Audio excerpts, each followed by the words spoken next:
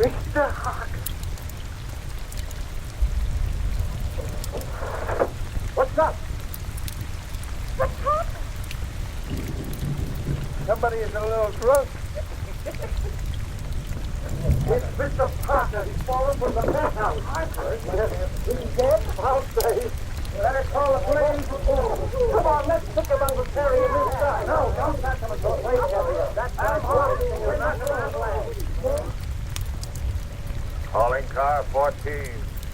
Calling car 14 in 13th District at 921 Lake Street. 921 Lake Street. Harker Apartment. Investigate an accident. That's all.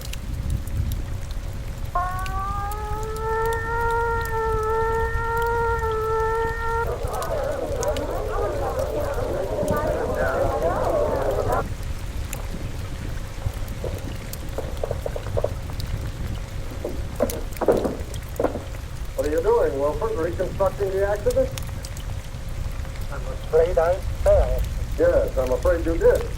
The next time you do it, see if you can't be a little nearer the edge of the roof.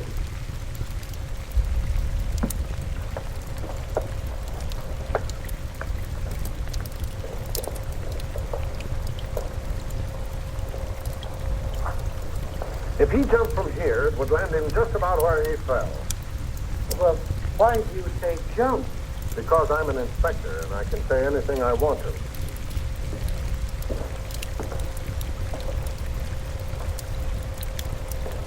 I only saw. I know.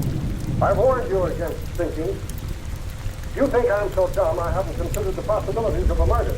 But I have, Wilford. That's why I'm having so much fun.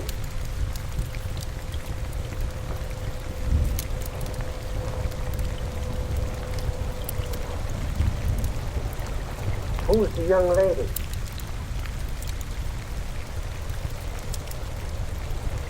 If I take her word for it, she was Harker's secretary. Must be pleasant having such a secretary living on the premises. I wonder if I could have been wrong about you all this time.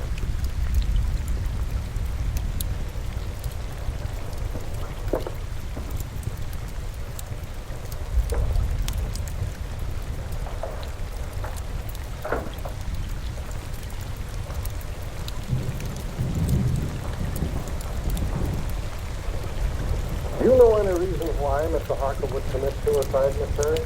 No, I can't imagine him doing it. No, I would. Wilfred, why don't you go in with the doc? He might need you. Hmm?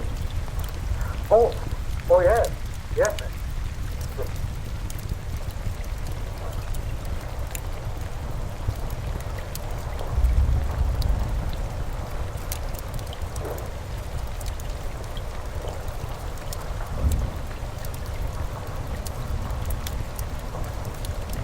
have you been working for Mr. Harker?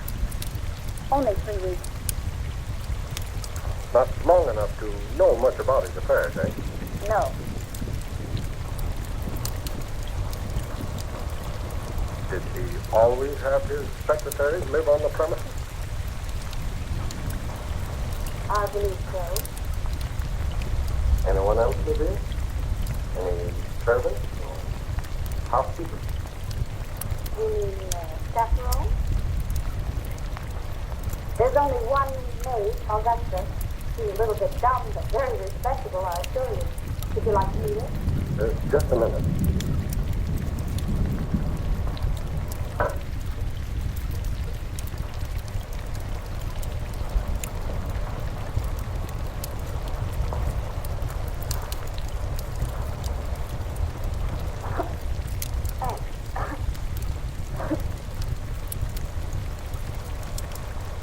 Where is your bedroom? In there.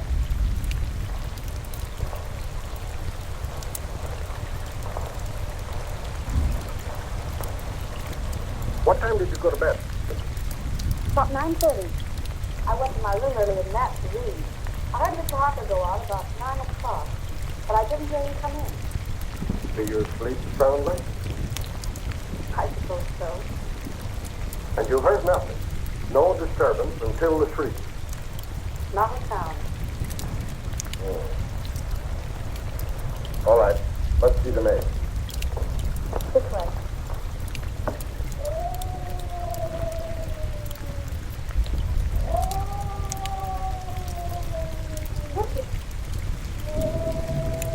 That's in her room.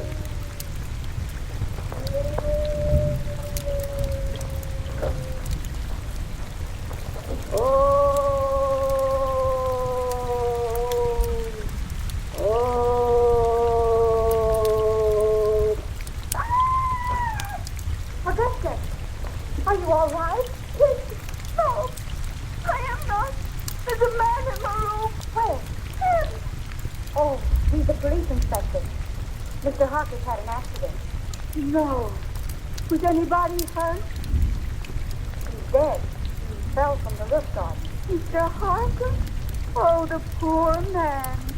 What was he doing hanging over the roof garden? That's what we want to know. Were you here all evening? Yes, I was. I meant to go out, but I was reading such an exciting mystery. All about a green face that floats up the windows. Can you imagine that? I don't know how respectable she is, but you were right about the dumb part. Outside of green faces, did you see or hear anything? Oh, that's funny. I did. At least I think I did. I was asleep when I heard it, but I was dreaming such an exciting dream, I wouldn't let myself wake up for fear of missing the singing. You could have stayed for the second show. What? Nothing. Let it go. Well, as I was saying, I heard the noise, but I don't know whether it was a real noise or just a noise in the dream. You see, I can hear dreams as well as see them. Where's Wilfred? Wilfred? Yeah, my secretary. I want him to meet Augusta. They have so much in common. What was the noise you may not have heard? It was a sort of hiss. Like that. That settles it. You've got to meet Wilfred. Gee, you're not at all like Silo Van. Well, that's all right. You're so much like the maids in a mystery novel that I'm almost convinced that Harker was murdered. Murdered? It's not through with me for the moment. I'd like to go get dressed. Sure, go ahead. But don't leave the apartment. Pleasant dreams.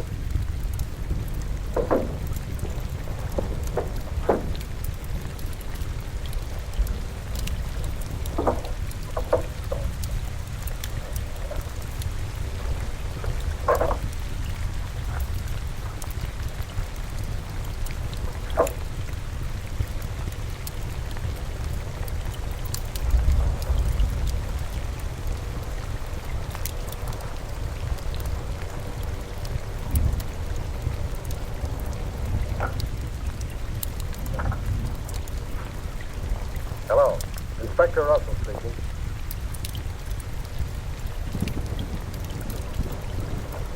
Who lives in the penthouse across the hall? Why, it's vacant, sir. Oh. Who lives in the apartment directly under this? Mr. and Mrs. Tom Colby. Well, give them a ring and find out if they heard any disturbance up here tonight. Call me back. Yes, sir.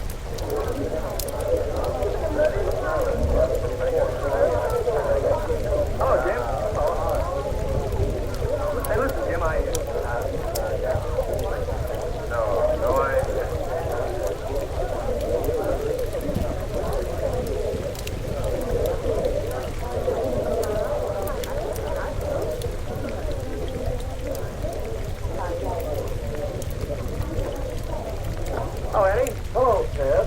What's the latest? Oh, nothing much. Gang's still waiting upstairs. Why don't you go up? I'm stuck down here. Keep coming. Oh. Say, Eddie, you wouldn't like to make a pin, would you? A pin? This another one of your jokes? No, on the level. One of those was upstairs bet me a pin spot that there was no eagle on a lieutenant's badge. Do I collect? According to my tag, you do. Oh, wait till they see that. I'll give you $5 for helping me win it. Too easy. Yeah, I'll say it is.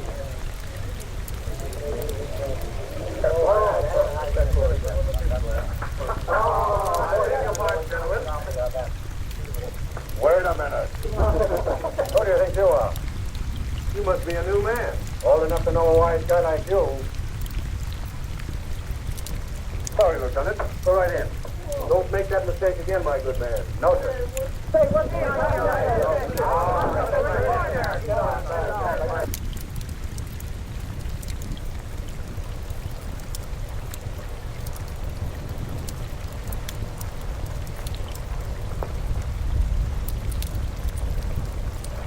How is it? Smells all right. How'd you get in here? Power of the place? Well, suppose you just press right out. I thought you might need my help. Not while I have Wilson. Beat it. All right. You will be sorry.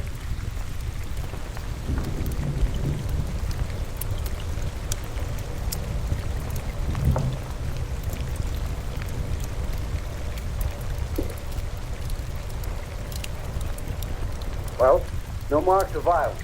But it looked like he cut to something as he went down. 3 of his nails were broken off. 3 of his nails, eh? Wonder how that happened. Did you find any evidence of suicide? Any notes? Nope. Murder? Nope. Nobody heard it sound. Then it must have been an accident. Yes, I guess it was.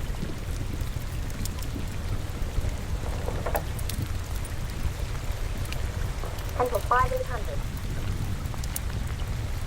Morning news? City editor, please. Mr. Perkins, Pat Morgan. I don't know enough yet, but you can give it a spread, one of those question things. Was Harker murdered? All right, give me a rewrite now. Hello. Pat Morgan on the Harker case. Who? Stop asking questions and take this down and they get stopped in a minute. Okay, go on. You can give it a heading question. Was Harker philanthropist or crook? Who was the mysterious D-double-E, who telephoned Harker's apartment 2 hours before his death and said, "I've got to see you"? Why was Martini, big underworld boss, a frequent and secret visitor at Harper's apartment. Got it. Go on. What was the meaning of the serpent card sent to Harper 12 hours before his death? I have it, but I'm afraid I can't get it to you tonight. Describe it. Picture of coiled serpent in corner of card. Phonetic spelling of kiss coming from its mouth. Letters clipped from newspaper and pasted on card read, "You will hear it." Another question. Was the hissing sound the maid heard the materialization of the threat of the card? And last, was Harper's death accident, suicide, or murder? That all? Okay. Thanks.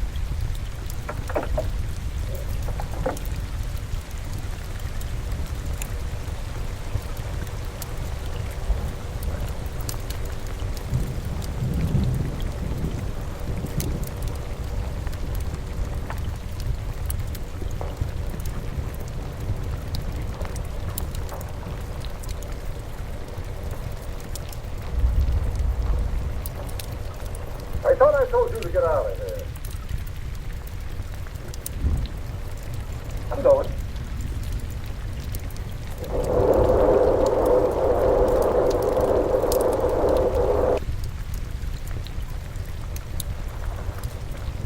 Hey. Hey, get a load of this, will you?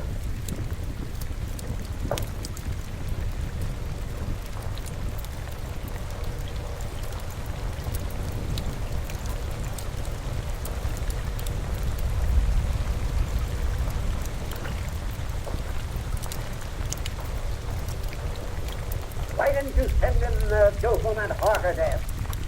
But I did, Mr. Perkins. I gave it to a rewrite man. You gave it to the Express. I sent you the spot 3 weeks before a murder happened. And when it breaks, we're carrying a spread of the European debt situation. You're fired.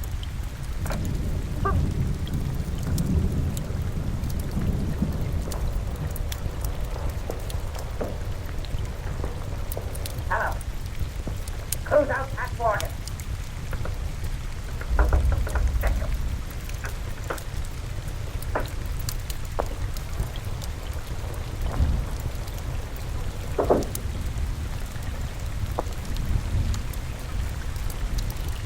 I found it under the road man.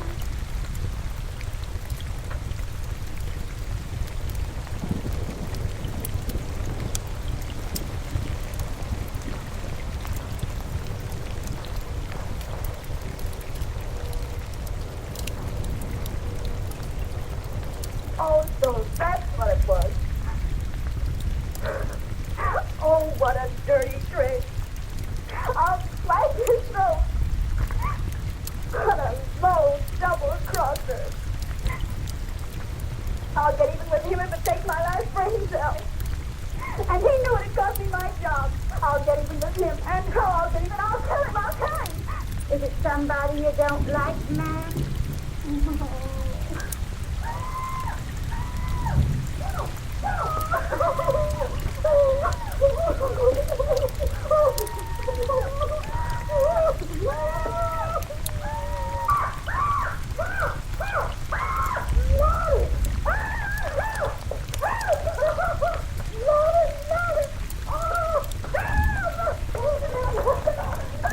There's a lady there.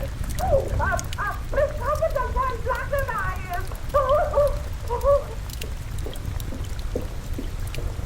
Oh.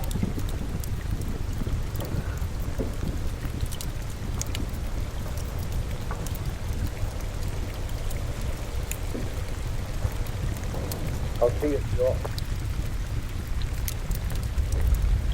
Was she strangled? Looks like it. You want to see something interesting? Come here.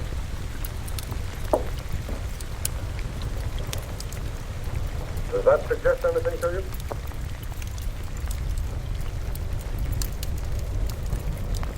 Harker could have fallen from here instead of from the roof garden, couldn't he? He not only could, but we believe that he did. That broken pole suggests that someone clutched at the curtain in an effort to save himself. Now, Harker's nails were badly broken, and there are deep scratches in the paneling there.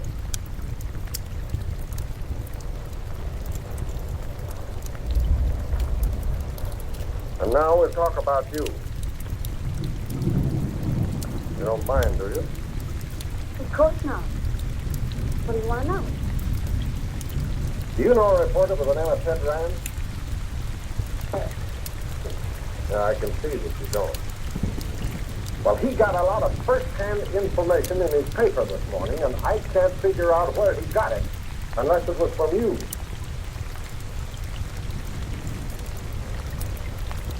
May I see it?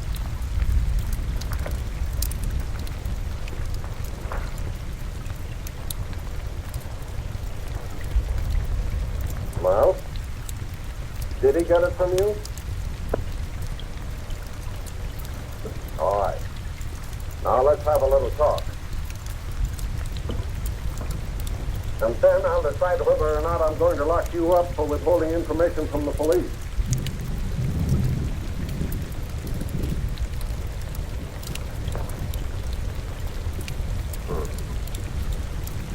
Yeah, Wilford is on his way down now with a picture of Kobe. He's been missing since last night. Broadcast a description of him. And tell Brown I want all the hotels checked, the steamboats, the railroad station. Send out a general alarm. And when you get him, book him for murder. All right.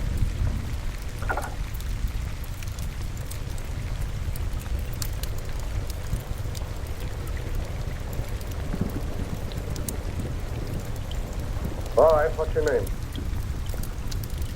Morgan. Pat Morgan. I'm a reporter on the morning news. That is, I was a reporter on the morning news until Ted Rand finished my story last night. What did they do? Fire you? Oh. What was the idea of posing as Harker's secretary? What are you after? Harker. My editor got wind of some connection between Harker and Joe Martini. He couldn't figure what the town's favorite saint was doing in business with the racketeer. Were they in business? I don't know. I know Martini was up here several times, always late at night, and always when Harker thought I was asleep. But as far as getting anything definite on him, I didn't have any luck. Well, how about the Colby woman? Her name was Bee, by the way. It was? Well, that looks like... The world's oldest story. That's why we're after the husband. But what I want to know is about that last phone call of hers. How did you know about it? I listened in on the extension. Oh, what did you hear? A woman's voice, and she said, "This is Bee. I've got to see you." And Harker said, "All right." Hung up. Talkative, Cuss, wasn't it?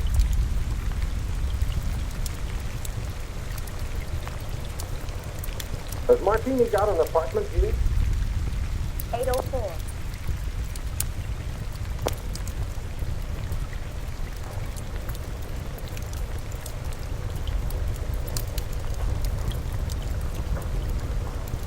How did you get a hold of the Serpent card? Do you think there's anything in it? I'm asking the question. How did you get hold of it? I snatched it out of his pocket. Some kind of busy, haven't you? Did you see him when he got it?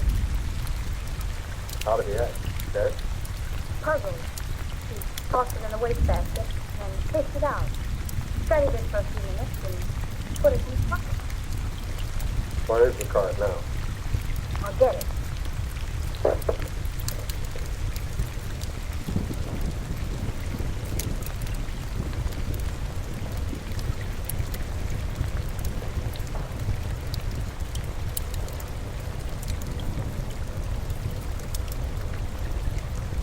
Did you find another one?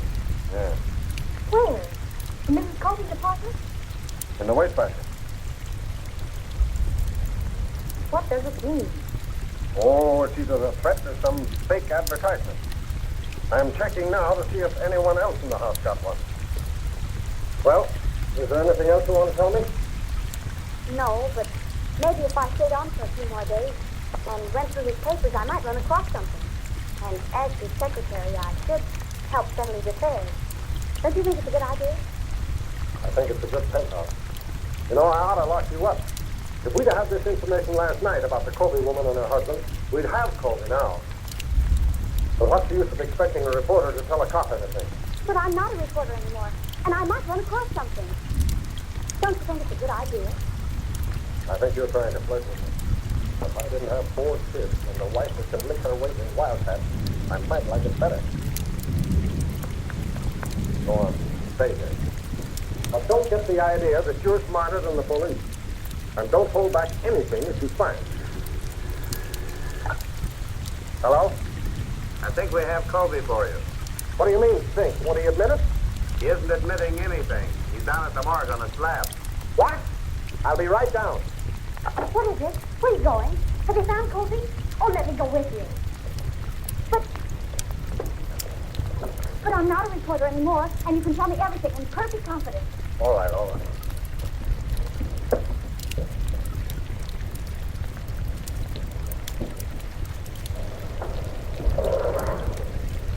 Ward! Hey! Hey! Hey, man!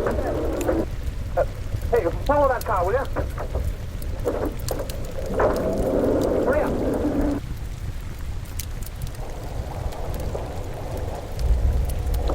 Come on, baby.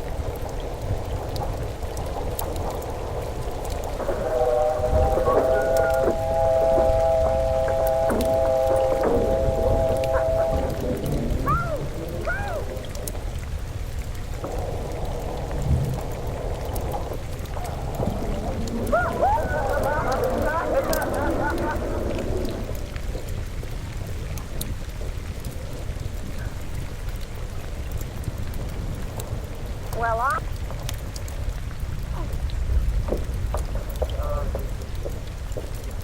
Uh-oh.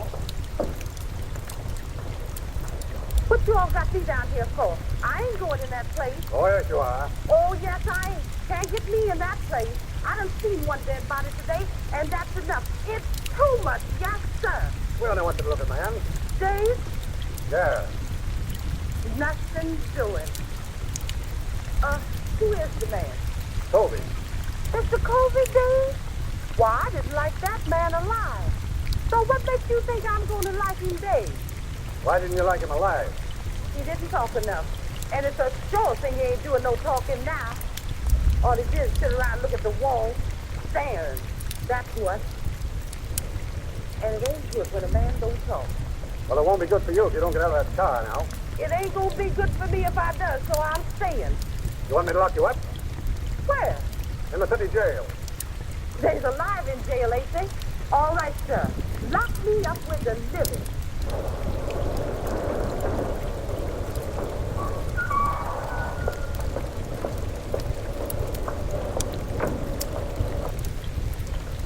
What's the trouble? He won't budge. I ain't anxious to start no trouble, sir, but I just naturally don't like dead people. You the janitor? Yes, sir. You knew Colby Bussai, didn't you? Oh, yes, sir. All right, that's enough identification. You can go. That way? Right. Yes, sir.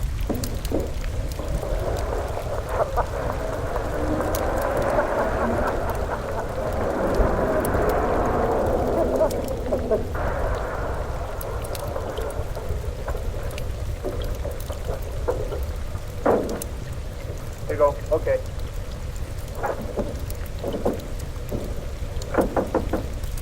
Hey! Hey, Eddie, open up, will you? Hey, let's stick around here a minute, will you? I may be going right back.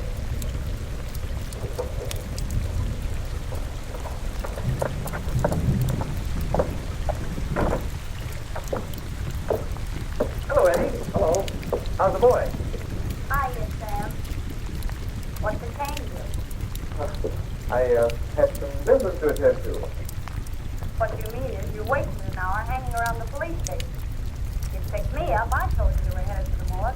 Is it the depressing atmosphere of this place, or do I imagine that you're angry with me? I? Angry with you? Oh. What have I to be angry with you about? You only pinched my story and made me lose my job. But what does that matter? You lost your job? Yes, I lost my job. I wouldn't think that's very funny. Probably the funniest thing you ever heard of. Probably laughed yourself sick over it. Oh, no darling. Hey, it's all like a cry in this joint, but Nick's on the loveness. Oh, you go to the devil, will you? Come on, darling, let's get out of this place. Eddie hasn't any romance in his soul. Let's go to a speakeasy. What's romantic about a speakeasy? I'm gonna propose to you again. And no cracks from you. The only funny crack I can think of would have to come from her. Yeah? What's that? If she said yes. That's funny, man. You know, darling, Eddie's wife got him the job here in the morning. He thought he'd take the hint and die. Come on, honey.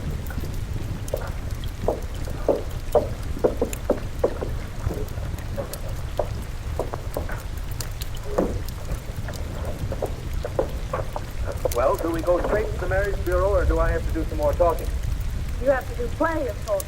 Okay, we'll go to Joe's. I'll even take in a cab.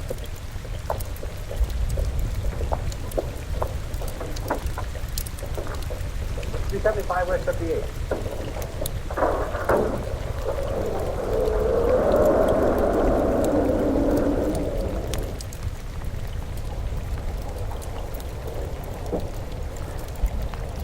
Couldn't you sit a little closer? Not without being arrested. And speaking of arrest, did you know that the Harper case is all over? All over. Yep, all washed up. What do you mean? What happened at the apartment? Plenty. Did you see Harper's maid, Augusta, last night? I don't think so. You don't think so? Well, believe me, darling, you'll remember it. You call me darling. I didn't mean to. Well, she's something to feast the eyes on. Or was. She was found murdered this morning. In Harker's apartment? No, the janitor. Hey, are you kidding me? I?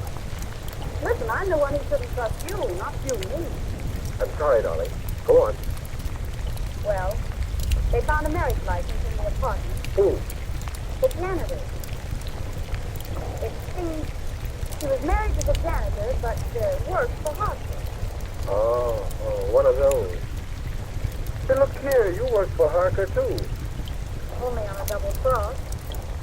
He only made a couple of passes at me. He made what? Why, I'll kill him. He's already dead. The janitor killed him. Killed him and his wife, and then committed suicide. They dragged his body out of the East River this morning. That's what they had down at the morgue. The janitor's body? And the maid, too. Hey, listen, has any of the mob got this story yet? I don't think so. Hey, driver, drive up to that drugstore, will you? You mind if I phone it in? No? I'll only be a minute. All right, but hurry. I'll hurry.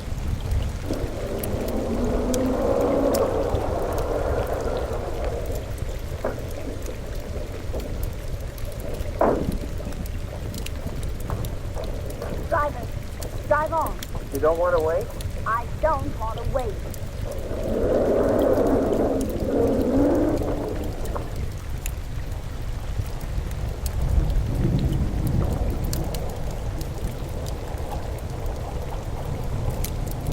Driver, drive back to the drugstore. I figured you might want to go back. That's why I made that right turn back there. You know too much. I've been driving a cab for 10 years. I've seen about all there is to see.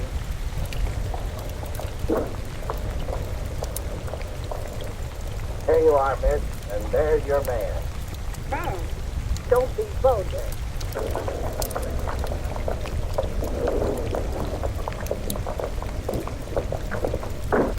Where'd you go? Listen, Ted, What's the matter? a story I told you about the maid and the janitor. Well, what about it? It isn't the truth. I made it up. Huh? I wanted to get even for last night, so I made it up. There isn't a word of truth in it. Holy smoke.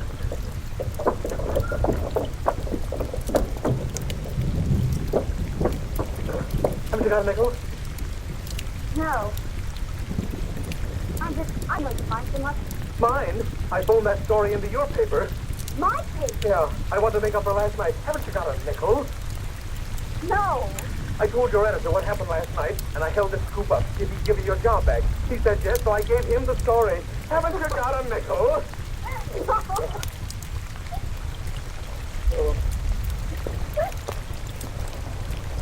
Harry, come in here. I found something just like in a mystery. Come on. Come on. What are you doing? Oh, Mr. Harker's lawyer said I was to pack up Mr. Harker's things and clear out the apartment. But look at those drawers. Mr. Harker's or the wooden ones? Oh, aren't you the one? The wooden one. Do you see any difference in them? Did they come out of the same chest? They did. And so I investigated. And look what I found. I pressed and pressed all around here. And finally, sure enough, there it was. A little place behind there. Empty. But it wasn't. There was a letter there. And it reads like a threat.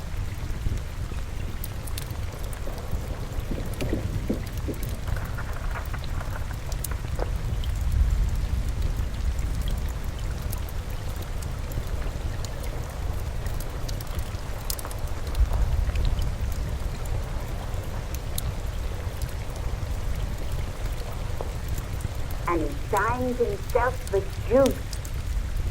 What? Oh, that means the electric chair.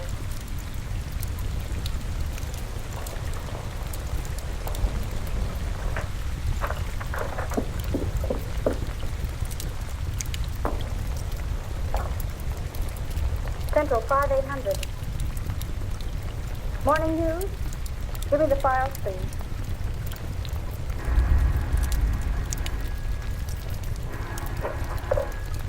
Hello? Hello, Willie. This is Pat Morgan. Would you do me a favor? Well, yes. Look in the files and see when and where a man by the name of Denny Fagan was executed. That's all I have is the name. What? The chair, yes. And call me back at Drake 6048. Thanks. And Willie, see if it says anything about his relatives, particularly a brother, or anyone who visited him on the day of his execution. That's right. Thanks.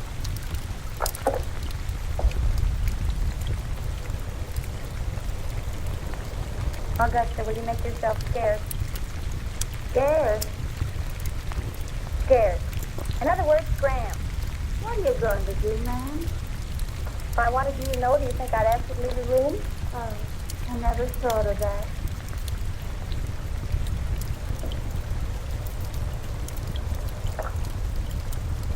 Will you send the janitor up here right away, please? Thanks.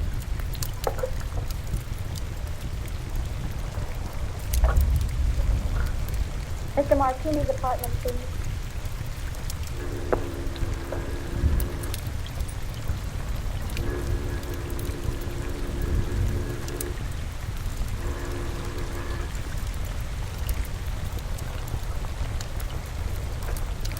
Now, Mr. Martini doesn't answer. Thank you.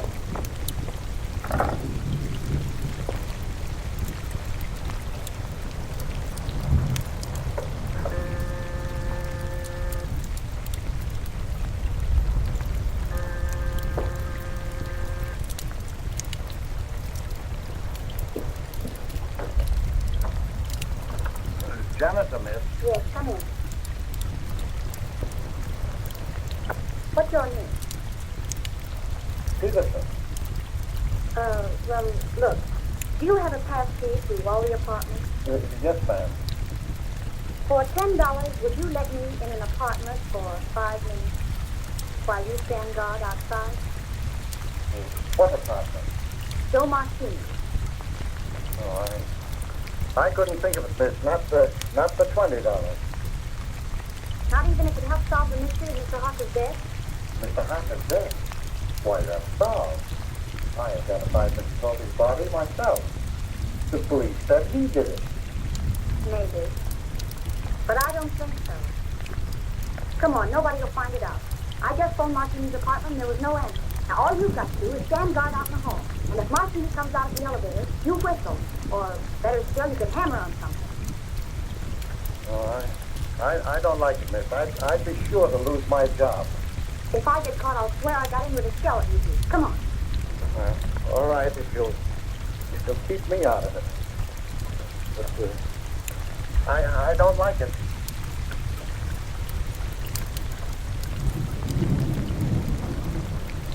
you want, miss? You stand by this radio. As soon as he comes, you hammer him. All right, miss, but I don't like it. It'll be all right.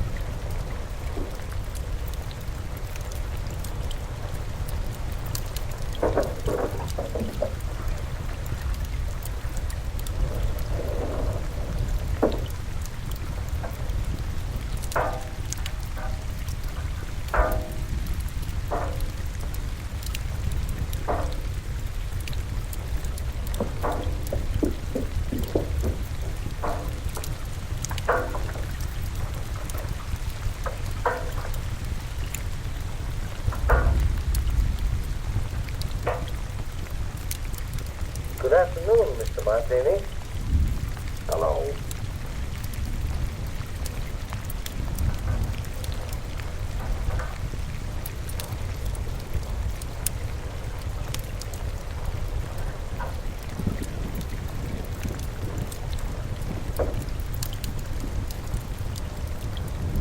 This Perry, in apartment A. Just a moment.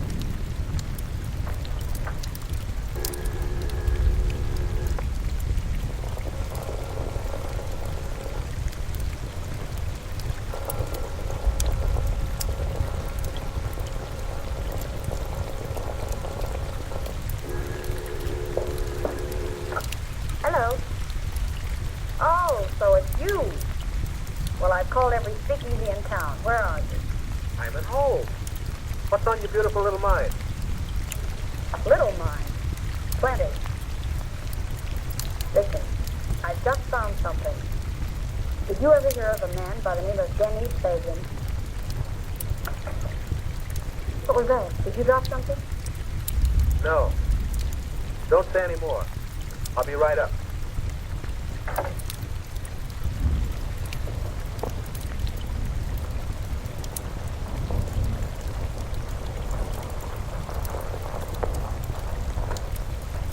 Thank you.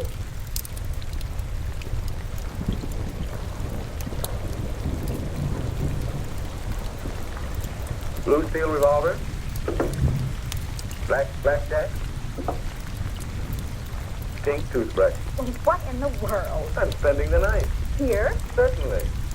No, I didn't like that sound over the telephone. Somebody was listening in. What's this about Denny Fagan? You remember the case? Certainly. He was sent to the chair for killing Julius Brinkman. Well, look at this. What? We found this in Harker's fence.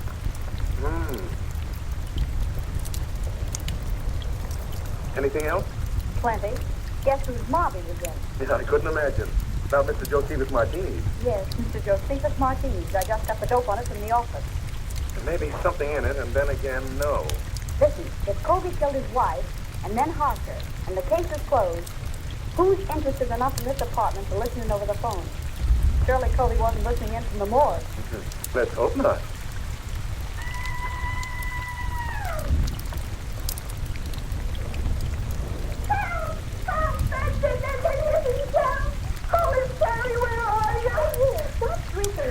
It's only a few. I'll call the janitor. Oh, the man in the room. I just touched him. He's a friend of mine. Keep your hands off him. Certainly. Hello? This is Miss Perry. Will you send the janitor up right away? The lights have gone out. Thank you.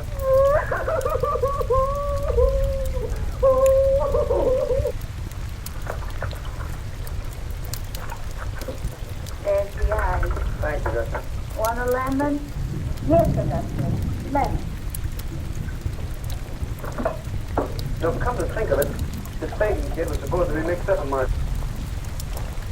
Oh. That got it, miss. Oh, I'll see if any of the globes have run out. All right, thanks.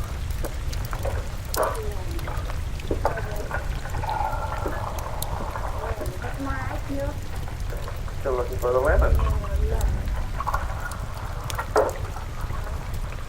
I'll find it. Some people would think I'm a swell guy. Oh, you're great. Yeah? Well, that's your idea. You're only showing off for my benefit. I can use the gun. You probably shoot me and become a widow before you tasted the joys of being married to me. Good heavens, what a man. Certainly. Why don't you shut up and go to bed? Well, I can't very well go to bed with you hanging around here. Oh, I'm leaving. And if anything should happen, you stay in here and keep the door locked. Even if I hear you yelling, Pat, Pat, come save me. Certainly. Oh, go to the devil, will you? Don't drink all the scotch. That's it.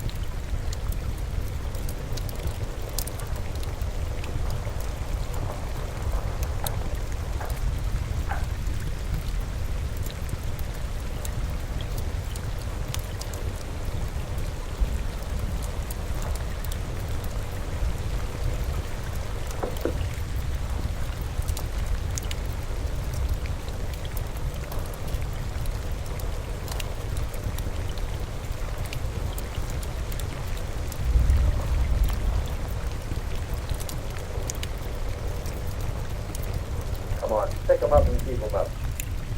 Now then, maybe you'll tell me what you're doing in here.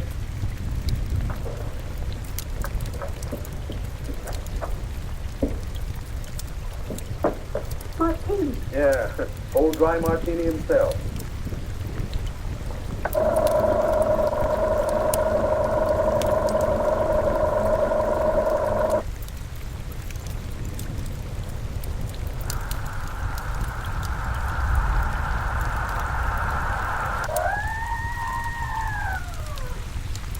Hey, wait a minute. I'll go with you.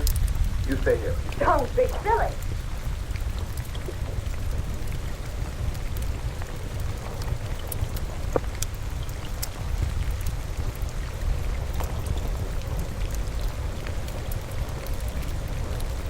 There's a deep cut in the head, but I'm not satisfied.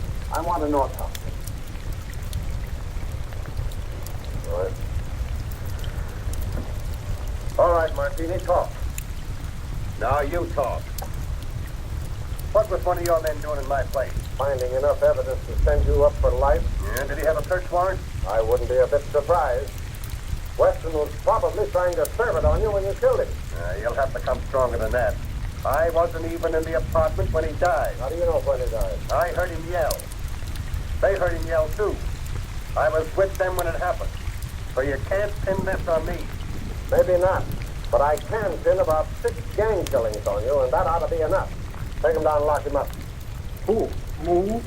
No, Wilfred. I want him locked up. All right, Brown. Take a couple of men with you. Yes. Shall I iron him? You bet. You keep your eye on him every minute. This is going to cost you your job, Russell. You shouldn't threaten a police officer. It isn't polite. Get going.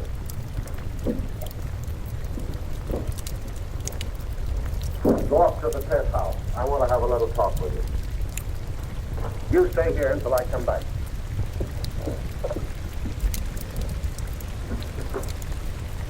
May I make a suggestion? No, Wilford. Make it to the doctor. I'm tired.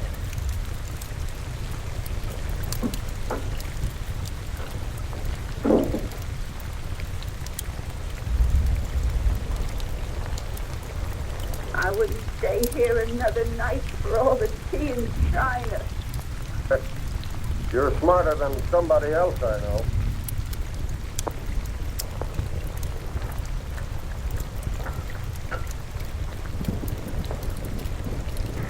I want you to get out of here in the morning. You're not only in danger, you're just plain dumb.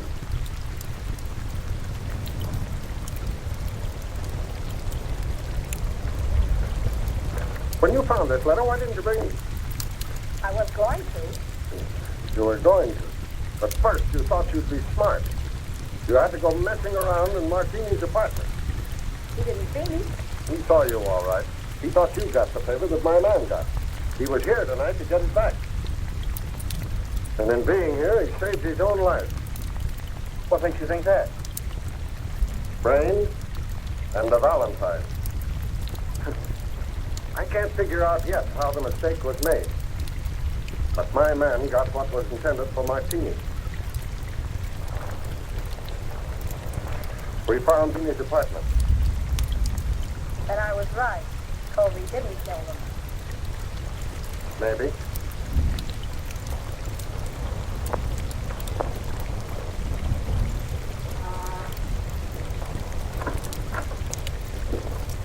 Mail. Thank you.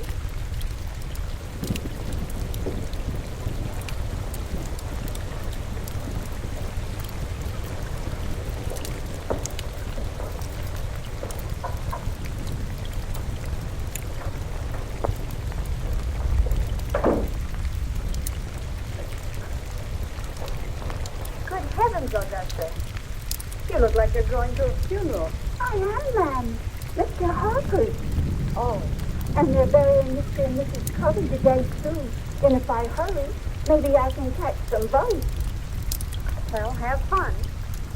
Why, Miss Harris, how you do say such dreadful things.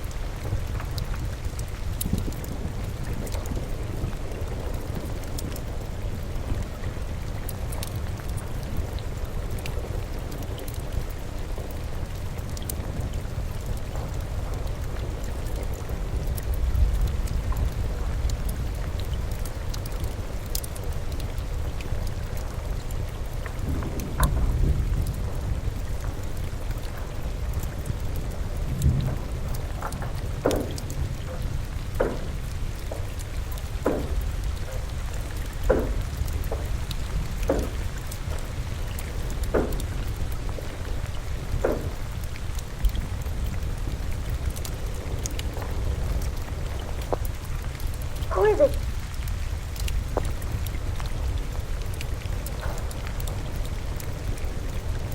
Where do you want this?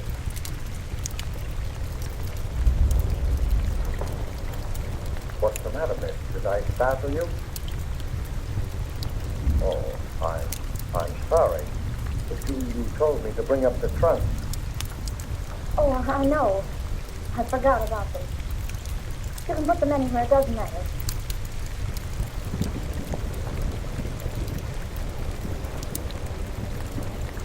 I wonder, could you come down and pick out yours? I got Mr. Harker's out, but I don't know yours. All right. Can you go down in the elevator? Yes, ma'am.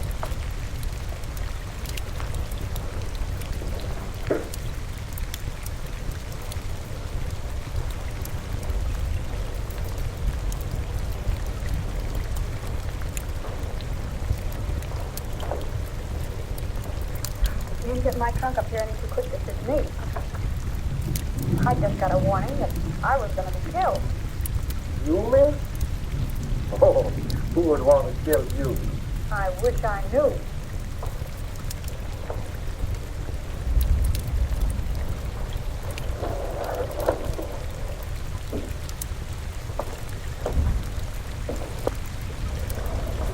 You live down here? Over there. Ah, but it's dark. I'm the janitor. Where's the trunk room? This way.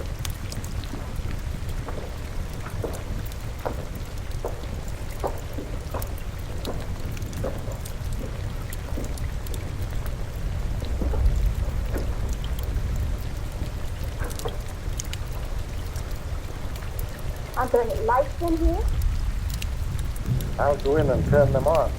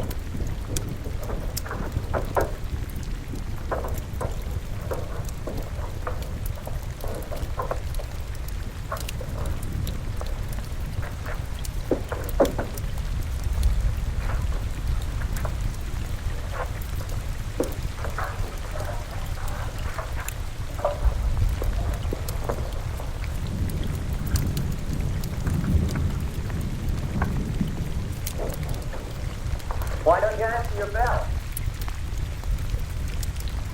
I was just about to light the incinerator.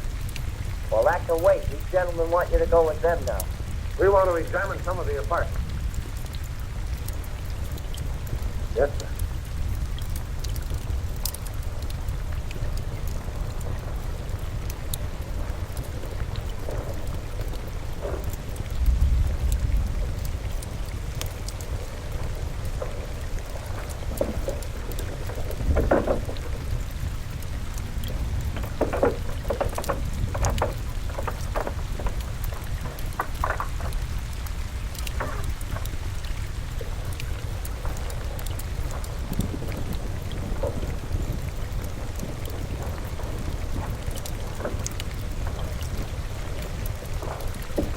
Start in on this one.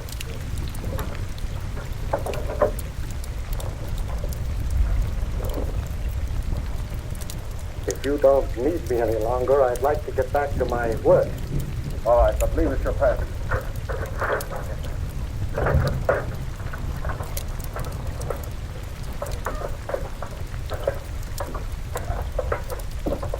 Hey, I'm interested, Jim. No. But you... I'm busy. Some other time, Robert.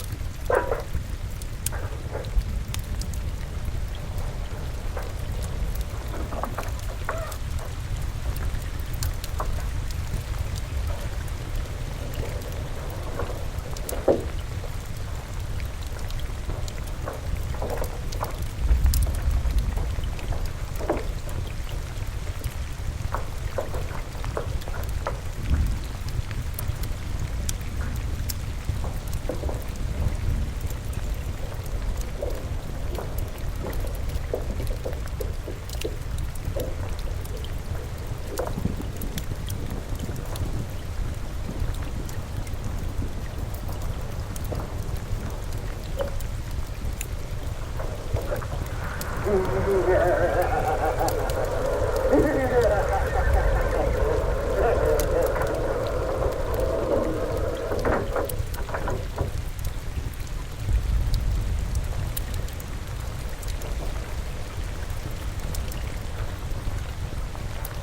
do you want? What?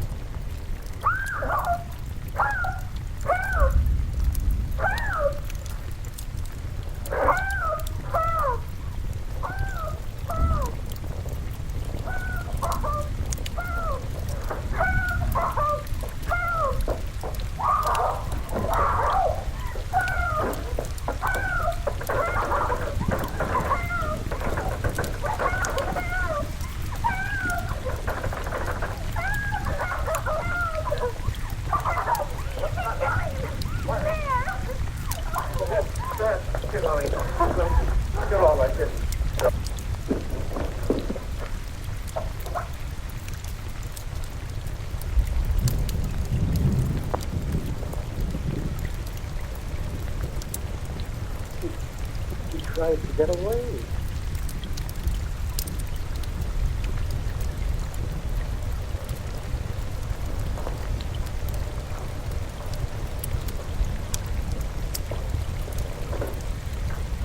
Hi.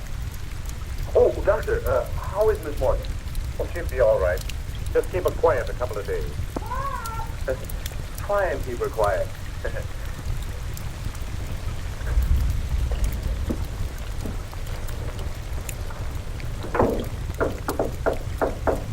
May I come in? Certainly, hurry up. As you can tell. Yep.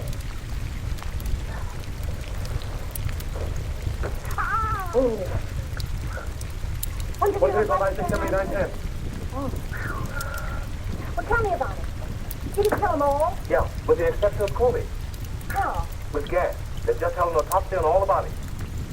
I know. Augusta was nearly broken-hearted because they called off all the funerals. Why did he kill them? Revenge. You were right, as usual. He was Denny Fagan's brother. Fagan was a cab driver, just a kid, and according to him, honest. Fagan was sharing an apartment with one of Martini's men.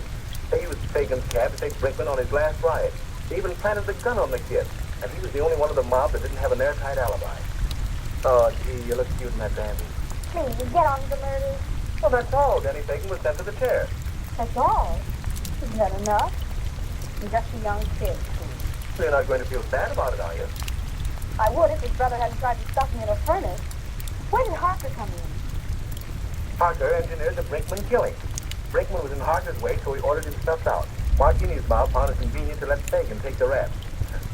Do you mind if I hold your hand? Please, darling, hold my hand. But why did he kill Bee Colby? He wasn't mixed up in it. No. But by killing Harker and her in her apartment, it threw suspicion on the husband. He even sent Colby a letter telling him to watch her. But when Colby found out what was going on, he didn't kill them. He just jumped in the river. Why, but you said just lightly. What if I'd been killed? Oh, baby, I'd have written you a swell obituary. I'll bet you would have at that. In some speakeasy. Don't be silly, gal. You know I don't go to speakeasy. I got an idea. How about the last drink of Harker's scotch? I've already ordered it. But you might go see a full Augustus treat. All right.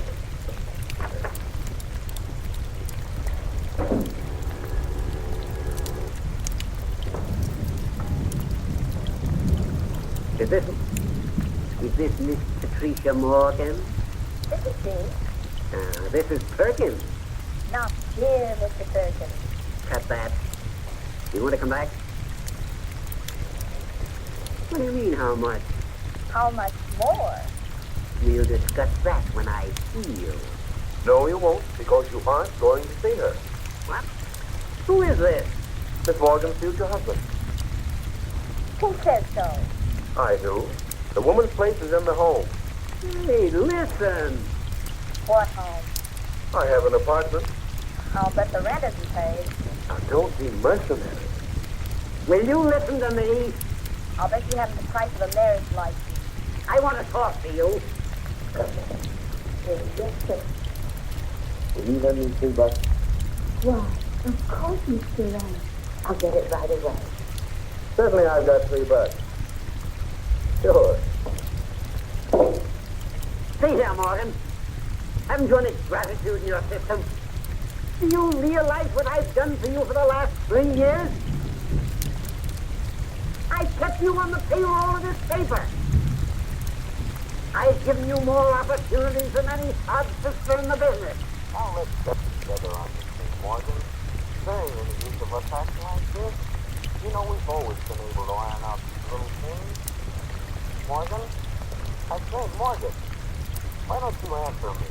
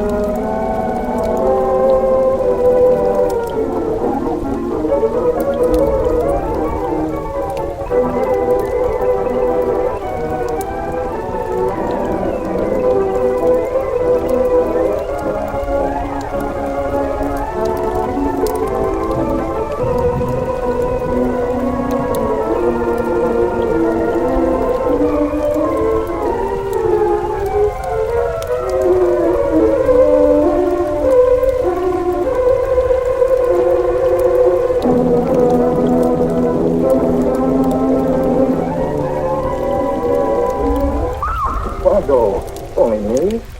Why didn't you answer when I knocked before? You're frightening me, Paul. What are you doing here? I only came to walk home with you. Don't you realize the streets of Paris aren't safe after dark with Bluebeard still at large? Johnny, the Bluebeard didn't get you. Who are you? What are you trying to do? Drive me to my grave? Constance, it's already as dark as pitch. Lucille, will you hurry? You want us to leave and let you walk home alone? Coming, Babette. But you needn't have waited for me. You hear her. As if she wouldn't be scared to death to walk alone on the streets these nights. Why do you suppose it is the police haven't caught him? Whom? Whom? Why, Bluebeard, of course. Who else is all terrified of? Oh, Bluebeard. I'd forgotten. Come on, I want to get home.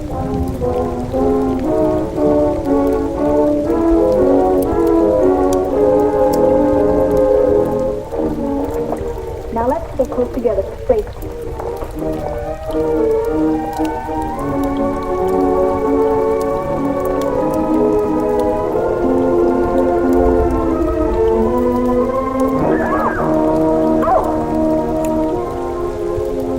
Puppeteer. Hello. Constance seems afraid of her own shadow. When are you going to give a show in the park again? Perhaps quite soon. These are my friends, Constance and Lucille. I forget your name. Gaston Morel. I always think of you just as a puppeteer. You've seen his puppet shows in the park, of course. No, I've missed that. You mean you've missed those wonderful puppet operas? Oh, they're great fun. I should like to see one sometime. I should like you to. I haven't been showing my puppets much of late. It's difficult to get a crowd these evenings because of the Bluebeard scare. So if you say you'll come, I'll give one tomorrow night. Tomorrow night? What do you say? Well, Of course you'll come. The Parade of Bluebeard. Aren't you? Oh, the Bluebeard one with me. I should think he might find you irresistible, mademoiselle. You'll give the puppet show tomorrow night, then? At the same place. We'll be there. Won't we, Lucille? Yes. Tomorrow night.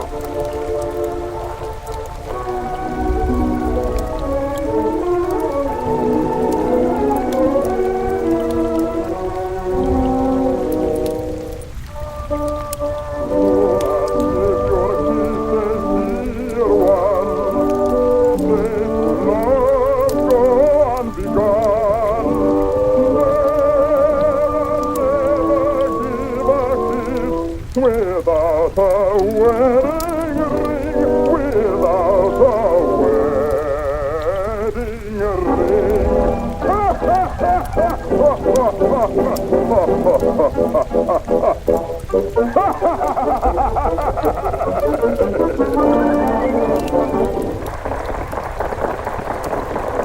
Marguerite, having been convinced that Faust deserted her, and in a fit of despair, having killed her child, finally found the courage to give herself up. She was tried and sentenced to prison, where Faust, with the aid of Mephistopheles, finds her. It's the voice of my beloved,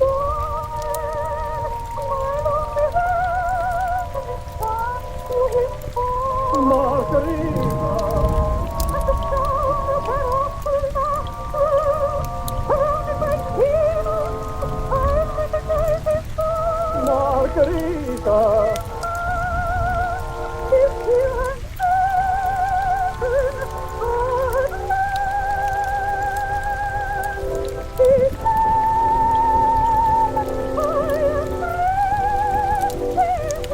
Once more I am a king. Yes, I love you. Yes, I've come, I love you. Even though that mocking devil try to keep us far apart, I've come back to you. Yes, come back to you. And I'll surely save you. Yes, I've come to save you. I'm here. Come to my heart. Do not think me cold, my love, you're just a lady. My arm is yours to hold. You are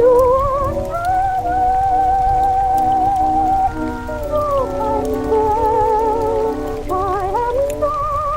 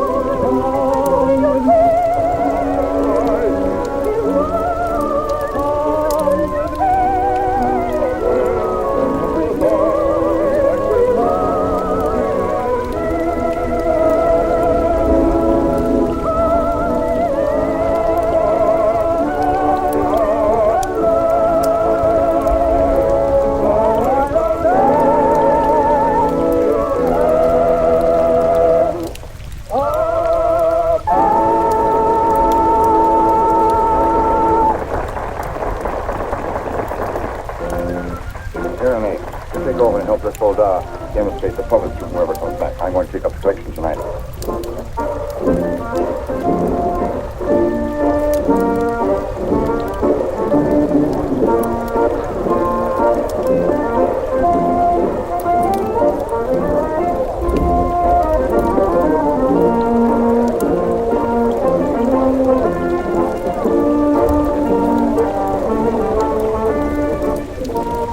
Thank you.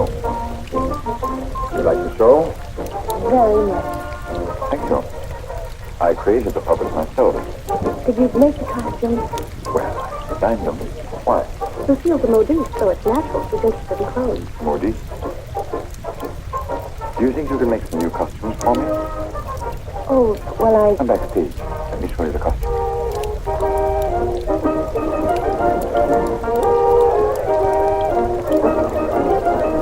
Now, if that was a woman, you wouldn't need no string to make her talk. How do you make the eyes move? Oh, the eyes. Oh, that's very simple. You see these two strings here? You like my little people, huh?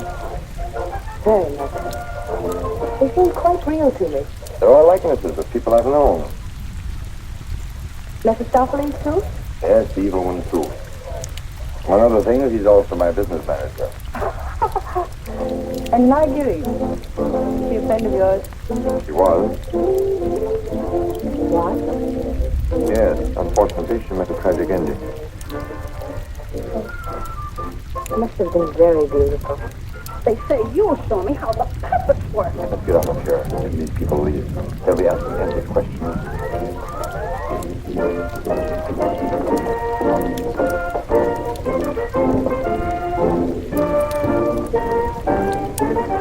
I can't talk with all the people around. What do you think of your business? You like crowds. In the puppeteer, you mean? As a matter of fact, I prefer creating puppets to performing them. You make them act so well. There's something in your voice that made me feel you'd suffered. You're very discerning. If you're Marguerite, the memory of that tragedy, isn't it? Pardon? You're keeping the tragedy alive deliberately, aren't you? Why, If you wanted to forget it, you could create a new puppet. One that would remind you of someone else. Someone who might make you happy. Is it much trouble to create a puppet? It takes time. First I make a sketch, A painting? Do you paint too? enough to get the effect. You know you have very lovely eyes. Truthful eyes. Would you let me make a puppet in your image? Would you like to? Very much. Are you trying to decide how you'll paint it? No. I'm not going to paint you.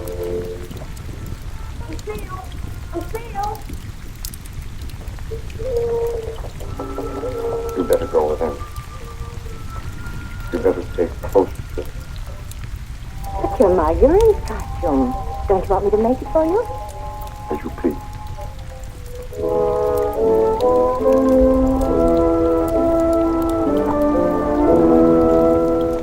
Where's my man? Oh, looking for you. Oh. Was she difficult? Well, the way she always is when you avoid her. She comes back, tell her I'm looking for her. Which you won't be. Of course not. Good night, let's go back. Good night. You picked up a little something? What? Oh, you mean some money? For the musicians, you know. For musicians, of course.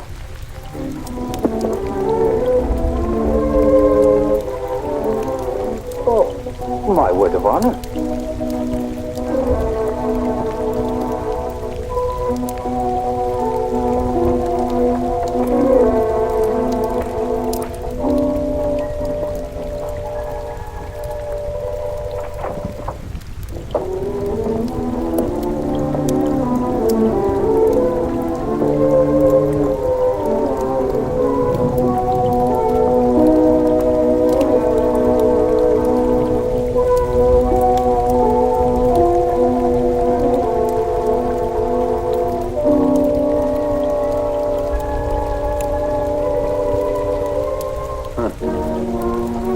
Why didn't you stay at the puppet show? We watch you flirt with that girl. Who is she? I don't know. Just a girl. Another, I suppose, to take my job for a few days. A few weeks. And you think you'll come back to me again? I think you'd better go now, Renee. Oh, no, not this time. Renee, I won't stand for it.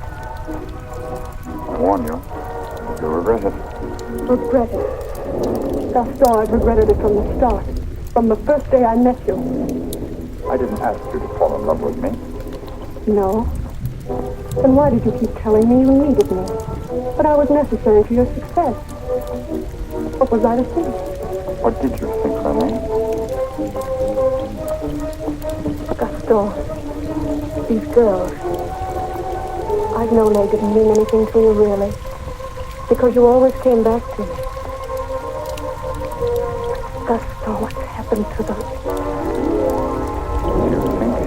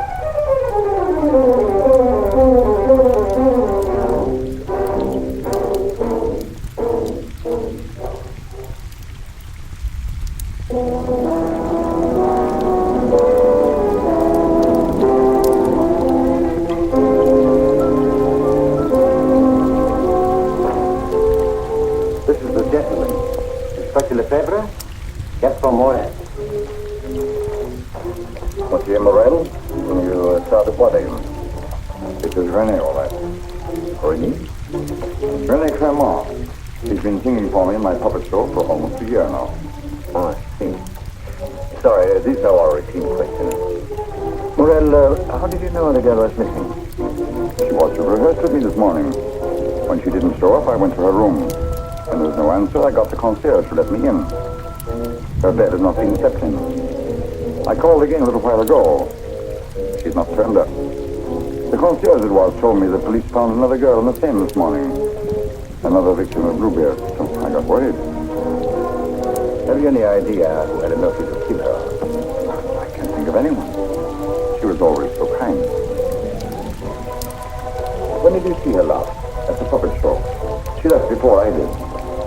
You can prove that, of course. Of course.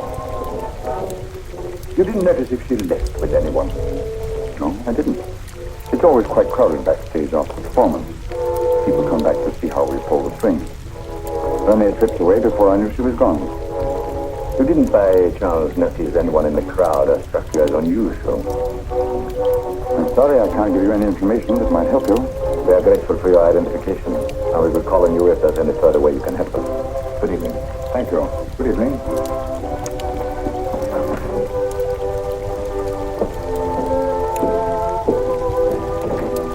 Bernard?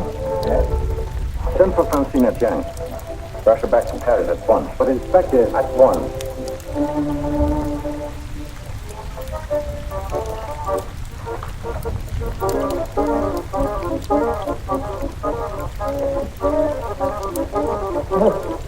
Good evening.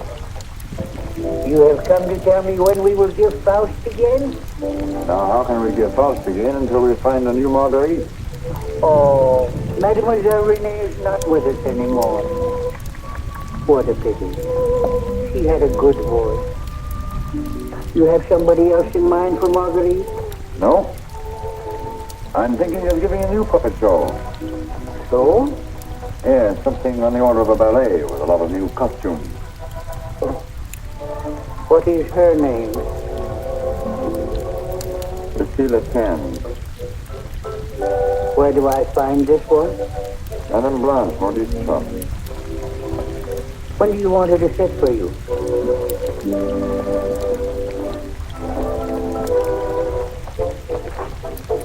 I'm not going to paint this one. No? Definitely not. I merely wanted to make some costumes for me. That's a new one. It's a fact. Nothing more. Just to make some costumes for my puppet. At your studio? I don't know where she'll make them. I don't even know if she will make them. That's what I want you to find out. When? If it's possible.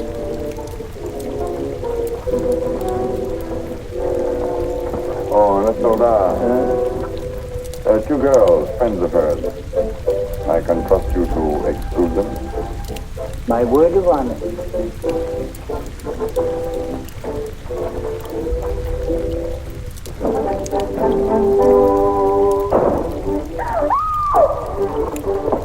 What do you mean breaking in here? We don't admit beggars. I did not come here professionally. That is, not from a standpoint of my profession. I came here on a very confidential mission to see Mademoiselle Lucille. I'm Lucille. Did you want to see me? Oh, yes. Private.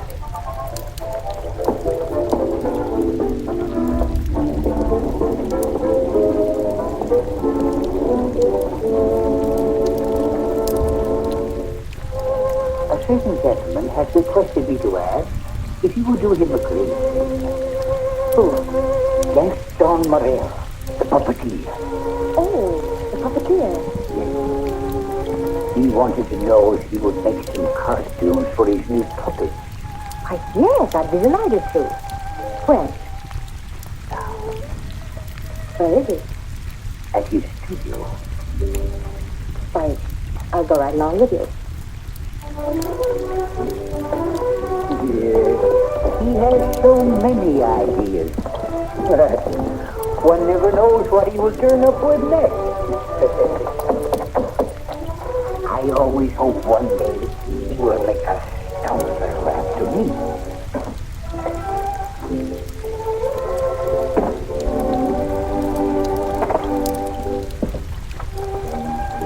Lucille. I will run along. Come in.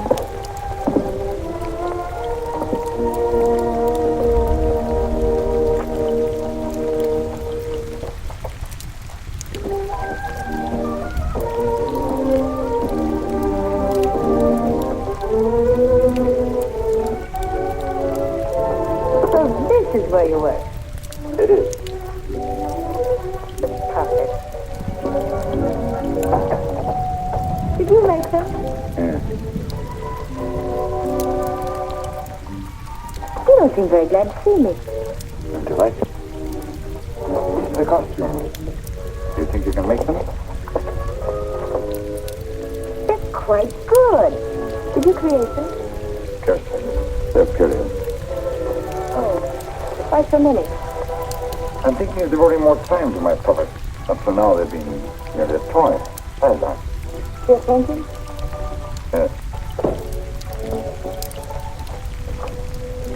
I'm giving up my painting. Why? I have my reasons. Well, of course. About the costumes, would you like me to make one for your approval? Take your choice. This.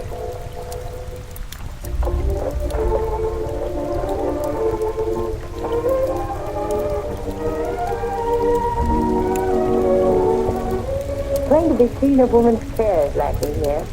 Is the place that dirty? Oh, like any back recorder.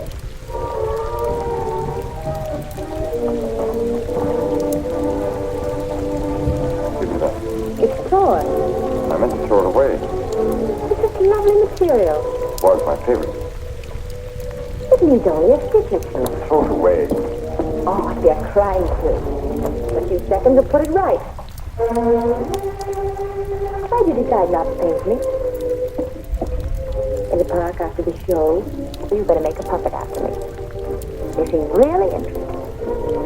Something happened. What? I can't tell you that. Did I do something or say something? No. Are you disappointed after seeing me more closely? On the contrary. Then it's not. You ask too many questions. Oh, you don't like being asked questions. No. Got something to hide? Yes. Good. And suppose I promise not to ask any more questions. You're very charming. Quite unlike any person I've painted before. I wonder. Here we are. All fixed.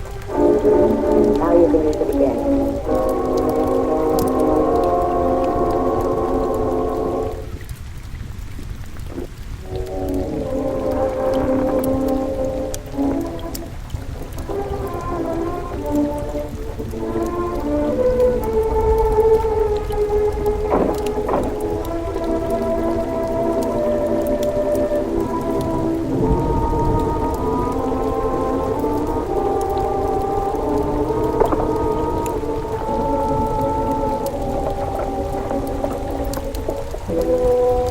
What brings you here, Lamarche?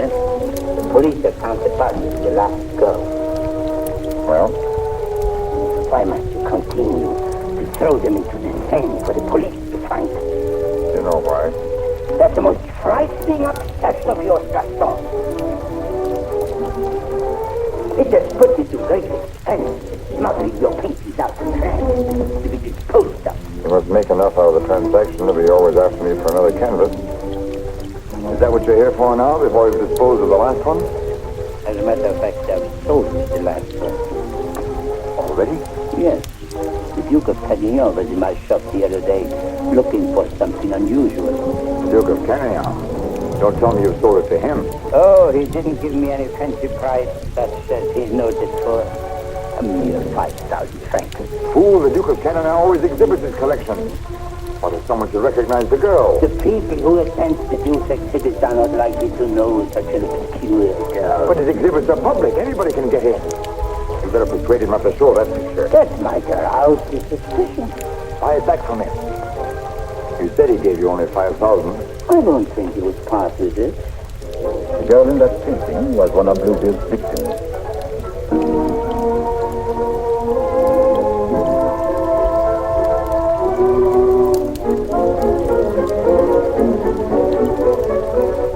Victim of Bluebill? The fourth, to be exact. Are you sure? It is. Oh, this is most distressing. One of our men on guard here at your exhibit met his resemblance and called my attention to it. I investigated, and there can be no doubt it's the same girl. Most unfortunate. Most fortunate for us that you happened to buy the picture. But I'm sure that we can count on your cooperation. Naturally, I'll do anything in my power, Inspector. Thank you. What do you know about the painter? Nothing. I bought the canvas largely on a recommendation of the art dealer. Although, of course, I recognized its great merit. Who was the art dealer? Jean Lamarche. You know him? Only by reputation. Lamarche. What did he tell you about the painter? As a matter of fact, he was evasive on that point. But he did intimate the painter was someone of reputation who executed this canvas under the pseudonym of Albert Gallo. Lamarche. I think I'll pay him a visit. Don't seem to recall such a canvas. Of course, the Duke buys many pictures, and not all from me, unfortunately. This one, he recalls distinctly having bought here. It was painted by one, Albert Garon. Albert Garon? I don't recall his name. Strange, because he informed me he paid 30,000 francs for it. Because you had told him that someday this painter would be quite famous. I might have been very talented, I frequently test my own judgment successfully. Have you, by any chance, any other paintings by this Bergeron? I'm sorry to say I haven't. But I have a canvas by another very promising young man if you are interested. Yes, I might be. This, please. Thank you.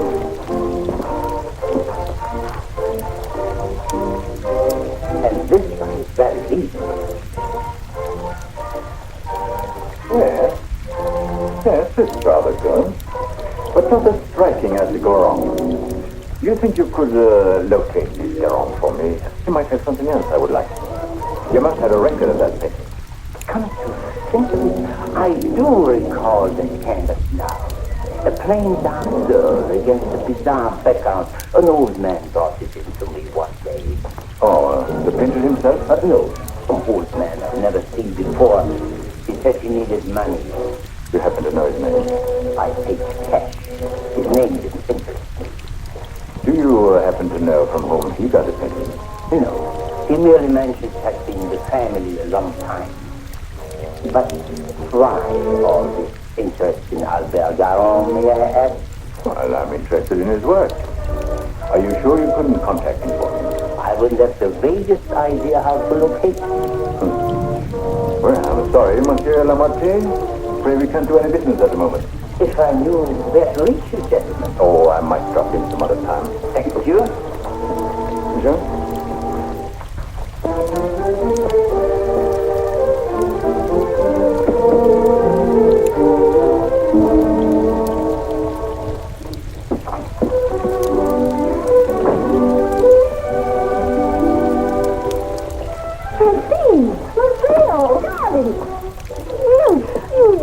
When did you get back? I'm straight off the train. Oh, what a filthy trip. I had to get bathed right away, even before I could report to the office. You mean you have to go to the office tonight? Oh, yes. From the telegram I received, you'd think the whole of Paris was holding his breath until I got back.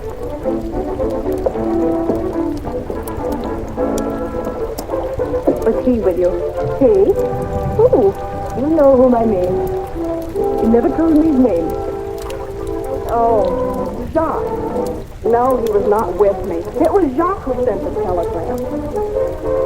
Francine, it's outrageous. You're never home anymore. That position is yours. Wait a minute.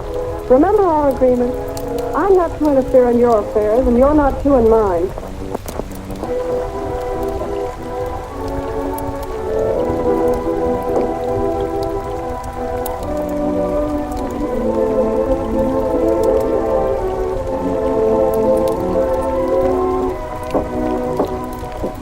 Someone from Rio simply has to wait.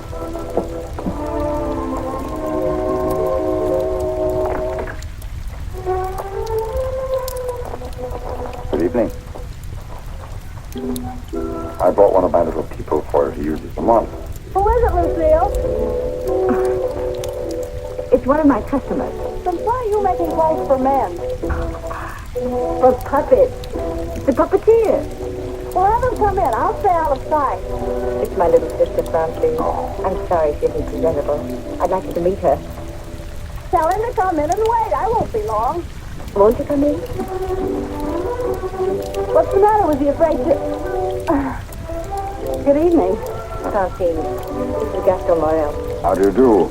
Usually better than this. I'll be out in a minute. I really can't stay.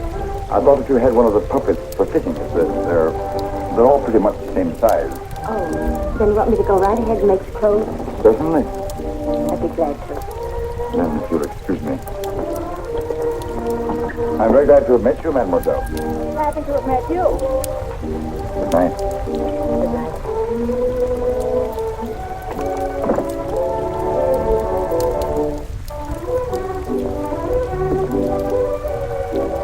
Just a customer, eh? Yes, just a customer.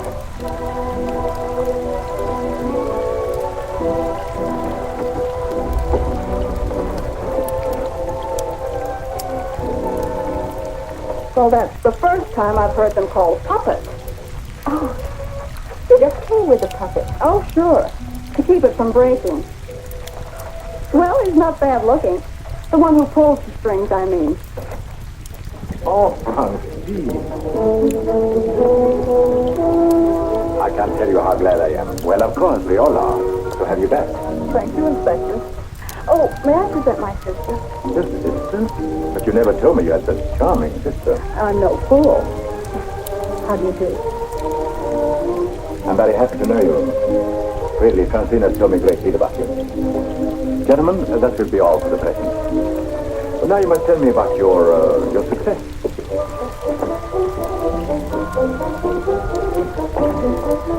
Won't you sit down? And you? Now we can talk. Tell me all about yourself. I thought you called me back here on business. About Bluebeard. Bluebeard is a thorn in my side. Seem to be getting nowhere. What have you done so far?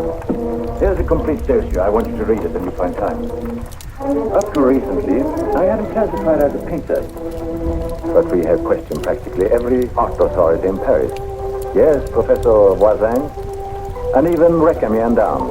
And now we are questioning artist models. But no one seems to know this man's technique. Well, I don't quite follow you. You see, I have the painting that the Duke of Carino bought. However, it would be much quicker to show you. Would you come along too? You should go ahead. I'll stay here. All right. It's only down the hall. We'll be back in 2 minutes. Smile.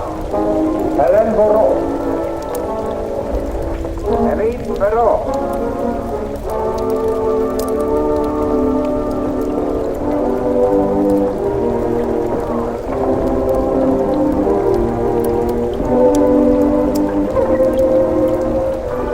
Carino, Mademoiselle Francine Jane. Delighted. How do you do? How are you, Renard? Oh, thank you. I'm very well. Comment faire ça? All right.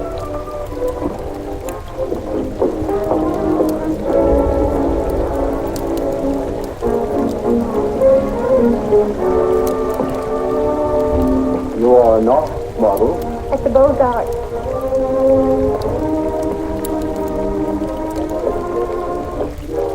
Will you please study that picture? Have you any idea who actually painted that picture?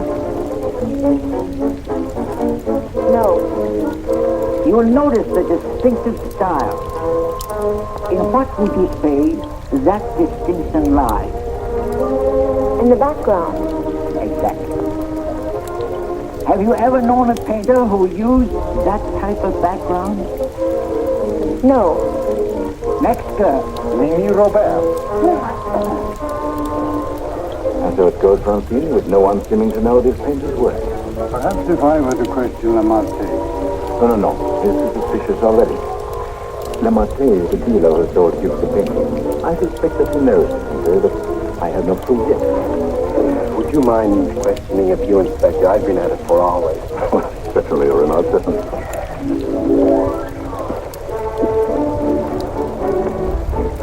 You understand, mademoiselle, you're not here on trial for any offense. Oh, that's good. We are merely qualifying witnesses. You are an artist model? But of course. What do you take me for? Mademoiselle, that's beside the point. Where is the courtroom? I've modeled for the greatest painters of France. Oh, no doubt. But we are only interested in contemporary artists. And the most famous sculptors, too. You know, of course, the Venus de Milo. Oh, yes. An historic you must be. But surely you're not going to tell us you modeled for her. Why? I'm the exact duplication of her measurements. But recently, have you been occupied as a model? Well, not exactly as a model. You see, since I've retired, I've been... I don't think you need to go into that.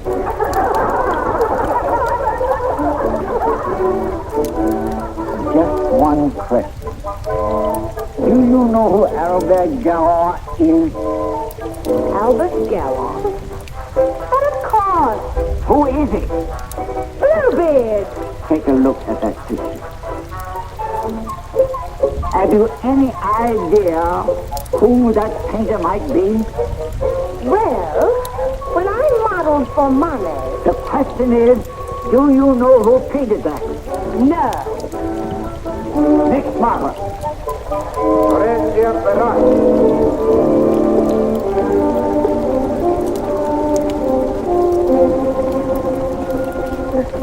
I have an idea. Duke of Carignan, right? You want a portrait of your daughter and asked me to help you find a satisfactory painter. Being strangers here, we naturally look to the Duke, who is a relative, for recommendations regarding a number of things. My trousseau chiefly. Duke is a man of excellent taste. Yes. Among his paintings, I noticed one that particularly attracted me. The canvas of a young girl against a rather startling background. I was wondering if this painter is available.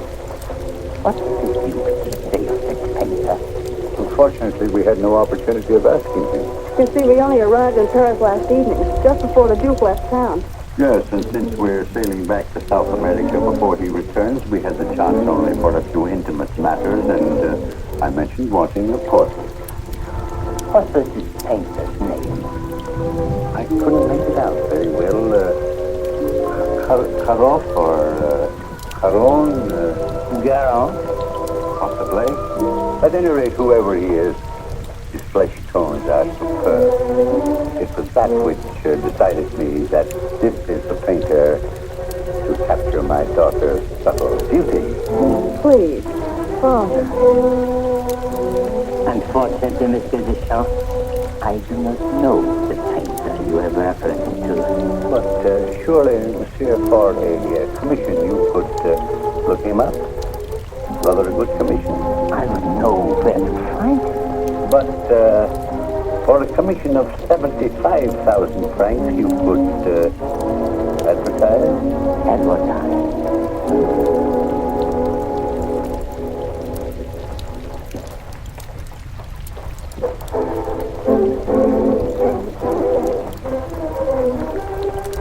$150,000 might make an attractive figure. Agreed. But mind you, I don't promise I will have success. Well, at least you can try. Oh, by the way, let me give you a little something on account. That isn't necessary. But if I do find this painter, and it turns out to be someone of reputation, painting under a pseudonym, he may not wish to use me. Whatever name he paints under does not concern me, so long as he is the painter who did the canvas I like so much. It's well to have such matters understood. But it will have to be painted soon. Don't forget, I want to take it with me to South America. I'll do my best. If I have any good news for you, I'll get in touch with you at once. That is you. We will be most grateful to you, Monsieur Lemarque. Thank you.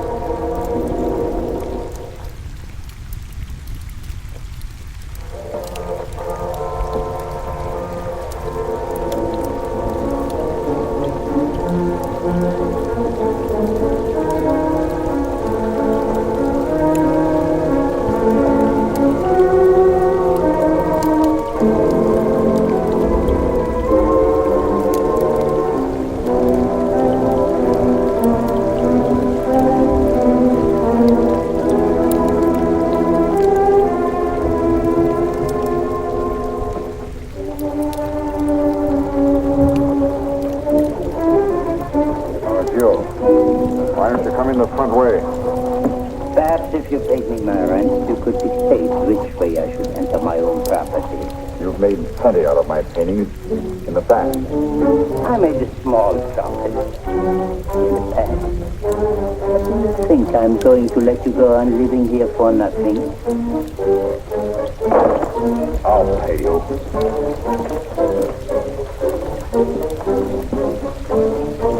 What? What you make with your puppet show? Oh, I'll manage. Don't be ridiculous. But I'll make you a proposition. 25,000 francs, if you will. 5,000? I might even get you 30. Oh, that would give me a magnificent puppet show. A dozen of them. What's the proposition? A rich South American wants a portrait of his daughter. Ah, I thought so. No, I've told her I'm through painting. So you can be, for good. Ask after just this. Think of it, Gaston. 30,000 francs. I am thinking of it. No, it's too risky.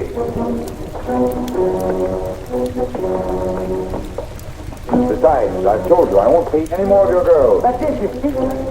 This is departure. And this is fate. She's leaving almost at once for South America to be married. And she's taking the painting with her.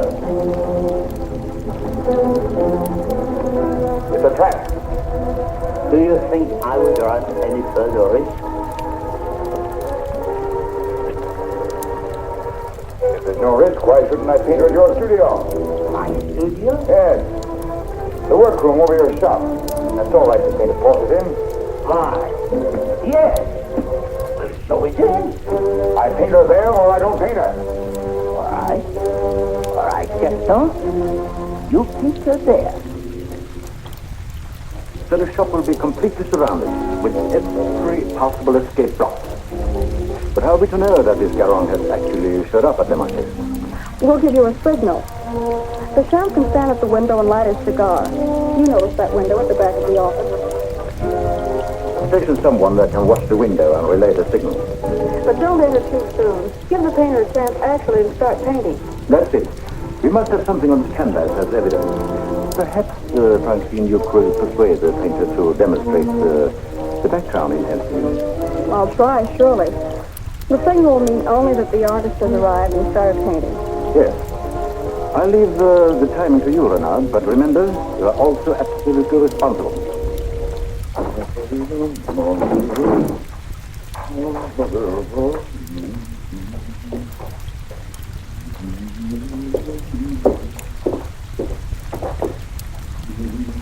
He further stipulated that there should be absolutely no visitors, not even you, sir. Rather than risk his outright refusal, I accepted. Yes, but my daughter... Oh, you needn't be concerned about me. And I'm sure Lamarche will not object if you wait here and smoke. Not at all. Well, So, if you will be good enough to excuse us, I'll take the lady to our painter.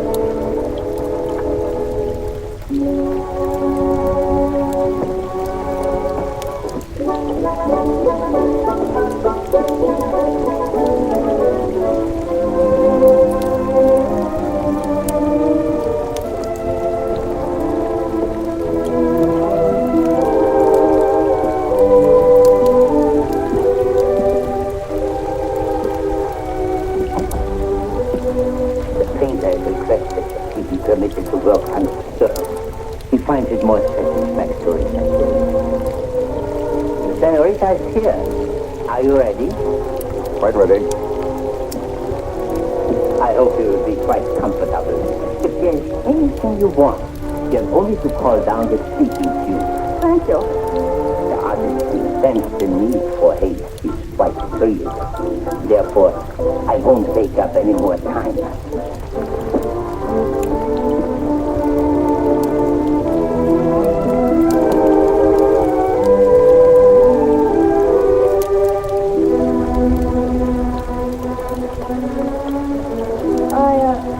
I think you had better pose me. I must ask you to do that yourself. The effect will be more individual.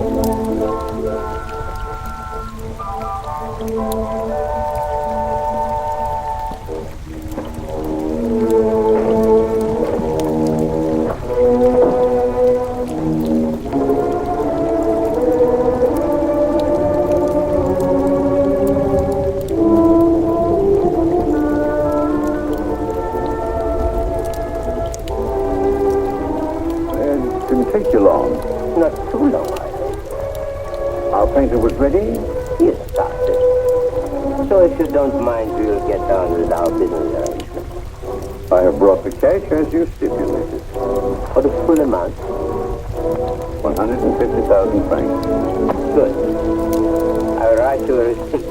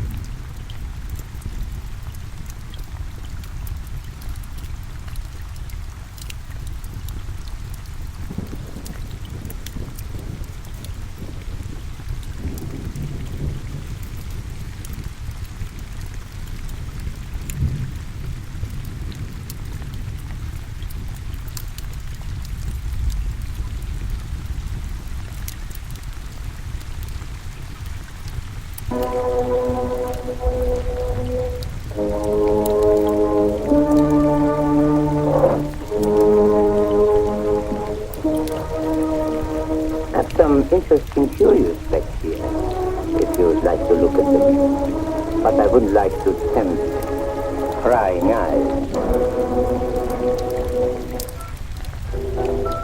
I wore this simple dress thinking you might give me an interesting background. I like particularly the background you gave that girl in the Duke picture.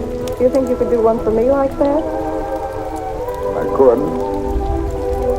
You have not lighted your cigar. Huh?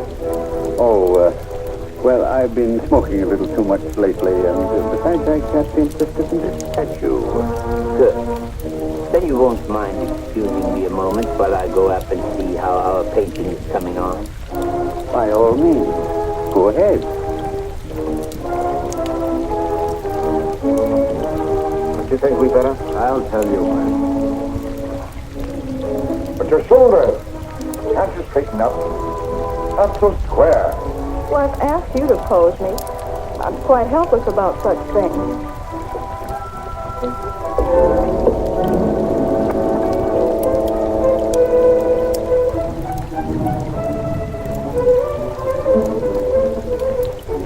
Surely it can't be so difficult for you to be yourself. What's the matter? You're a puppeteer. You're still.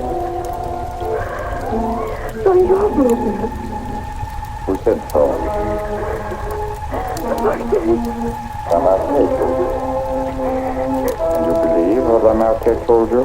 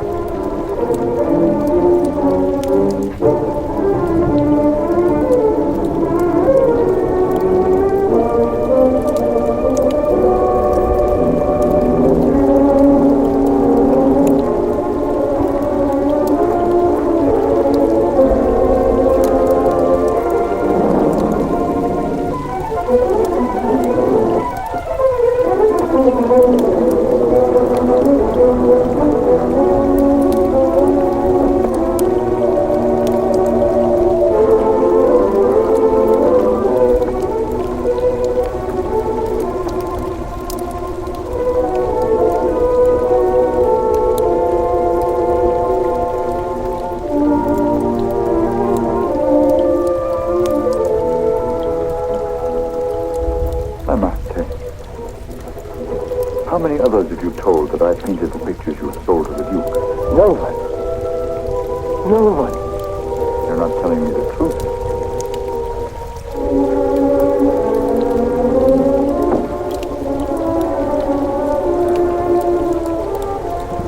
And you were trying to sneak out of here, leaving the blame for this to me as well.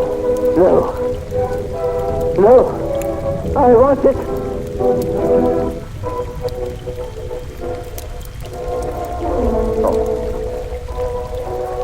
And you even had it timed, didn't you? You were going to be gone from here when they got in.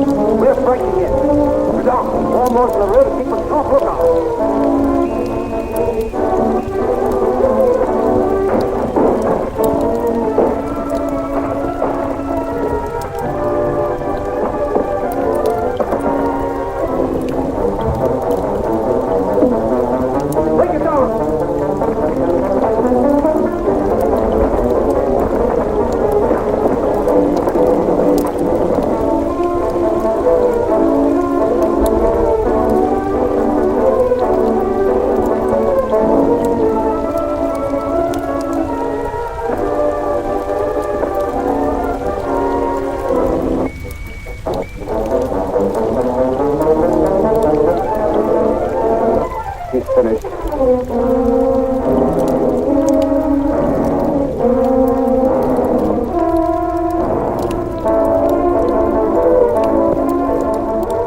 Wow! Quickly!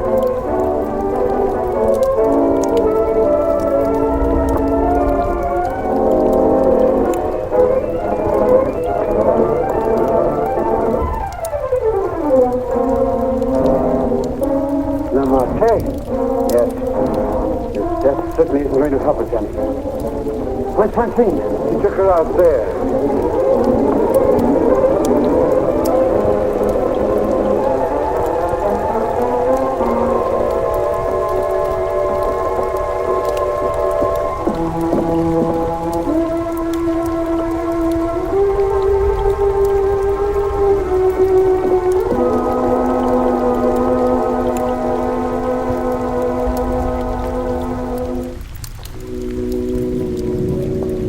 What have you learned? We are no closer in capturing him than we were before. At that cliff. They might leave us there only once, but we had to follow. Unless I can find out what happened to that cravat that I've been on the both towns. Making the rounds of the shops, that's nothing. The cravat? Yes, this one.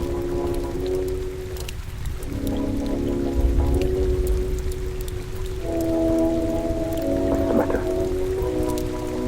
You say he used this, Yes, the garrote. and you think the owner of this cravat is the murderer? Very likely. If not, he probably could take us to the murderer.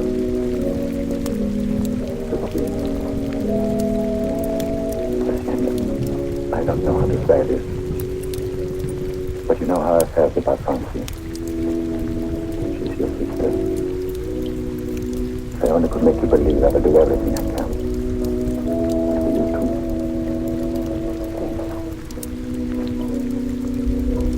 Now we have something in common, haven't we? Yes. Perhaps I should ring. Please.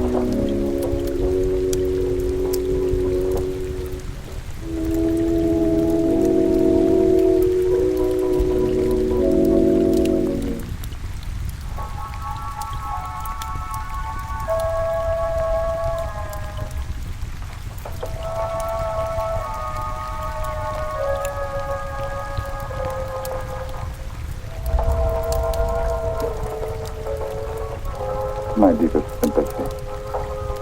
Is that the cravat I lent it for you? This? Very likely. What happened to the stitches? It may not be the same one. I have several alike. Several. Half a dozen maybe. Home in my drawer. May I ask where you got them? In a little shop on a Place de l'Église, I think. Why? I just wondered. Such unusual material for a cravat. Yes. Fabulous. Would you be so kind? Would you care to go in? My interest is in the living. I called chiefly to offer my condolences. Thank you.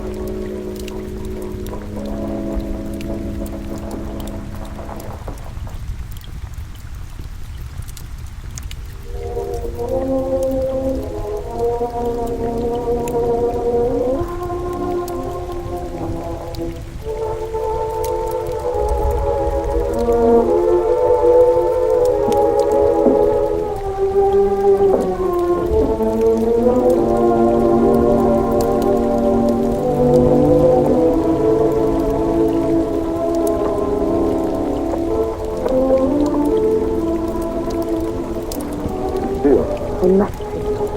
May I come in? Please do.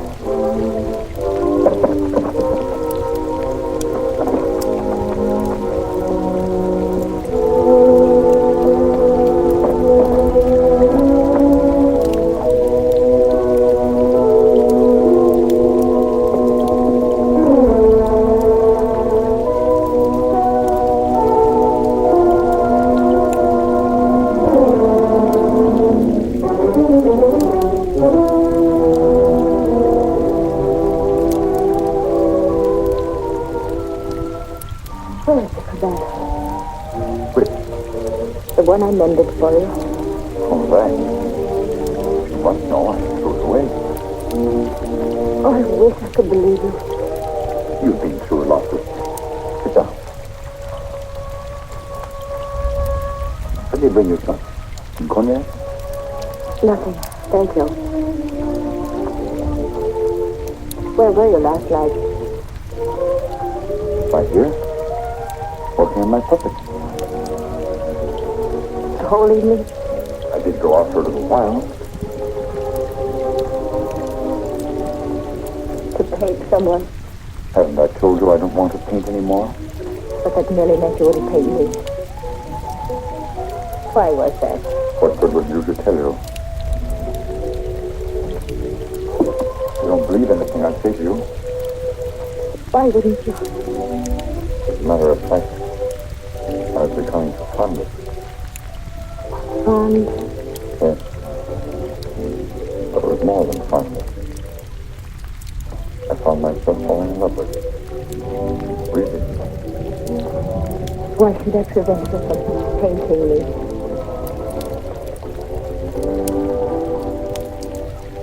Lucille, I want to tell you something no other living person knows. Then maybe you'll understand how much I do love you. And why I don't want to paint you.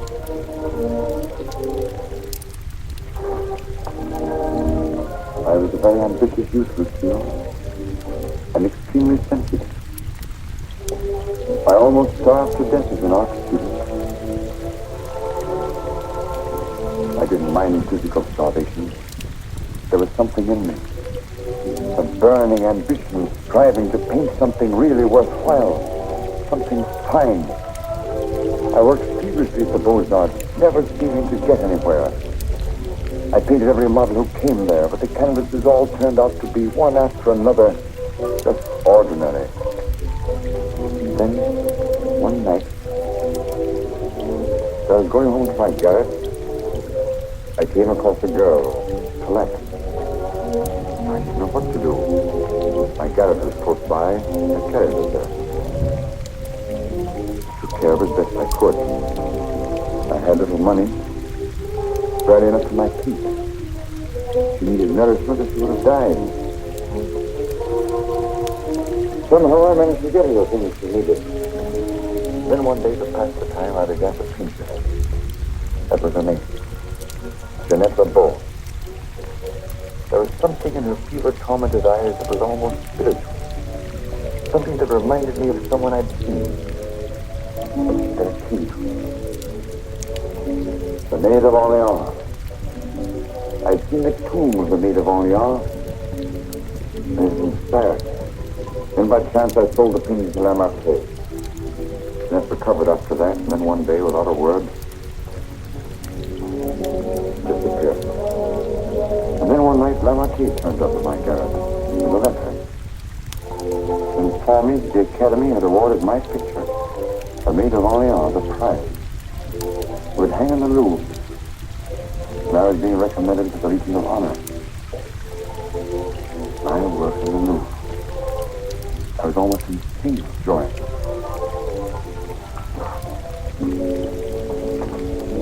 Quite naturally, I wanted to share my happiness with the one who was chiefly responsible for it.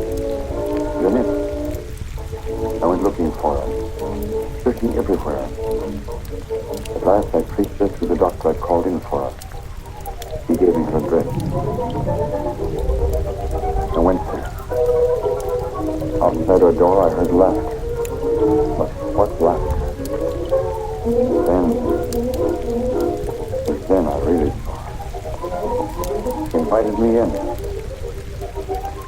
She wasn't the same to me. This was the real Jeanette. A low, coarse, loathsome creature. She offered me money. I suppose she'd probably pay me with money. Suddenly the sight of that Jeanette did something for me. Something indescribably infuriating.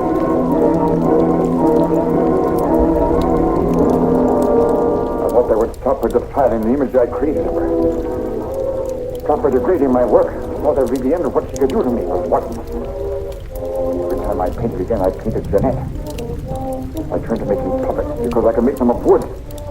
Because when they became Jeanette, I could take out my fury on them. I couldn't kill wood. There's no money in the pocket. At least not enough for Lamarche. Harold Lamarche lost money. And only he knew that I'd killed Jeanette. So I had to paint for Lamarche. He wanted pictures of girls he could tell. But again, every girl I painted turned out to be Jeanette. I couldn't prevent it. I couldn't stop myself. Every time I painted her, I had to kill her again. Finally, life seemed to mean nothing to me, not even my own.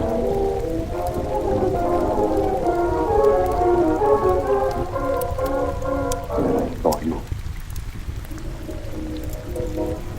I knew I had found what I'd used to like. But I thought I might find in Jeanette, you didn't. I knew I saw a chance for good. I knew I couldn't give my life over again to serve you.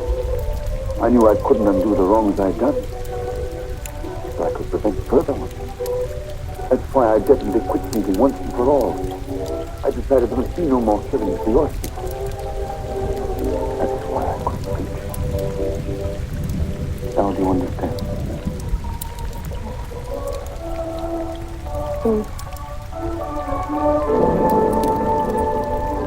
Why, Francine? Francine. I didn't want to kill her. I accepted that one last commission because it would mean independence. There wasn't to be a chance for a slip-up. That's why I was to paint her at Lamarche's studio, with him standing by. I didn't recognize the girl that came there as your sister until it was too late. All I realized suddenly was she was coming between us, you and me. Cutting me off from you. Wrecking our one chance of happiness. You think anything could justify her murder? Anyone seeking to destroy our happiness is a menace. A menace that would have to be done away with. What are you going to do? The only thing I can do. You don't think you're going to the police? Why not? You wouldn't do that. Wouldn't I? Lucille! You couldn't do that to me. Not you, Lucille. And even if you could, I wouldn't let you. I would let you turn against me, too. Oh, no, not you, Lucille. Not you.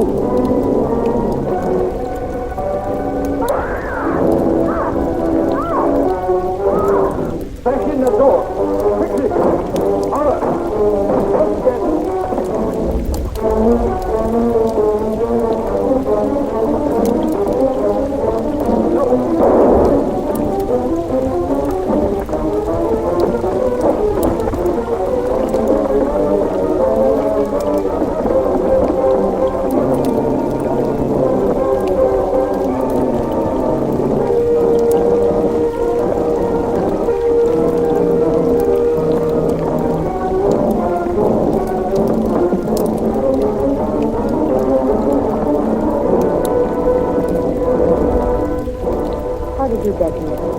I followed you. I saw when you looked at that cravat that you had some idea.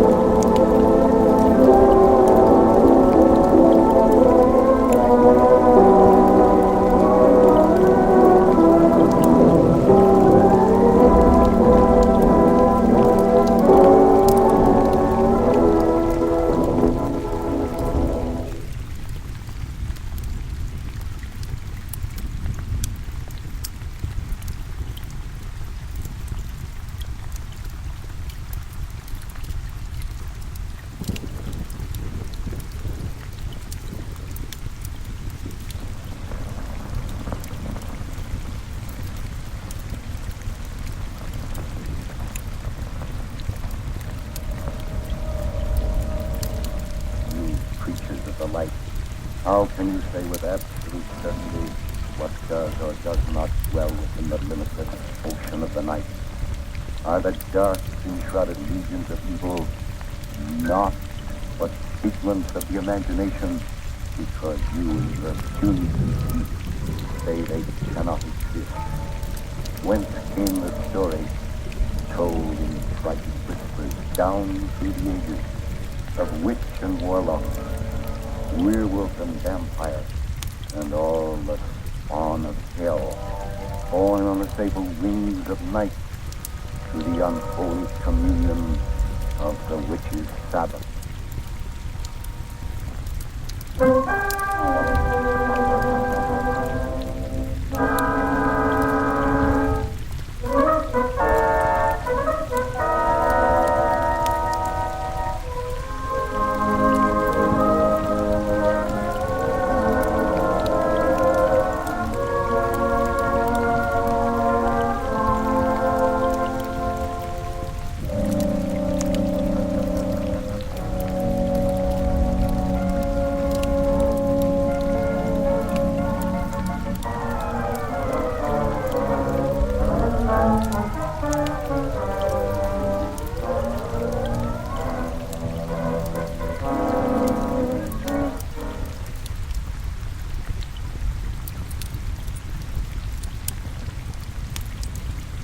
The angel of death has stretched forth his hand and consigned this soul to infinite mercy.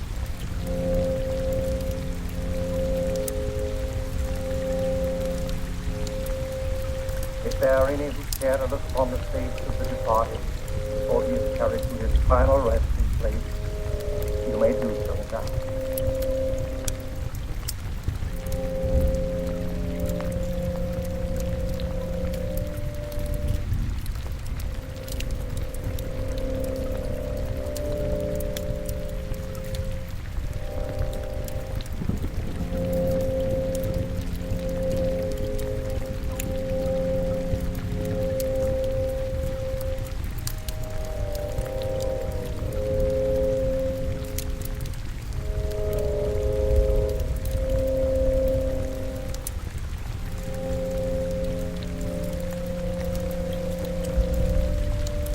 How can you defile this sacred house for the body of that evil man, that servant of the devil?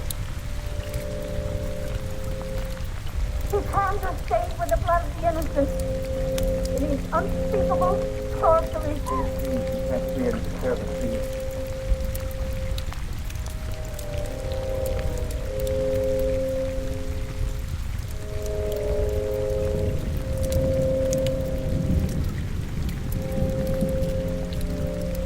Dr. Bignine is terribly talk.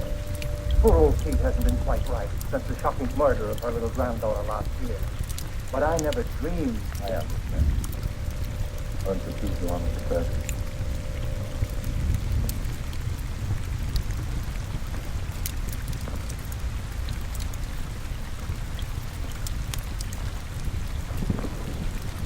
Dust will dust, make us go find blood. He said all for the best, Uncle Lloyd. After all, he caused you nothing but unhappiness. He was my brother. If you all seemed an alien soul, even as a child. I believe he hated me all his life. After he returned from India, Elwyn was like a man possessed by a demon. Nothing was sacred to him.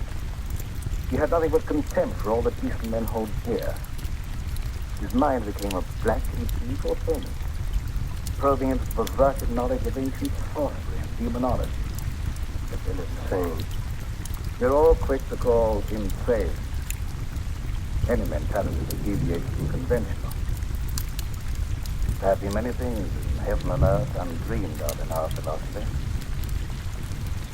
Ah, David, you take care of her. I'm going to Elvin's house. What is doing more business, David? Yes, quite sure. Now run along, yeah? I'll be home very soon. All right, Uncle Lloyd. Come on, David.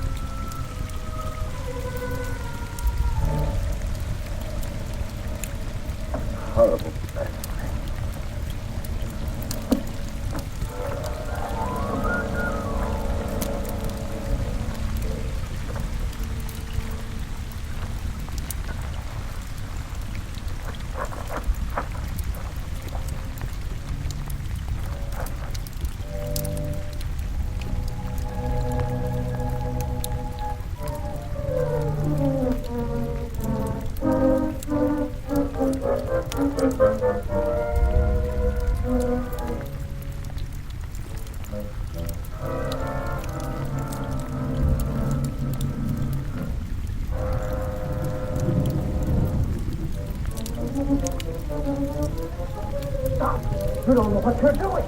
You're the murder, Your brother searched here to find those books, and you dare destroy them. Yes, we'll get clean a face for that. The fools who enforce the law believe his death was an accident. But I know you murdered him. You threw him from the top of the cliff. I fought only to save my own life. He brought his death upon himself. You lie. You followed him there to murder him. You couldn't get anyone to believe that. What do I care what they believe? You prayed for death long before you died.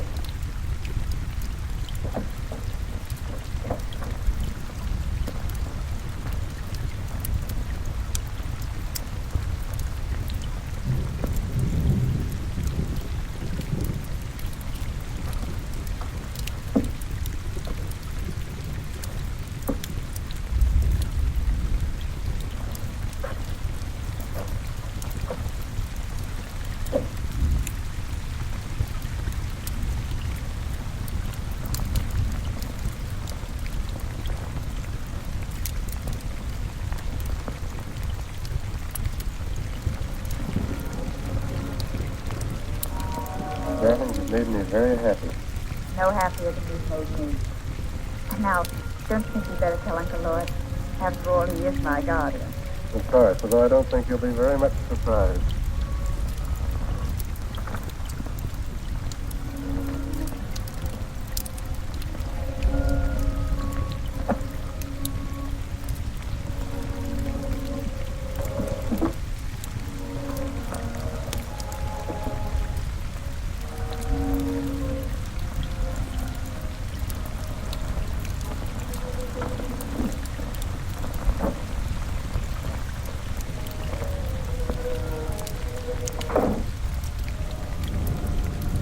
Are you back already? Has the moon lost its appeal?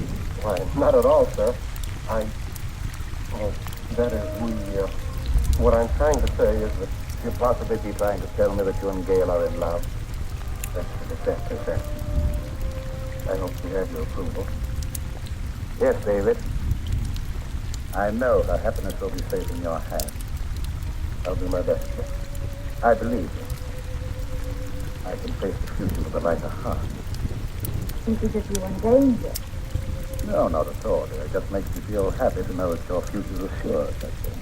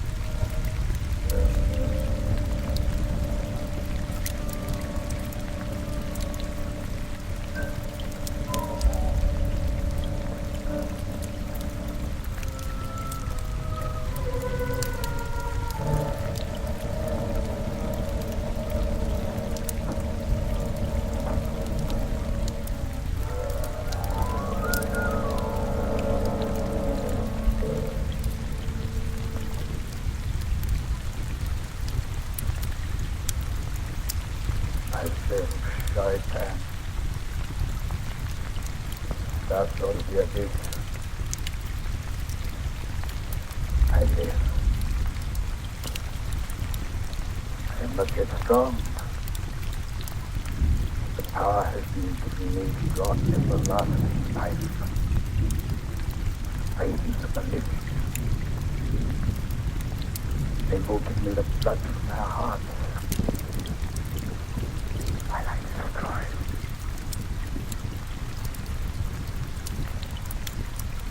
Hide my coffin, Lord. Guard it. Power is with me only during the hours of darkness. From dawn to dusk, I lie helpless in the grave.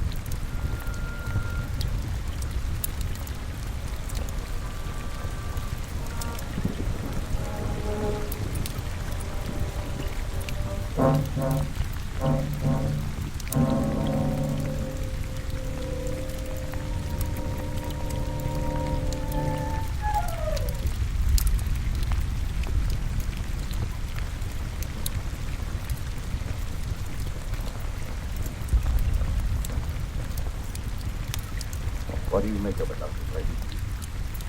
I don't know. She's in perfect health a week ago, now she's dead.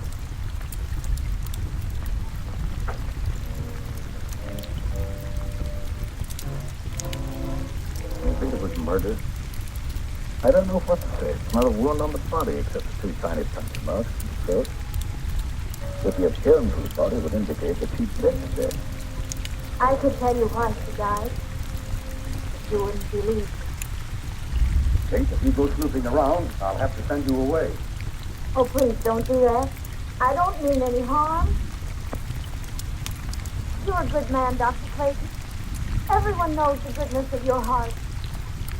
But your brother Elwyn brought terrible evil upon us.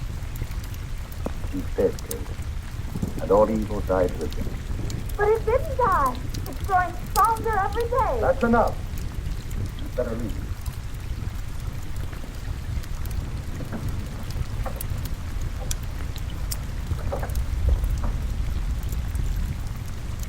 I suppose by rights I should send her to an institution. Oh, that would be needless cruelty. She's perfectly harmless. I'll take your word for it.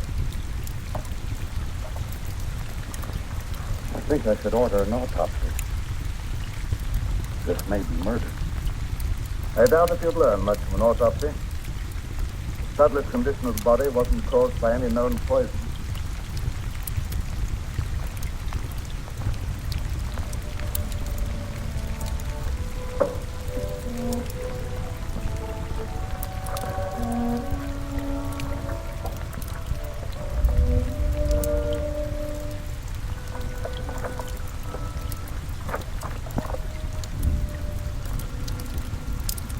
You find the folks that would have given you the information you want.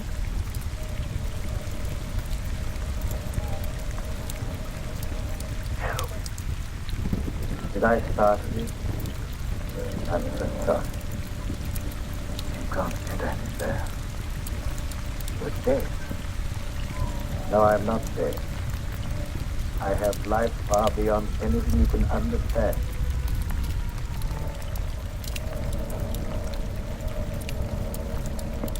That doesn't make me any the less guilty of murder. You took it upon yourself to sit in judgment of me and destroy my mortal span of life. I'm losing my mind. There was no sign of life in Elwyn's body when it was placed in the vault. You'll know that I'm no intangible figment of your imagination when you feel the weight of my hatred. Your life will be a torment. I'll strip you of everything you hold dear. or I beg you down to a sordid death.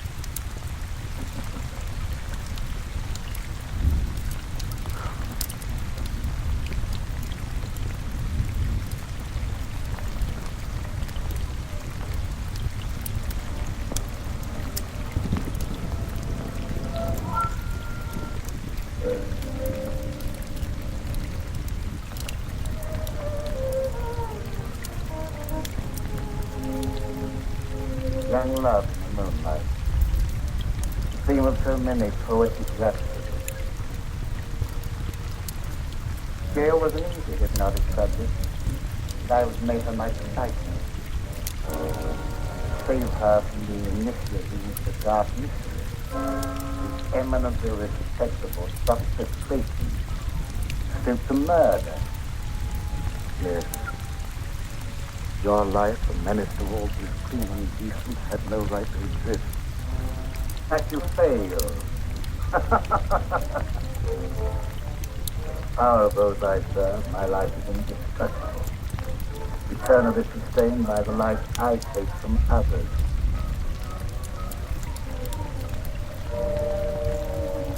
I'll take life from Gail.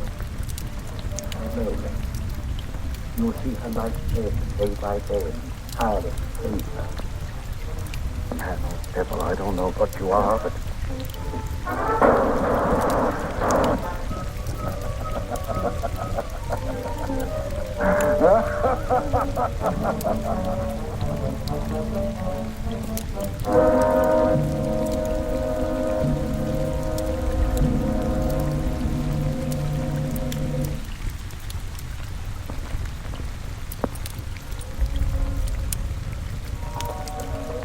What happened? Are you all right, Uncle Lloyd?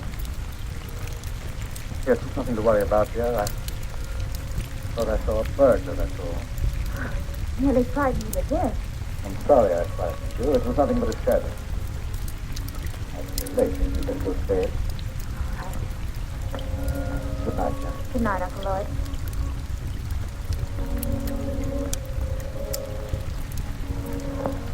Good night, David. It's a long time to wait, but I'll see you in the morning. And I'm busy young doctor been wasting valuable time picking up pretty soon. Good night. Good night.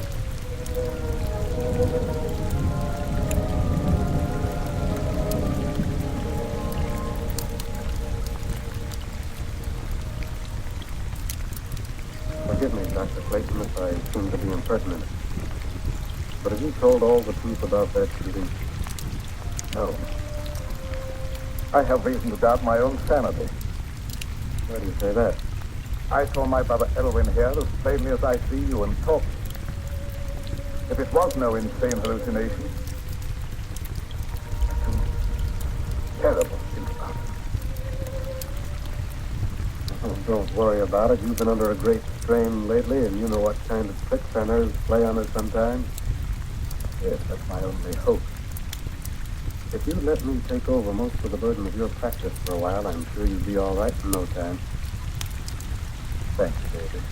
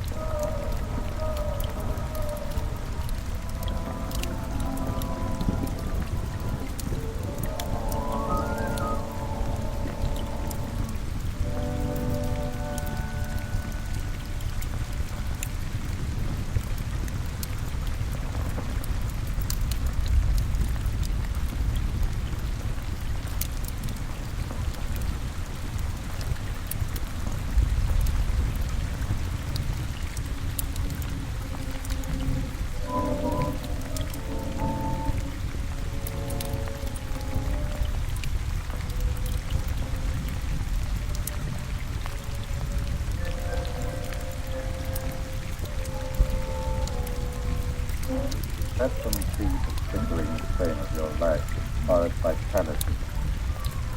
final outcome will be the same.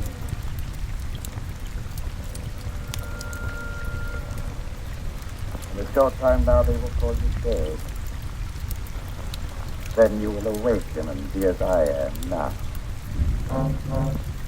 You will serve and obey me forever.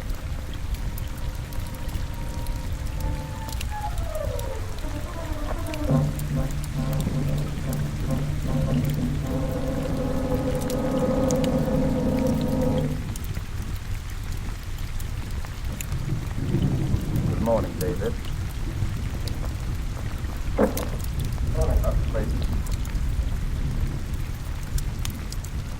How is Gail? Is she any better today? I'm desperately worried about her. In spite of everything I can do, she feels steadily weaker. Haven't you discovered the cause yet? As you can see, she has all the symptoms that she's anemia, and I'm treating her for that. But I can't find a single case in medical history that it developed so quickly. There must be something that can be done. Can't just let her die.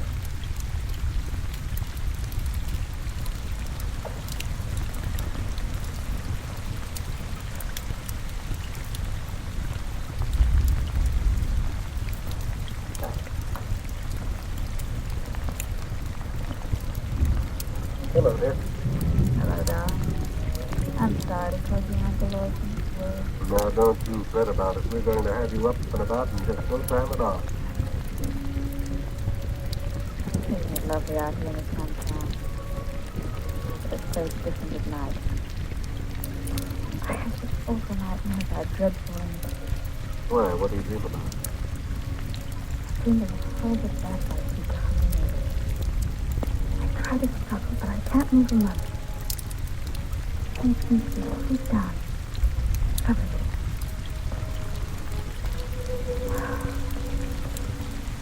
Where did you get those marks on your neck? An insect bite, I guess. I was rather unsightly, so I've been wearing this scarf. When did that happen? I don't know. I just happened to discover the marks the other morning when I was looking in the mirror. Was it painful? No. In fact, there's no sensation in that particular spot at all. That's odd.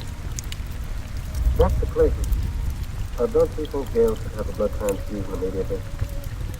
Yes, I've been thinking about that. I'll advertise for a donor. I'd like to do it, if my blood's the right type. Good, I'll make a test.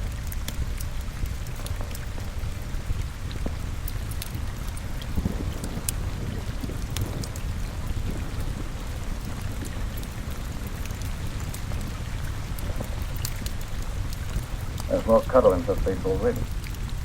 How do you feel, darling?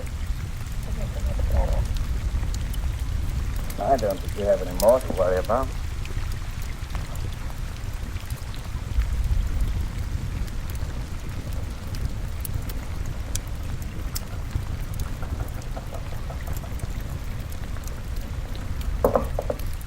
What's the matter?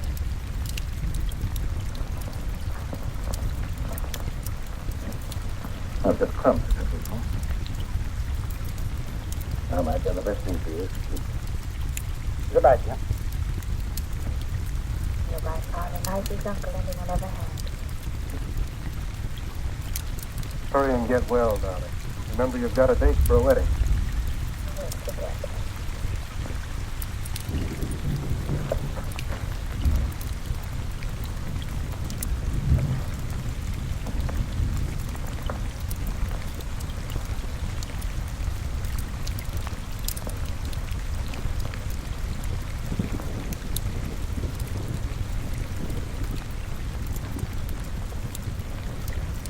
Dr. Clayton, is anything troubling you?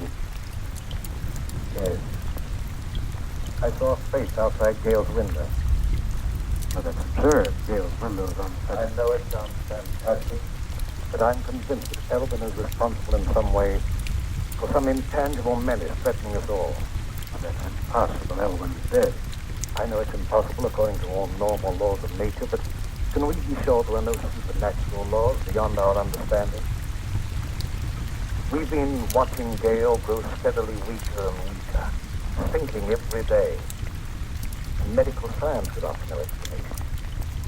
Dr. Clayton, even though some things may be unknown to medical science, I'd hardly look to superstition for the explanation. Don't ask me to believe that Elwyn's threatening Gale's life. The dead have no power over the living. I don't know what I believe myself. One reads of so many things which there seems to be no natural explanation. Will you come with me to the vault where Elwyn is buried? Why go there? Because if there is such a thing as a vampire existence after death, the state of the body will show the proof and it can be destroyed. Ridiculous. I'd feel like a fool, or worse, crawling around dead bodies with such an errand. Can you afford to be stupid? That Gale's life may be in danger. All right, I'll go with you. If what I fear is true, there's no time to move.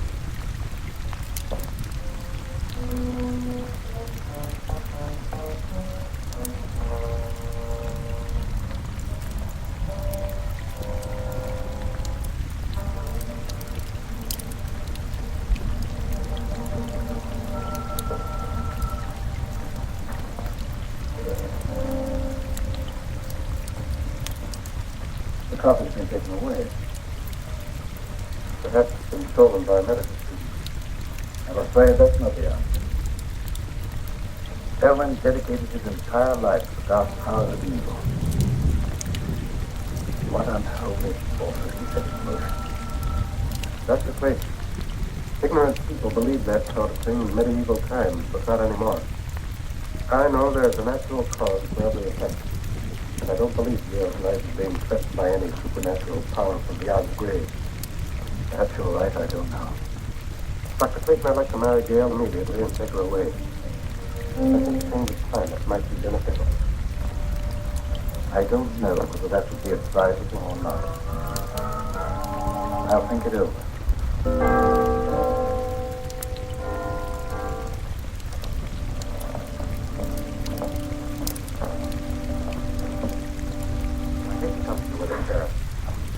I just can't wait any longer. Well, what's the trouble? Unless you do something right away, I'm afraid Gale's going to be murdered. Well, who do you expect trying to murder her, Dr. Clayton? Oh, that's impossible. Why, Dr. Clayton's one of the finest men I ever knew. That's what I used to believe. But I've been forced to change my opinion. He's either losing his mind or he's attempting to divert the suspicion from himself with some fantastic story of supernatural vengeance from beyond the grave. Why should he want to kill her? She has considerable money, which he would inherit if he died unmarried. Well, Dr. Clayton wouldn't want her money. He has plenty of his own. Besides, it's a very serious charge to make, merely on suspicion. What if it is? I'm watching her die, and something's got to be done. The other night, I insisted that he give her a blood transfusion, and immediately her condition improved. I myself could see how she became stronger. The next morning, she was weaker than ever. Well, there isn't a thing I can do unless you give me some definite proof of criminal intent. After Gale is dead, you may be able to charge him with murder. That will be a great comfort to me.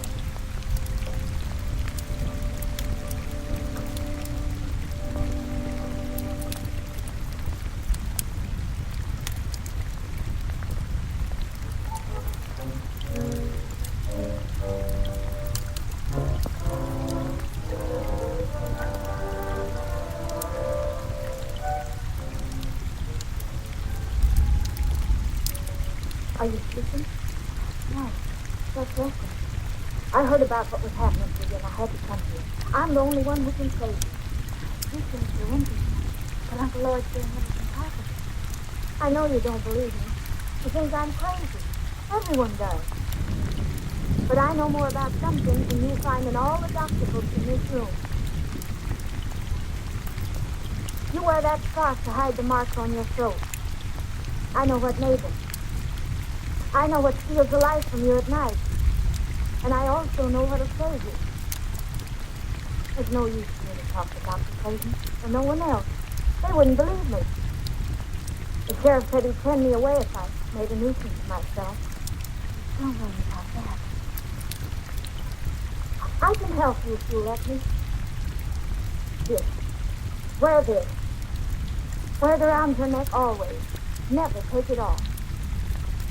Naturally, hold the cross and ribbon. But how can wearing it be of any greater help? Because they haven't the power to touch a sacred symbol.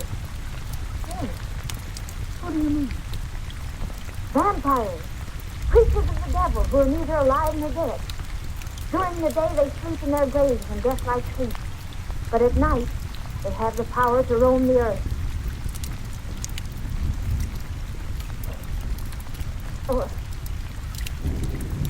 I didn't mean no harm, Dr. Clayton.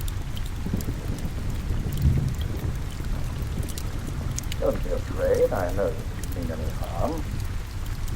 Frightened didn't get our feet. I didn't mean to get her excited. I was just anxious to help her, that's all. I understand that, but I think you'd better go. The vampire is your brother Elvis. Take his body from the vault and destroy it with fire. That's the only way you can put an end to his evil power. The body isn't there. Someone has removed it. You must find where it is. Nothing can destroy his power at night, but his sorcery cannot protect him during the day. I'll do all I can to help you find him.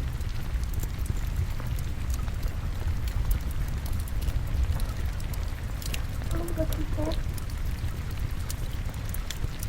Is that why I have those horrible nightmares? I don't know, dear. It seems utterly impossible, and yet it's the only answer to an impossible condition.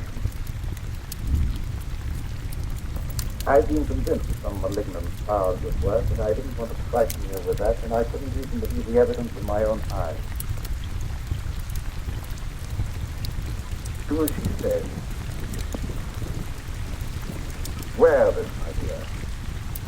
It's the symbol of a power that delivers from all evil, and we need divine help.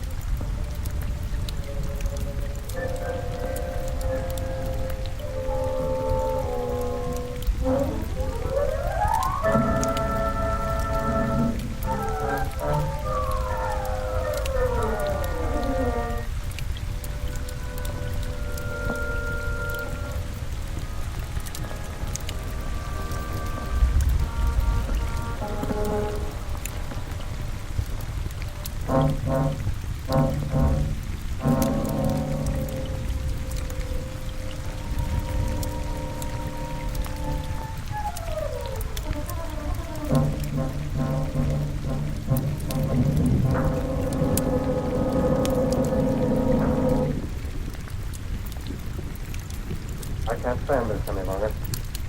We've got to have a showdown. I think you're killing Gale. How can I do that? I don't know what devilish means you're using.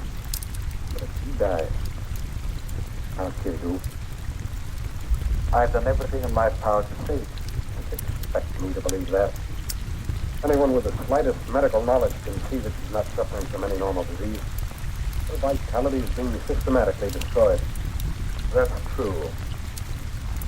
I don't know how I can make you believe what my own common sense calls impossible. Her life is threatened by some abnormal creature that has no right to exist. That abnormal creature is human, not a ghost returning from the grave. If I could possibly do so, I'd take her away from here. But the law protects you. All I can do is hold you responsible for her life. If she dies, so will you. I don't blame you for suspecting me. I don't blame you for thinking possibly that I'm a homicidal maniac. The truth is even more unbelievable. I honestly believe that she's better off here than if you took her away. Why don't you stay and watch over her? I'd be glad to have your help.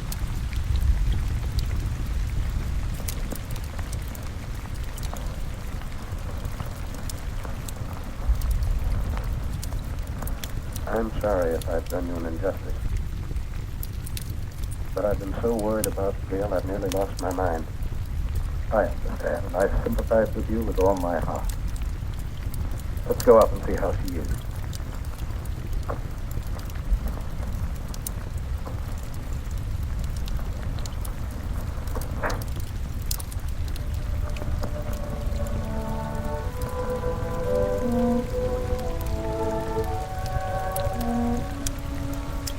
How do you feel there? A little better. But I wasn't covered with any nightmare. Good. Go back to sleep. I'm going to forget the fact for a while. It'll be nice to know that you're near me when I'm asleep. I believe you won't be troubled with any more nightmares. Good night. Night, Uncle Lloyd.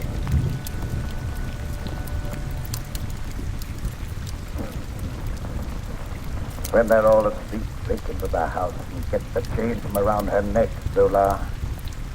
You can do it, I can't. I will do as you say, Lord.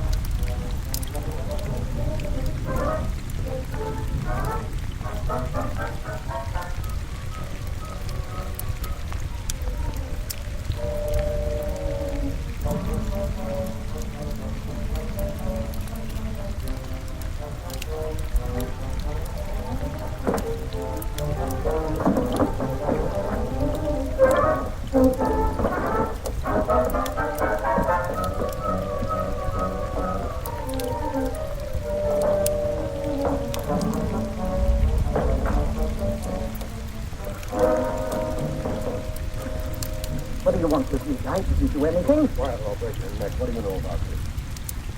That's Elvin's sub. What's he doing here? If he was trying to strangle Gail. I wasn't going to hurt her. What were you doing in the room? Elvin sent him for some purpose. You're the one who removed Elvin's body from the vault. Where did you hide it? I don't know what you're talking about. Elvin is dead. What's He's wrong? neither dead nor alive. He's a vampire. And Gail will never be out of danger until his body is ignited. What is this talk about that? I know you don't believe him, but I can't let that stand in my way now. I'll hesitate at nothing to make you talk. Where does he lie hidden during the day? You'll never know. No, you don't. I want to know what you're doing in this house. There he goes. What chance have you against me? I have powers at my command far beyond your wildest dreams. Your life is forfeit any time I care to face it.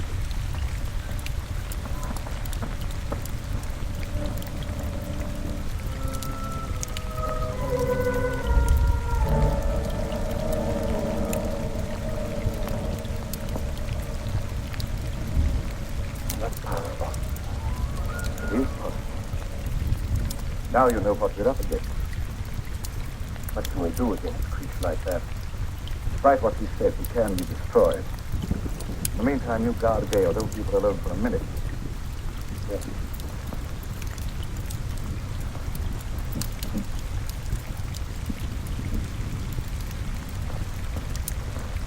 You failed. Couldn't help it. He woke up. That opportunity's gone. They'll be on their guard now. Let's try something else.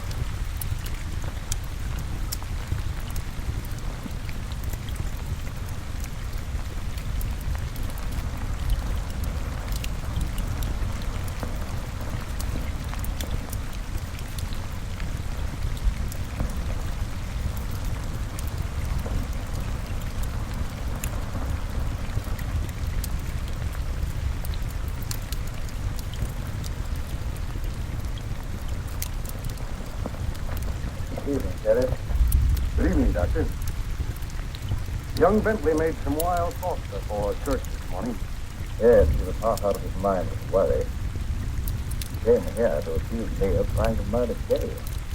Yes, that was it. You don't believe that? No, but others heard. Gossip has gone all around. A considerable feeling has been stirred up. There's no telling what some irresponsible hothead might do. I'm sorry to have people feel that way about me, but I don't see what I can do about it. Well, I suggest that you go away for a while. They'll soon cool down and come to their senses. I can't. I have work here that must be done.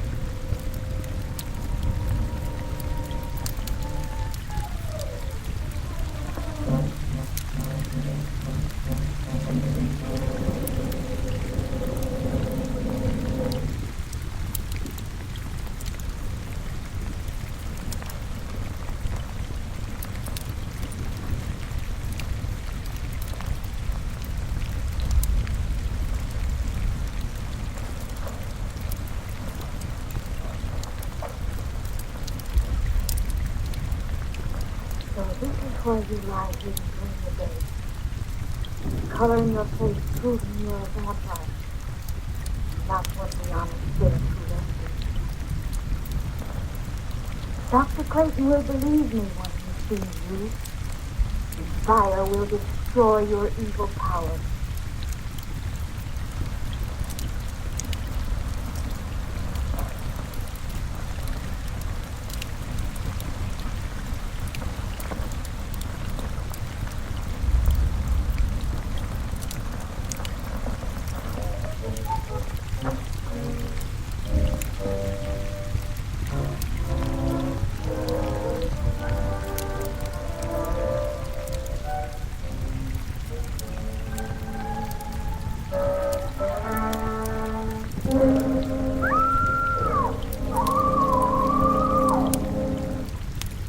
How do you know Doc Clayton ain't one of them crazy giggling high fellers that puts on a fire day during the daytime and goes around at night committing murder? You're right, you know. When people are dying and no one knows the reason why, it looks like murder to me, and we better do something about it. I don't like that kind of talk, Wilson. Maybe we don't like the way you're not doing anything. I'm doing everything possible.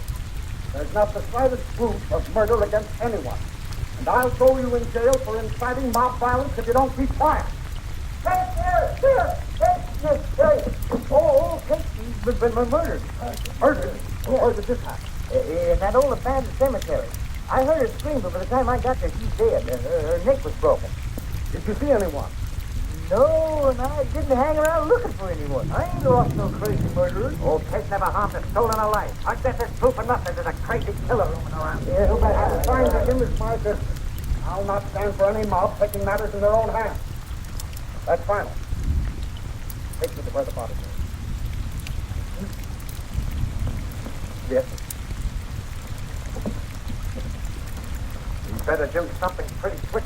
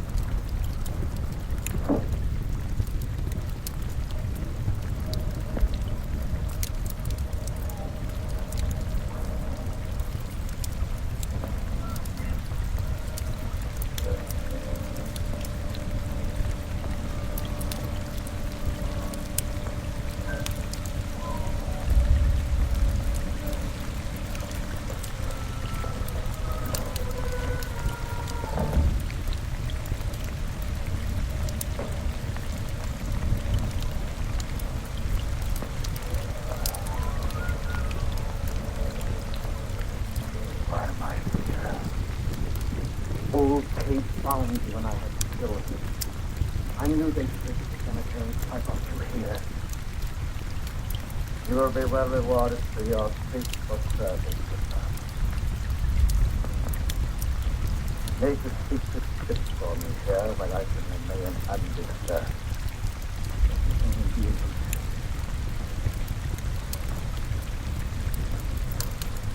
Almighty Lord of the Abyss, your servant bows in eternal obedience to your will.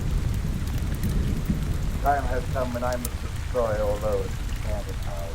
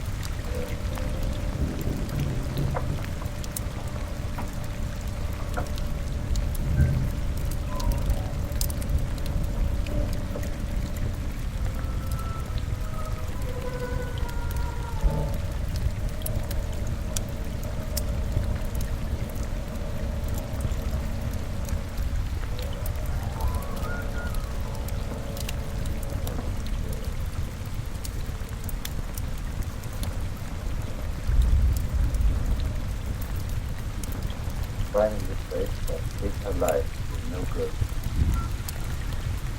If I'd only known in the time.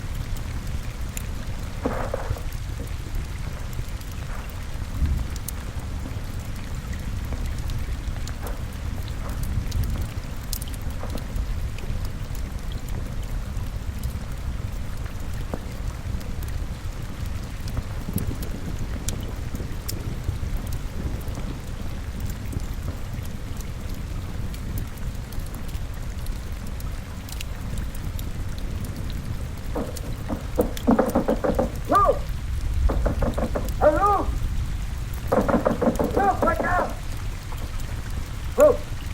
Doc Clayton just committed another murder. I saw him as plain as I seen you, and he glared at me like a devil. You get on the phone and run some of the proof. Stop this right now.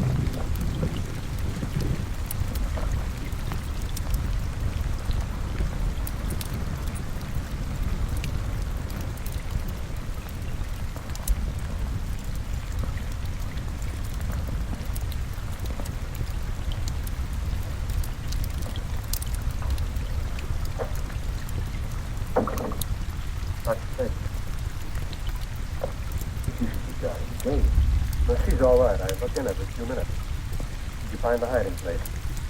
Yes, that's too late. Top has been removed. I don't know why I didn't think to search the old cemetery before. Ford's too sacrificed her life. We stood around long enough waiting for the sheriff to do something.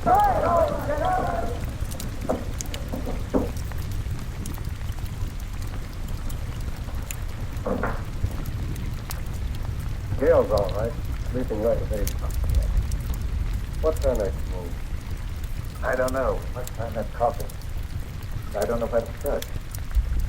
Why don't we just try and think of all the logical places? Evelyn's house.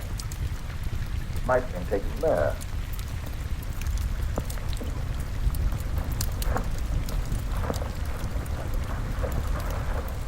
That's worth trying. Dr. Clayton, you stay here with Gail. Let me go. No. I told you before, I feel that I'm the leader about to destroy him. We were brothers, and there was a bond of hatred between us that lasted a lifetime. If I failed,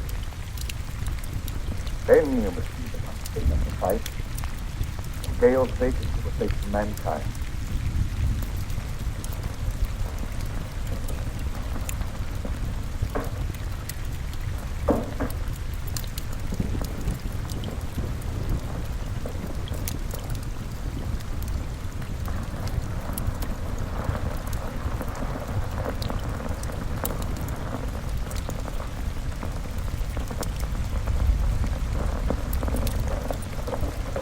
Come here, men. Surround the house. The rest come with me.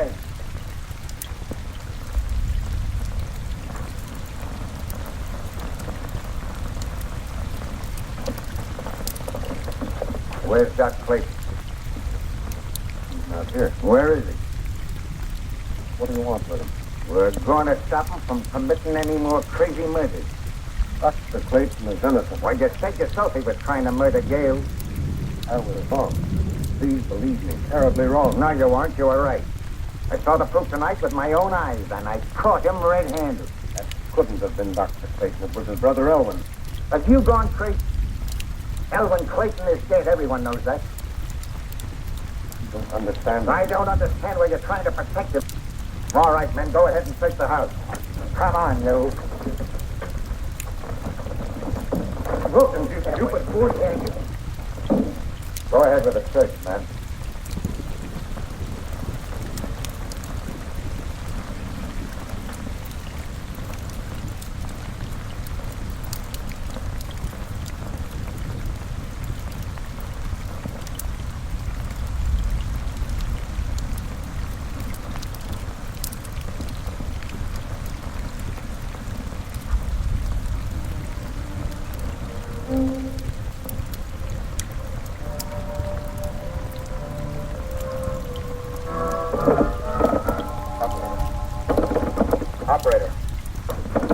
Operator.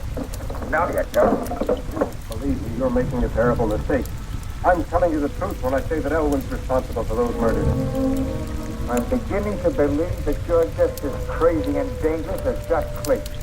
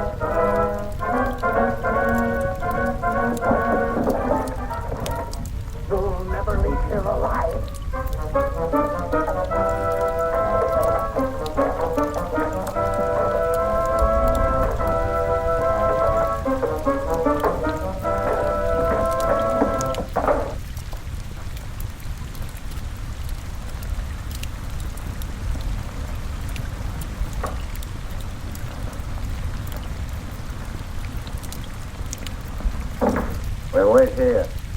He's got to come back sometime.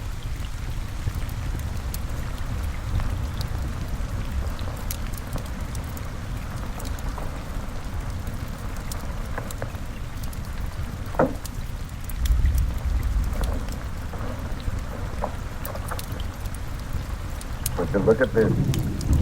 A book on witchcraft and vampires. No one in his right mind would read this sort of trash.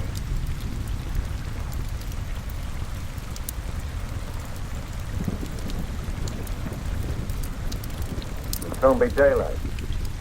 I suppose he just went out for an evening stroll, huh? You wouldn't understand. I understand about murder, and I know what to do about it.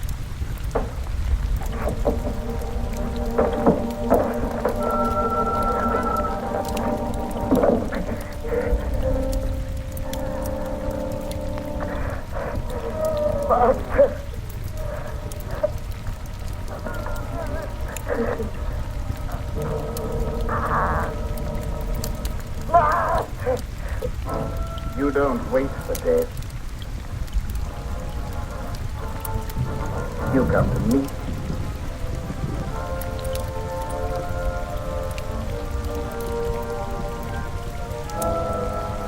Carry this torch with you to your death. There you will become a vampire, a slave to my will forever.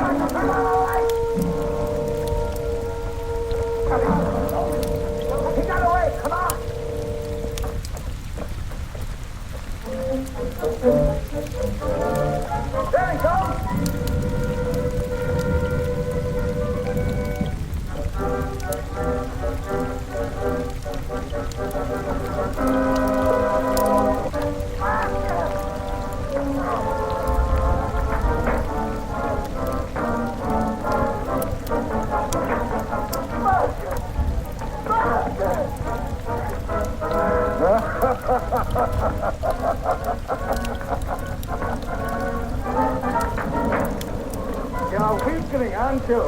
Your time is almost come.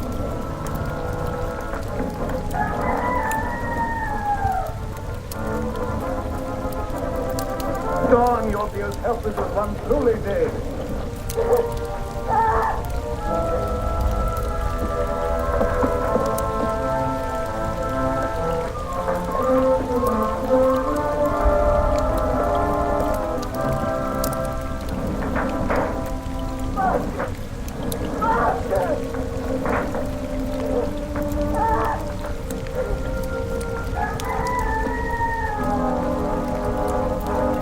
Let me go. You won't be found alive. Oh, you here, even if it cost me my life.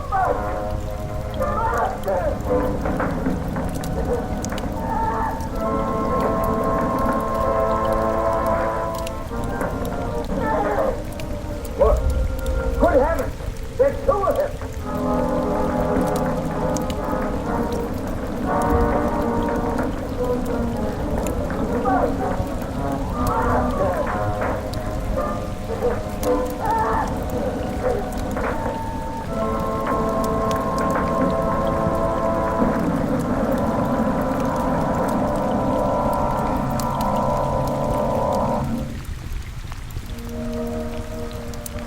Greater love hath no man than that he lay down his life for his friend. We all mourn the passing of a friend, but rejoice in the knowledge that he has entered into the eternal life, where there is no pain nor sorrow.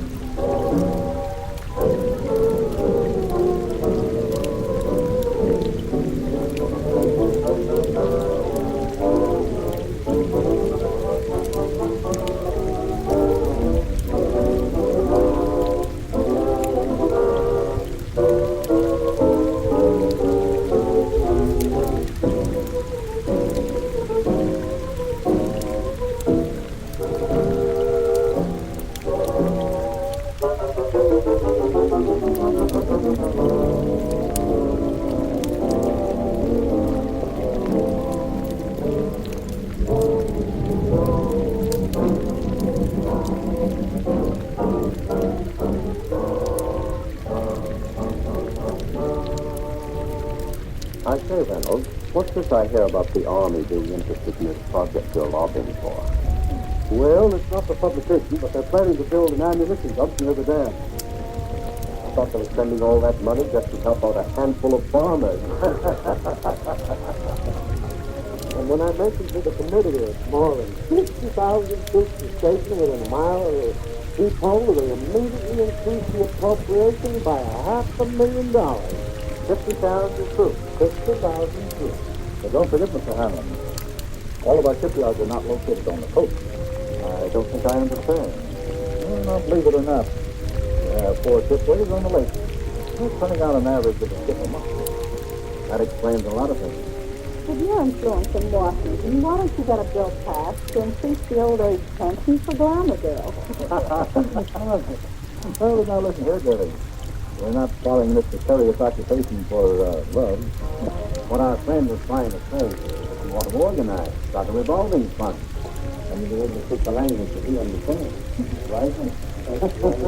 Now that you mention it, it is an ideal location for an airbase. The enemy could never spot us in the air, and it's out of the range of the naval gun. It's very perfect. Coffee is served for now. Well, come on. Wait for me, Blondie.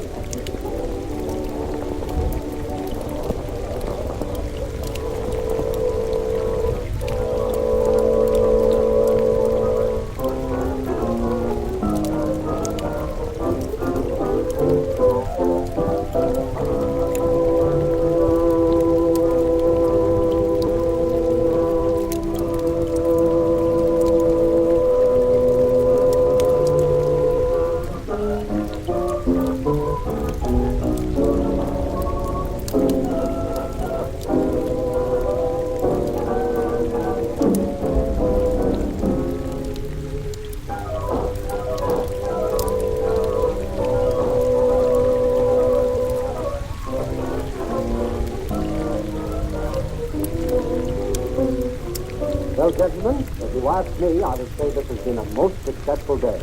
Well, it has for me. Now I can postpone that strike until the project has eaten up more of the appropriations. But, gentlemen, if war has been declared, we learn one lesson. We must proceed cautiously. I think we should make plans to slip into some neutral country before the Intelligence Bureau gets after us. Perhaps when the war hysteria dies down, they will become more lax. These Americans are like children. They forget quickly the fire that burnt their fingers. Now, Doctor, you've actually found a very efficient method of prosecuting our war of nerves. No. I'm not going to accept all credit. Gentlemen have persisted we to destroy more ammunition before we have to leave. Last operation of yours. Carried out with such finesse. You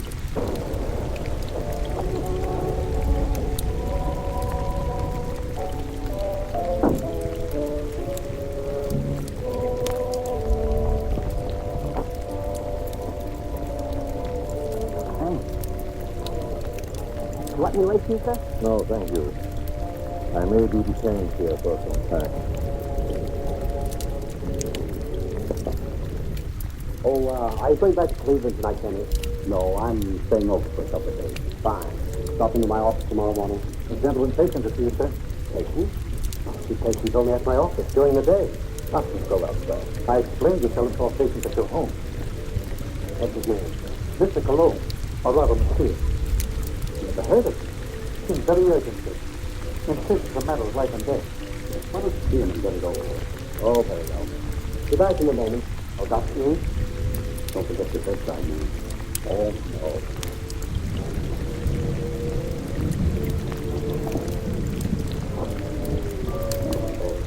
That'll be all.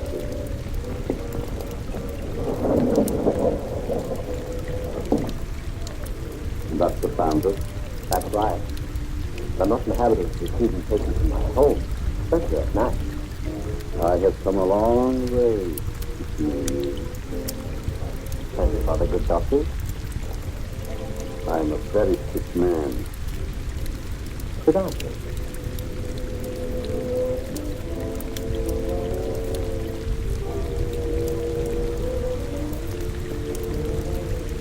You don't appear to be in any danger of dying. You are quite wrong. All men are in danger of dying. The important question is when.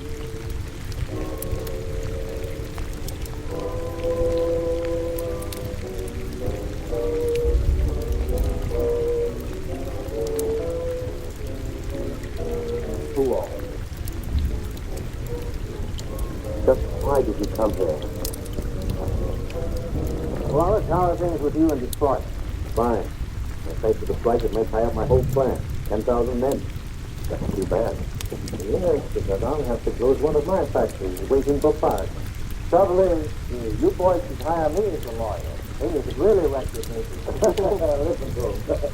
At that, Van Dyke, my plant might be able to use you over in Pittsburgh to throw a few monkey wrenches into the legal machinery.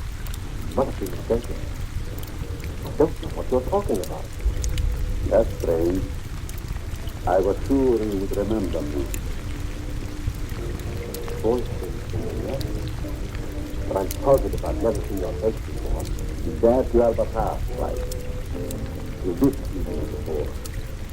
I'm changed then. Just as you have. Doctor! Hey, doctor! Oh, don't please! Please, I don't deserve this!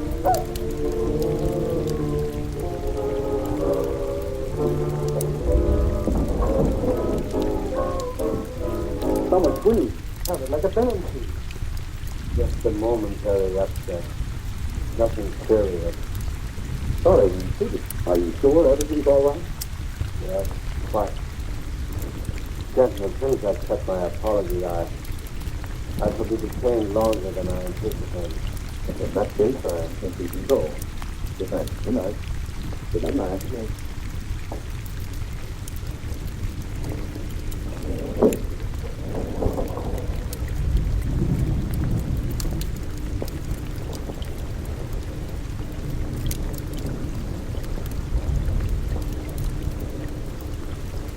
Well, I hope the doctor knows what he's doing.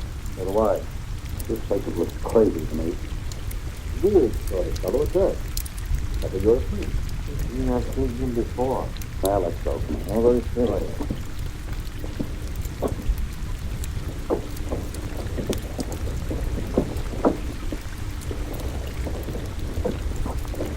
Can we drop you someplace, Sonny? No, thank you. I have a tag.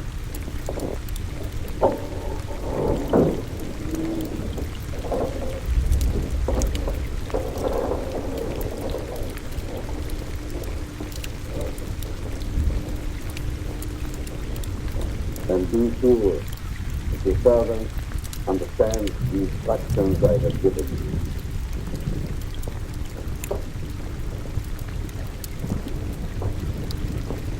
Dr. Sanders wants you.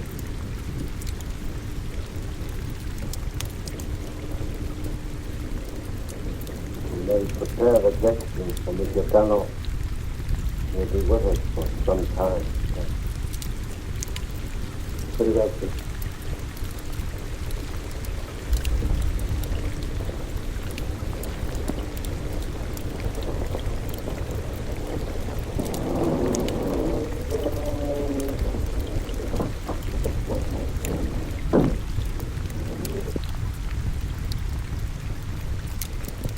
What are you doing in my cab? I thought perhaps you were going in my direction. Well, I'm not going in your direction. Mr. Carney, are you quite sure you know in what direction you're really going? Why, of course I know. Incidentally, how did you learn my name? Did you have I called you Coco Toby?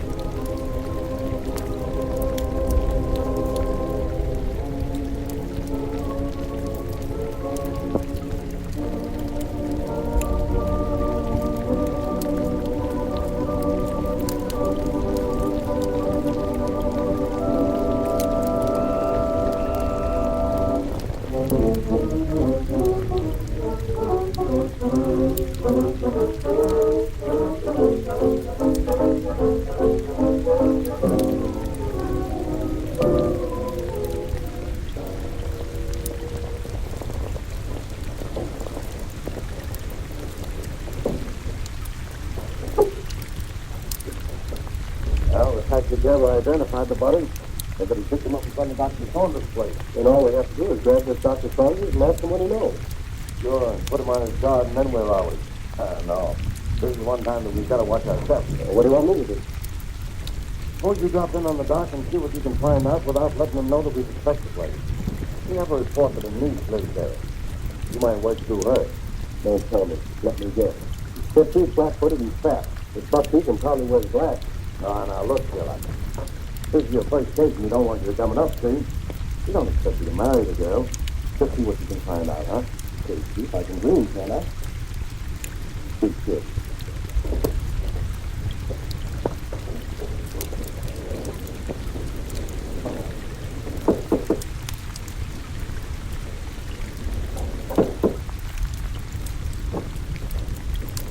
Hello. Your treatment, Doctor. I'm Alexander. How do you do, Miss Alice? Won't you step in, please? Thank you.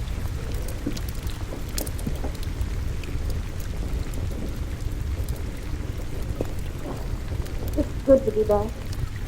Where's Uncle? He's not very well this morning. He's still in bed. I wouldn't disturb him just yet. So sorry.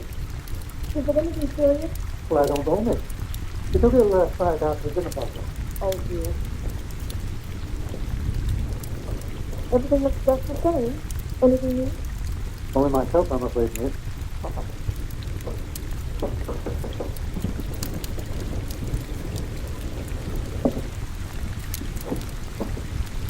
Yeah, Miss Saunders was expecting me. Check mine. Yes. Come in, Mr. Martin. Thank you. Miss Saunders, we do see you, Mr. Martin. How do you do? I'm from the department. I'd like to see your father, Dr. Saunders. He's my uncle. He isn't feeling well. Is there something I could do? Why, yes. Your uncle gave a dinner party here last night. You know who his guests were? I just arrived myself. Maybe Stevens could tell you. Stevens, was there a man by the name of Kearney here last night? Yes, sir. You know anything about him? No. If you could tell me what this is all about, maybe I could help. Well, you see, the police found the body of Kearney last night. He was either murdered or committed suicide. Oh, And if I could see your uncle, it might clear the matters up. I'll try to see you.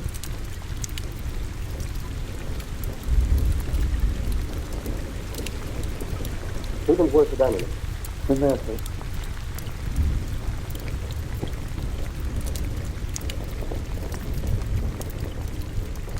Uncle Bill? Hmm?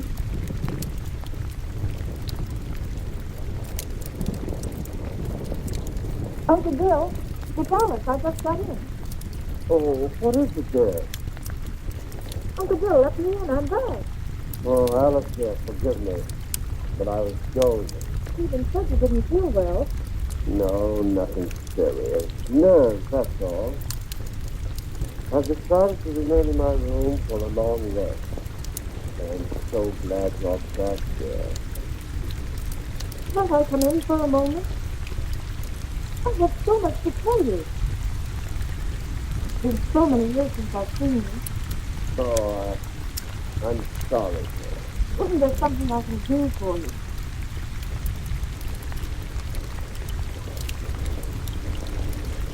Are you a new servant? Not exactly. But I have a very old friend of your uncle, Monsieur Cologne. I know. With me. Really. You're very sweet.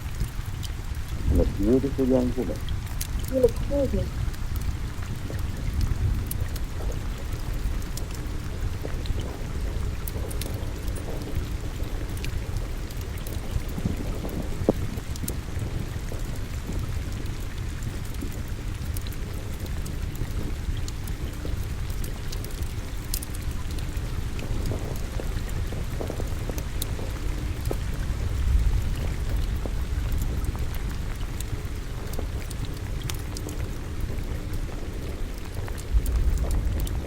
What's your first name?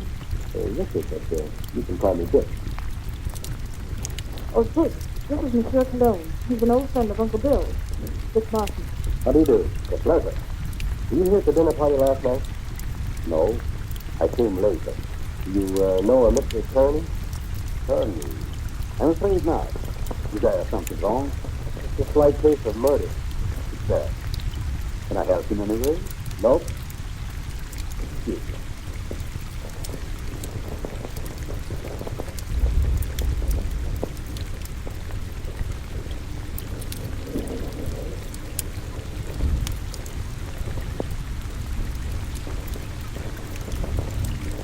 Handsome devil, isn't he? I'd hate to meet him in a dark alley. Oh, I don't know. Maybe the moonlight night in the park bench. Might be exciting. Oh, yeah? What's his first name, baby? Well, I didn't know him any better than you did. How does he live here? I don't know that either. How about yourself? From you. Listen, do I see the uncle or don't I? He must be terribly ill. He wouldn't even see me. What business? You sure living here like this? You better come along with me. I think I can take care of myself. What's your name?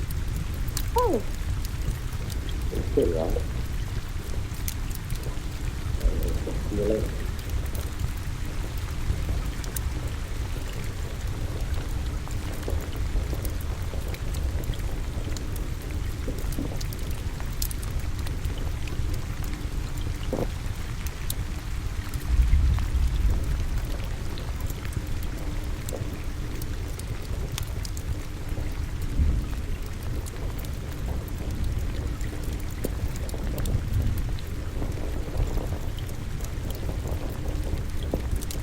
Well, your room is ready, Sally. thank you. Stephen, tell me something about Dick. Well, there's not much I know. When he came here last evening, I thought he was simply another patient of your uncle. He's an interesting man. Yes. Very.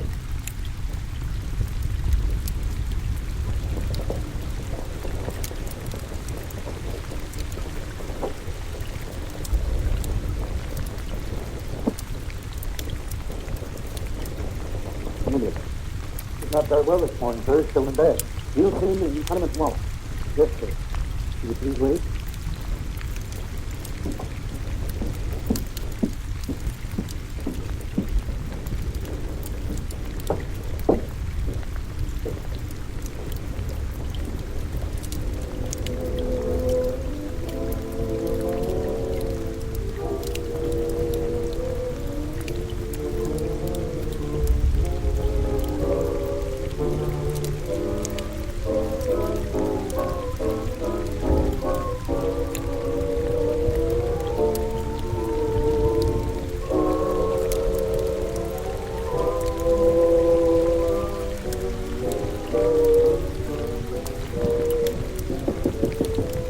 I told you I wasn't to be disturbed, Davy. Is Mr. Wallace there? He's below. Please obey my orders.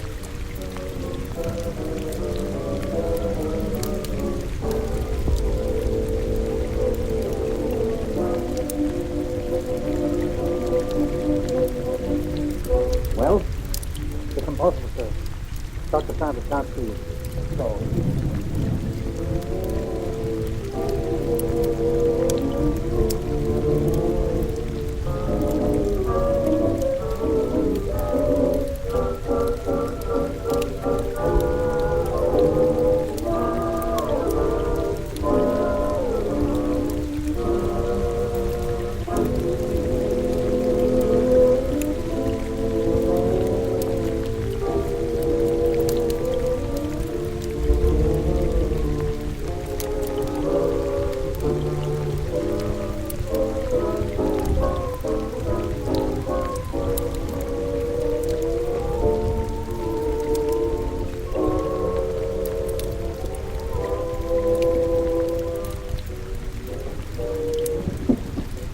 With the medical history of a sick person possibly interested in industrialist from Detroit. You're the man who came here last night as a patient, Mr. Wallace, as a patient.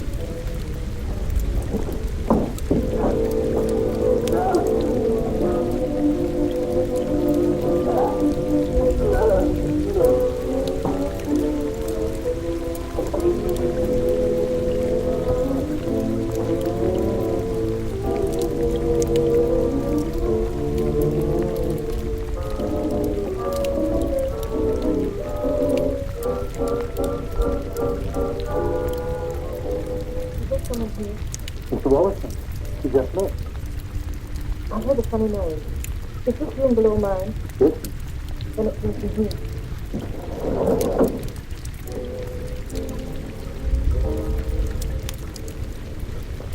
Is there something wrong? I heard a strange noise like a body form. Why, was something? I've lost it. Yes, but there were gurgling sounds. Oh, I was coming. See, my voice is bad as that. Coming.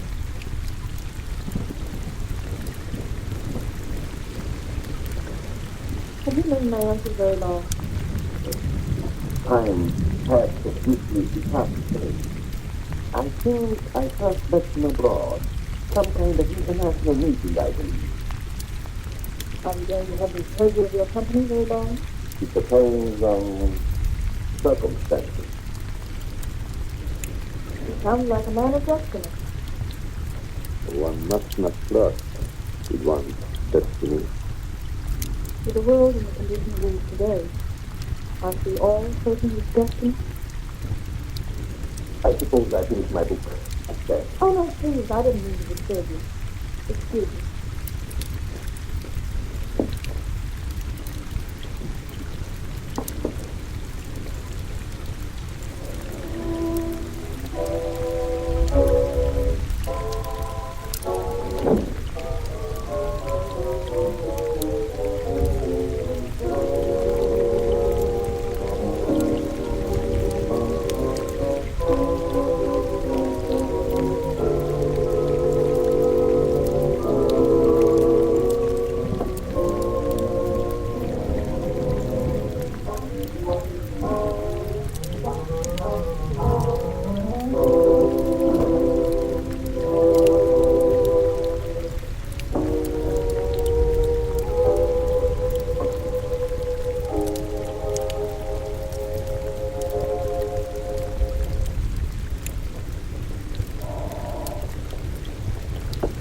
Yes? Is that my car from Chicago? Put him on. Hello, John. What is the time? 9 add 3 plus 9. And you tell me. 213141. Okay. Listen, Ryder. Have you seen the headlines? I certainly have. I never knew Curry had heart trouble. He didn't. He was only 34. Sound as $1.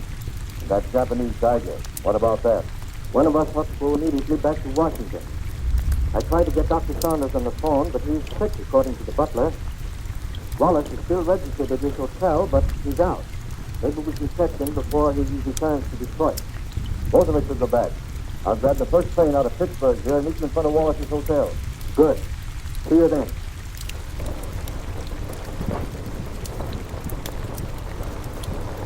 Morning now, Mr. Ryder. Here's a letter. Perhaps it had been thrown in the basket, but it seems rather strange. Why? It's a plastic surgery ad, but it mentions no name. That'll be all, Miss Hanson.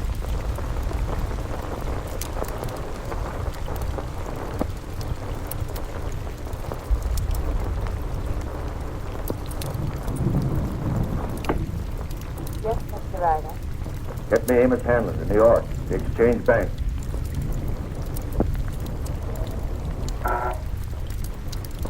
Mr. Hanlon, Mr. Ryder calling long distance from Pittsburgh.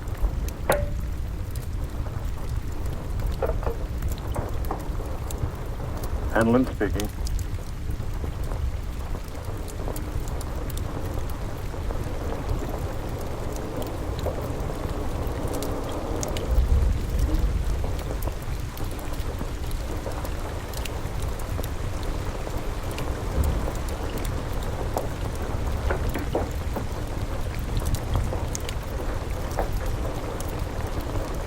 Mr. Philip Wallace, is he in? I think I saw him walk to the elevator a few moments ago.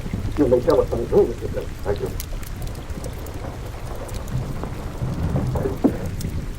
Mr. Wallace's room. Yes. Wallace, is that you? Who is it? Ryder. What time is it, Wallace? 9, add 3 plus 9, and you tell me. 213141. Van Dyke is with me. We've got a spiel right away. Come up to my room.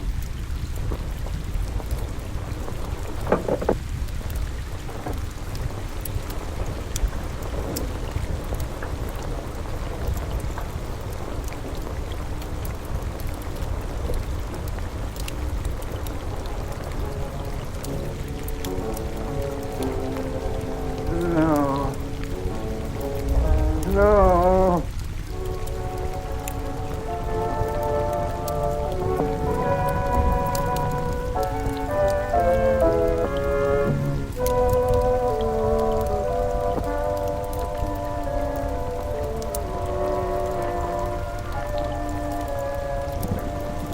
Wallace.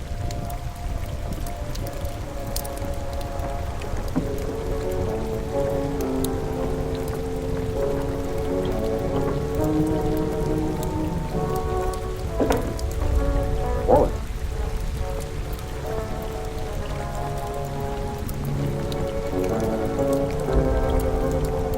Wallace.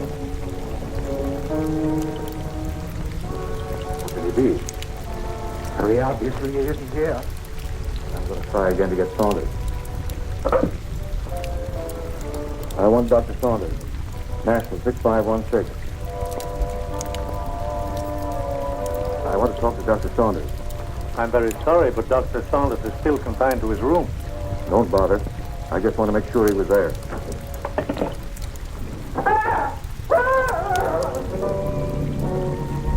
Put your hands away. I think I was a child. It was the way you fellow.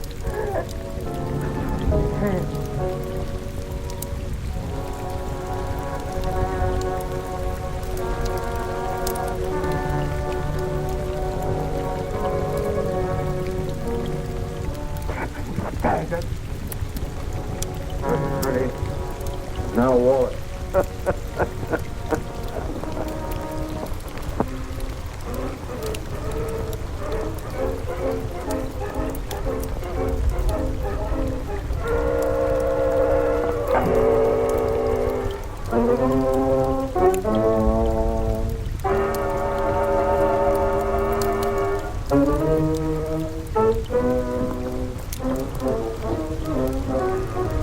Nothing in the hall. I'm going to call the police, you fool. You want them prying around in our business? There's asking to be like Wallace there. Don't you realize we're at war with this country? Face yourself. We're forewarned. Now we're forearmed. I guess you're right. Down the back stairs.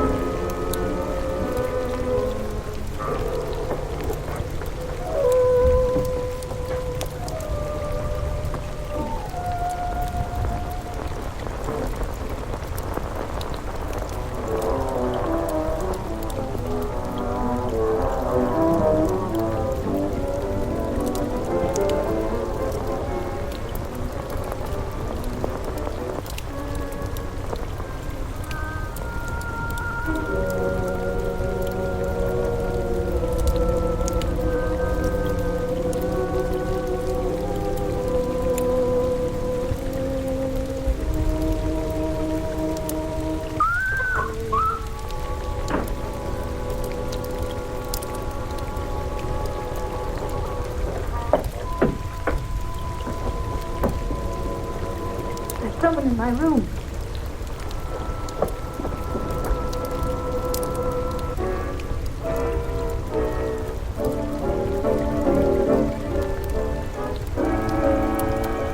Oh, What's the matter with you?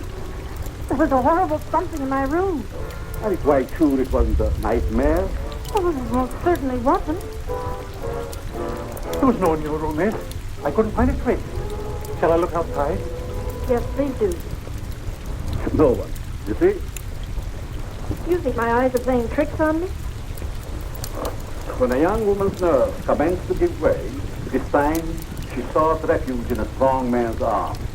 I just ran into yours. Mine might be dangerous. You're a strange man. I've been trying to make you out. Quite right. Curiosity killed a cat. Oh, Don't misunderstand. I'm as worth bothering your pretty head about. what if I think differently? Then I would say that you're a silly young creature. Why did we leave the cab down the street and walk? Just a precaution. I still think we should notify the police. After all, we can prove we're Americans. We just can't afford to risk the publicity.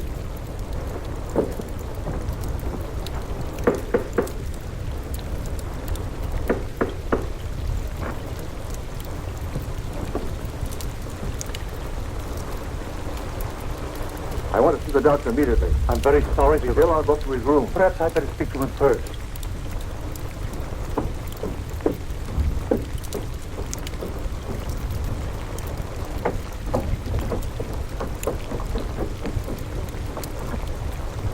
Hey. Which is his room? I won't need you.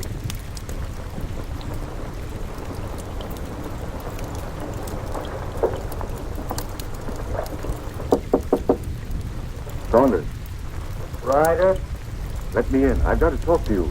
go ahead and talk. I'm not seeing anyone. You know, of course, about Cherney. He's dead, yes, I know. Well, so is Wallace. Van Dyke and I found him in his hotel room. The point is, Van Dyke is breaking. Lost his nerve. Wants to seek protection with the police. There's only one protection against a weakling, Ryder. Take the outside door to my cellar. I needn't tell you more.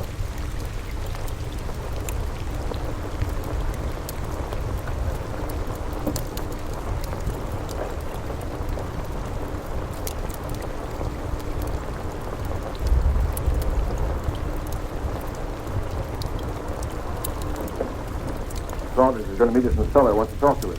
I thought he was ill, confined to his room. Only a subterfuge.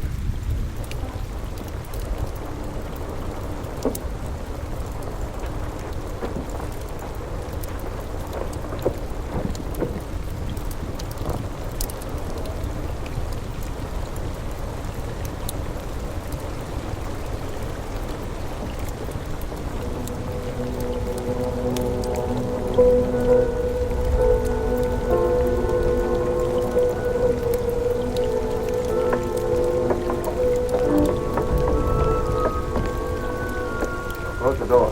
Why? Why? Hurry.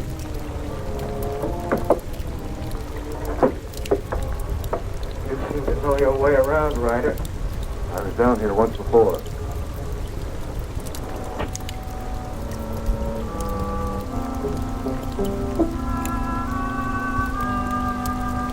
Right?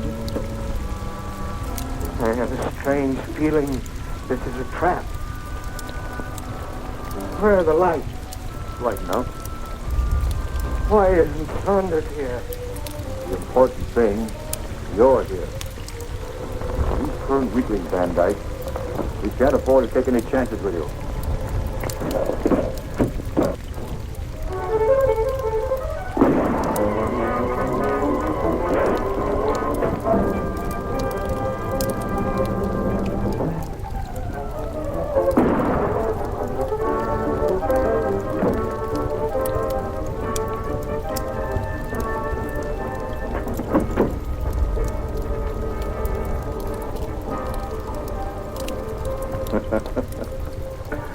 You were both very accommodating, Mr. Ryder. Thank you.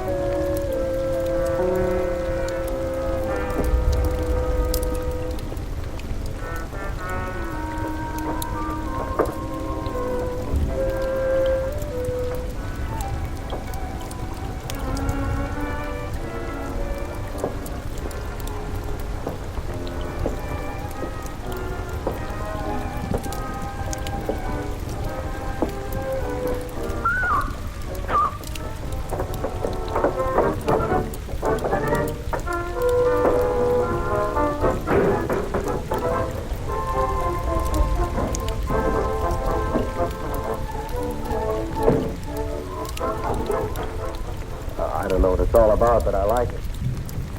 There's a body in the basement. A what? A body. Right by the cellar stairs. I stumbled over it. Let's take a look.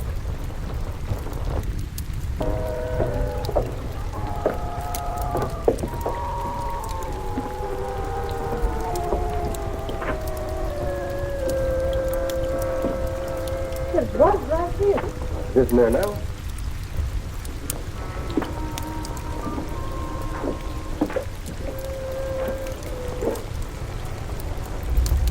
Let's get out of here. Oh, Alice, there's nothing to be frightened of. Well, I don't like it. Come on.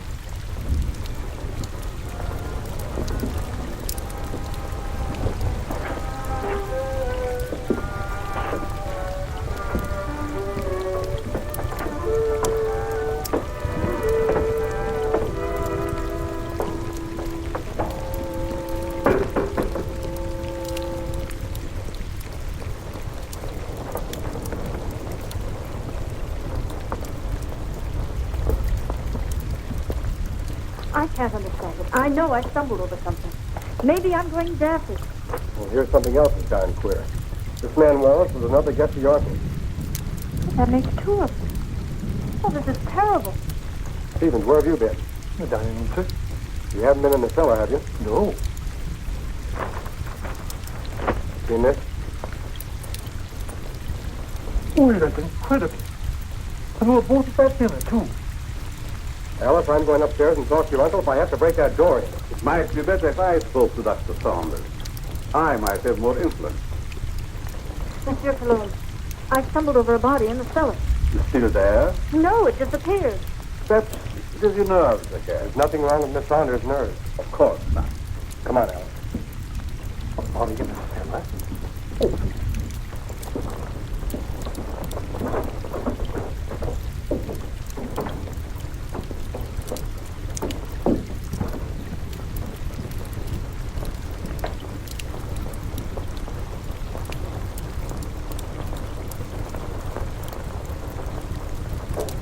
See that?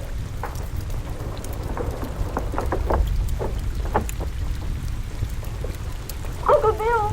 Uncle Bill! Uncle Bill, I have to see you. Something terrible has happened. I'm very tired, dear. Please don't disturb me. Dr. Saunders, two of your friends who were here last night are dead. Most unfortunate. Heart failure, probably. I know, Uncle, but there's someone dead down in our cellar. Alice, I'm afraid your imagination is running away with you. No, it isn't. Alice, I insist you allow no disturbance to be made. My own condition won't stand it. Matters are quite all right in the house. But, Uncle... Please obey me, Alice. Very well.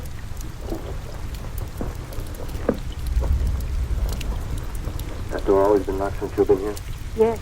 Well, haven't you even seen him? No, I haven't. Who takes care of him? Stevens. Stevens or Monsieur Cologne. That's a fine pair. I don't like either one.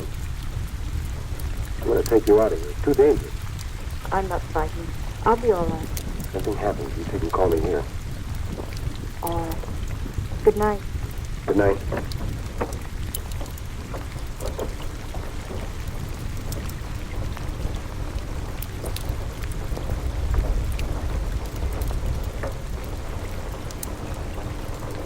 Good night, young man. Good night, monsieur.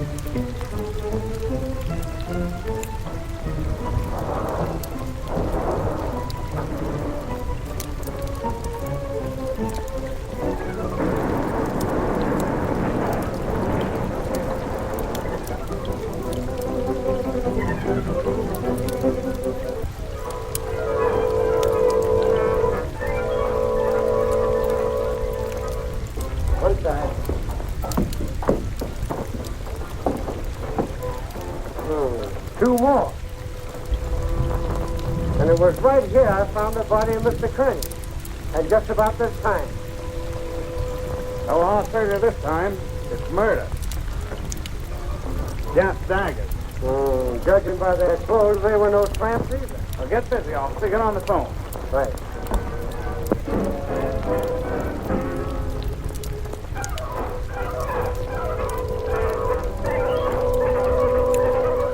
All right. But Stevens the butler has disappeared. Do you have any idea where he could have gone? No, he just hasn't come back. Okay, Alice, watch your step and I'll be over as soon as I can. That's a lot of bunk, I tell you. Miss Saunders says the butler's disappeared. Well, this is one time I refused to suspect the butler in the case. There's no doubt those men found at the Jap embassy were murdered, but what do you make of those two daggers in their hands? Well, it adds up to only one thing. The man who did the job was also responsible for the Kearney and Wallace murders. Who was the first guest at Saunders' house that evening? Hanlon, the banker. Oh, I think I see what you're driving at. It may only be a hunch, but if we take Hanlon to Dr. Saunders, we may force the real murderer out into the open. Suppose you grab a plane, Dick, and have a little talk with this Hanlon. Point out to him the danger that he's in and see if you can get him to come to Washington with you.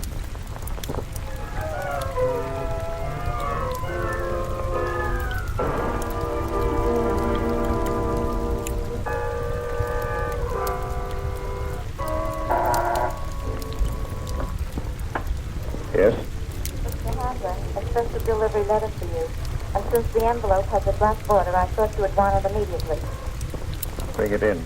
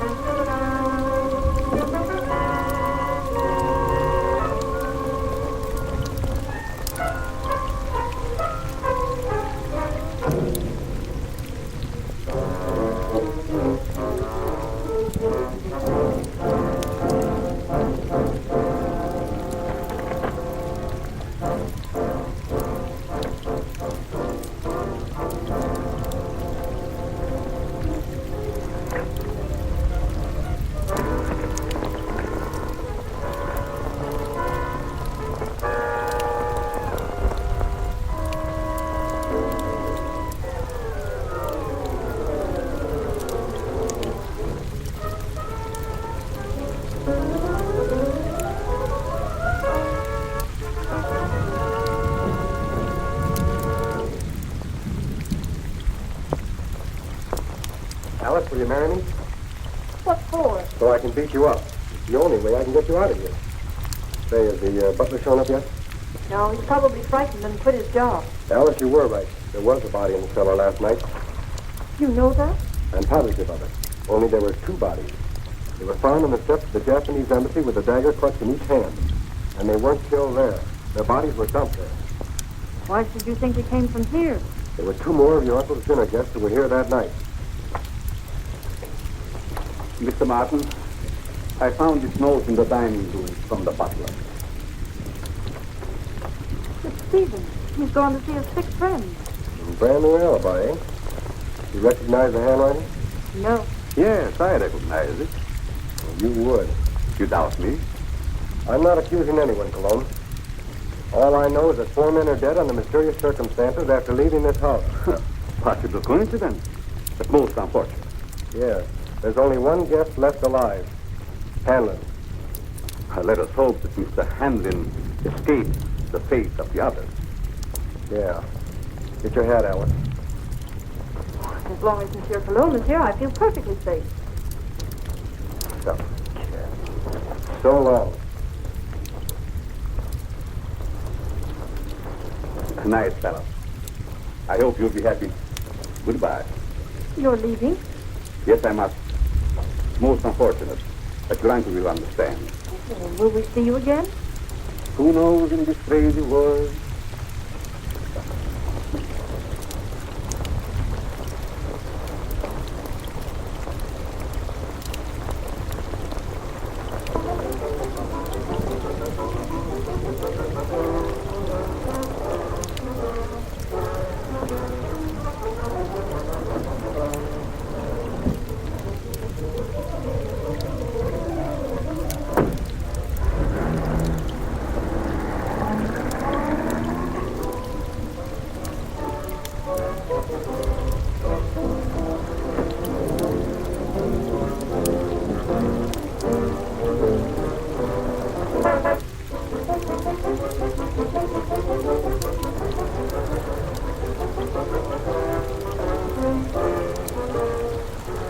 All right, come on, Cologne.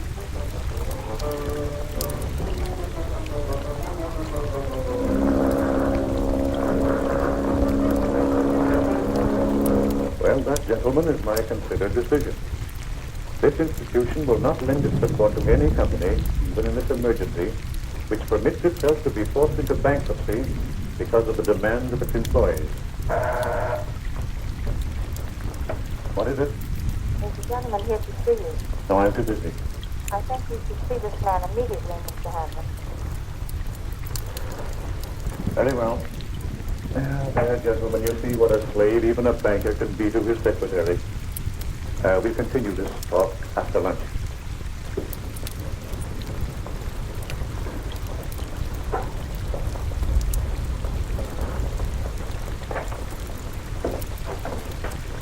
Mr. Hanlon?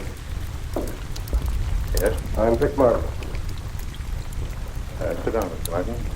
I don't have to tell you, Mr. Hanlon, but in the past 48 hours, 4 of your friends have died. Well, I'm not exactly illiterate, you know. I can read the newspapers. I gather you're not frightened either. A busy man has very little time to indulge in feminine emotion. Just what do you want? I'm here in your interest, Mr. Hanlon, and possibly the interest of this country. In the present emergency, we can't afford to lose any of the much-needed business leaders. And you think my life is in danger? I'm almost certain of it. There's something I received in the morning mail. I hadn't intended to speak of it.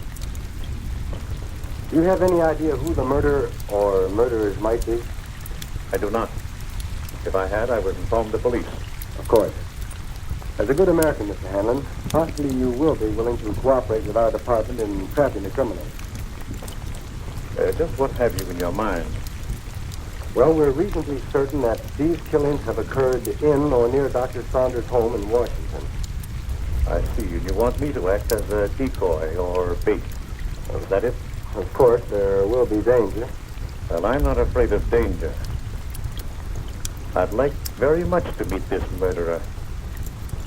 Even more than you. Good. We'll take the first plane back to Washington. May I use that phone? Thank you.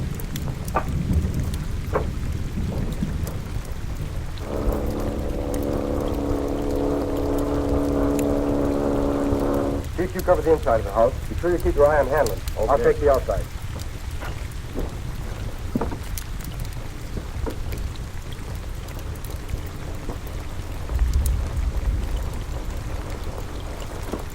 In there, Hanlon.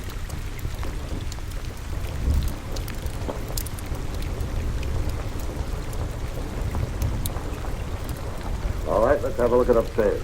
You're not going to leave me here alone. He'll be here with you.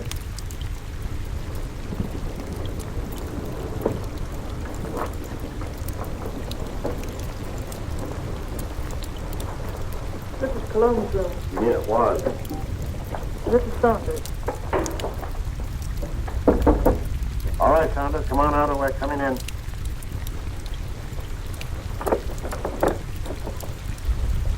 Thought you said this was always locked. It always has been.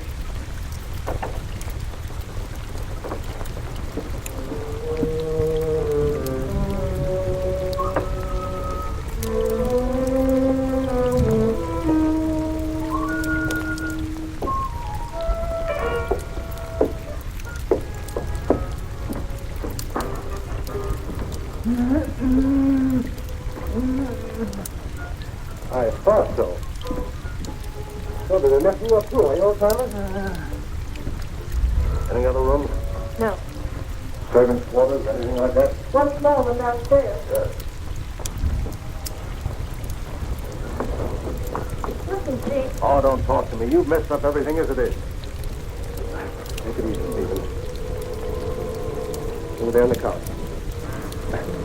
Sit up. No, I'm all right. Who is this? Stevens, the missing butler. What happened to you? He was slugged and tied up in the basement. You didn't happen to do that to yourself, did you? Why, no, sir, Stevens, did you write this? No. Hello again. Or Dr. Sanders, who also disappeared. Saunders missing? Yeah. What do you know about that? Why, nothing, sir. Who fed him? Well, I did. What illness was he suffering from? Well, I don't know, sir. When I brought him his food, he always spoke from an anteroom or a dark corner. You couldn't have possibly have sneaked in there just once and fed him, could you? Oh, well, I... Yeah, you fell down on the job. Who, Miss Saunders? Oh, Miss Saunders, my eyes. She's my best girl. Your best girl? My best girl operator. Or was. So you're a flatfoot, eh? How well did you know Saunders? I know him slightly in a business way. Did you know that he was supposed to have mysteriously disappeared from a ship in the Orient 10 years ago? Why, that's ridiculous. Something new, Chief? No, this is something old. See, the real Miss Saunders came to my office. She's been living abroad for the last 10 years on the legacy. When she saw this picture of her uncle in the paper, she figured something was wrong. Well, I figured if somebody was posing as her uncle, I could put This has nothing to do with me. I'm leaving. Oh, sit down.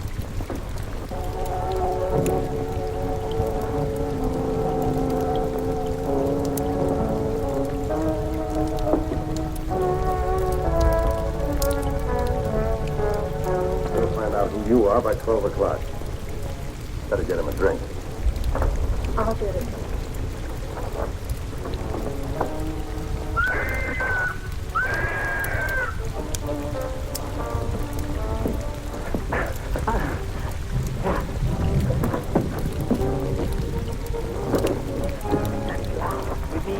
And then I call you exactly.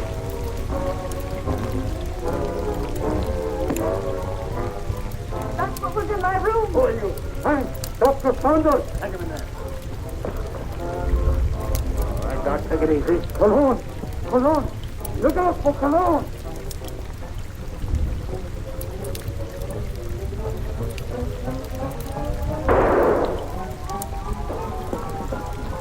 Hold it, fella. You know him? Sure, it's Cologne. Well, it looks like we're too late. At least your hunch was right. All right, come on, you.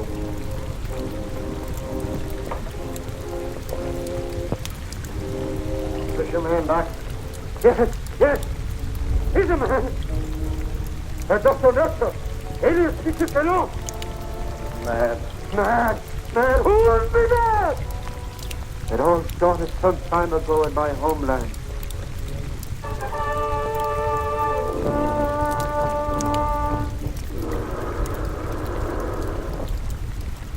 Heil Hitler.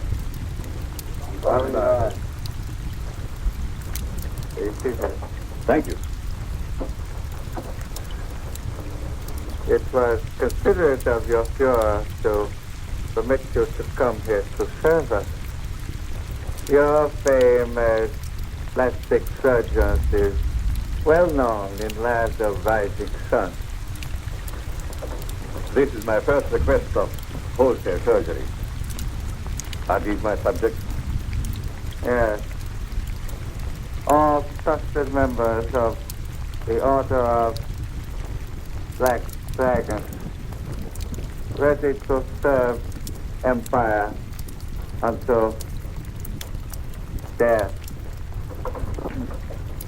And Americans, they are to impersonate. You have photos of them. I will need many angles.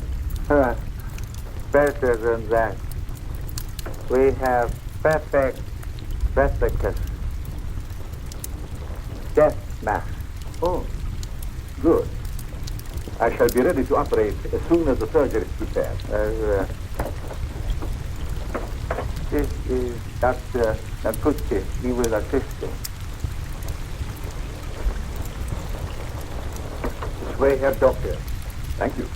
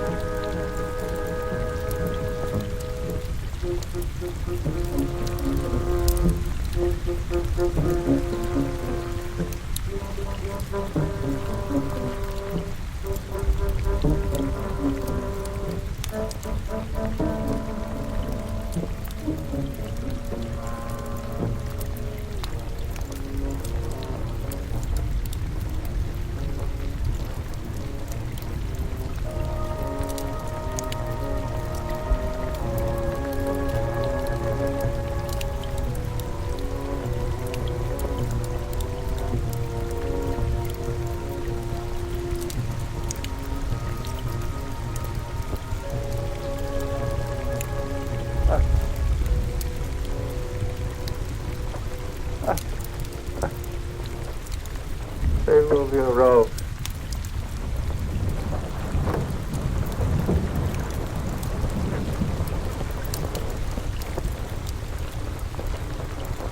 The transformation is complete.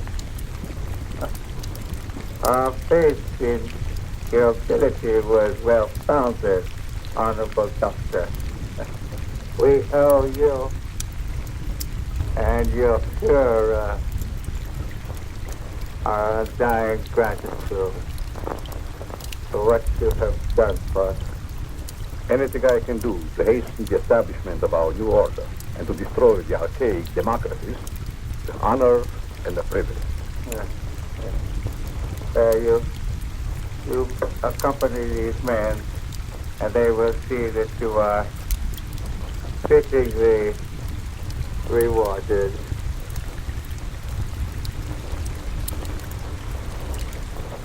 Thanks.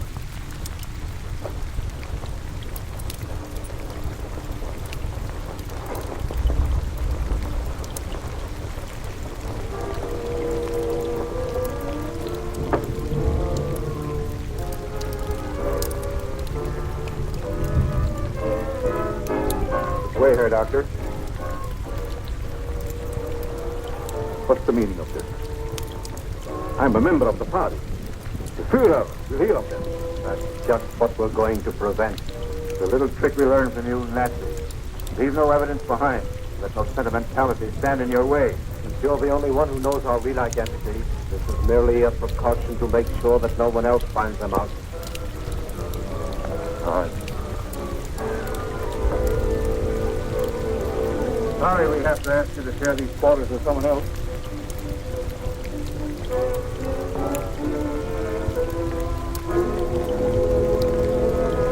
But he won't be with us for long, Herr Doctor. You will pay for this, you hate. You swine. The Führer will wipe you off the face of the earth.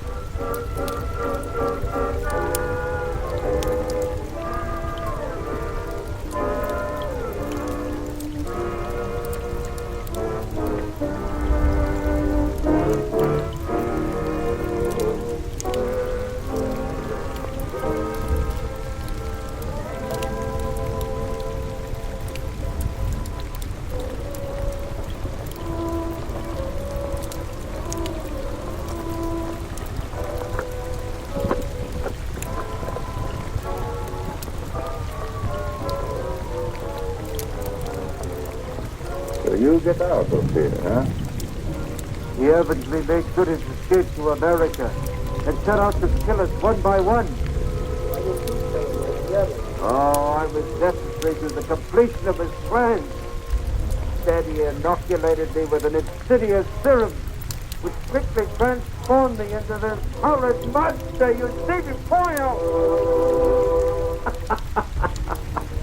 And You must go on living. I know. I know. I know.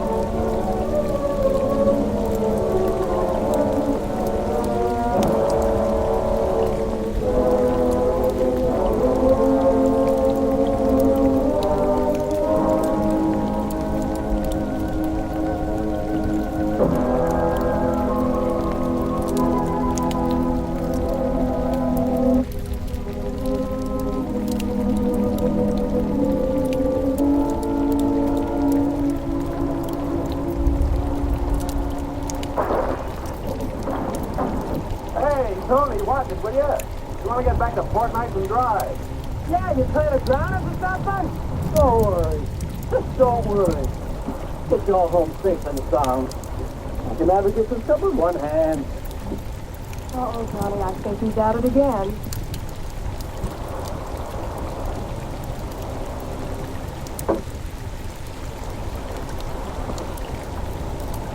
If he does that once more, I think I'm going to get sick. I think all this action has made us big sick. I can't seem to make any contact with him at all. Okay, Betty, let it go. Hey, not bad. Not bad at all. Here, you want to try it? Sure. Only there's one hit. What? No more bottles. I, guess we'll have to play a different game. What else can we do out here? Well, this is always fun.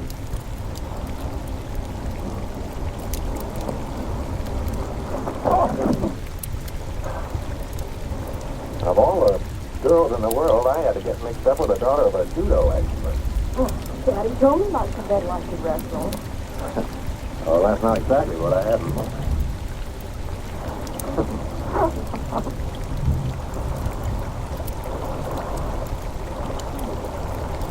Hey, come here. Come here. What is it?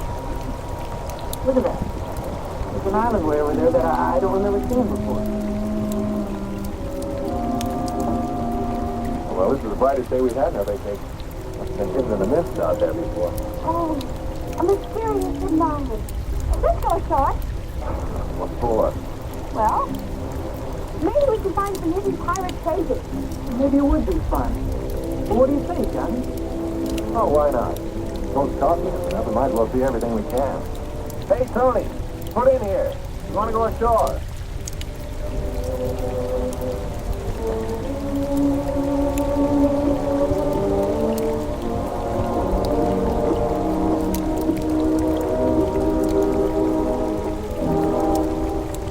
Really tight one on this time. Looks like he's going to be out for quite a while. What are we going to do? Well, I know I can get this boat in close enough to the island to get the anchor down. But I'm not sure I can get us back to the main island. So, I guess our little treasure hunt's the best thing to do until our navigator sobers up. You and the girls get the dinghy ready. I'll take us in closer to the shore. Okay.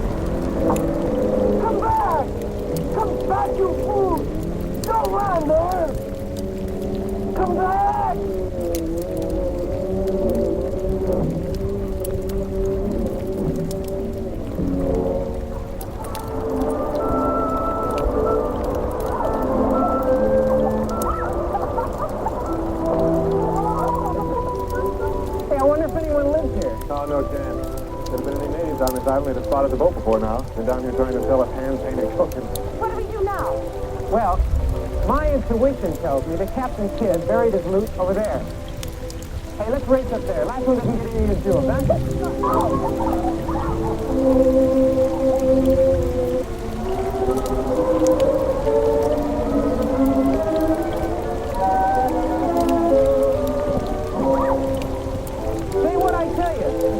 Like the remains of Captain Morgan's flagship. Oh, but back there you said it was Captain Kidd. I did?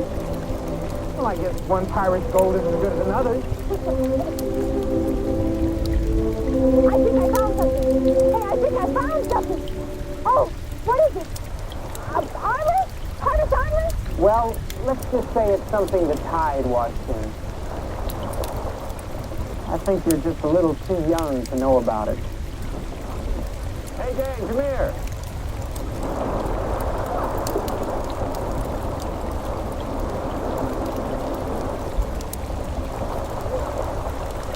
Did you find something, Johnny? You bet I did. Look. Oh, what is it? It's some of the best eating in these waters. A lot of clams around here, too. This is really... Hey, let's have a clam bake. Right. And let's have a tropical style. So how do you mean? Well, look, Pete and I'll go into the jungle and get some banana leaves. We'll wrap the clams in them and bake them in a hole in the sand. You girls stay here and dig for something. Oh, that's fine. All except the last part. Huh? Where you go, we go. Right? Right. We'll all go for the leaves, and then we'll all do it. Okay, don't forget. Come on, let's go.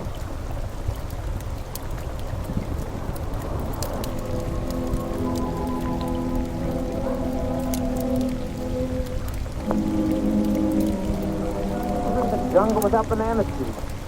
Hey, wait a minute. Cigarette pack. It's not too old either. I can still smell the tobacco. That means that somebody does live here. Well, not necessarily. Maybe somebody just went exploring a couple of days ago and then sailed away. I don't know why, but I'm scared. Let's go back to the boat. Oh, there's nothing to be scared of. Oh, no. It'll only take a few minutes, and we'll be back at the beach. Come on.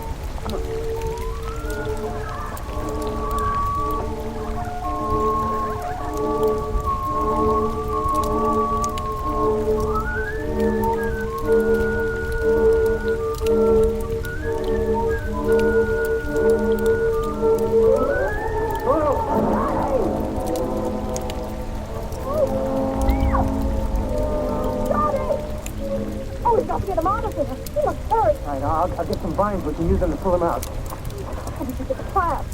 He deliberately dumped here. But who could have done it? Oh, I don't know. But I do know that as soon as we get him up out of that hole, we're getting out of here. Wait a minute, Pete. I'll climb down. We'll need you here to pull him up. Okay, but be careful. Okay.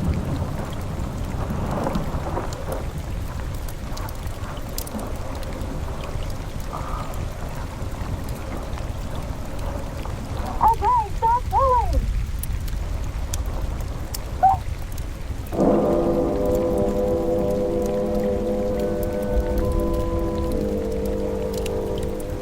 Help them, quickly.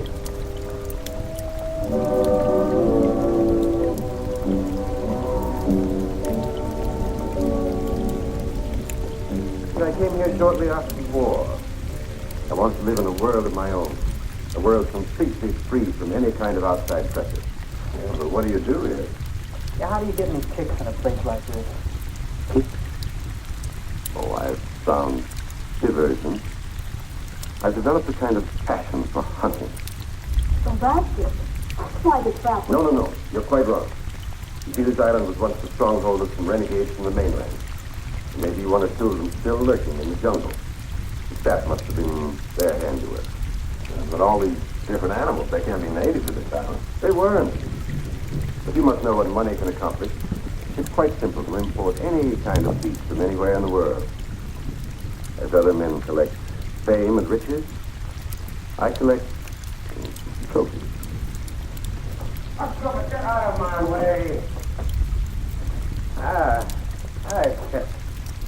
I'd like to have visitors. I get it strange voices. Yes, these young people stumbled onto my retreat. I see that you're not feeling well again this evening. That's right. Maybe, shouldn't bother with introductions now. I'll I'll go back to my room. I think that would be best. You can meet our young friends later.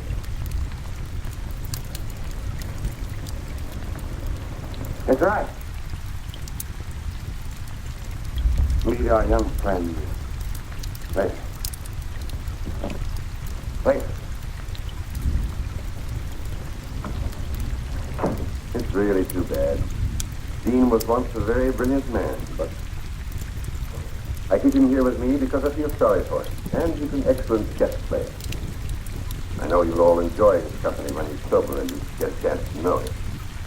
Well, I'm sure that's right, sir, but I don't think we'll get the chance. We have to leave now. You see, our boat's anchored off the island. I'm afraid that's quite out of the question. You'd never make it through this animal-infested jungle tonight. But our boat, see, the man who owns it doesn't know we went ashore. I'm sure to wake up. You can put your minds at rest. I have a very competent staff. They'll take care of everything. Will you excuse me a moment? I'll be right back.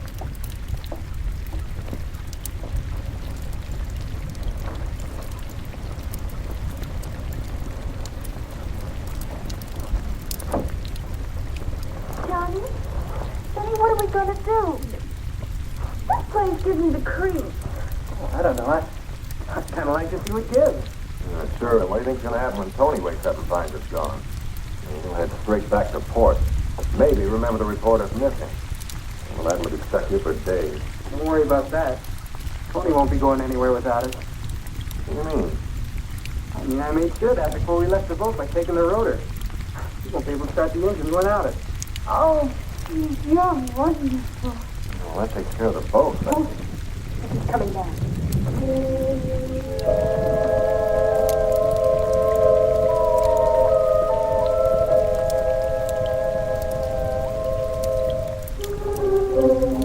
May I present my wife? Sandra, Becky, Jeannie, Johnny, and Pete. I was sure that you would want to make them welcome to our island. Naturally. I am glad to see you. Will you be staying for a while? Well, you see, Mrs. Fellows. Yes, they will, my dear. I think I've convinced them of the foolishness of trying to leave tonight. But we don't want to impose. It's our pleasure. Isn't it, Sandra? Of course. And now if you'll show the girls to the guest room. Yes. Will you come with me, please?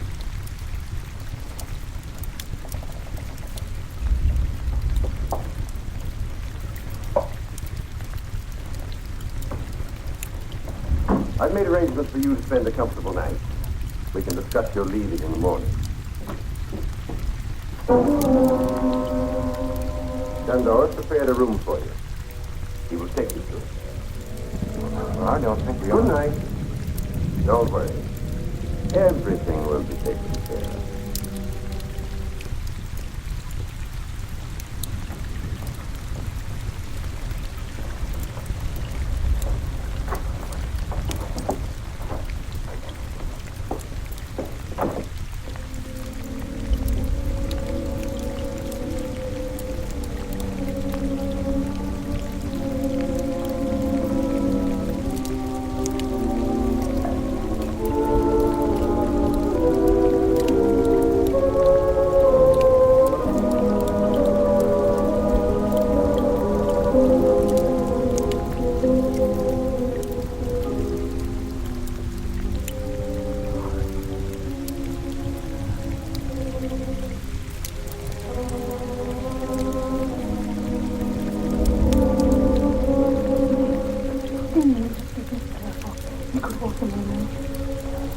Spies are all over the house. I know. I can't take much more of this madness, Doctor. I can't go on forever pretending to be a useless drunk. Now we've got to try to escape. We've got to try again. But how, Dean, how? You can never allow anyone to leave this place alive. And he has made sure no one ever will. I know. I'm going to gamble on a long shot. And I was kid here. I think we've got a chance. What do you mean? I've worked it all out in my mind.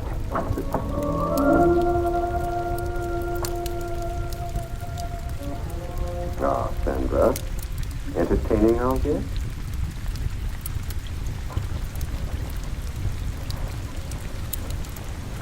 discovered you're in this position, Steve. I'm glad. Thank you. I was just about to take a turn around the ground. Wouldn't you two like to join me? Please go out so seldom. I am tired, Alex. I was about to go to my room. Dean? No. No, thank you. I think I'll turn him too. Then you won't mind escorting Sandra to her room. With Of course not.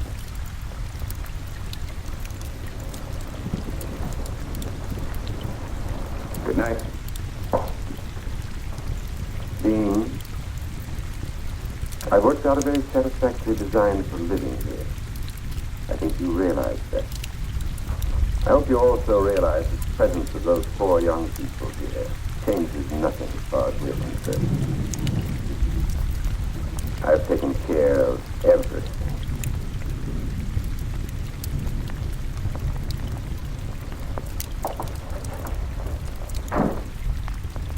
You don't think we're dreaming, do you, Betty? No, this is no dream. I can't think of a better explanation either.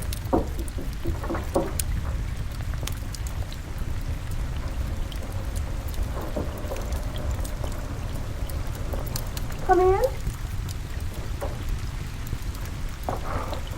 You all right?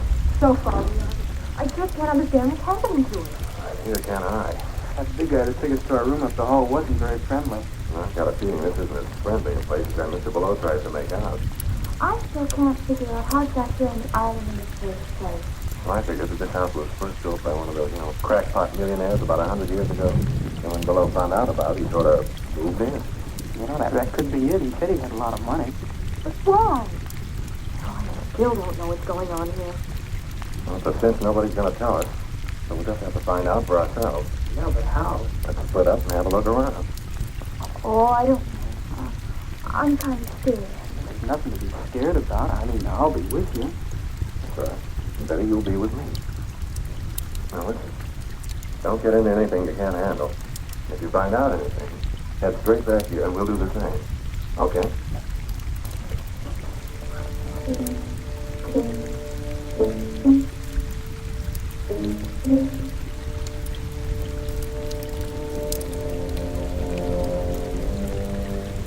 Okay, this is where we split. Keep you and him go that way.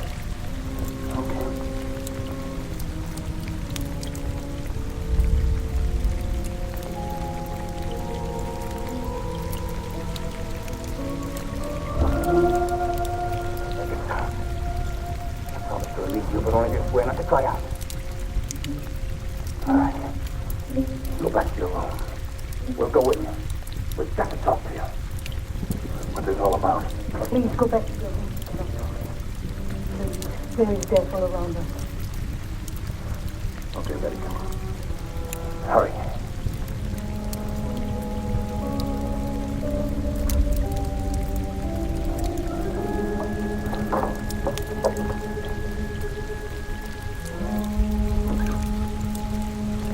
Well, something I want to tell you. Unless you do exactly as I say, you'll never get off this island.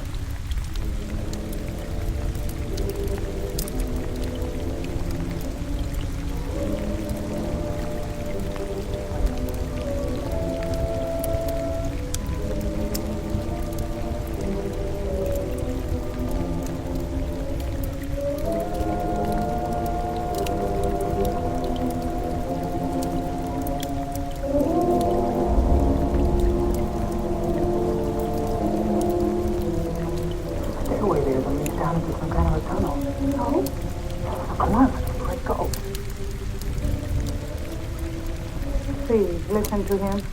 We are trying to help you and ourselves. I don't understand any of it. Well, I'll try and explain it as quickly as I can. But you could have your friends from the other room again. But they're not there. What? Oh, they're out in the house somewhere. They're trying to find out what's going on, just as we were when you stopped us. That's right. Well, I'll go look for them. No, stay. I want you to hear this first. Let's just pray that they'll be all right.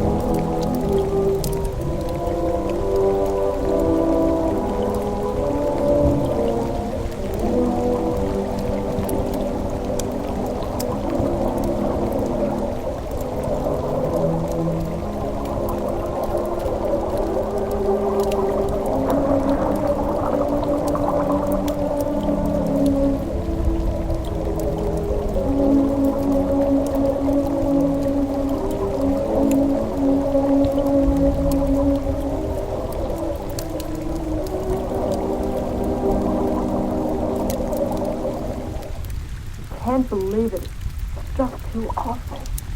Every word is true. I swear it. You have to believe it.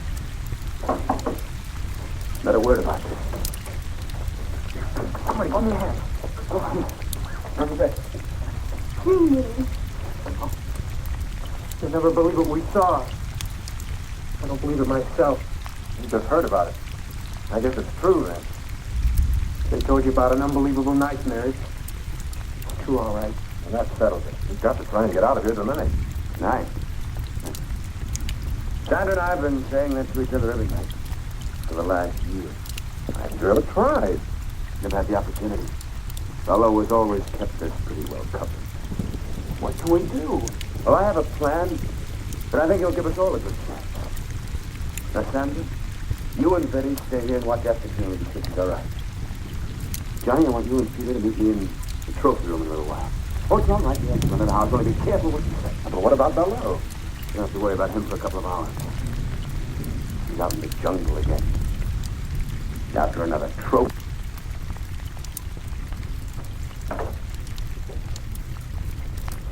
Do you think the Gerard character's on the level? Well, he must be. Anybody in their right mind would want to get out of this place. And I don't think he's not. I just had to make sure that Bello had really gone. Does he go out every night? Yes. Every night that he can hunt.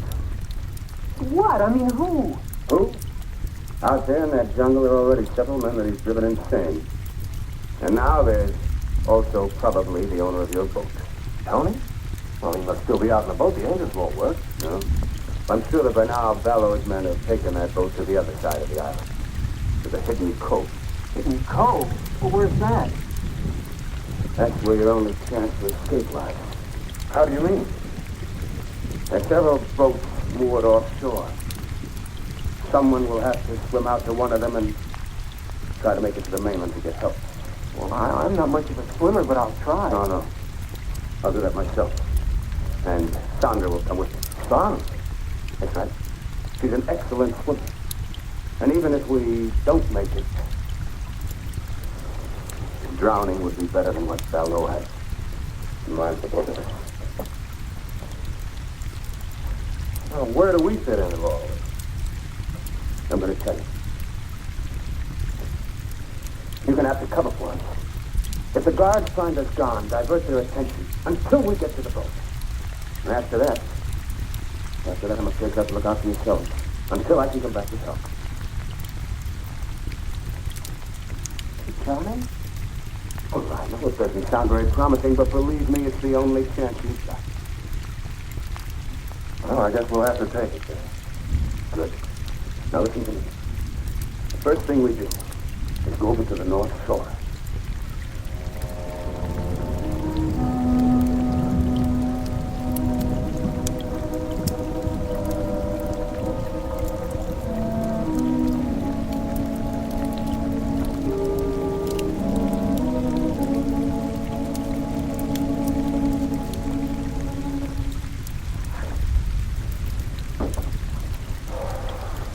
Did they get away? So far, so good. Went as far as the front door with them, nobody saw them. Well, guards must be getting careless. One of them walked right by Sanders' room without checking it.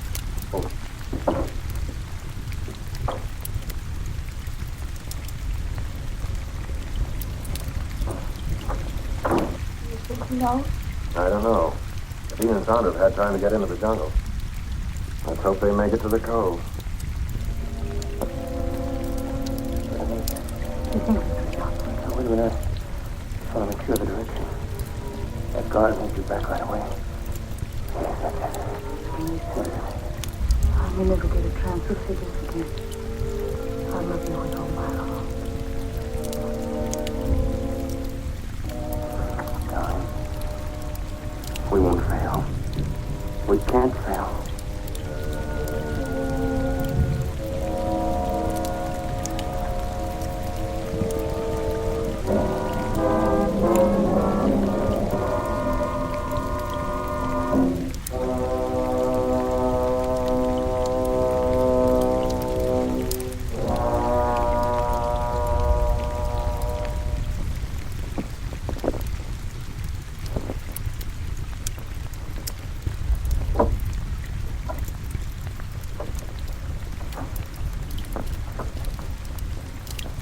find anything? No. I listened to two guards talking. One of them had been over to the cove, but he didn't mention anything about the post. It's been 2 days now and no word. What I can't understand is why we haven't heard from Belleau before now. You don't think... I don't know what to think. Someone's coming.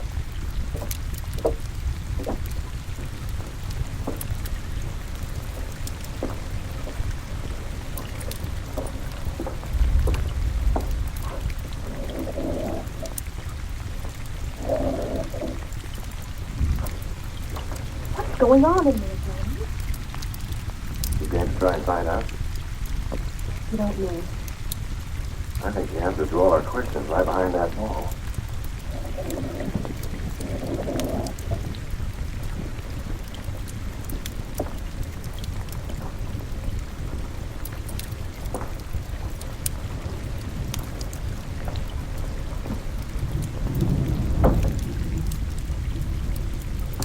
We're going to find out right now.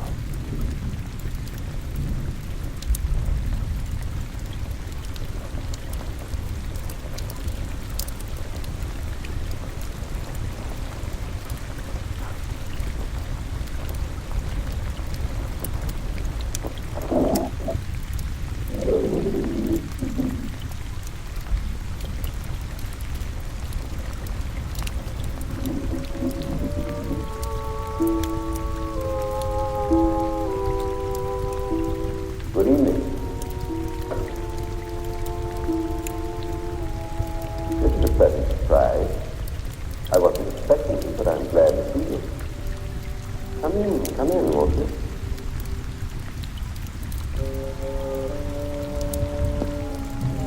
I have something I'd like to show you.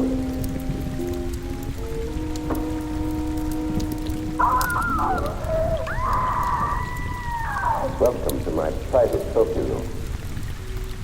I had intended to show it to you in time, but why not now?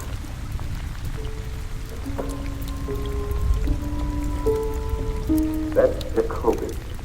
He had strangled 7 women before he found his way to my island. His experience made him an adversary worthy of my skill. You hunted these people down, then killed them, and did that too? Exactly. I hunted them. And shall I tell you why? I'd been a scholar all my life. I was curator of a large museum when the war began. I, who had never killed anything in my life, found myself assigned to duty as a sniper, a sharpshooter, because of my steady hand and keen eyesight. It amuses me now that I found it distasteful at first. And as time went by, I adjusted to my new activity, and what had been an unpleasant duty became a pleasure.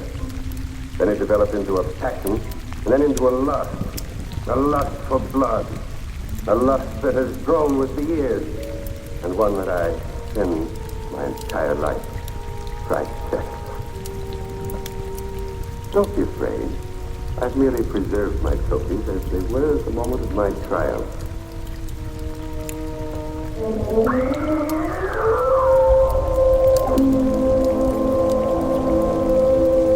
I see that my latest trophy has really impressed you. I'm glad, because I think it's the best thing I've done so far. And because they tried to betray me, it gave me great satisfaction.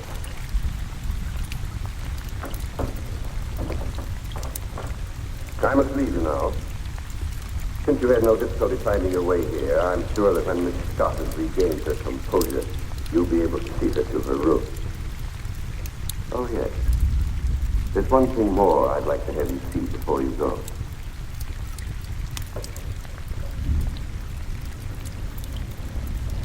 You'll notice that this niche has room for 3 or even 4 trophies.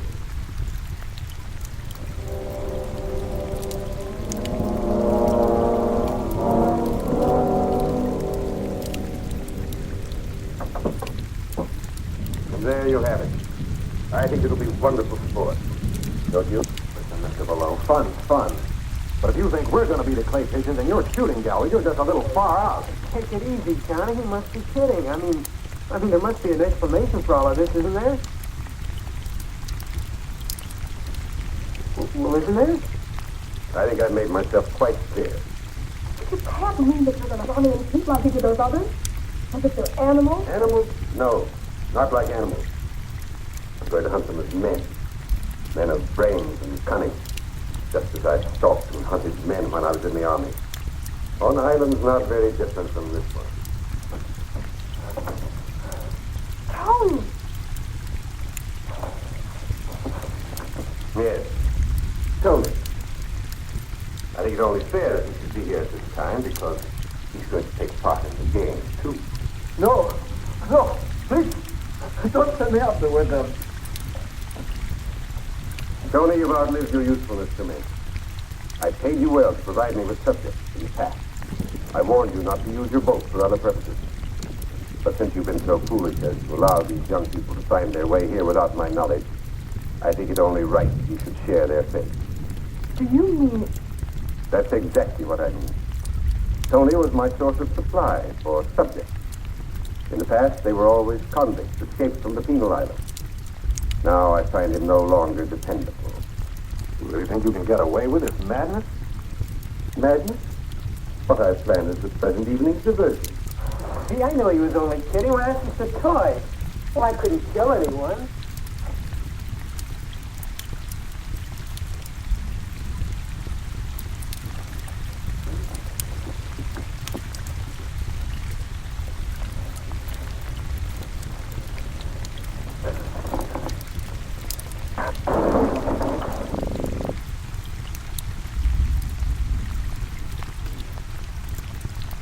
I guess it could kill somebody. Yes, it can. And soon we'll try to prove it. Please, Mr. Ballard, don't do this all the time. Oh, please. You have nothing to be alarmed about, young lady. You're in no danger, either of you. Your life here with me will be a pleasant one. You'll find me a most accommodating host. Do you think Jeannie and I'll have any you send Pete and Johnny out and kill them in that jungle? Yes, I think so. I know so. No one has ever left this island, dead or alive. And since the unfortunate incident involving my wife has left me without feminine company, I look forward to getting to know you both better. Much better. Look, isn't it enough you have to make sitting ducks out of Pete and me? You have to hurt the girls, too? Hurt them? I think he really means it. What are we going to do? I think that's the wrong person about your future activity. Go with John Doe. John Doe, lock them in their room, then come back at once.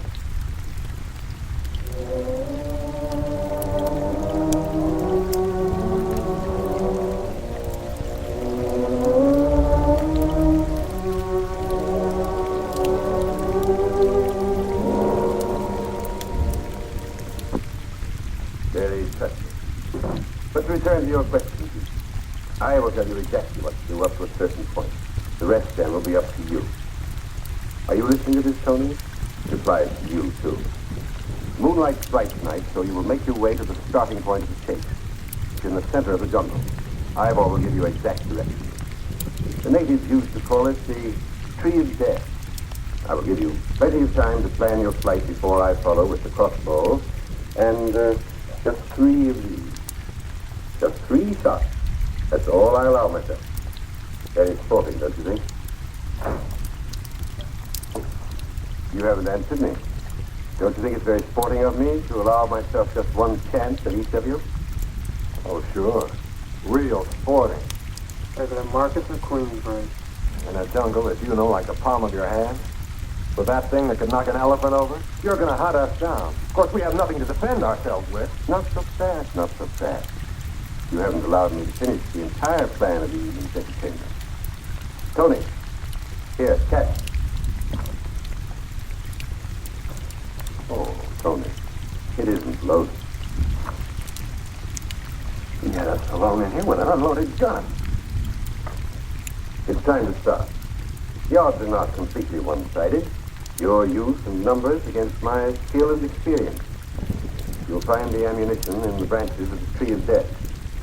When that gun is loaded, my life will also be subject to how the hunt goes.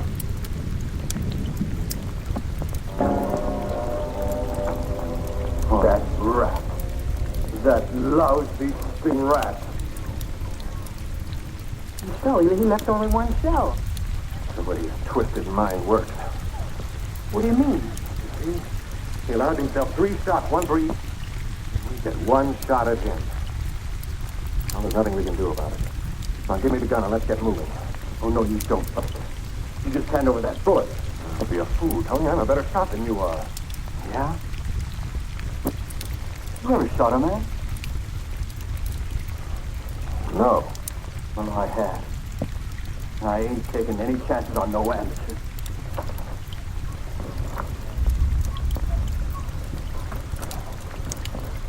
Well, which way should we go? I don't know which way you two got to go, but I'm going alone. Come on, suckers. Hey! Hey, come back here! No, let him go. Better if we do split up. Double our chance. How? The balloon can't hunt in 2 directions at once. The way I think it, we must be right about in the middle of the aisle. We'll head that way. Try to get to the beach. And then work our way back to the house. Back to the house? Are you nuts? Well, let's try to find the boat. Well, we've got to try and get the girls out first. Oh, but Below said he wouldn't touch... Never mind what he said. I know what he meant. I don't like the way those goons of his kept looking at the girls. Come on, let's get started.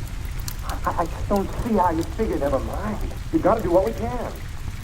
That's the first thing. Well, here's hoping we find the second thing. What do you...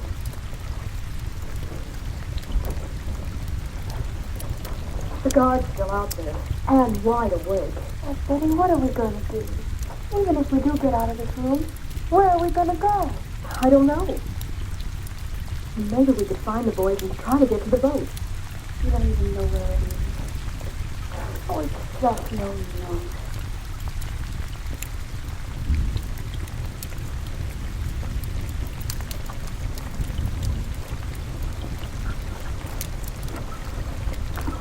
Oh, even this window's locked.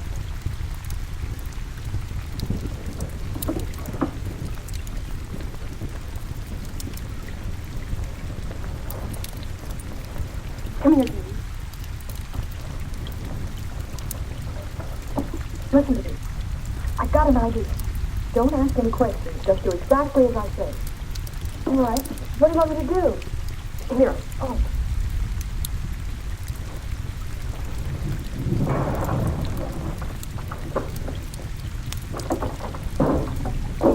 Oh, I'm terribly sorry. I was moving it and it just broke. I'm sure I can fix it if you get me some glue. I didn't mean to break it. It was such a pretty vase.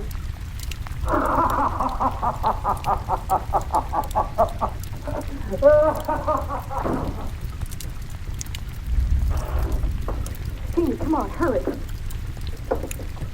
Come on out, come on out. Out there? But we'll be killed. No, we won't. There's a ledge out there. We can work along that till we come to an open window. But what if there's something? Never mind, it's the only way. Come on, hurry up. Be careful.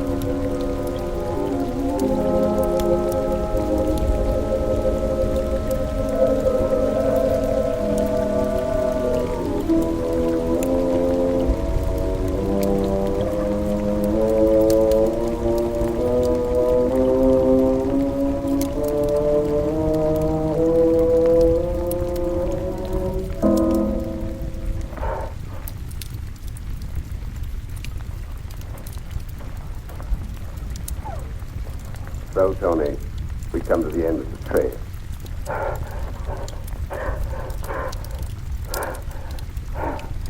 I'm disappointed in you, Tony. You've known me long enough to realize that I wouldn't give you a gun without first taking the precaution of removing the firing pin. You find that hard to believe? Well, you see, Tony, if I hadn't given you the gun, you would never have given me the pleasure of seeing your face at the moment of the kill. No, please, don't do it, please. I'll never give the secret away. I promise. I'll get you more kindly. I'll never make a mistake again, please. All right, Tony. I'll reconsider. Oh, thank you. Thank you. I won't be sorry. You won't be sorry. Enough of this. I have work to do. We'll get back to the house. I'll go right now. Tony! I have reconsidered.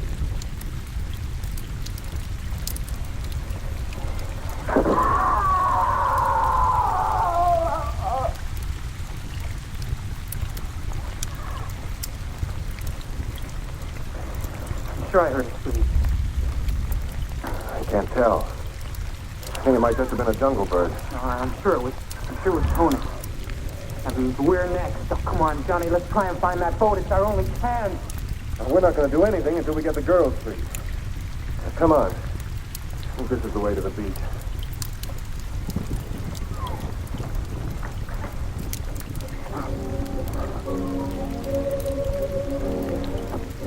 Hurry, back to the Tree of Death. We'll pick up the other trail there.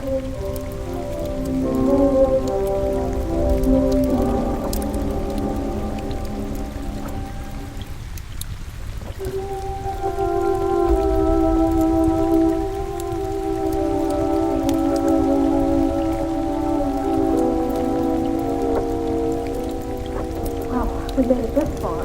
Yeah, but where is this far? I don't know, but it's closer to far away than back in that room. Come on.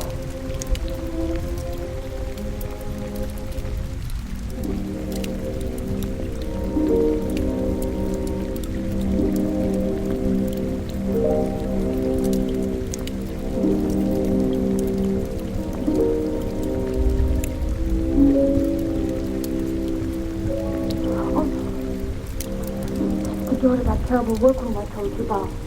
Oh. Wait a minute. Maybe we can find a knife or something in there. Come on.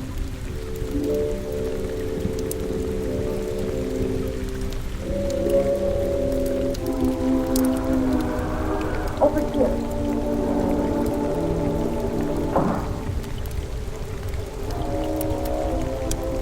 We gotta get a couple of them so we can carry easily. Oh, it's not better. Even if we did, I could use one anyway. Listen to me. Good evening, ladies. Keep away from us. Keep back. I'm warning you, I'll use this. Dean, run for the door. He can only get one of them. Mr. Balloon told me to take good care of you ladies. Don't come any closer. Can't you see I'm harmless? I'm not going to hurt you.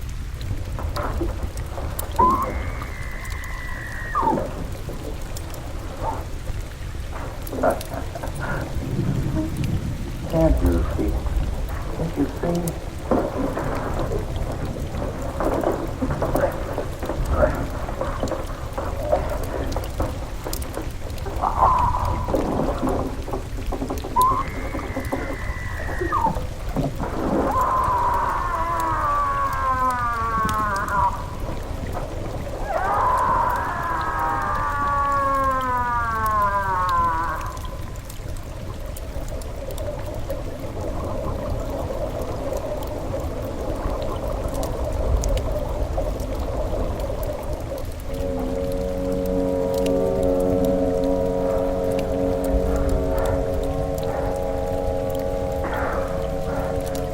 What's the use? It's only a matter of time before Below catches up with us. I don't think we are, Lawrence. jungle thinning out. We must be getting closer to the beach. So what? I don't mean to put you down, Johnny, but even if you do find the beach, then what are we going to do?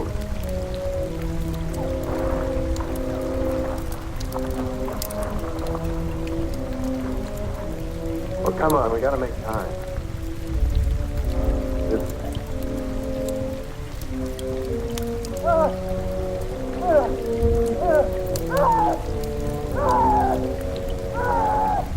Don't make a sound.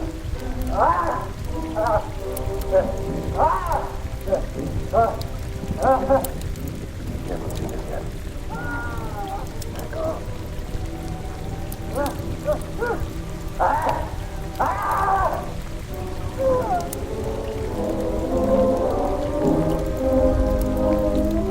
Can't get out! Thank you. What's the plan? Sparkle. Quiet.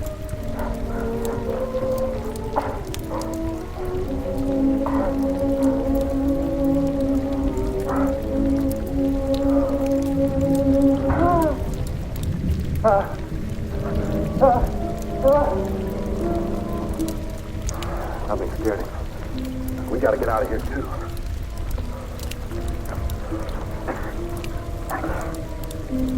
I can't make it, John. I can't make it.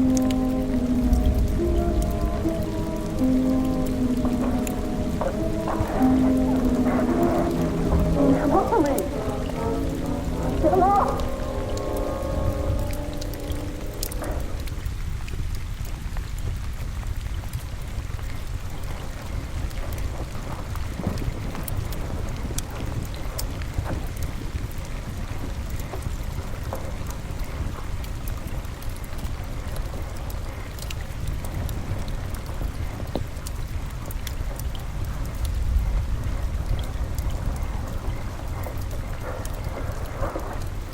Billow's not far behind us. I think that's what scared our little friend off. Mom, Pete, you think he can make it? I got a choice.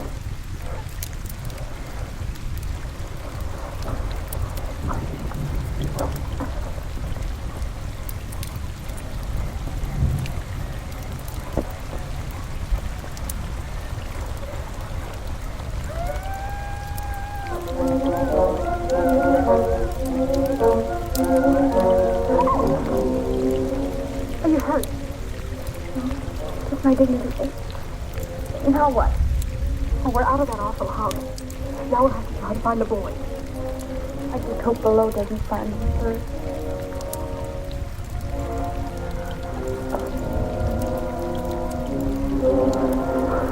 What's the matter with you, you clumsy ox? Twice tonight you've given our position away, and now you can't even find the trail.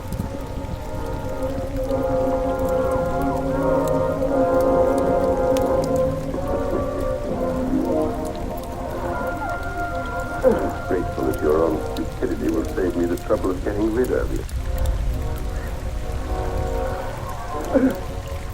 The sad the leeches will do their work so well.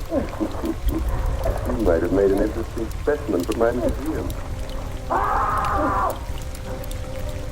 Oh, I'm sorry, General. I won't be able to stay to enjoy your last moments, but I am urgently required elsewhere.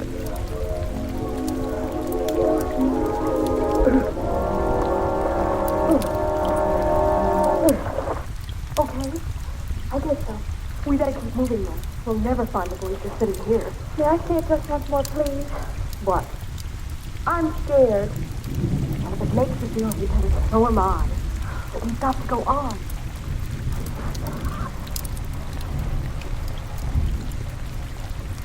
Let's go this way.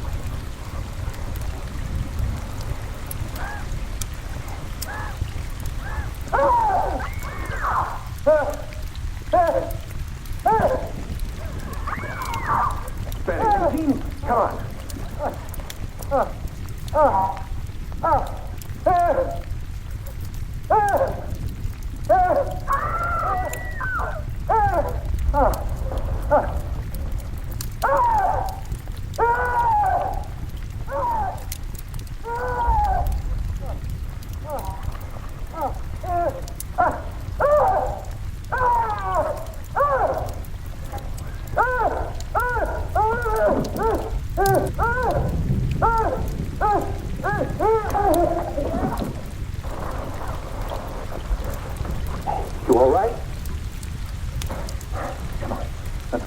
fast.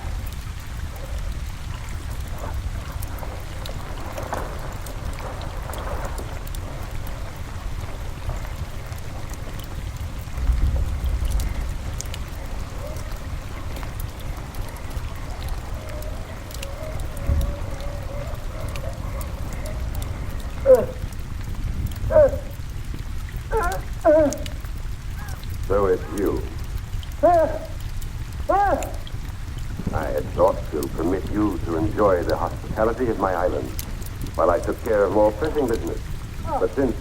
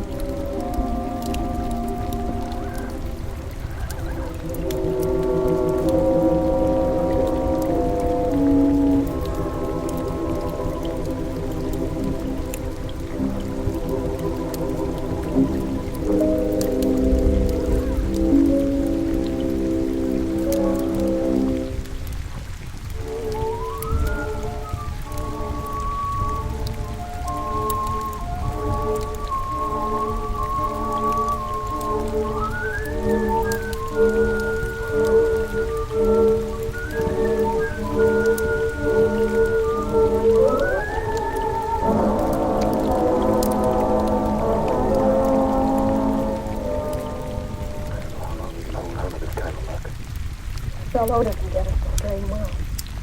We're gonna have to try a real grandstand play. Betty, did any of Bello's boys follow you? From the sound they made, I'd say the whole bunch is out looking for us. Good. At least they'll be out of the house. Pete, drop down and see if you can see any signs of them. Be careful.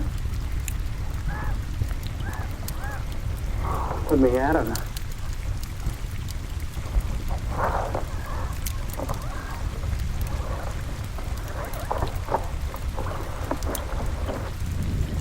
It's okay. It's okay, come on.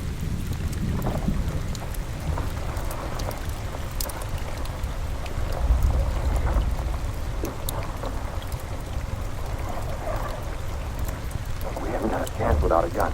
We've got to get back into the trophy room. We can't. We just got out of there. Well, that's just why we can take a chance on going back there. Bellows' guard will still be out looking for you girls. Now, if we can shake Bellows and get back there before the guards do, we can get the gun and maybe have a chance to stay alive long enough to find the boat. Come on.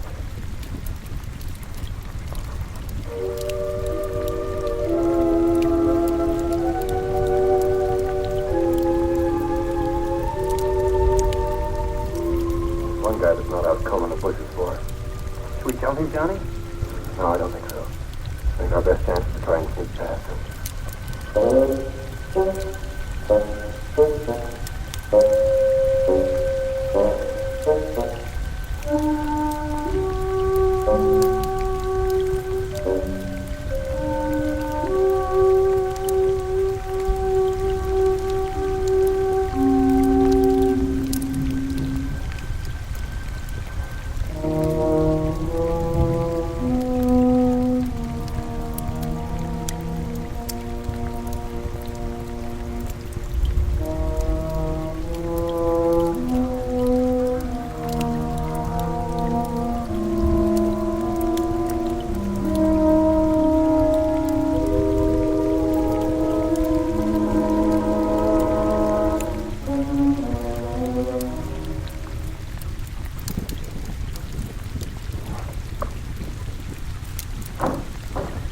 Lost. You surprised? Oh, very funny. Just stand there trying to find something to open it with.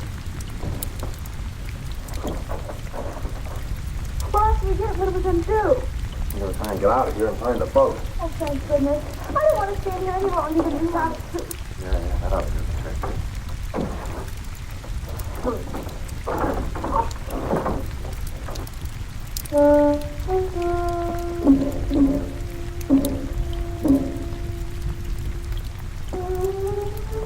Nick,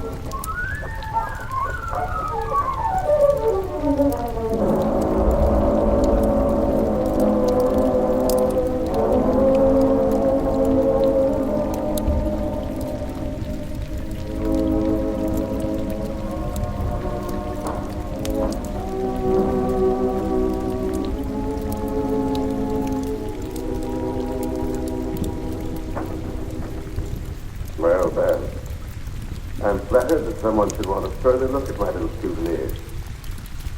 No one else has ever come back a second time. Alive. It's rather dark in here. Perhaps we should have a little more light. Well, let's try elsewhere. Oh, there. No? Well,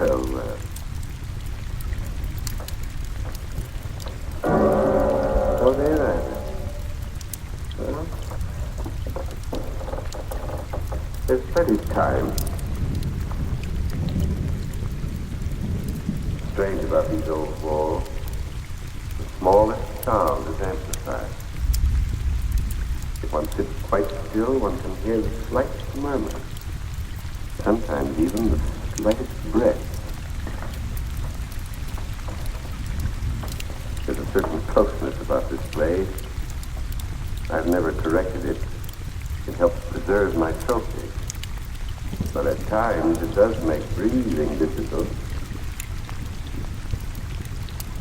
I've sat here so long that I find I can sit for hours and not make a single sound. Not a single sound. A single sound. Stay just where you are. That's far enough, fellow. Don't come any closer. I think it was rather rude of you to force open my gun cabinet, but I'll overlook it since you spared my ammunition chest. Oh, yes. I know your guns are quite useful. No. I wouldn't try that if I were you. It would only hasten your death and that of all your friends. Okay, Bella. You win. I never doubted it. Did you? Well, why don't you get it over with? Not so fast, my young friend. I have an idea that appeals to me. Let me group you in this setting, alive as you will be in death for all time. What do you mean? I've shown you again. I've never had the pleasure of the trial arrangement of my trophy.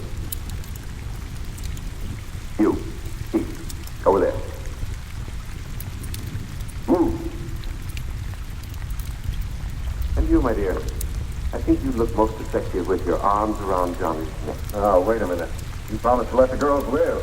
That's right. I did promise. But since they obviously helped you kill the guard, I'm afraid I can no longer trust them. Guard? Oh, we didn't kill any guard. What? Honest. The only guard we saw was at the gate, and we sneaked past him. Quiet. Don't make a sound. Any of you. Not a sound.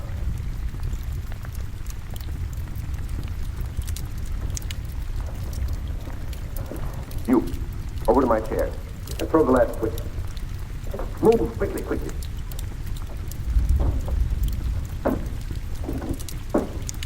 Hurry, the last switch.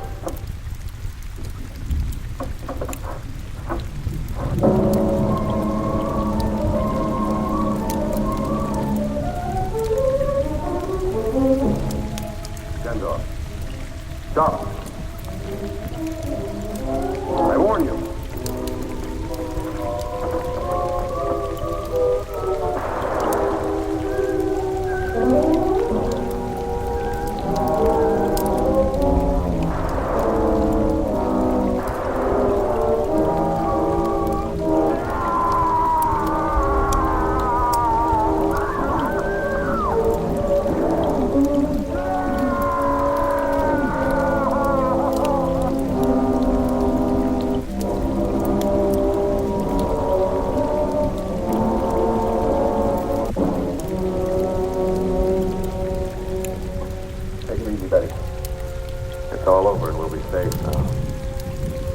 Not off this horrible island yet.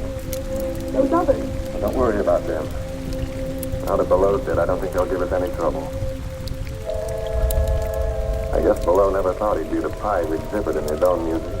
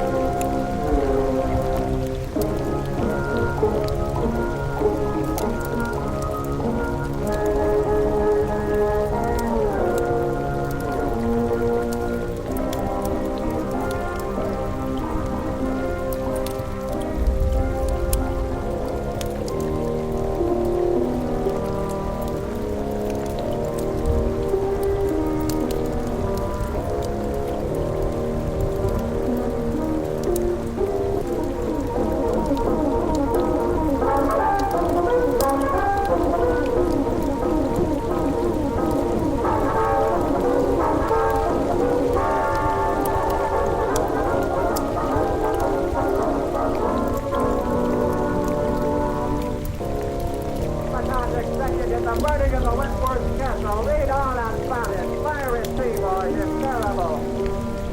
It's just 400 miles off an accidental burst in Wentworth Castle. This is way of factory. Millionaire shipping magnate. Cyrus P. Wentworth. Suspected in ship explosion. Way of factory. Just stop.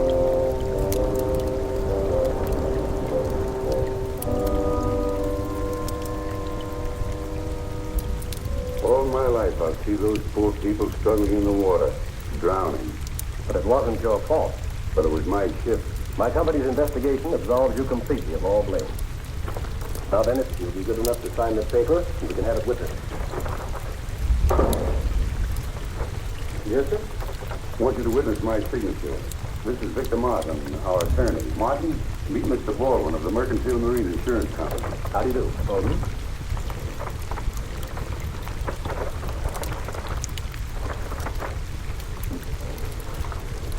Here's the check, Mr. Wentworth. And if I can be of further service, please call on me.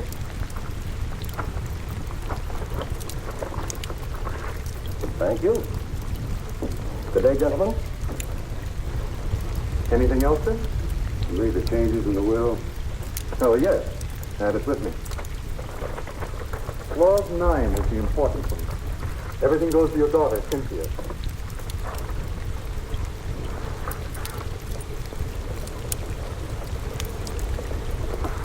There's another problem off my mind.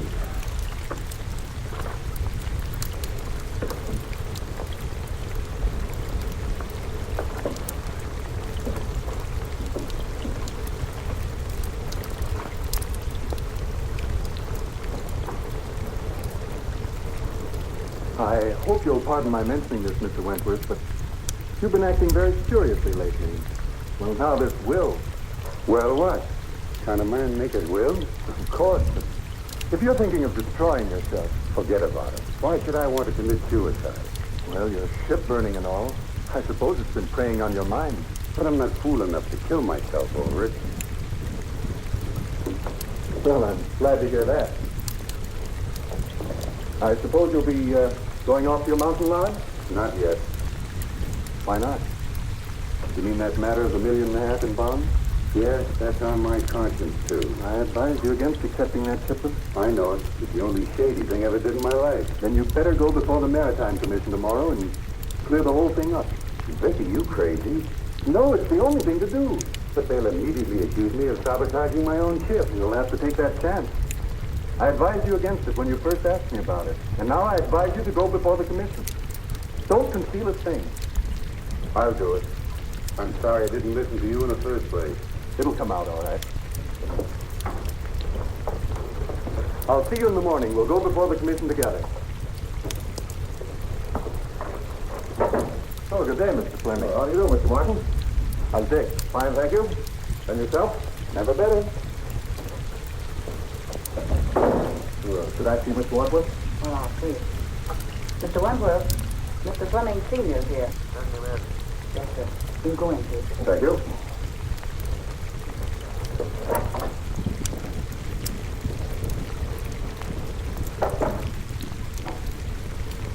Hello, Cyrus. So you've come to gloat over me because one of my ships went down. Oh, you're wrong again, Cyrus. I came to offer you my sympathy and my help. I don't need your sympathy, and I can't conceive of any help you could offer. Then why can't you see that the consolidation of our two shipping lines would be of benefit to both of us? Get this, Fleming. I'll see my ships all burned before I'll put up with you. All right, all right.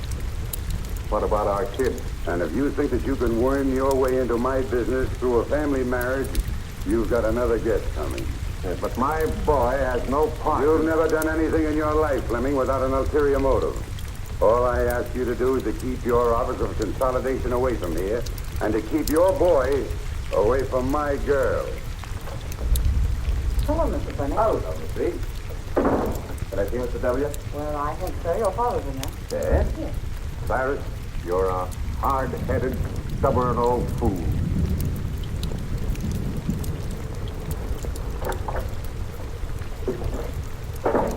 What's this?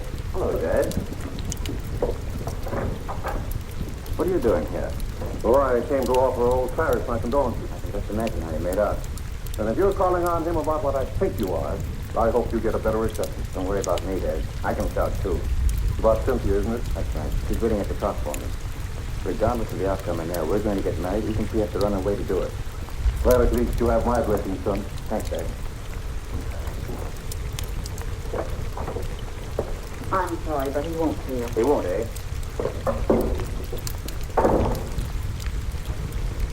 Mr. Wentworth, I have something important to tell you. Your father's too old to throw out of here, but you're not. Get out. Wait a minute, Mr. Wentworth. I came here to discuss something. I'm not interested. All right, I'll put it this way. I want to marry Cynthia. No, that's clear, isn't it? Hardly. What's your objection to me? Your father. My father isn't marrying Cynthia. Neither is his son. Oh, Mr. Fleming, I'm glad to see you. How are you, Matthews? All right, Mr. Here we go. Sorry to hear about the ship. Yeah, that was the thing to get married. It was not so much the loss of the ship as the loss of life. There's nothing genuine in you. My father... What was that to be? My boy, bearding the lion in his bed. Try marrying her against my will, and I'll break you in two sooner or later. We're not going to let you browbeat us. Cynthia and I have gone over this very carefully, and there's nothing you can do to stop us. Oh, isn't there? The conversation was evidently in reference to his daughter. Get out. I think I'll wait for the outcome. You can't get away with this sort of thing in this day and age.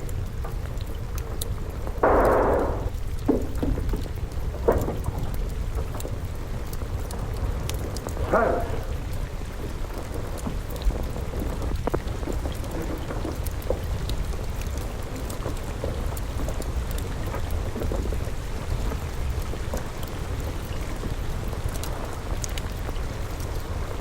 He's dead. You call the police? So it just happened. You gentlemen stay here.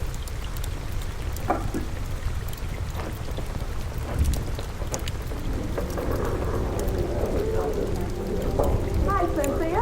How are you? Fine, Bobby. What do you have? Same as you. Martini, please. Well, what's up? Bobby, I want you to forget you're a newspaper woman for once. You're going to do a favor for me. Mm-hmm. What's the first time? Can you keep it secret? Secret? Now I know what's the story. What is it? Oh, please, Bobby, we need your help. We? Yes, Dick and I.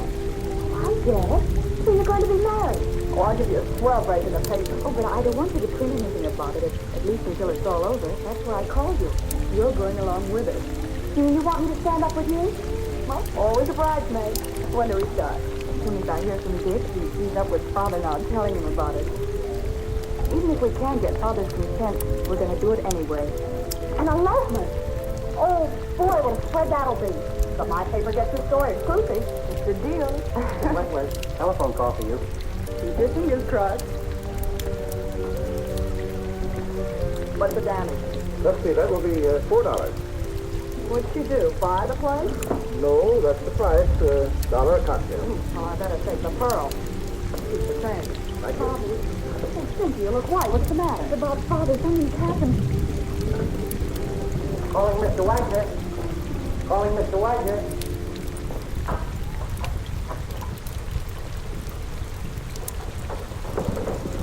Any trace of the gun, Mike? Not yet, Cap. You find anything, Blake? No. What's new, Doc? Died almost instantly. A bullet in the heart. Job for the coroner. Sure. Open and shut case. This is one time I got the murderer dead to rights. What time did you say that Fleming boy arrived? 6:10. You sure of that? Absolutely. Everybody else has left. Were you here then? Yes. That's cinches it. If you mean my son, he didn't do it. You're the boy's father, aren't you? Yes. Well, we can't take your word for it. The evidence proves it. You said you heard loud voices. Yes. Where were you when you heard the shot? I was out there. I was just about to leave. And your son thought you were out there? No, he thought I had gone. Where would he be now? Well, I don't know. You don't seem very certain about that. You haven't got an appointment to meet him later, have you? No. What were you and your son doing here? Well, I came here to offer my condolences to Mr. Wentworth over the loss of his ship. What was the boy doing here? He came to ask Mr. Wentworth's permission to marry his daughter. Oh, that's it. They had a quarrel and the kid killed him. That's all I want to know. Blake. Yes, Chief. Did you phone him and have him broadcast that kid's description? Yes. Because I'm going to have him picked. Mr. Fleming, what is it? My dear, your father... What's happened to Father? Please, you must be brave. Please. Who are you? She's Cynthia Wentworth. Quiet, Logan. I'm Cynthia Wentworth. Who are you? Captain Street of the Homicide Squad. Homicide Squad? Yeah, where's Dick Fleming? Isn't he here? What's happened? Please tell me. Cynthia. Don't butt in. All right, Bill. Bobby, it's... Oh, Cynthia, darling. Bobby, it's something terrible, isn't it? Oh.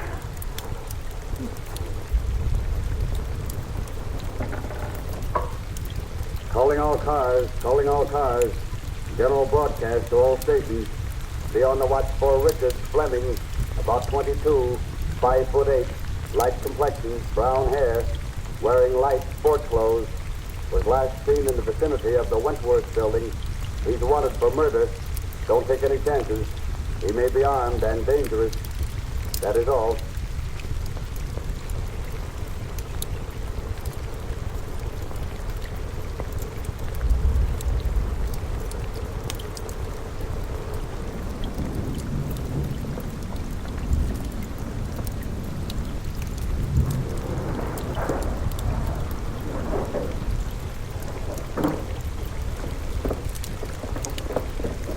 You're Richard Fleming, aren't you? That's right. You're under arrest for murder. I want to advise you anything you say may be used against you. Mike, look the card over. Yes.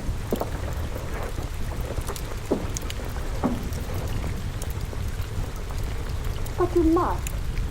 There's nothing more important than this. Oh, you've got to do it.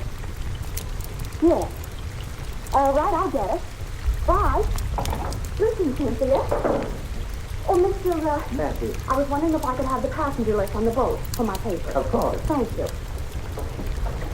Cynthia, I've got some wonderful news for you. James Lee Wong, the famous Chinese detective, is going to be special investigator on the case. I worked with him before, honey. You've got nothing to worry about. He's terrific. Oh, good. Thank you, Bobby. Here you are. Oh, thank you. I'll keep in touch with you, honey.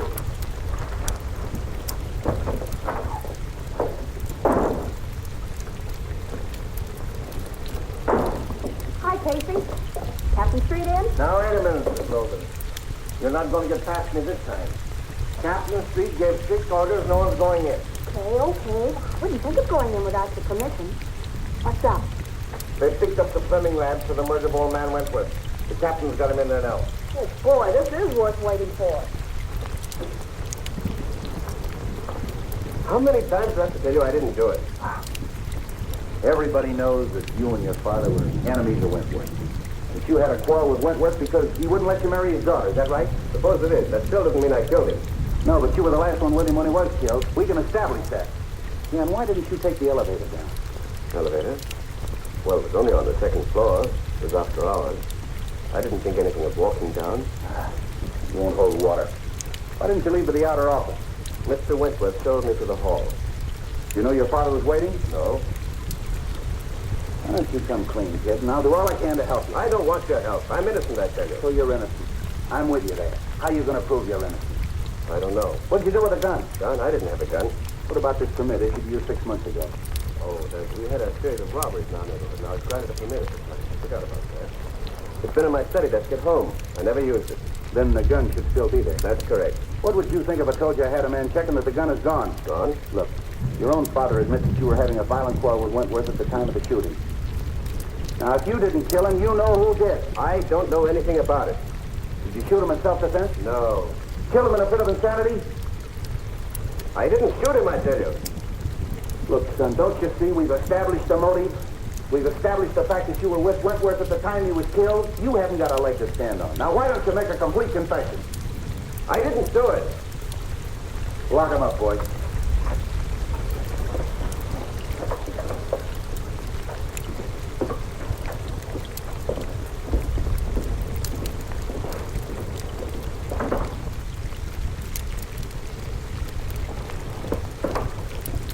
Hello, Bill. Now, wait a minute. All right. What do you want? What's the story? Have you printed anything yet? No, I'm giving you a break, Bill. I'm holding out until I get all the facts. Well, it's lucky for you, because this is one case I washed up in a hurry. Well, yeah, well, what's the story? Now, this is the way it ought to be printed. Take it down. 2 hours after Cyrus T. Wentworth, well-known shipping magnate, was found shot to death in his office, Captain William Street of the Homicide Squad, acting with lightning-like speed, arrested and charged with first-degree murder the socially prominent son of Paul Fleming, long-standing enemy of the Wentworth engine. Well, you haven't taken anything down. Oh, I've got the most important part. The lightning-like speed of Captain C. Now, look, this case is closed. I've got that kid dead to rights. Mr. Wong, I hope I'm not intruding. Wong, what brought you here? I phoned him. Are you butting into my business again? Sure. I knew you'd arrested the wrong man. You always do. Now, you listen to me. I thought I'd like to check into a few details, Pete. You don't mind, I'm sure. You're wasting your time, Wong. Well, time is cheap for those who have it to spend. Okay. If you can prove to this nosy reporter that I'm right. Did you get the list? Yes. What list? I asked Miss Logan to get me a list of the passengers who were on the Wentworth Castle when she was burned. Say, you haven't got a notion that the burning of the Wentworth Castle had anything to do with that Fleming kid killing Wentworth, have you? Well, I've no preconceived notion. That's more than I can say for you, Bill. Interesting. What's interesting? None of the passengers were Chinese. That'll bear investigation, see. Why? Well, you know the burning of the ship was rather suspicious in the first place. It may be that the relatives of those who were lost have an idea of revenge. Oh, for the love of mine. You mean to tell me that I've got the relatives of 400 drowned people I suspect? I'm afraid so, Steve. At any rate, it won't hurt to investigate this slip. Have at it. Is your car here? Yes, downstairs. Where can I take you? May I borrow Miss Logan? You can have her for tea. When we get through with the case, the homicide squad will be the used car squad. Yes, Captain, please. Have Blake follow Mr. Wong and Miss Logan. I don't want anything to happen to Mr. Wong.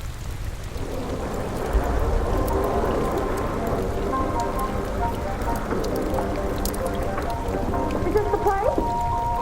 No. But you stay here and wait for me. I'll be back in a few minutes.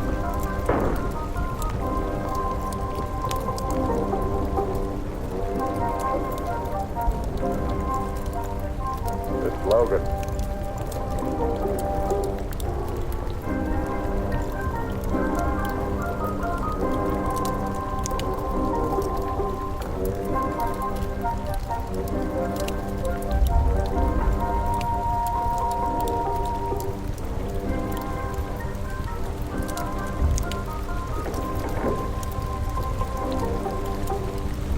The Honorable Wong is here on personal business or in his official capacity? I am here on behalf of the police.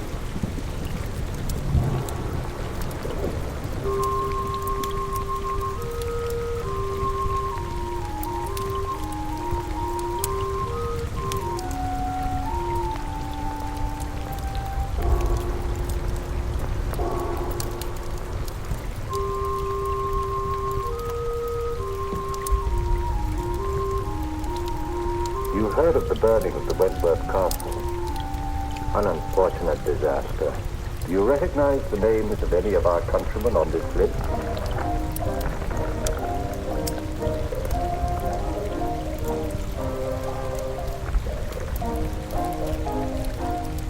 One, Kai Ling, a most trusted member of our town, has no desire to pry into the affairs of the town.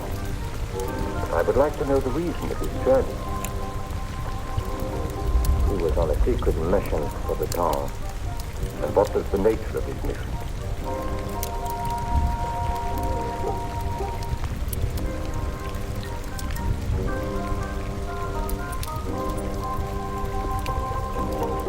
Kai Ling was bringing $1.5 million in gold bonds from Havana.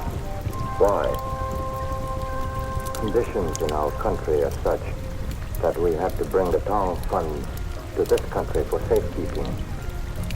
It had to be done secretly to avoid international complications. So they were being smuggled in aboard the Wentworth Castle.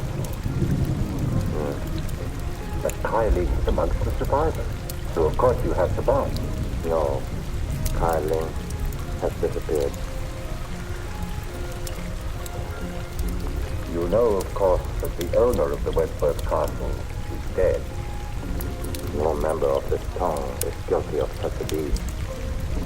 And no one else had any idea of the existence of the bonds? No one else. Unless perhaps a rival town, but we can't be sure. No. Thank you.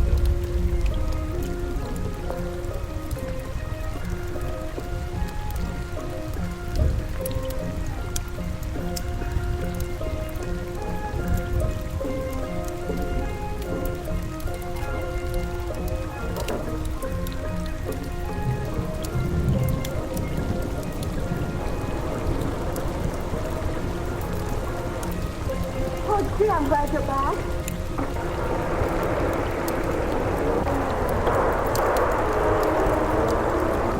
Get that car, Tom. What are you hurt? No, it's nothing. What is this, a car war? Might be. Well, get in, we'll follow them. Not necessary. The police are after them. Well, come on, we're going to the receiving hospital.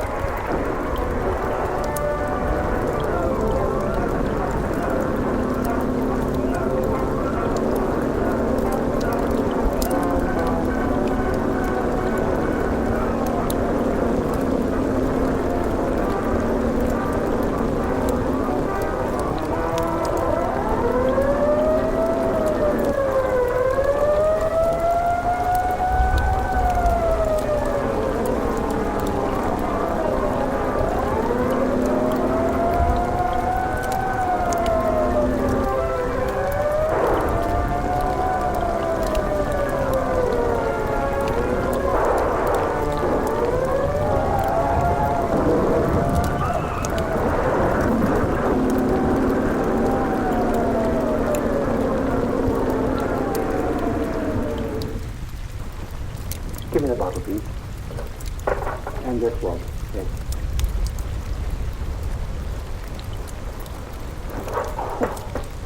You might have used a red-hot poker. This is a ridiculous fuss over a simple flesh wound. Now, never mind. We're not going to take any chances of infection. We've got to have at least one intelligent detective working on the case. How is it, Doc? Oh, just a flesh wound. Now keep this clean for 3 days. Very well. All right, Wong. Who shot you? Could have been an accident. Did I ask you? All right, who did it? I don't know. Now look, Wong. I had Blake follow you. He saw that guy pull up in that black car and take a shot at you, and he chased him. Well, then you know what happened. Who was it? I don't know. The car was wrecked, and when he got there was nobody in it. It must have been a phantom. Doesn't make any difference who it was. Next time you get any wild ideas like this and don't tip me off, there's going to be trouble. I don't need you on this case, but I might need you on a future one. So you still think you solved it, huh? Yes, I do. Young Fleming didn't. And if he didn't, I'll eat my hat. I'll see that you do.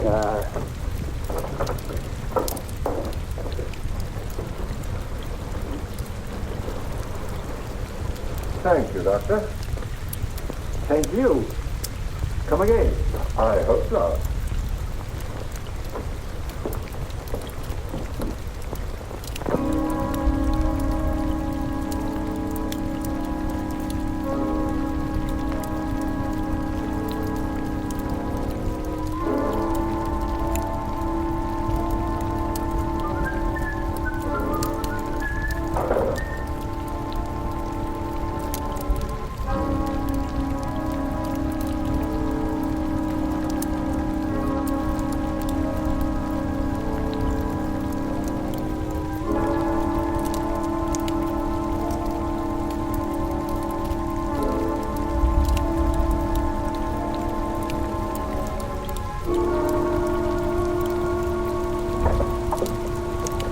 Well, Miss Reed, I'll see you all calling.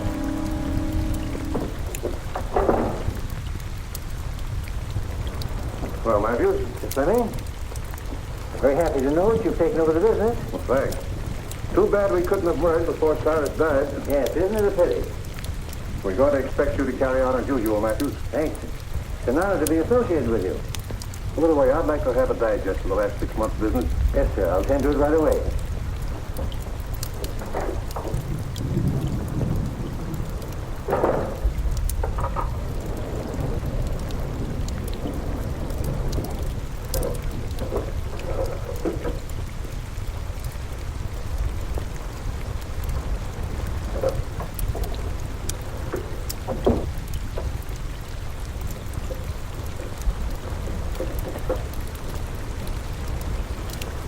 So that's where you put it. I knew I saw it on the floor. Be rather awkward for you if the police knew. It would be awkward for my son. He was in here just before Cyrus committed suicide. Before? Yes. And it was suicide, Matthew. It could have been. I could swear it was for consideration. How much? It should be worth a partnership and $25,000. Is the deal? Who's in there? Matthew and Mr. Fleming. Is it? Oh, Captain Street. Well, Mr. Fleming, Special Investigator Wong, Mr. Fleming, kid's father. How do you do? How do you do, Mr. Wong? I've been told that you're going to try to clear my son. Who told you that? Miss Logan, a friend of my son's fiancée. Oh, Wentworth's daughter, huh? You know, old man Wentworth didn't sanction this thing. Drove the kid to desperation. Too bad you had to hear the argument. What did Wentworth say that made the kid shoot him? How could I be of service? Well, first of all, we'd like to know what you're doing in this office. Well, Miss Wentworth asked me to take over her father's business. Been waiting a long time for that, haven't you? Yes, but I didn't commit murder to get my wish. So you had your son do it, isn't that right? I was a business rival of Mr. Wentworth, but I was not his enemy. Of course not. I understand that you were amongst the first to find the body. Now, just where was it? So I should say about here. Any signs of violence or struggle? No. You read the police report, Wong? Yes, but things can be rearranged, you know. By any chance, was there any evidence of that? No, I stayed here until the police came, and nothing was disturbed. I can vouch for that. And so neither of you left the room? No, sir. Were you out there? Yes, sir. Hear loud voices? Yes. To see these two men threaten each other? I couldn't see them. The door was closed. You know, your boss left a lot of enemies. No, a lot of friends. Would you say that this man and his son were friends? Yes, I was. What would Wentworth say to that statement? Well, Mr. Wentworth didn't consider a competitor a friend. Bitter against him, huh? Particularly his biggest competitor hated him, and this man and his son hated Wentworth. I couldn't say as to that. But you would say that the boy killed him. No, on the contrary. Who did? I couldn't tell you. Did you say that he was a suicide? Well, he was quite despondent, sir. You've been with this office a long time, haven't you? Yes, sir. Probably mentioned in the will. Well, I wouldn't know. Who would? His attorney, Mr. Martin. Suicide clause in that insurance contract would cancel it, wouldn't it? I dare say. So you took the trouble to hide the gun? Oh, no, sir.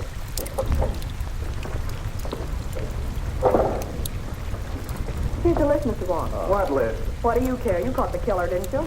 Well, the names of all the callers in the office yesterday. A man named Ludlow and a countryman of mine named Len Howe. I suppose you saw them. Lem was Mr. Wentworth's personal servant. Ludlow was discharged chauffeur. Naming nothing. You say he was discharged? Yes, sir. He came to plead for his job back. What time was that? Early in the day, sir. Shall we go, Street? Thank you very much, sir.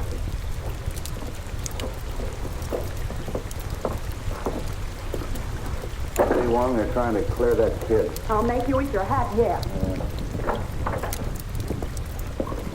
Found him on the fire escape, Chief.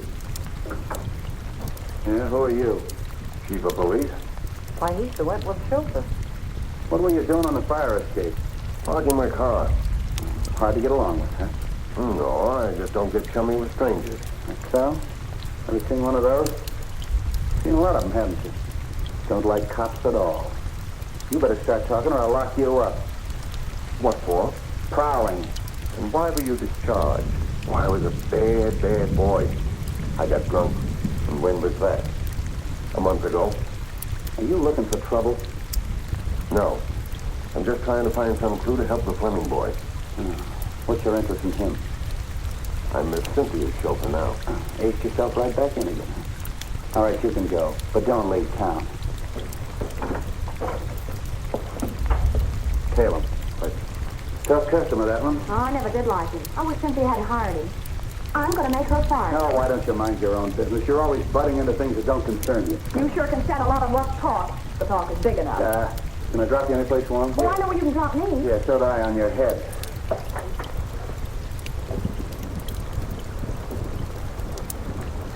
Oh, no, Fleming. It's gone.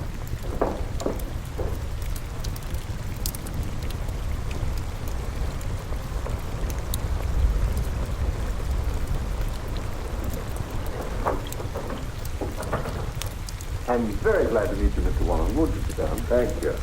Cynthia told me you were on the case. A very curious case, Mr. Martin. Dick is incapable of committing murder. I quite agree with you. Is there anybody else that you suspect? I know of no one to suspect. I wish I did for Dick's sake. You were very close to Mr. Westworth, weren't you? Closer than anyone. He gave me my start. I owe him whatever success I've had. You saw him shortly before his death, didn't you? Within the very hour. Was anything said at that time that might help us? No. Matter of his insurance policies on the ill-fated ship. But I believe they're going to be paid. They have. He's been completely exonerated. And he obviously wasn't worrying about that. He had been under strain ever since the disaster. In fact, I was afraid that he contemplated doing away with himself. Really? Why? Because I'd just made out a new will, which he signed then, seeming anxious to get it over with. Suicide. I see. But then there's the matter of the gun. He could hardly dispose of that if he had a bullet in his heart. Might not someone else have taken it to conceal that it was suicide? I see what you mean. The boy, for instance. Perhaps thinking of the girl. Oh, heavens, no. Put himself on a spot? I doubt if any man is capable of that much chivalry. It's true, isn't it, that the company was in rather low water, even before the Wentworth Castle was burned? I thought no one outside knew that. Well, I gathered that from the stock market quotation. Conditions are not entirely due to the times. In fact, large sums of money have been disappearing from the company funds. Oh. And who knew that besides you and Mr. Wentworth? Matthew. He had access to the funds? Yes, but he's been tireless in his efforts to stop the leak. I can quite understand that. Oh, I'm reluctant to believe Matthews was in the same room with Fleming when the shot occurred. But Fleming may have turned his back just for the moment that it took to open the door and fire the shot. With Matthews in the same room? If you'll send for your secretary, I'll give you a demonstration. Oh, certainly.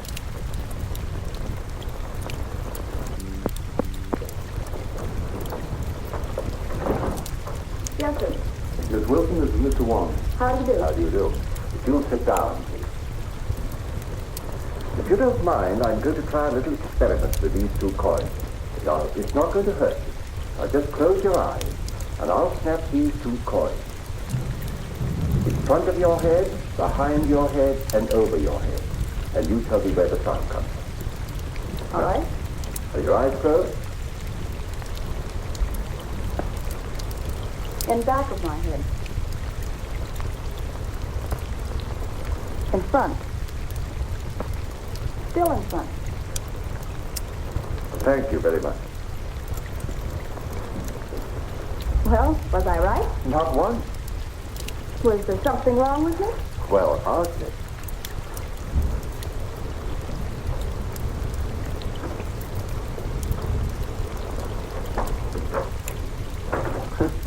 That certainly is one for the book. I wonder. Maybe Dick... So he was in the room with Mr. Wentworth. I don't know, but I'll make him tell. Don't say a word about the coin trick. We may need that in the defense. Thank you very much, Mr. Martin.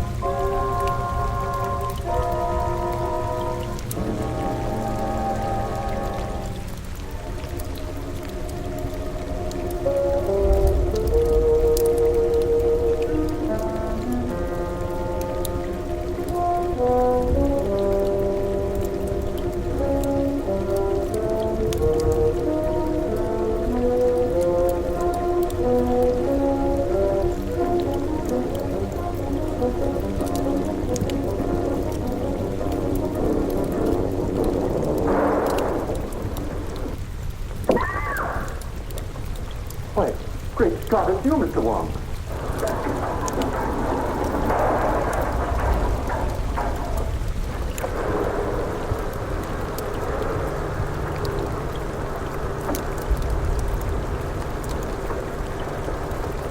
Didn't I see someone at the fire escape? You did. It's someone who's been opening the safe. The safe? Did you recognize him? It's too dark. Well, we'd better call the police. No, I don't believe I would if I were you. But we can't afford to overlook a single clue. This case is getting hopeless. I know. But please don't lose confidence in me. I assure you, Miss Wentworth, we are not going to lose your case. Thank you, Mr. Wong.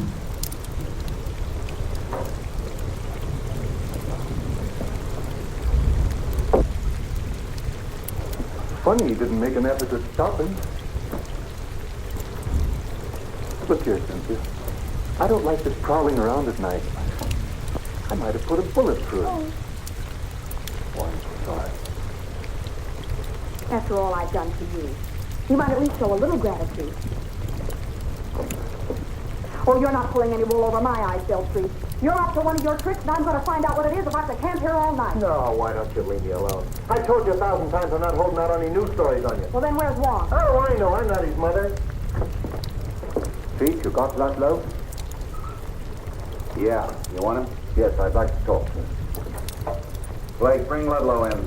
So you were holding out on me, huh? Well, what is this about Ludlow? Come on, Deb, tell me. All right. So my men did pick him up, but I haven't got a thing on him. Oh, don't lie on me. Now, wait a minute. This female reporter's driving me batty. Look, sweetheart, Mr. Wong and I crave secrecy. We want to be alone. I don't get the hint. You don't get the hint. Logan, one of these days I'm going to get my hands on that lily white neck of yours and... There he is, Chief.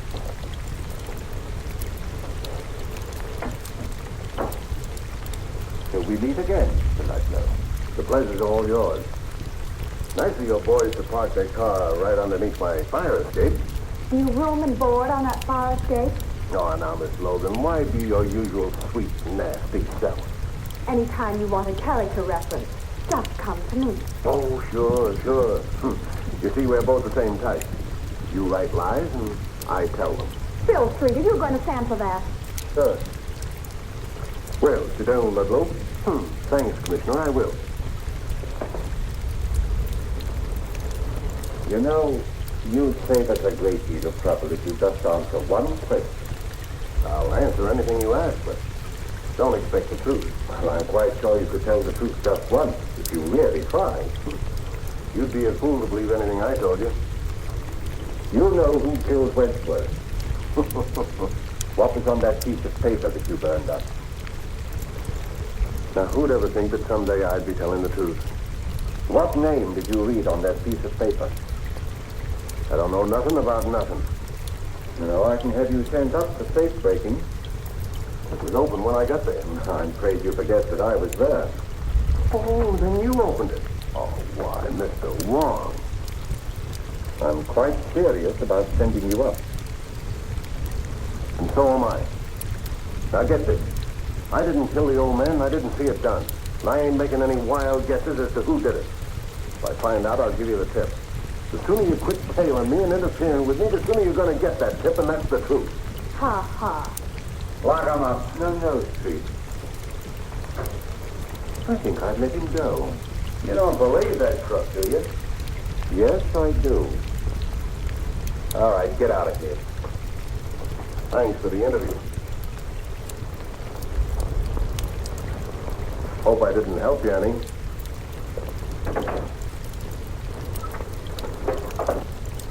Right, Blake.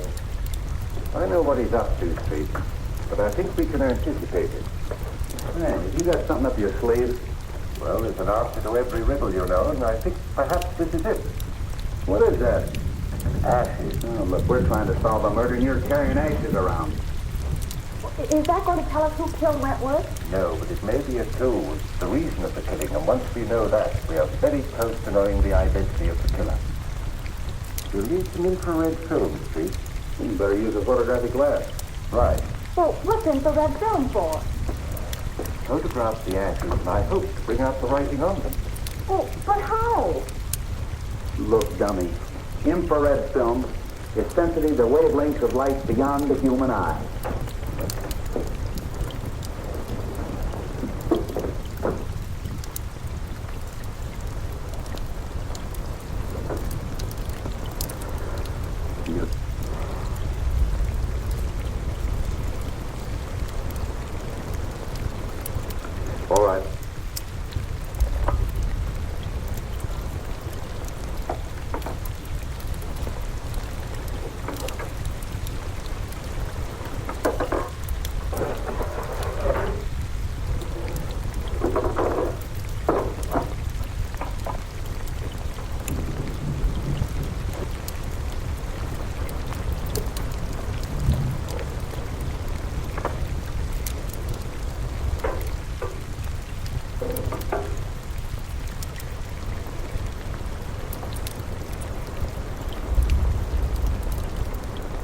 Fascinating.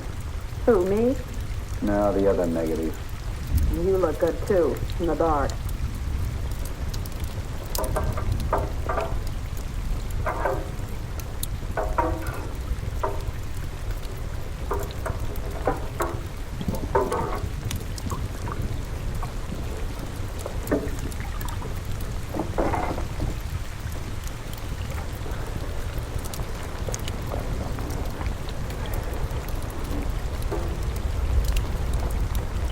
Find anything, Warren? Not yet. It's sort of faint.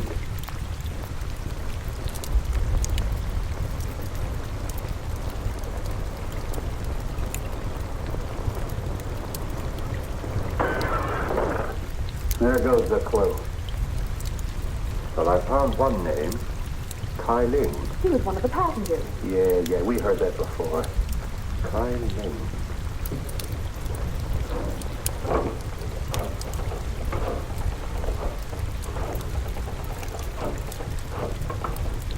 Let's make another negative. Well, why? We've got all we need. We have Kai Ling's name. James V. Wong speaking.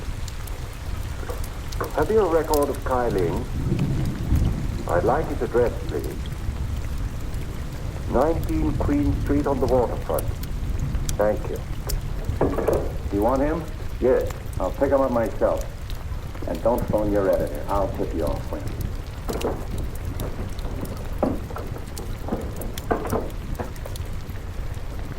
Now, you make another negative and print of that. And don't let anybody see it but me.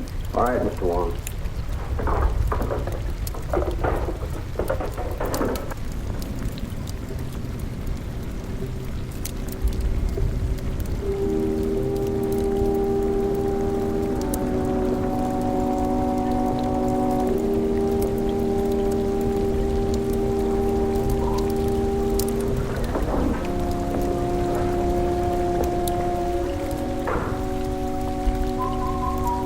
Better turn your lights on.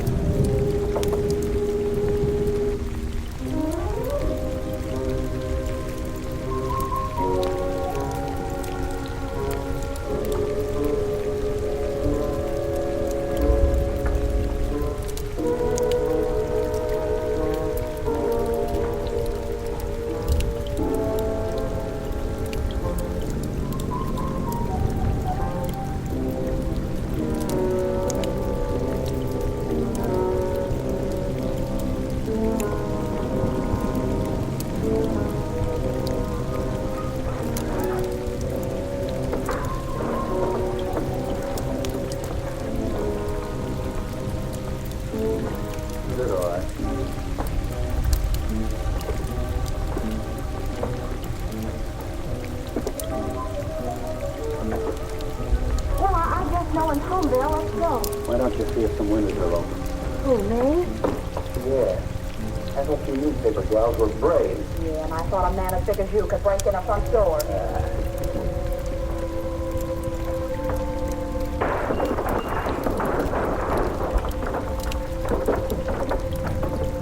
Come on, Braveheart. Just stay out of my way and quit following me.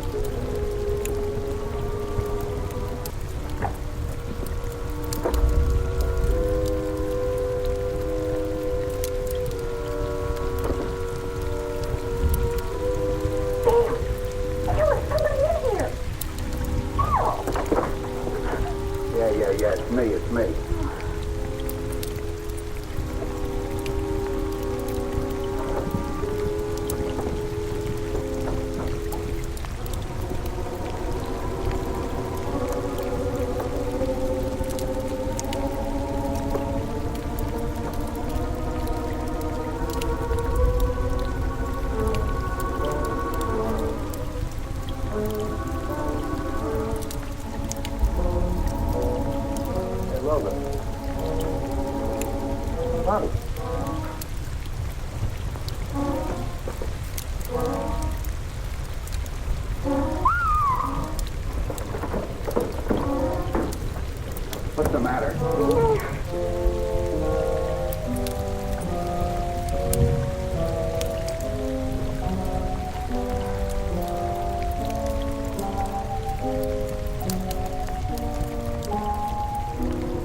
find a light.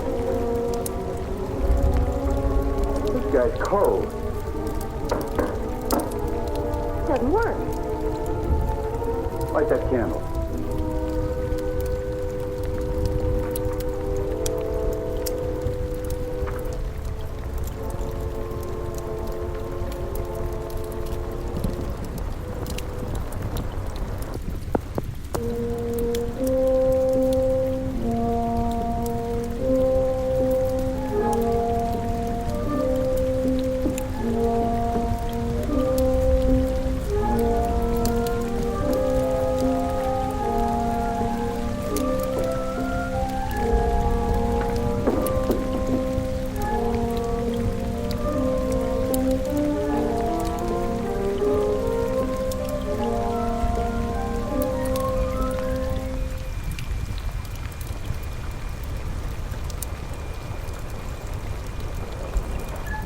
Do you think it's Kylene? Just a minute. Is your name Kylene? How do I know who he is? What's the story anyway? Bobby Logan discovered... Bobby Logan discovered nothing. I'll tell you when to print the story.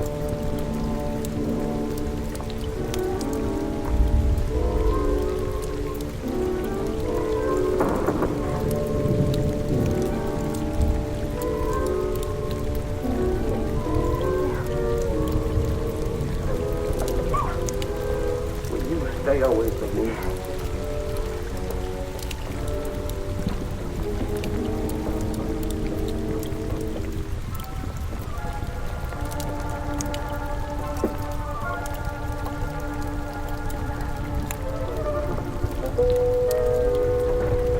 Would you let go of me?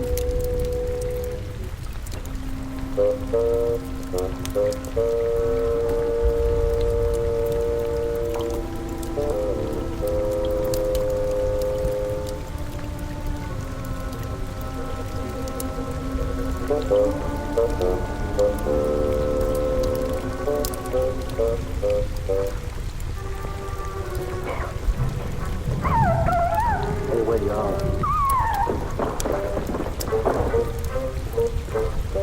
Come on. What'd you send me for if you were coming down here? I'm not street, I'm coming up. Very funny.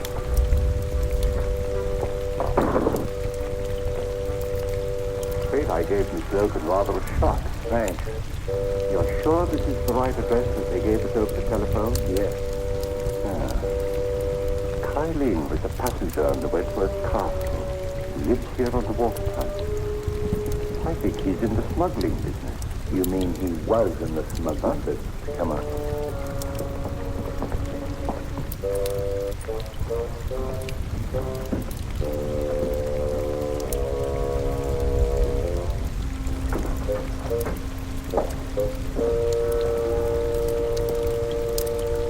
Exhibit A.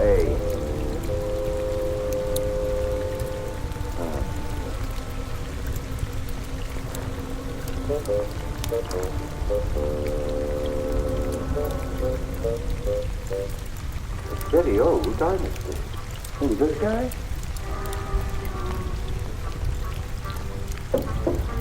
Very strange thing, Chief, that the rest of the house should be empty while this room is elaborately furnished. He must have been a person of considerable importance. Yeah, and he had something important or they wouldn't have murdered him.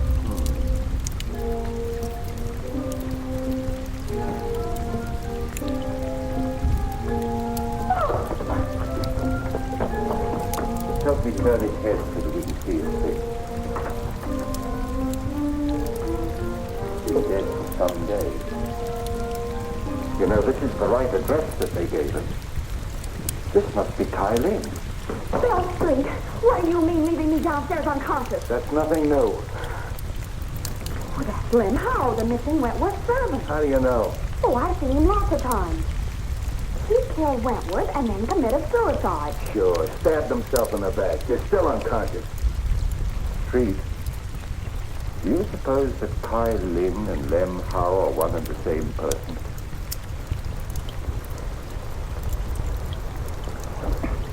Bill. Where'd you get that stuff? I phoned Miss Wentworth and she sent it. You sure sure you didn't phone her. Bill Street, of course I didn't. You know, you made me a promise. Well, I kept it. This story breaks out. Sorry, Street, but I'm afraid it's broken already. How could it? Well, you see, Miss Logan was with me when I telephoned Miss Wentworth. And she said it's too bad this story can't be published. It might influence public opinion in favor of Dick. And I'm afraid Miss Wentworth heard it. So you shouted, huh? Well, I didn't talk to Rex. Street? It's the same handwriting. Len Howe and Kai Ling are one of the same person. We have something here. Yeah, a Chinese puzzle. Then Lem Howe did do it. Cynthia said that he and her father had an argument a short time ago. Quiet. Long, if this Lem Howe... I've got as much right as this discussion as you have. Will you be quiet? Well, I found a corpse, didn't I? All right. Finish what you're going to say, will you? Well, I did finish. It's simple. Sure you're simple. He shot Wentworth and then killed himself. Just stabbed himself in the back, huh? Well, long and Oriental would, wouldn't he? You know, knip Harry, or whatever you call it. Harry.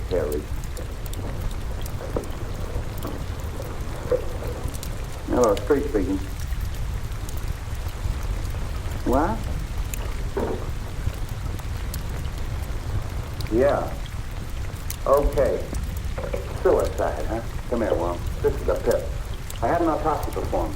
They found a bullet wound underneath the dagger. They traced the bullet through the body into the hip. And that bullet came from the same gun that killed Wentworth. Yeah? Miss Wentworth and Mr. Martin. Shall I send them in? Wait a minute. Oh, that's fine. Now you got that Wentworth gal on my neck. I get this, Bobby. This is strictly between us. If a word of this gets out, something's going to happen, and I'm not fooling. Okay, Bill. I'm not going to try and pin this on the Fleming kid. It's a little far-fetched that he commit a couple of murders the same day. But I am going to check on his whereabouts that morning, if only to protect him. Now listen, Dizzy. I'm going to leave you alone with him. I want you to get that information, and I'm not fooling. You understand? Yes.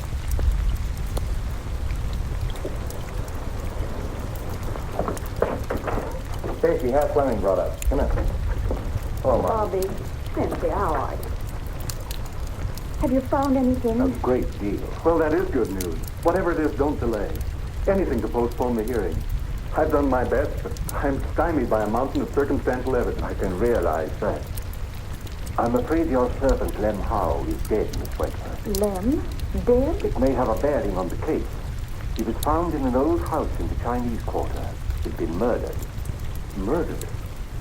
It must be someone who's determined to destroy the entire household. In heaven's name, Captain, don't let this girl go around without a bodyguard. You're right. I'll arrange for But one. no one can fire that chauffeur. It gives me the chills. I haven't seen him for 24 hours. I guess he's fired himself. Why'd you take him back? He promised to stay sober and to help Dick. And two, he said I could use a bodyguard. Great guns, I'd rather have a rattlesnake following me.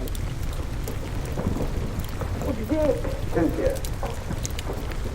I'm going to leave you alone for a quarter of an hour. No one will bother you. Come on, Wong. Are you all right? Of course I am, my darling. Dick, you can come clean on something now. I've got to know. It may be a chance of proving your innocence. If you were in that office when the shot was fired, you've got to say so.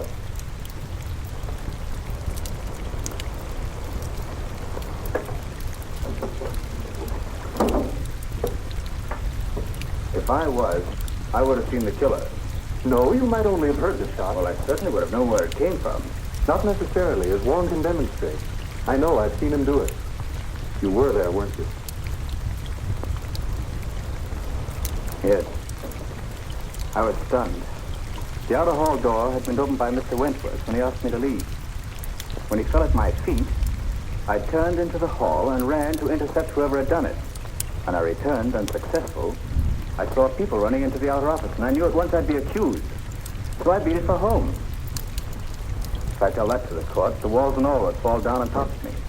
If you'd only told me this before, we might have had something to go on. The open door, fingerprints. Concentrate. Can't you remember having seen someone? But I didn't see anybody. Dick, where were you before you went to the Wentworth office? That morning, I took Cynthia to get a good view of the burnt ship. Lem was there. He'd lost a cousin or somebody. Then I drove Cynthia to the truck, and I took Lem into Chinatown. Chinatown? Oh, Dick. Well, so what? You took Lem to Chinatown and no one's seen him alive since. Okay.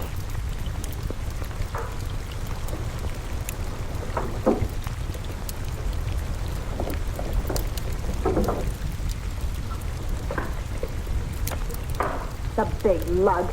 To frame up. Dick, you're going to escape. Bobby, go out that door. My car's in the alley and the keys are in it. Take Cynthia with you and go on home. No one will ever look for you there. Stop. You want him to hang himself completely? You'll give us more time.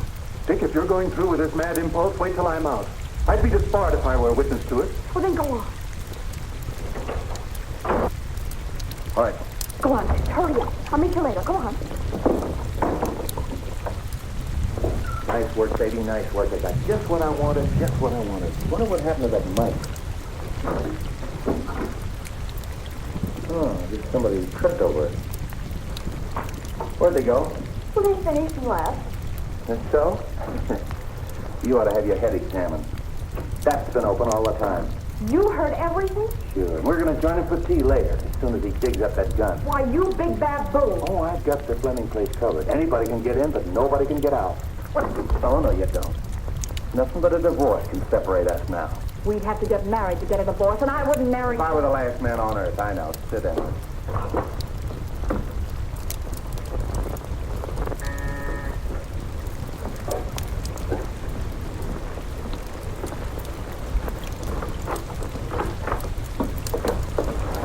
Dick! You're out on bail? No, he's escaped.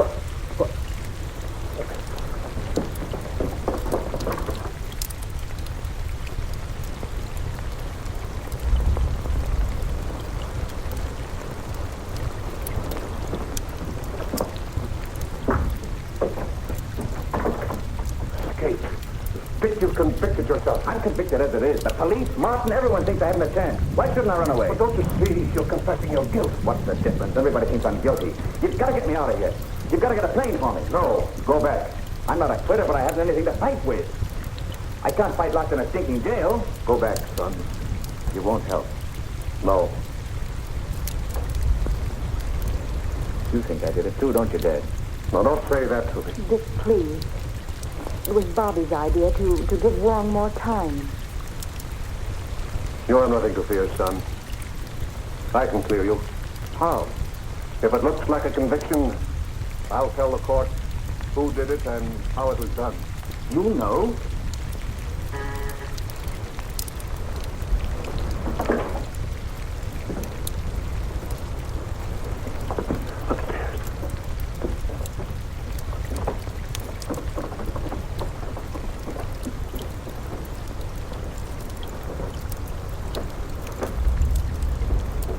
Who is it? Matthew.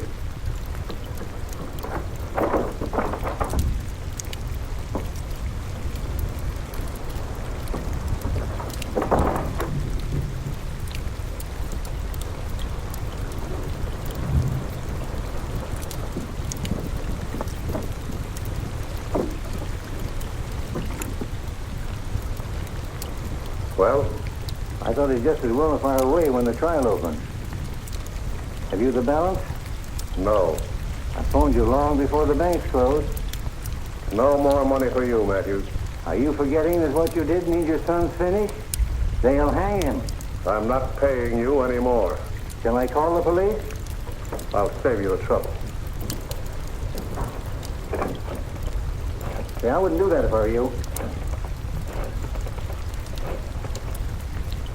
You're making a mistake. Could I have the Detective Bureau, please? Detective Bureau? You're making a terrible mistake, there, Fleming. I'd like to speak to Captain Street.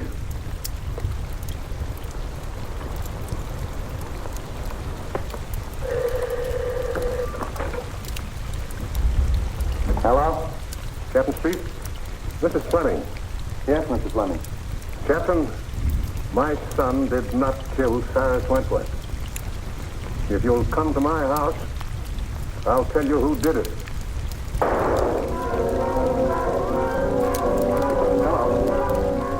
Hello, Mr. Fleming. Hello. I heard a shot. Where's the car? In the alley.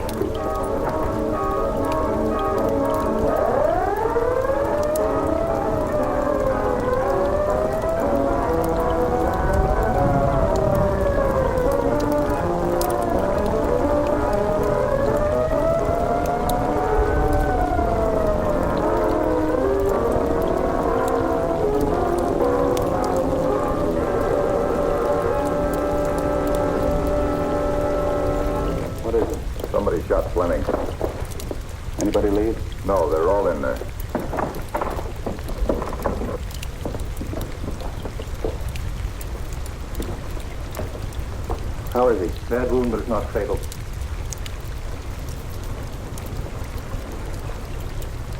Fleming, this is Captain Street. What were you trying to tell me on the phone? I killed Cyrus Wentworth. Ted, you don't know what you're saying. All right, I'm listening. Matthews saw me do it. I've had to pay him for his silence. Oh. So he shot you. Well, just relax. The doc will be here in a minute. Ted, you're not telling the truth. He's only trying to protect me. Take it easy, kid. Just hold everything. I'll get to the bottom of this.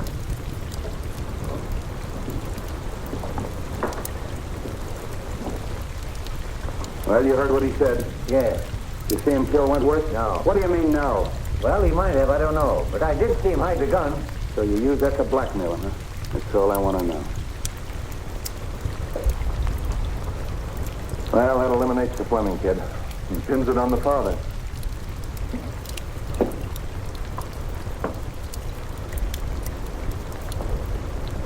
I overheard your very fine gesture, Mr. Fleming. Quite unnecessary. Mr. Ludlow. Well, the pleasure is still mine. You got past me in the garden, didn't you? But fortunately for Mr. Fleming, your aim was not as good as when you killed Kyling and Mr. Wentworth. I killed Wentworth. Of course you did. From across the hall through the open door, and then you threw the gun into the room. And you hoped to implicate young Fleming. No, you're making that up out of your head. Am I? And I suppose I'm imagining that you had to destroy the agreement between Kyling and Wentworth. What agreement? That piece of paper that you were burning in the office that night.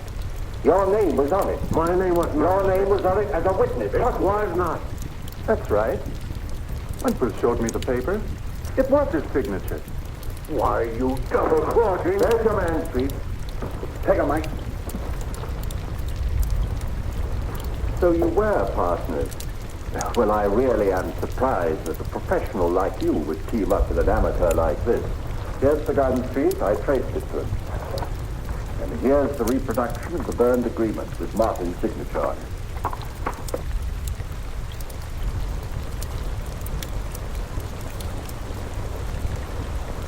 I'm sorry I had to hold that out on you, but There's only one thing I regret. I know that you didn't kill me that night in Chinatown when you shot it. Take them out, boys.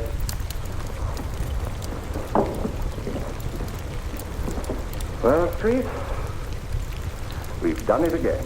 Yeah, sure. Why, the first day in the office, I had this whole thing doped out. Yeah.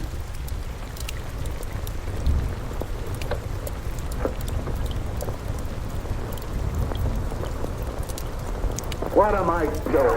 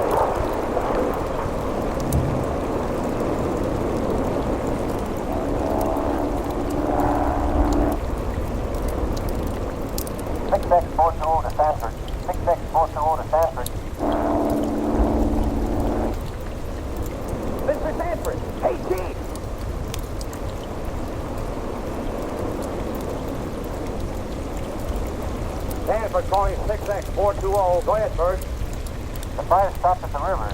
He are backed up in Bucksaw Canyon, so burn herself out. What about the ranch building? Wind's taking her right through. No use trying to save her. Okay, we'll hold her here. Better go in.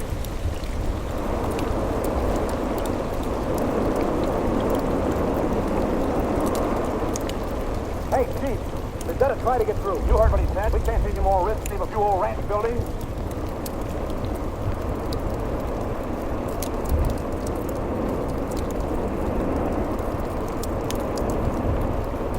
What are you doing? Susie and Joe are still in there. I'm going to try to get them. You stand here. Listen, I said to... Oh, my, the boys.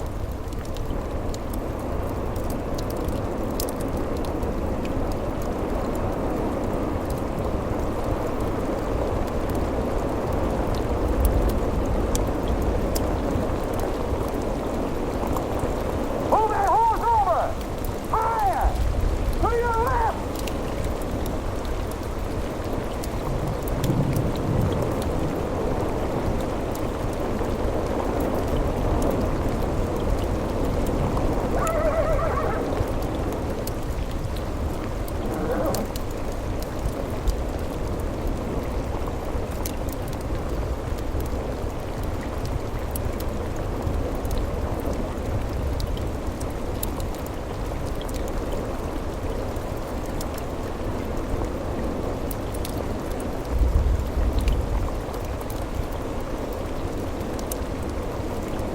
Oh, boy. Come on, Joe. Come on, Susie. Easy now, boy. Easy.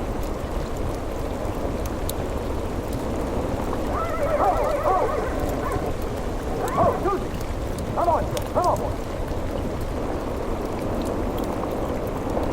Easy now, boy. Easy now.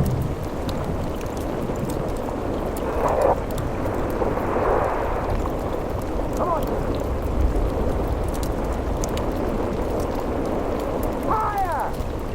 Move in! This way! Boss, don't you think we ought to... Get back to work! Yep. Go on!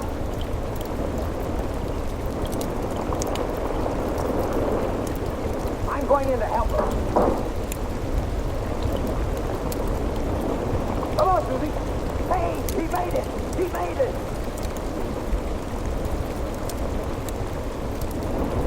Hey, you're on fire!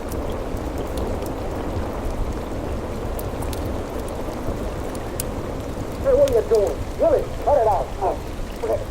Let's go. What are you doing? Willie! Hey, wait a minute. What are you doing there?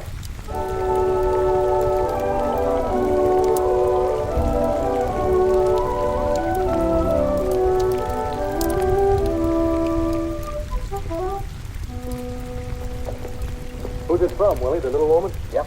Sent me her picture. Quite a hunk of woman. She's awful strong. Funny, I always went for strong women. Where's she now, Willie? North Africa. I'll read you what she says. Darling Willie boy, who'd ever thought when I met you that time on the streetcar that a year later I'd be writing to you from North Africa? She was a motorman in Seattle when I met her. Funny, I got on the car to go see another girl. I thought she shortchanged me, so I told her. She throws me off the car. Right then and there, something happened inside of me. She broke your ribs? No, love. A week later, we were hitched. Well, I know how hard it is for you at home, dear boy, I left behind me. When I get back, we'll have a little cottage of our own and maybe a couple of little whacks running around in it. Don't she write beautiful? Yeah, just like poetry. Yeah. Well, I hope you ain't suffering too much with rationing and no gas and all that, Willie boy. Don't worry about me. I just put 2 inches on my chest since I started driving a transport truck. Gosh, how I love that sergeant. Sanford wants to see you in the office. Yeah, what's he want? I don't know, he's on a rampage today. You better step on it. I guess this is it, Willie. He hasn't spoken to me since this fire. Well, I got one rule how to get ahead in the forestry service. What's that? Never punch your supervisor in the nose.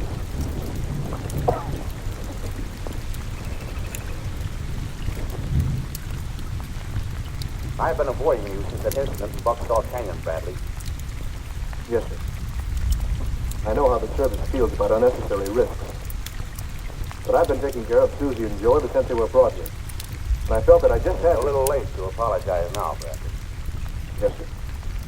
I waited this long to talk to you because, well, I was waiting for this. It just came from Washington. It's something I asked for a month ago. Your promotion. My promotion? From now on, you'll be in charge of the Dark Mountain District. In charge? Oh, that's great. Willie Dinsmeyer goes along as your assistant, if that'll be satisfactory. Satisfactory? Sure, will it be swell? Oh, something else. A week's furlough before you take over your new position. A furlough? Well, I'm just stumped. It sounds like the furlough is more important than the promotion. Oh, no, sir. Well, that is... Well, I've been waiting for a promotion for a long time. For a very special reason. And a furlough works out perfect. You have plans? Well, I don't mind telling you, sir. When I go up to Dark Mountain, I'll be taking along a wife. That is, I hope so. Well, congratulations are in order. Thank you, sir. Well, I think so. You see, I haven't quite told her yet. Well, what are you waiting for? Go ahead and tell her, and good luck. Thank you, sir.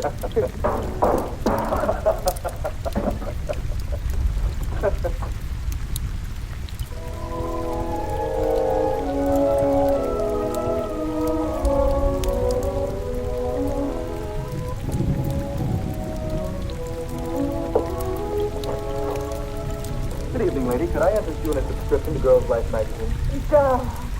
I'm so glad to see you. When did you get here? Came right here from the depot. Well, aren't you going to invite me in? Of course, come in.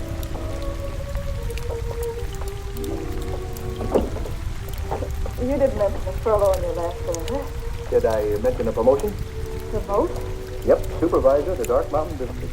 Oh, Don, that's swell. Do I have to salute you now, or is a handshake permission? You know, the minute I got the news, I told my boss I was coming right down here and propose to the most beautiful girl in the world. And I wasn't exaggerating either. Don, before you say Now, don't stop me, Kate. I've been rehearsing this speech all the way in.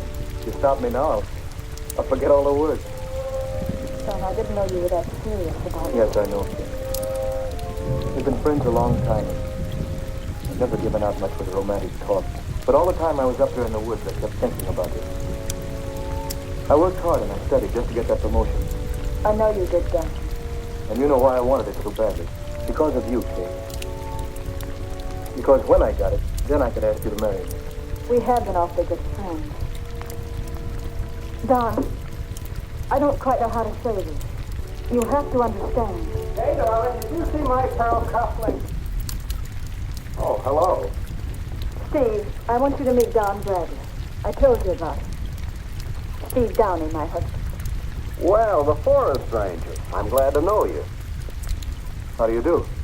Don got an unexpected furlough. He surprised me. No more than you surprised me. Oh, you mean me? Well, it was rather sudden. But that's the way I do things, isn't it, baby? You got yourself quite a gal there, mister. Well, I can't disagree with you there, Ranger. Say, I hope you'll excuse me. I have to get dressed. Formal dinner, business associates. I'm late now. Well, that's all right. I'll be leaving in a minute. Oh, no, stick around and talk to Kay. Say, if you're going to be in town, let's get together tomorrow night. No, I think I'll be busy. Well, the next night, then. You arrange it, Kay. Say, have you seen my... In the left-hand dresser, too. Oh, thanks. Well, I'll be seeing her, Bradley. Make a date with him, Kay. I was going to write you. Well, I guess you can't expect a girl to wait around forever. Seems like quite a guy. He is. Way out of my class, I can see that. Oh, I hope you're very happy. Thanks. How about dinner Friday night? No, I think I'll go back up to the mountains and get an early start on a new job. Then you won't change your mind and spend some time with us?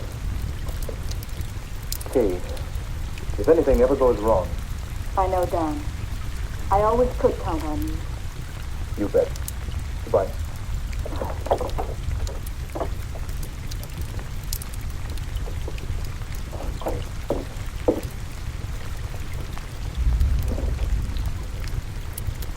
Nice guy.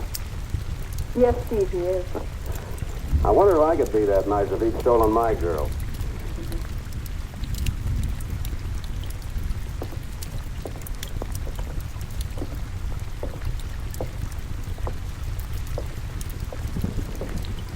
I'm going. You stick them truck comes. Steve, you ought to be here to check them in. You handle it this time. My wife has her Yoko relatives in town. We're having dinner at the bandbox. I'll see you tomorrow.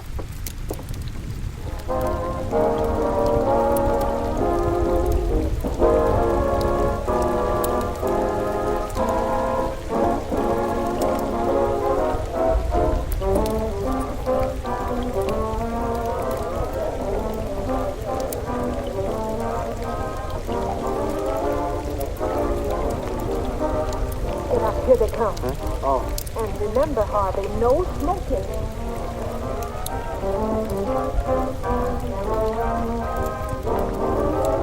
Aunt Patty, Uncle Sam, you look wonderful. You look mighty hurt yourself, Kay. Marriage is good for you. Sam, Fanny.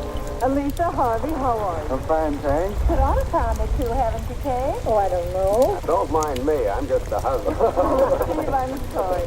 This is Aunt Patty, Uncle Sam, and Cousin Alicia. Delighted. Sit down. Yes, Sit down. please. Sorry we're late. Thanks, Harvey. Alicia's husband. Oh, I'm sorry, Harvey. Good night. Well, I'm glad to know you, Harvey. Yeah. Would you like to order now, Mr. Downey? I think you should have something to drink first. What'll it be? I could use a nice full sarsaparilla myself. Sarsaparilla? Uh-huh. Well, suit yourself, Harvey, but this is kind of a celebration.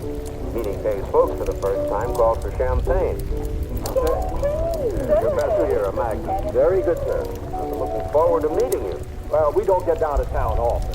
Randall's over 100 miles from here. I come down to do some buying. Oh, yes. General store, isn't it? Yeah, little of this, little of that. How's business? Well, I can sell anything I can buy, but I can't buy much these days. Cigarette? Do you like cork tips? Don't mind if I do. Harvey, remember your asthma. You know, I wish I could locate some radio tubes. Half the radios up the valley are out of whack. I promised to bring back some tubes. Well, I think I can get you some. Can? Mother, you think you can get us some tubes? We can. Our customers ain't the same when they can't listen to Bob Hope. Where can you get them? Well, if you have the right connection, you can get anything. Well, ain't that the truth? Hey, what ever happened to that Don Bradley from up home, the forest ranger fella? He's supervisor of the Dark Mountain District now. I always thought he was kind of sweet on you. Well, he was, but I had more sugar stamps. Would you like to dance? Me? Oh, thank you.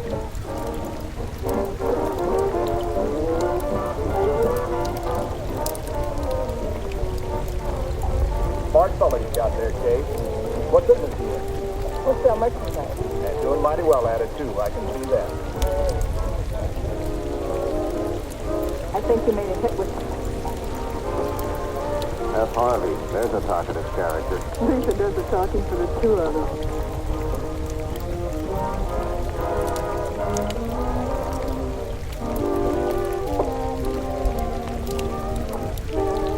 Steve.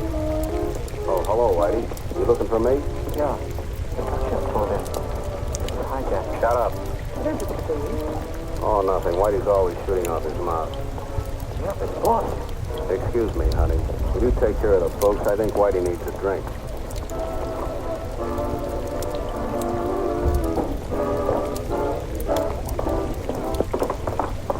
I ought to brain you. Why, ain't she happy? No, she's not. Now, what's this about the shipment? John Jerry just told him it's an empty truck.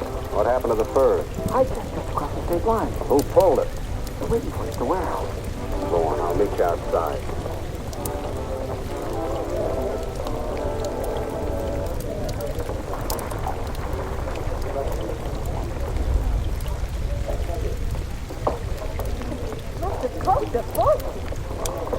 I'm sorry, folks, but I'll have to break away. Some business associates just got in town. Steve, at this time of night. Checking out in the morning. Hey, I'm sorry. Say, will you pay the check? Bye, everybody. I'll see you soon. Run up to Rando sometime. Thanks, I will. I'll see you at home, Kay. Good night. All right. Sharp fella, Kay. Yeah.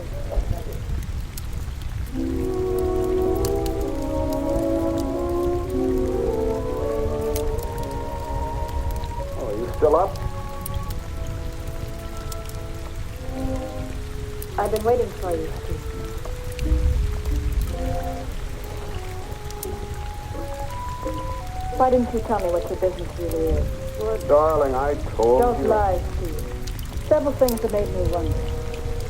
And tonight, Whitey said, Oh, he gets excited about every little thing. I'm not that stupid. That merchandising business is nothing but a blind for stolen goods. One of your trucks was hijacked tonight. Well, Why didn't you call the police? because it's none of their business. Now, look, darling, you know I couldn't buy you those clothes and those diamonds if I were some two-bit shoe clerk. I'm smart, and I get what I want. Not always. Hey.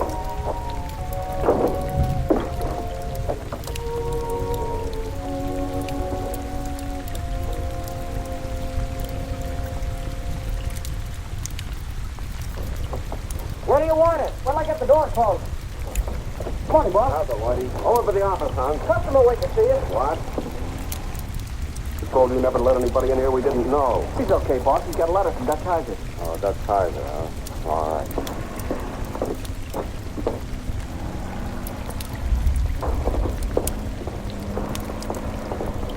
You Steve Downey? Check. I'm Dave Lewis, the Emporium up at 5 Point. Glad to know you. Got a letter for you from Dutch Heiser. This friend of mine said you could fix me up. Ah, sweet setup you've got here. What's your interest? Silk yachting. Silk, huh? Yeah, Dutch Heiser wrote that... I'm afraid you made a little mistake, Mr. Lewis. What? Dutch Heiser can't write English. I guess I did make a mistake. Now, what's the phony front? Oh, copper, huh? City's being flooded with stolen merchandise, Johnny. Especially textiles. So I hear.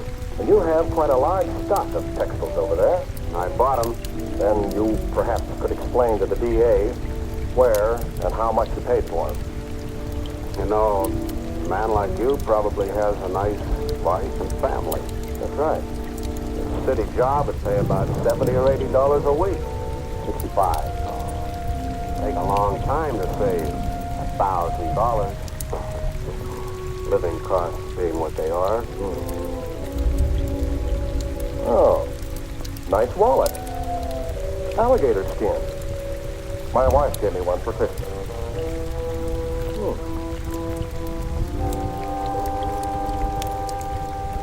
Shall we take a walk, Mr. Downey?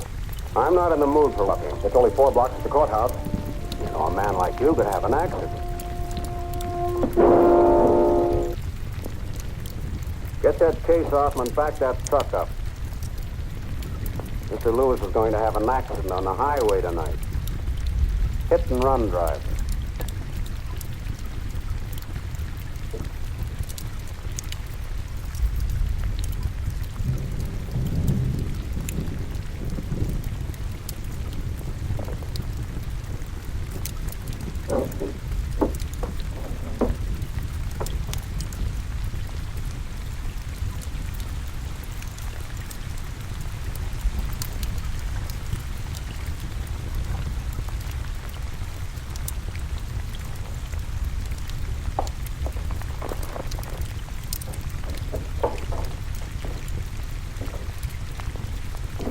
Hello, honey. You have a nice day? Hey, what's all this? I'm leaving. Oh, come on, Kay. Forget all that, will you? I'll ask you just once more. I can't give it up, Kay. What's more, I don't want to. Then there's nothing more to discuss. Well, you're not leaving. Let go of me. You love me. You married me. What kind of a dame are You you? lied to me. You think I'm sucker enough to let you walk out? So that's it. Your pride. No, Kay. I'm crazy about you. But you won't do anything to hold me. But what do you want me to be? Honest. A broken down sap, that's what you mean. Now listen, honey, relax. I'll give you anything you want. When you're on top, nobody asks you where you get it. I can't live that way. Well, I'm not going to let you go. See who it is.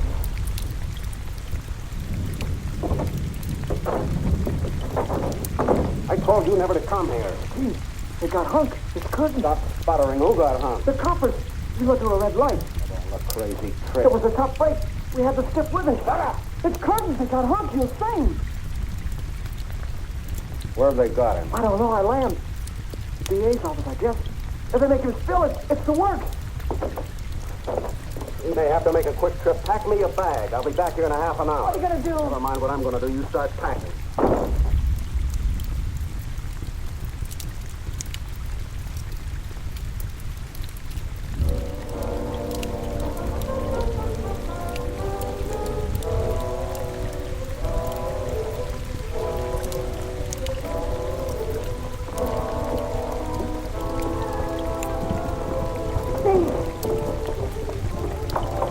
I won't let you do it.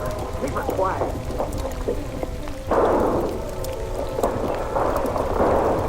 Let's get moving. Steve, get me out of here. If they threaten me, I'll squeal. So help me, I'll rap.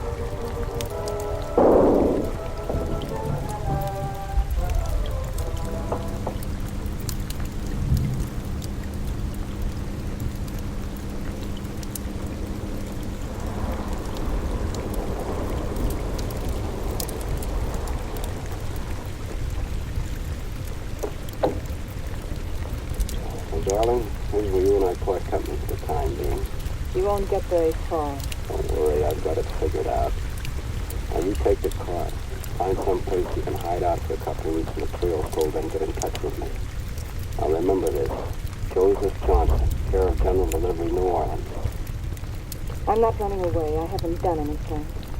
Tell that to the cops. What do you mean? You're tied up with everything I've done. Your signature's on the lease of the warehouse, remember? You're on the spot back there tonight. How far do you think an innocent plea will get you? I don't believe you. Okay. It's a murder rap. Life in prison wouldn't be very nice for a girl like you.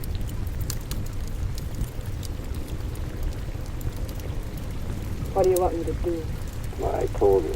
Lay low. In about a month, write to me. Then another town, a new name, our whole life ahead of us. And remember this, Kay. I love you. And wherever you are, I'll come and get you. All right.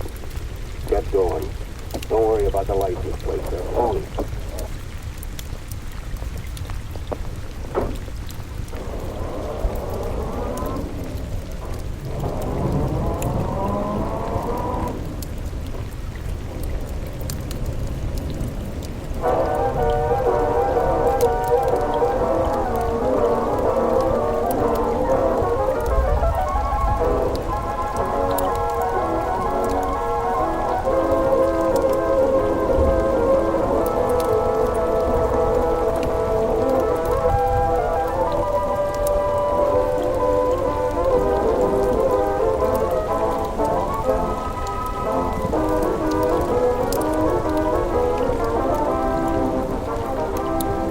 Be on the lookout for Downey and his wife, Kay, 23, attractive, brown hair, 5 feet 5, approach with caution.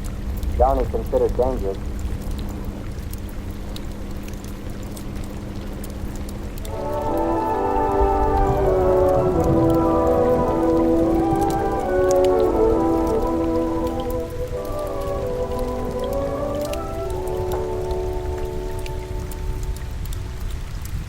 Hey, Luther, get the ball. Go on, get it. You know he won't get it. Oh, no? How long have you been teaching that dog? 4 years? And he won't even shake hands with you yet. He's just particular who he shakes with. Yeah, then how come he won't get your yarn for you? You make him self-conscious. He doesn't want to show off in front of you. Willie, how many cases of dynamite do we haul up here? Well, how many? How many times have I told... 6 cases of dynamite. Stand up with it. Now, come upstairs. You mean to tell me your sergeant is that big? Yeah, that's about it. Hey, when's Joe and Ben going to relieve us up here? Thursday. Oh, I'll have it finished by then. You'll love it. You know, those nights in Africa are pretty cold.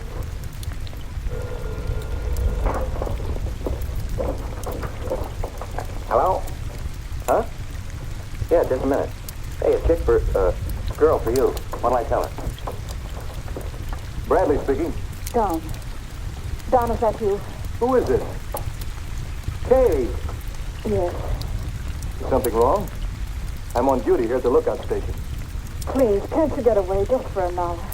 I've got to see you. Where are you? Briar Lake? At the service station. I'll be there in 20 minutes. Sure. Hey, wait a minute. Who's going to take care of the station here? You.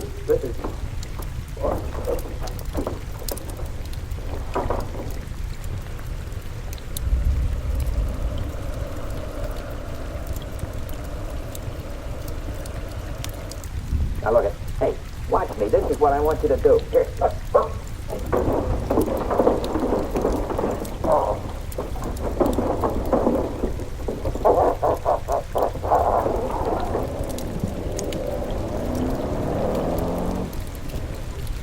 Maybe I should have stayed. Maybe I should go to prison. I don't know. Everything's so mixed up. I know I shouldn't have come here. This instead of anything ever happened. That's right. I'm glad you're here. I'm frightened now. I don't want them to find me. Not yet, anyway. Maybe when I get over the shock, maybe I can face them. Now I've got to hide. Hide? Think. Yeah, that's got it. Up near the peak, there's a cabin. The folks who own it never use it this time of year. You'll be perfectly safe there. Thanks. How do I get there? Just follow me. It's about a mile across from the lookout station. The road's straight up and narrow, so take it easy, honey.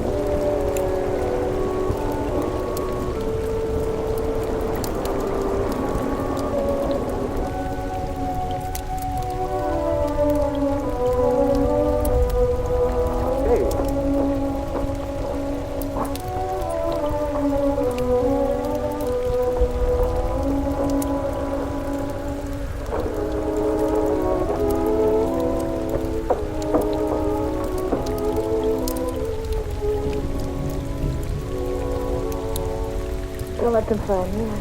Now, take it easy. You're safe. Don't try to get up unless you feel like it.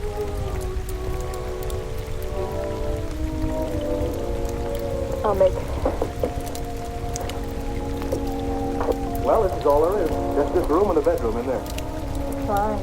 I hate to leave you here alone, but I've got to get back. I've kept you here long enough as it is. Well, you'll need some food. I'll bring some back. No, not tonight. I'm not hungry. Okay, first thing in the morning. If you need any blankets, you'll find them in the bedroom. I'll be quite comfortable. Yeah, I better leave you this. Oh, You can use it to call if you need me. Just step outside, point straight up, and fire twice. I'll come around. try twice. I'll remember. Well, I guess I better be going. Don, Yeah? you know how grateful I am. Maybe someday I can repay you. Look, you're here where I can see you and talk to you and take care of you. I don't have to be repaid for that.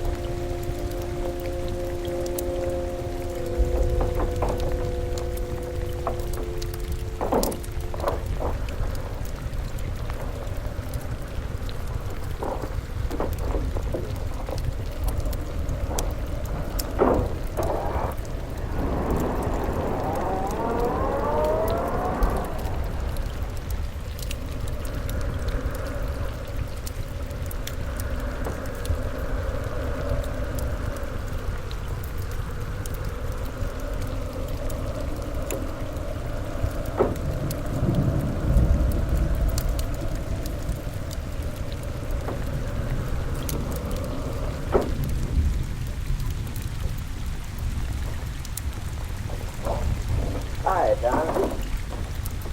Why aren't you asleep? Oh, we're restless. Don, Yeah?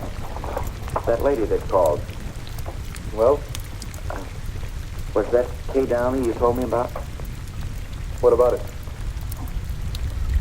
We were listening to the radio, and No, what'd you hear? Come on, give out, give out. she's in trouble. Yeah, I know. Her husband's wanted by the police. He knocked off a couple of guys. He what? He killed 2 guys, that's all. The police want him dead or alive. She didn't tell me that. It's a good thing you didn't marry her. Imagine you being married to the wife who... What am I saying? If you was married to her, she wouldn't be the wife. No, anyway, it's none of our business. That's what you think. Huh? I'm hiding her out in a cabin up on the cliff. Oh, well, that's a very good place, huh? Well, wait a minute, you can't do that. Why, she's a fugitive from... Well, she's a fugitive. You know what that would mean to you if anybody found out? She hasn't done anything. There's no reason for them to hound her. Don't get mixed up in it. We're already mixed up in it. We?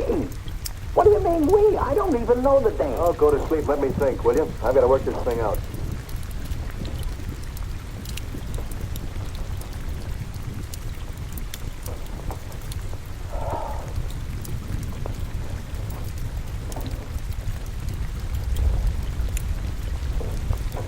Don, you're still in love with her, aren't you? Go on, go to sleep, will you? No. Luther. love's a wonderful thing.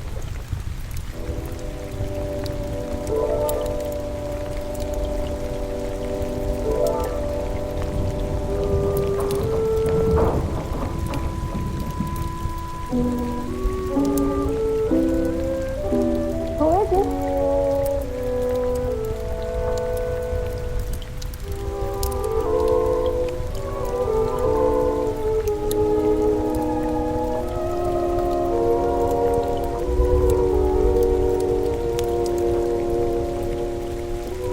Down. Hello, darling. Steve. Well, you aren't going to let me stand here, are you? It's cold. Well, very cozy. What are you doing here? Aren't you glad to see me, baby? How did you know I was here? Now, wait a minute. You didn't believe that line about us splitting up, did you? I knew you'd head for here and use that Ranger for a chump. You married yourself a guy with brains, Kay. I knew he wouldn't hide me out, so I figured you'd get yourself set, then baby'd walk in. You got to leave here. You know, honey, you're much prettier when you're angry. We're going to leave here. I won't let Come on, you. give me that. Drop it. I don't want to hurt you. It's a fine way to greet your husband, with a gun. I was going to call for help. Oh.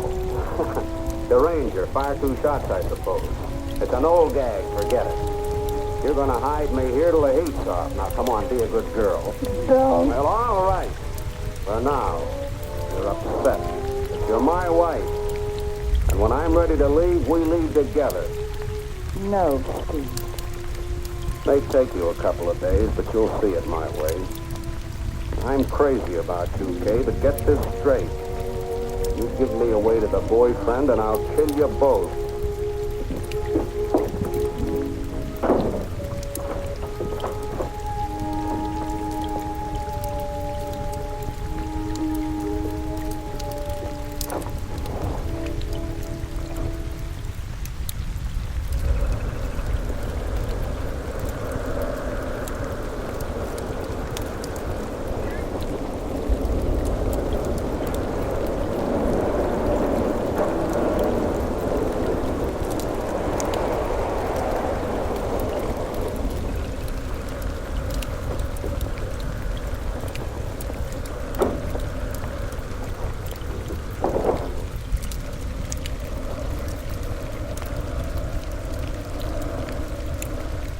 All right, let the pigeon in. And watch yourself.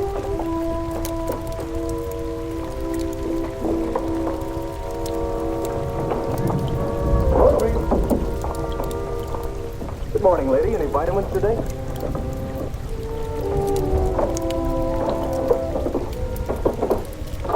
Well, get these things out of the way and you can whip up some breakfast. Here's some fresh in food. My food for a week. Hey, take it easy. Eggs are scarce up here. Trying to be so clumsy. Hey, you're shaking. What's the matter? No, I'm not. You just imagine. Don't worry. They'll never find you unless you want them to.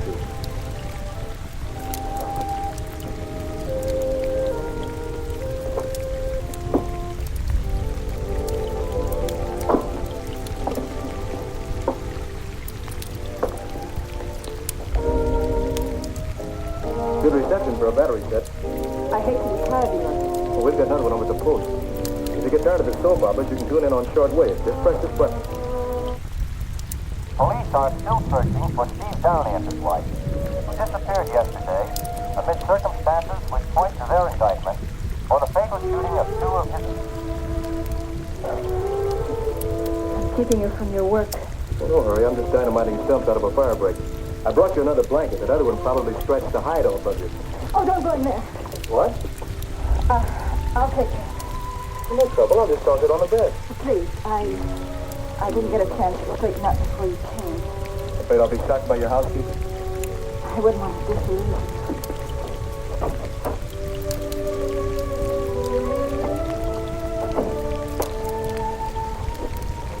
Get rid of him. Okay, get up. I feel guilty about keeping you from the...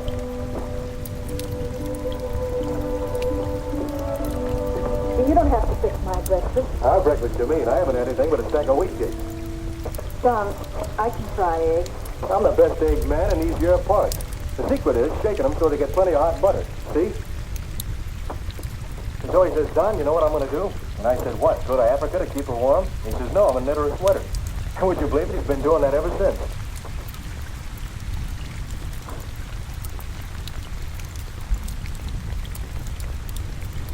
Well, I'll wash these and be on my way. Are you trying to make me feel completely useless? No, I'm just making excuses to stick around. I guess you know that. You better go to work. Okay. I'll see you tomorrow. Think you can manage to live? No, but I will. Goodbye. Bye.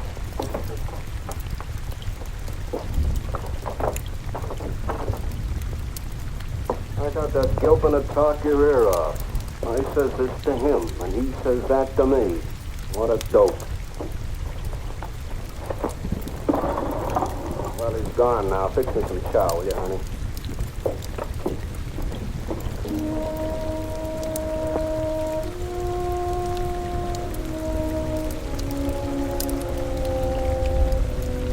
Things are working out just the way I figured. If we can keep that squarehead from getting wise. Coming back. It's the egg.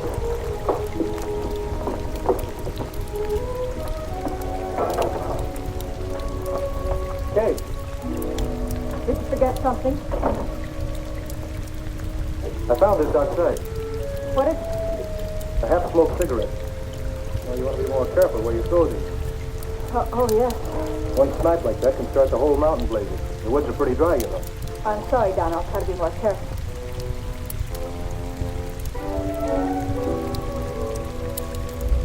When did you start smoking cork tips? Oh, I picked them up somewhere. Oh, I'm fresh out. Have you got a cigarette? Yes, of course.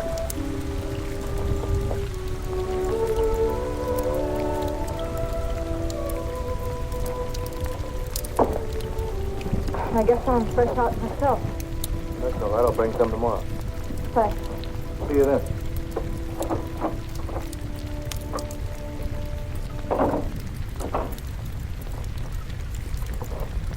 What did he want? You heard. Watch those cigarettes. That guy's too dumb to come in out of the rain. A couple more days and our trail will be as cold as an iceberg. Then we can scram.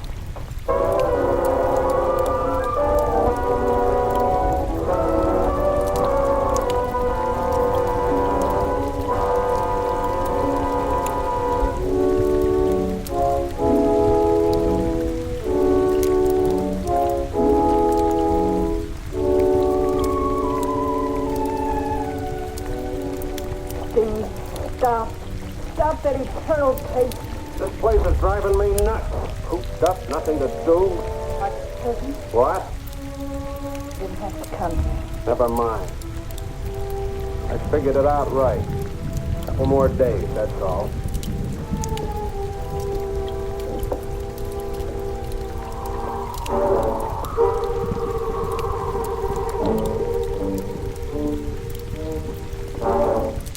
Coffee? No! Coffee. My nerves are like wires already.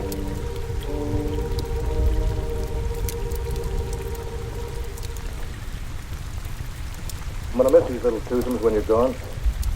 You'll be leaving pretty soon, won't you? A day or two. You've made up your mind? You know, you always were a good cook. Remember when we were kids up at your Uncle Sam's, you made the strawberry shortcake? Yeah. And I got the strawberry ray. She said I got it on purpose just to make fun of your baking.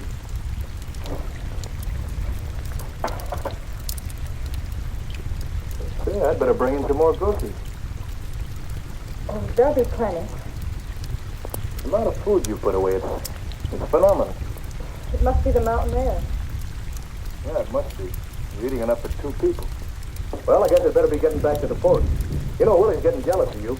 I'd like to meet Willie. He sounds nice. I'm trying to arrange it. One of us has to stay at the post all the time. Bye. Goodbye.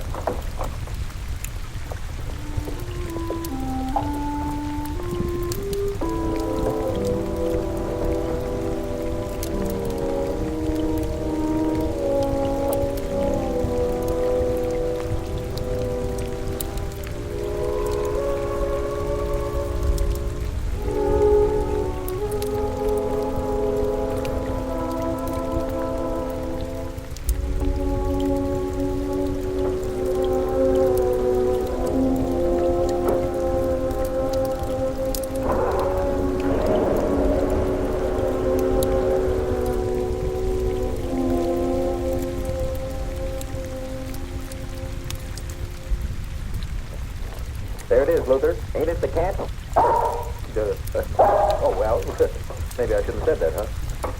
Oh, she'll sure be warm nights in this. You know, I wish I was a sweater. Oh, hiya, Donzie. I got her finished. Good, it's about time. I'm glad you got back. Let's play some checkers. Not right now, Willie. I gotta work something out. Oh, every time you see that girl, you come back here looking like a wet blanket. Come on, checkers will relax you. No, thanks, Willie. Okay, then.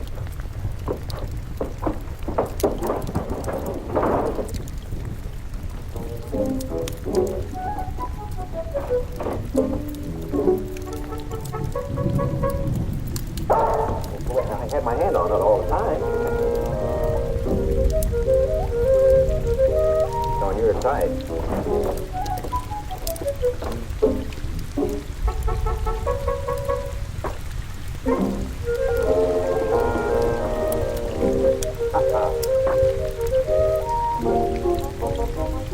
How do you like that?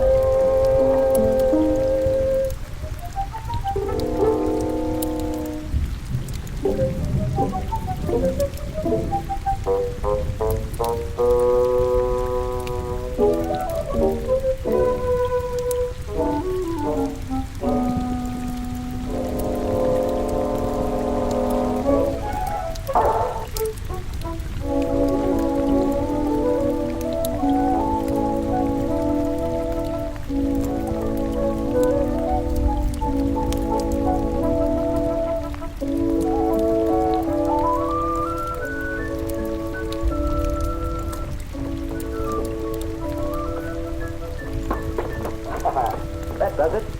Who won? Who do you think? Here. Oh, no. Oh, come on. Please try it on. I can't bend if it don't fit right. All right. This is positively the last time. Cross my heart. Oh, no.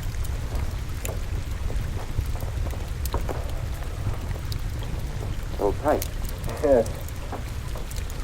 Willie, what would you say if I told you I thought her husband was up at that cabin with her? I'm her husband. How could I be up at...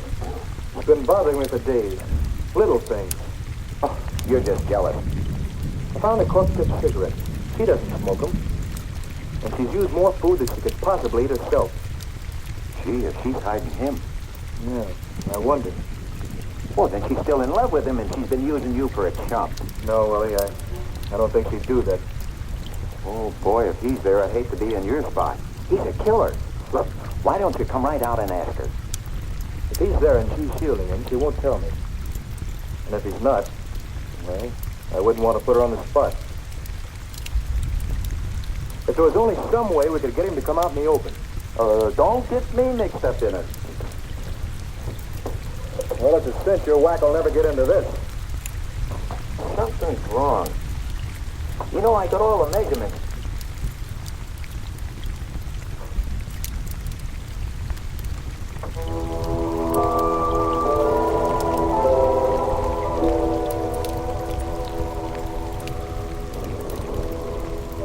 What's that? Only the wind.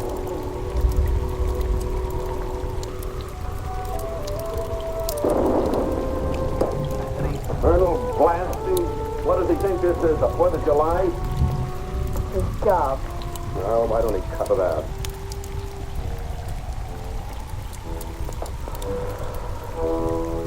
Why are you staring at me? You think I'm losing my grip? Well, I'm not, see?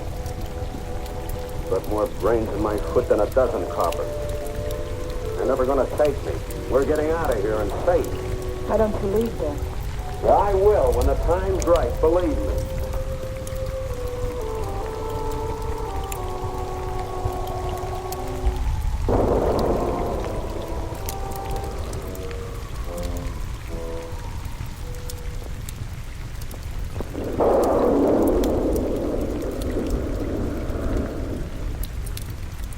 I'm sorry I can't stay for dinner tonight, but my state supervisor's coming up, and I'll have to make out a report. Your supervisor, is he staying? No, he's going right back. He's sending up our relief to the lookout station tomorrow. Then you'll be leaving. Kay, I'm worried about you. I've made up my mind, Don. I'm going to face it and take my chances. You know if there's anything I can do. Hope we get some rain. We need it. You know, there's an old legend about the thunder up here. It seems that when the first Indians settled here, all was peace and plenty. And then another tribe heard about the place and tried to, what do the racketeers call it? Racketeers? Well, they tried to muscle in. Well, this blitzkrieg might have worked. But the local medicine man started praying to their tribal god. And he answered? Just like that. It all started with a terrific clap of thunder. Just about like that. And then the first lightning bolt struck the enemy chief. Ever since then, whenever there's thunder up here, someone on Dark Mountain is doomed to die. At least that's what they say. Nice bedtime story. Well, the old-timers here claim I never miss it. But we don't have to worry. We're not Indians or racketeers. No. No, of course not. What's the matter? Your supervisor doing? No, I've got a program I'd like to hear at 6. Hillbillies, you like them? Some of them.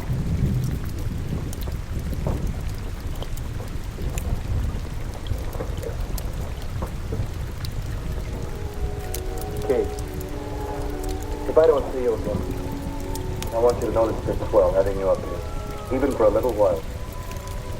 I realized what a terrible mistake it was. Last month when I heard you and I heard myself. It weren't too late. It's not too late. 6 o'clock down. Your hillbilly. Oh, yeah. You like these boys. They're from way down in Arkansas. Calling all state police. Calling all state police regarding Steve Downing. Oh, I turned on the short wave by mistake. Well, let's hear it. Concentrate on all highways leading out of southern part of the state. County has been traced to Ferndale and is believed headed for the Mexican border. Watch southern roads for a dark gray convertible coupe. County is 5 feet 10, broad shouldered, light complexion, curly hair. May be accompanied by his wife, Kay Downing. 5 feet 3, attractive, brown hair. Approach with caution. That is all.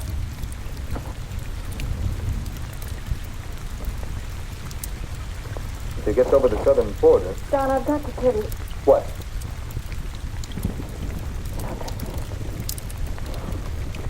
Well, I guess I'd better get back to the post. We've got a truckload of dynamite out there, and I'd hate to drive home on slick roads. It's liable to start raining any minute. Don, if I don't see you. Well, I'll be up to town pretty soon. Goodbye, and don't be afraid. Bye.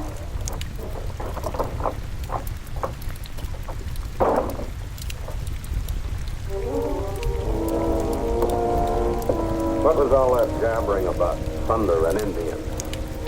It was just... You don't believe that, Bunk. That every time it thunders up here, somebody dies. Do you? No. No, of course not. Okay, get your things together. We're leaving. Leaving? Right now. You heard the radio, didn't you? They're following a false trail down south. I told you I'd outsmart them. We go north. Now go on, get started. Not going. I told you we're leaving together.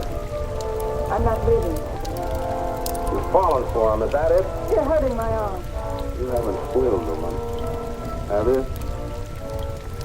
No, you wouldn't dare.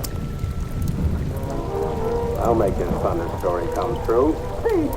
He's in love with you. He'll come running if you're in trouble, won't he? Fire 2 shots. That's the signal, isn't it? I will just wait for it.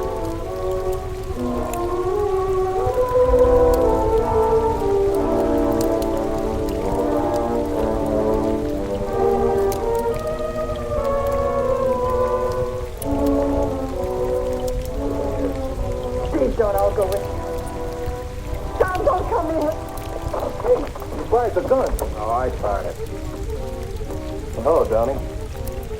I knew you were here. Yeah. With my wife. Darling.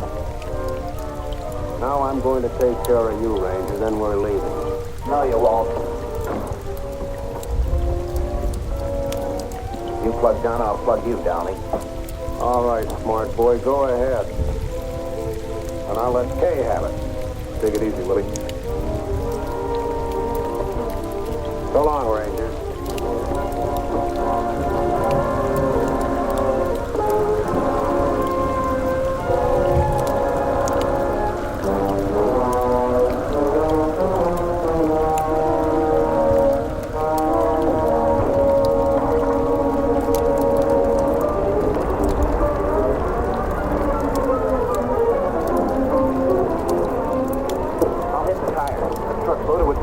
Kill them both. Come on.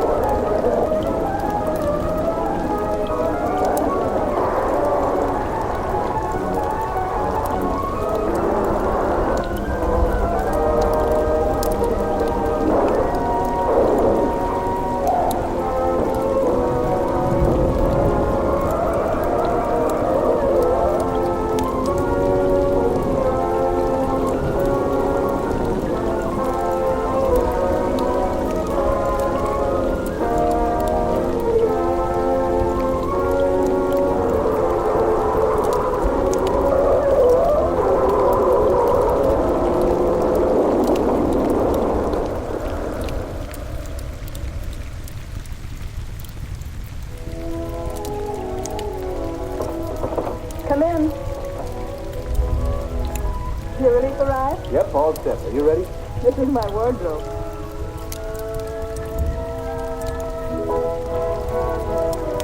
Hey, come on. I thought I told you to wait out in the car. I did. Well, we'll be on our way. Come on, Walter.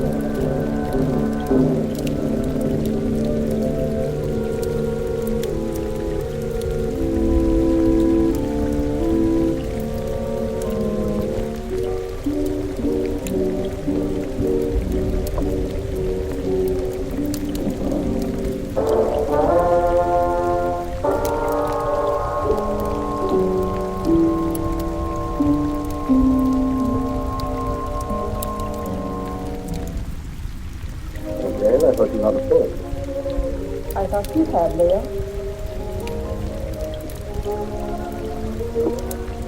You couldn't just sleep? No. My room is cold and dark. Only this hateful fog seems to be at home there. I told you this island is no place for you. My mother lived here. And died here. Violently. She lived here for your sake. Gail, I don't blame you for resenting me. I hadn't realized the name Leo Granger was still headline news. I never imagined with the press would revive the whole dirty message. It did. I'd have to remain isolated here for a long while. But that's no reason for you to stay buried on this forsaken island. Leo, I don't hold you accountable for the position I find myself in. Just that, for the present at least, I too would like to avoid the public. In fact, for a while I'd like not to see anybody. I'm afraid that won't be possible, Gail. If you insist on remaining there. Why? There are a few people I must see. Some, shall we say, associates. You're going to let them come out here? I'm going to invite them out there. Surely you don't think that that's too indiscreet. But I'd be afraid to. I have an idea that their greed will outweigh that fear. Their greed? Yes. It was their greed that made them invest heavily with me, because they thought I could make more money for them than anyone else. And when my financial empire crashed, they were the first to cry swindler. If I can intimate to them, they will have a chance of sharing in that supposed loot. They'll respond to my invitation.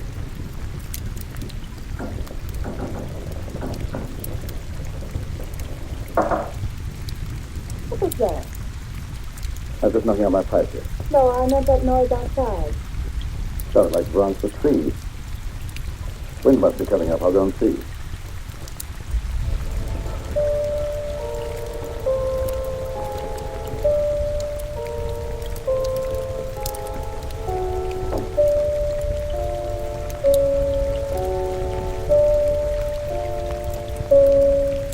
What is it, Doctor? I thought you might put me up, Leo. What do you want it for this time? Oh, merely petty larceny. I had to eat. I couldn't get a job after serving my term with you. The newspapers printed our pictures of you. Everybody recognized you. Won't be convenient to keep you here too long. I've invited some of our friends over for the weekend. That crowd that sent us up? How did you know that? You were more confidential as my cellmate than as my employer. And you were less of a menace behind prison bars than you were in my accountant's case. I have the same score to settle with that crowd that you have. I could be of help to you. You might. Let's talk it over. Go to the small door under this balcony. If it's open, wait for me there. Won't be too long. I said wait for me there.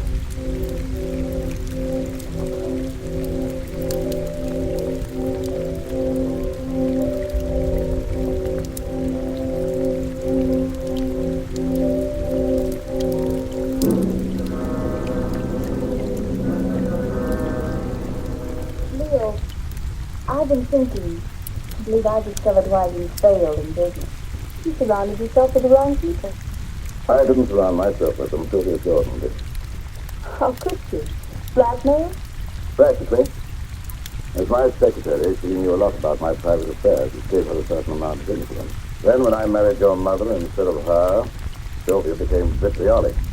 She sold me off to her friends, Richfield, Kavanaugh, the whole double-crossing gang that railroaded me. I wouldn't have cared if they'd stopped at that, but they didn't. One of them, maybe the whole group indirectly, was responsible for the death of your mother. Leo, what are you saying? Oh, the certainty surrounding the murder of your mother was obviously prearranged.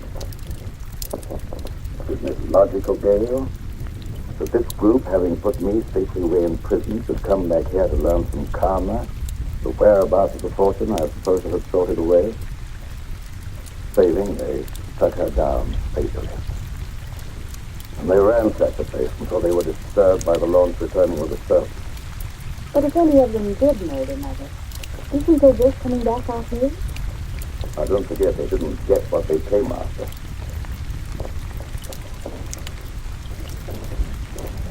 I tell you, they won't have slept.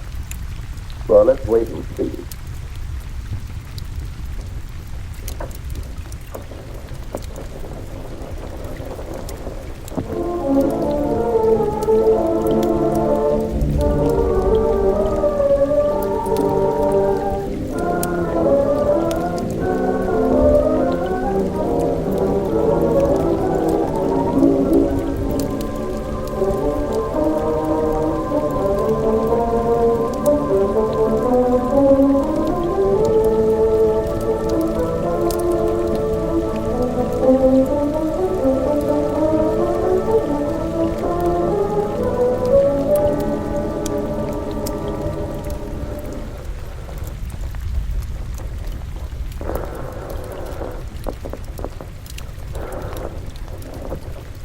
Emmeline Bronson, Psychic Research Laboratory. Alice Richfield. This is Emily. I was engrossed casting a horoscope, otherwise I would have known it was you wanted to contact me. You received an invitation? Wait a minute. Let me see. It's from Leo Granger, inviting you to a weekend at Fog Island. Just a minute. Furthermore, I can tell you the date. It's for the 16th. What? Well, of course my powers of divination haven't diminished. What do you make of it, Emily? Well, are you consulting me professionally as an astrologist or socially as a friend? Well, I thought it was a good friend of old standing. In that case, I'd say Leo wanted something. Advice. As you may recall, he never went into any big ventures without first consulting me. Yes. And you never advised him without first asking John Kavanaugh what to tell him. Kavanaugh was very generous with me when I influenced Leo's transactions. Yes. And your influence paid you well. However, I'm curious to know what you think Leo's up to. Well, I, for one, am going out to Fog Island to find out. And you? I don't know yet. I haven't decided. Nevertheless, I'll probably see you out there amongst the others. And just who would the others be? Why, our own little crowd, of course.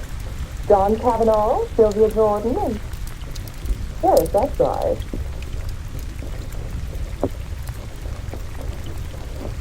What does Leo Granger to say, John? How do you know this is from Leo Granger? He's a private secretary for years. I might at least be expected to recognize his handwriting, don't you think? Of course. Have you read between the lines? That what? That I might see justice done? Well? Doesn't it occur to you that Leo may have found out how you played up to Karma while he was out of the way? I didn't. I always liked Karma. There was no point in avoiding her just because he got into trouble. And there was no point, I suppose, in your chartering that boat all by yourself just to call on her at Fog Island. Who said I chartered the boat? The man who owned it. He also admitted taking a veiled woman out to the island, alone. I never wear veils. Besides, why should I want to see Karma? To get information. That needn't exclude you in Leo's mind as one of Alex Hinton. How do you know that? I know Leo Granger. I know the way his mind works. He's a very suspicious and vindictive man. How about Kingsley? Emily Bronson? Yes, even you. Don't forget the damaging effect your testimony as his private secretary had on the case. I'm not forgetting it. Nevertheless, I don't expect Leo ever to forgive me. Leo Granger will never forgive any one of us. 5 years in the penitentiary can do a lot to a man. Not to Leo Granger. You get one of these? The same? Identically. And I dare say there's a half a dozen others floating around amongst our erstwhile associates. Can you go? I think so. I'm not afraid. Are you? Well, not exactly afraid, but, But what? maybe intrigued. After all, he got away with quite a fortune. If he's going to pay off, I want to be there. That's what I thought. And if you go, I'll go. And if we go, the others will go. Will they? There's safety in numbers.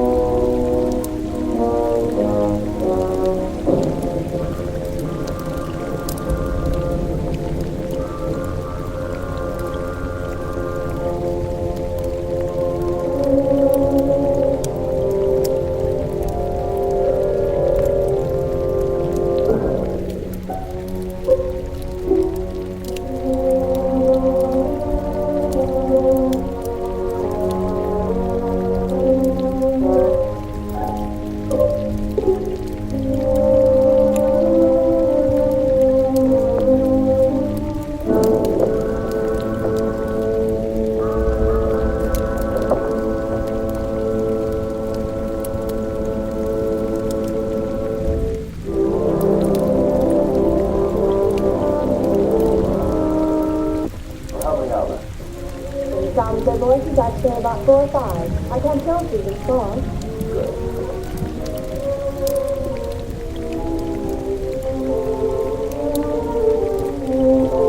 So, Allison. Yes, sir. The guests are here. Will you look after the luggage? Very well, sir.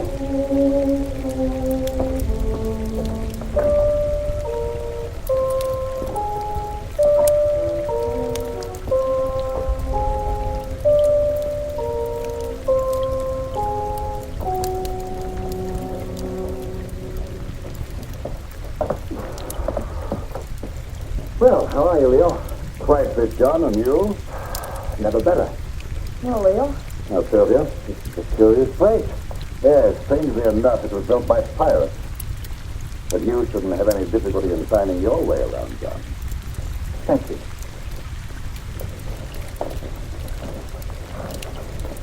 Nice to see you again, Sylvia, after all this time.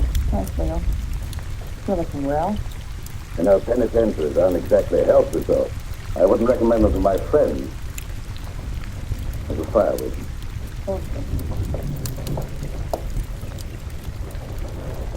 Leo. If it's any consolation to you, your water sign should be satisfaction for you here. What about you, Emily? Me? Don't you know a seer is never any good for herself?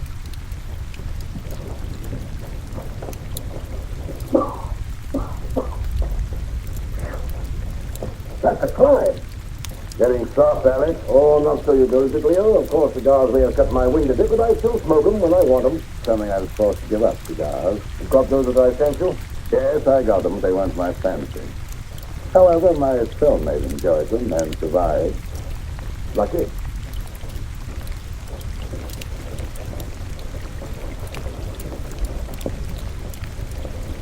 Hello, Mr. Granger. I'm Jeff Kingsley, son of Jefferson Kingsley, to whom you sent an invitation.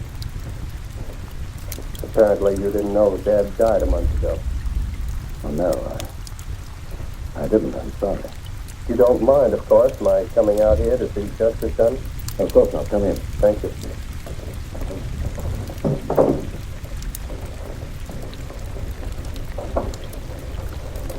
You know all the others?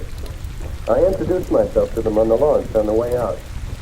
Yes, I know everyone, including your stepdaughter, although I don't know that she remembers me from college.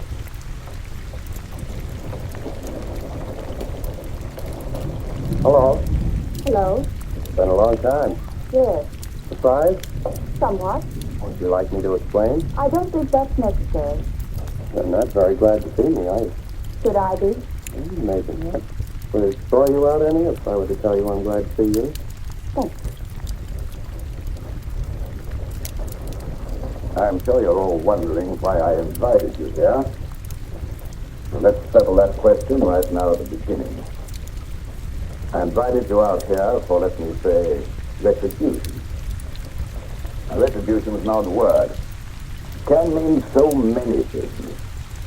It could mean reward, the return of money you think I stole from you. It could mean giving you an opportunity of getting even with me, or with each other. It could mean revenge, seeking a life for a life. You see how you killed something very dear to me.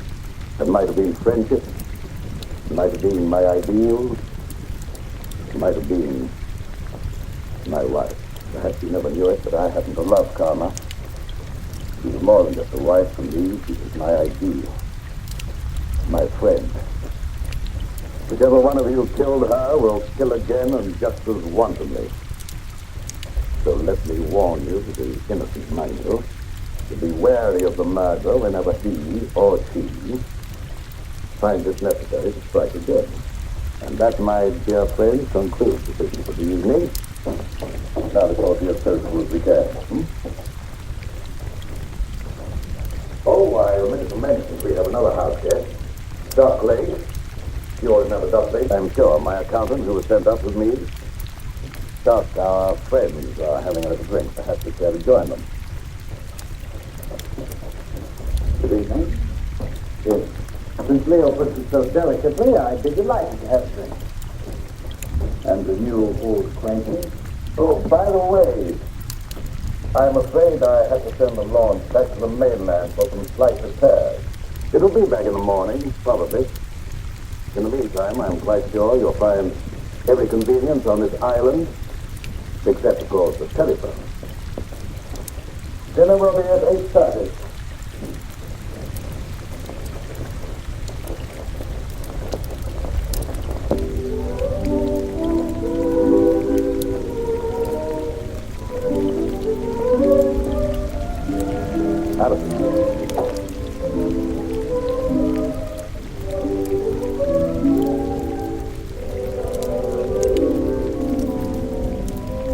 Many years ago, it was the custom of this household, when it was in the hands of pirates, to let a man eat his fill, then permit him to know his fate. I'm not so barbaric, of course. I'm merely following the old custom by giving each one of you a token favor, or clue, shall we say, to retribution.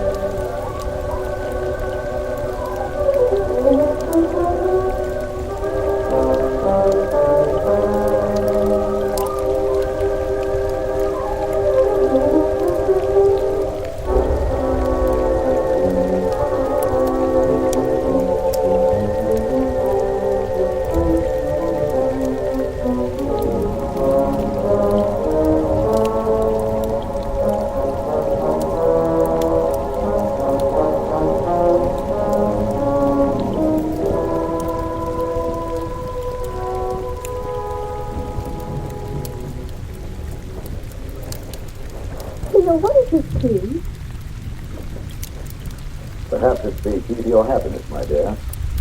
Occasionally there is a superstition that the gift of the knife will cut friendship. I'm not superstitious, are you? Not with this in my hand, I'm not. I think I was tired. I have been used to very early hours these last few years.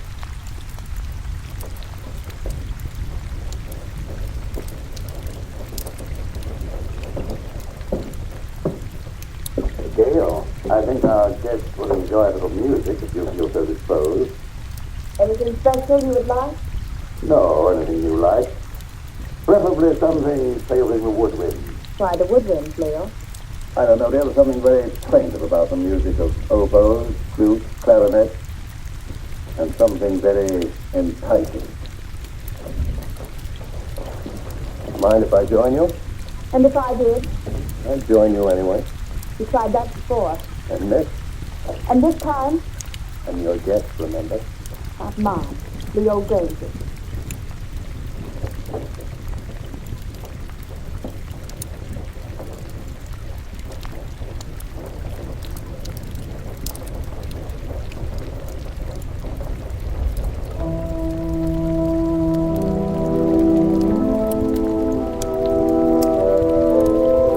What this is all about. What's what it's all about? This party or whatever it is. Don't you know? No, Then why did you come? I had my reasons. I'm sure of that. Good reasons. From your point of view, All of which means you're not going to tell me? that's right. Which also means you don't trust me? Right.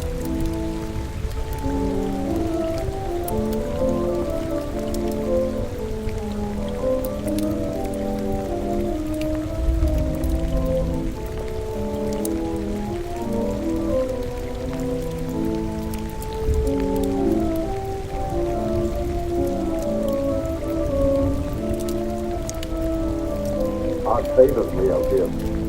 Or do you understand yours? Yours, Dr. Lane? I suspect Leo wants to keep track of you. Mine is really quite simple. Leo always said my pencils weren't practical. The eraser, of course, is one of Leo's innuendos. I have a feeling Leo is not in his right mind. Have you felt that? You understand, I hope, that I've never actually practiced the profession of medicine.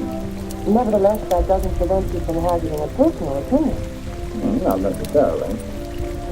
But as a student of the occult, perhaps you could hazard an opinion. The sign, Pisces. Of course you know what his sign is, you see. Two sisters spinning in opposite direction and with Jupiter in the ascendant. I should not like to predict what would happen. His health, never too sturdy, hasn't been aided by prolonged inactivity. I shouldn't like to hazard an opinion either. You know, Doctor, I think you and I have something in common. No? What's that, may I ask? We've both been Leo's confidant. I, from an astral point of view, have been in his spiritual confidence, and you, from a business point of view, have been in his financial confidence. So, possibly by pooling our information, we might work more or less together to our mutual advantage. That reveals you very nice.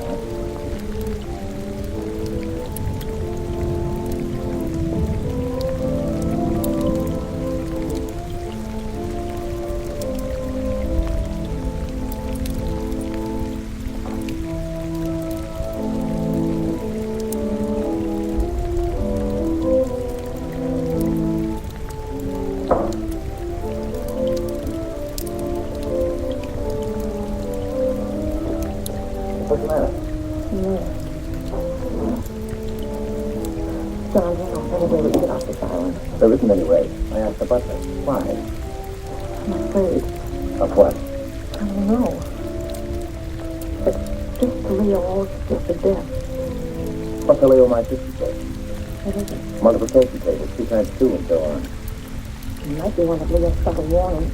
And stimulating you not to attempt any more juggling with figures to your own satisfaction. But I get a feeling it goes deeper than that. Crazy skull.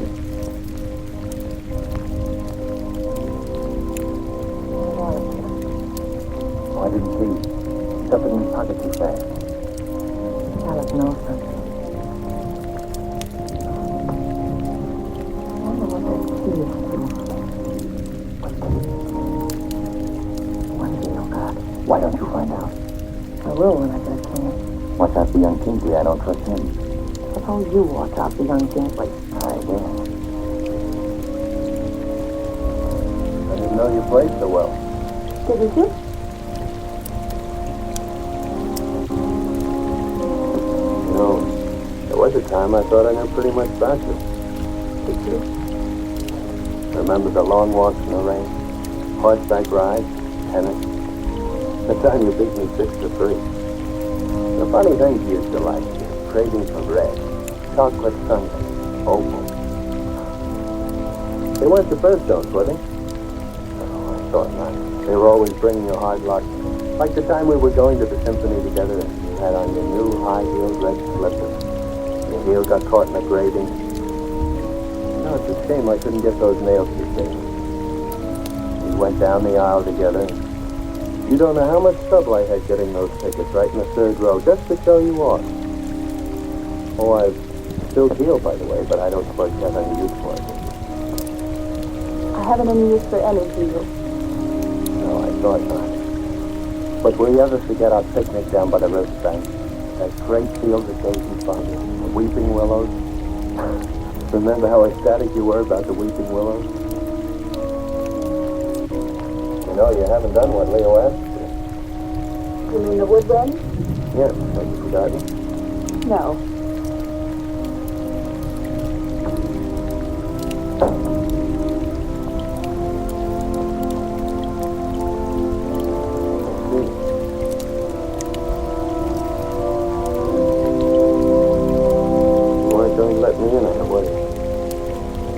On what?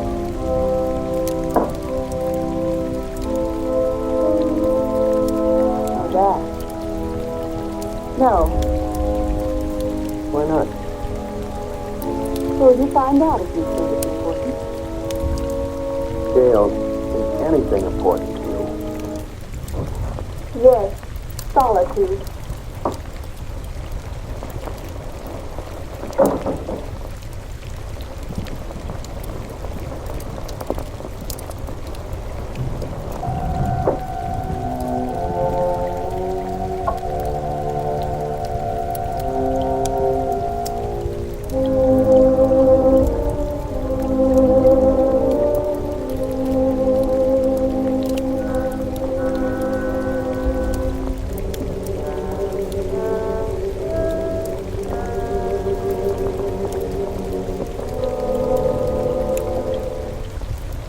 For the look into the future. What do you say? You want me to cast horoscopes? Oh, no, nothing so individual. I mean something with letters all, like, seance. Oh, a seance. Well, if you're all in accord, why don't you gather round the gift? Good.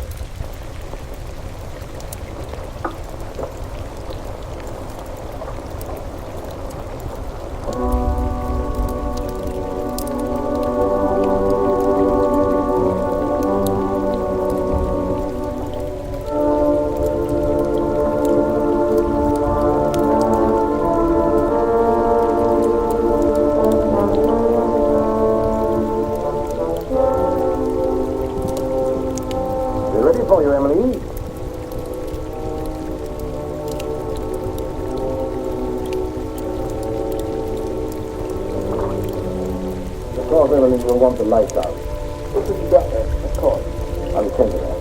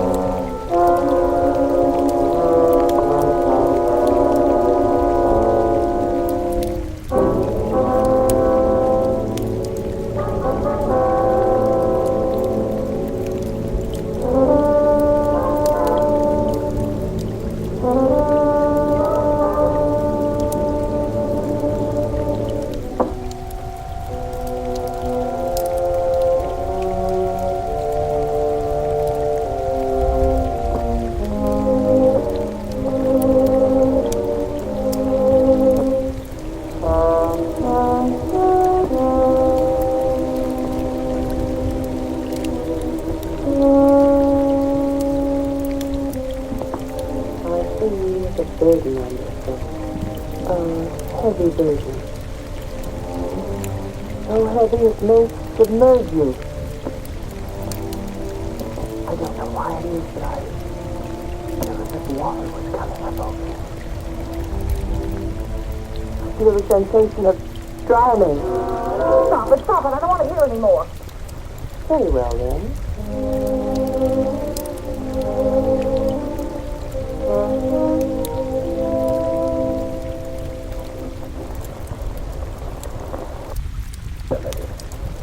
Strange, but I can't seem to reach you. You seem to bar the way. No. Bars are in the way. We'll skip me for the moment. And for yourself, what do you think? Myself? It's very difficult to see for myself. But I feel about to be elevated.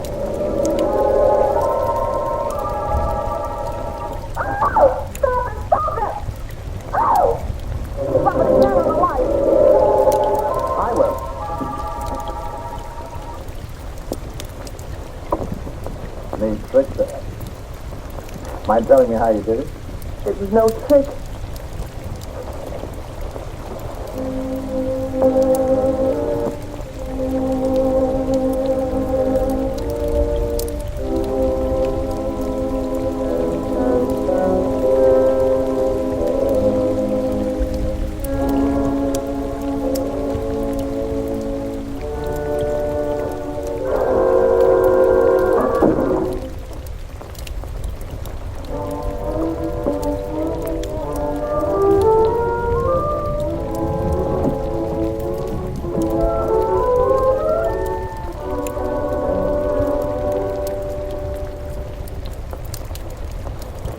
Where are you going?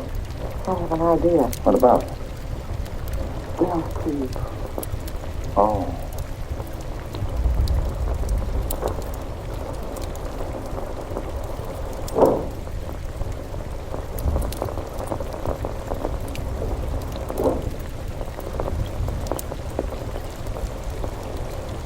Seance over already, Emily? Yes, Alex, I'm rather tired tonight. Why did you turn in? I think I will. I wonder if you'd get me a book, Alex. I'm tired but not sleepy. I thought perhaps you might pick out something from Neil's shelf over there. Don't you think you better select your own reading material, Emily? You have such a good mind. Oh. Cut.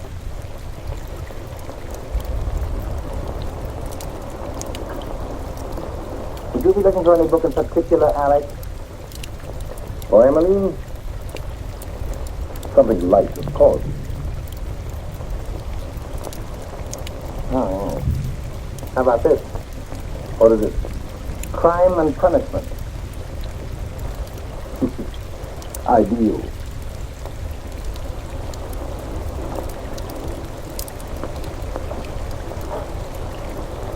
Thank you, Alex. Say, it's getting late. Time we were all turning in. How about it, John? Ready to call it a night? We are. I might as well. Ready, Emily?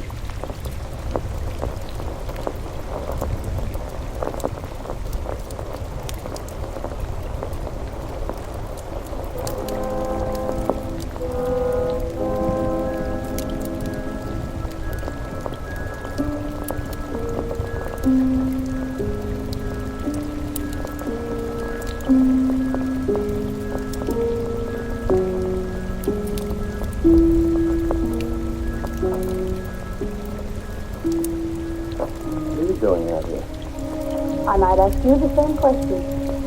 It's cold in this box. The air is warm. Mind telling me what you're running away from? Am I running away? Of course. First from all your friends, breaking out to this desolate spot to live. And now from everyone inside. What right have you to pry into my private affairs? Maybe I like you. You have a very peculiar way of showing it. I'm a very peculiar person. Yes. Maybe I like you more than you realize. Really? I realize you're just a little girl in a lot of trouble. What trouble? That I mean to find out. Is that all you may find out? No, but that'll do for a starter. And after that? Gail, have I ever done anything to make you mistrust me? You came out here with the others, didn't you? Obviously. Why? To see you.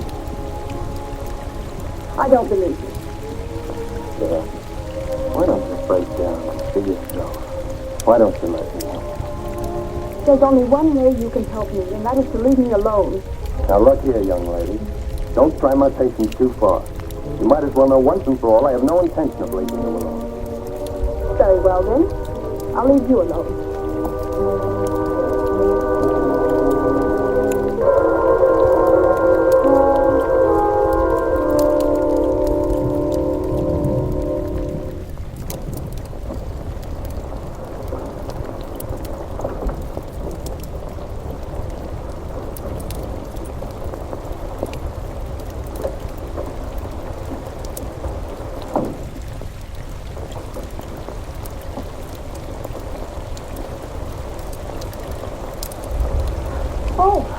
I came in to borrow some cleansing cream. Well, of course.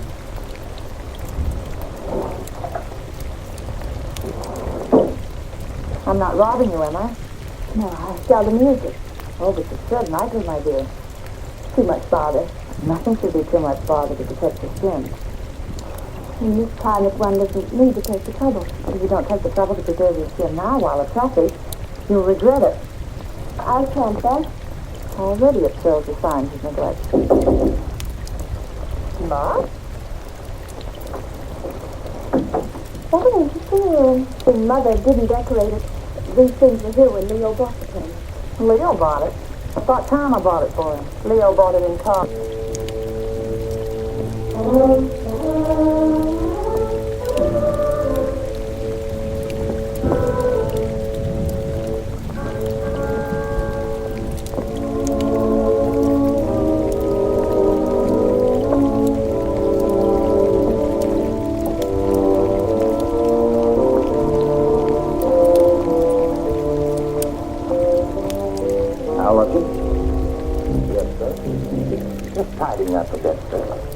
As a butler?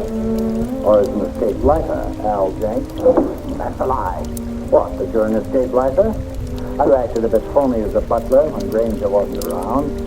I made some pretty wide contacts in the big house. Contacts that could find out a lot of things. I wrote a few letters. Had some answers. Came over with the mail. As a guest. Like this one. Hello, Doc. Cook. The eel you describe with a scar across his left palm. Certainly Al Jenks, the lifer who crashed out of here about a month ago. I thought you ought to know because...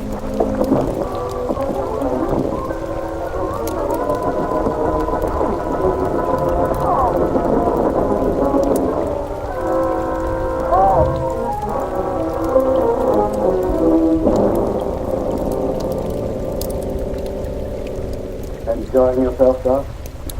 Yes. I was just looking for you, Leo. Indeed. Yes, seem a bit ill at ease. That's a pity. I've given them the run of the house. What more could they have me do? Give them enough rope. Hey, Leo? Something like that. They're all wondering what you've got up your sleeve. Including you, Doc. Have you forgotten, Leo? I know what you've got in mind for me. Have you forgotten that time in stir when I showed you how they framed the two of us and you blew your top? That day when you learned your wife had been murdered. The day you really went stir crazy.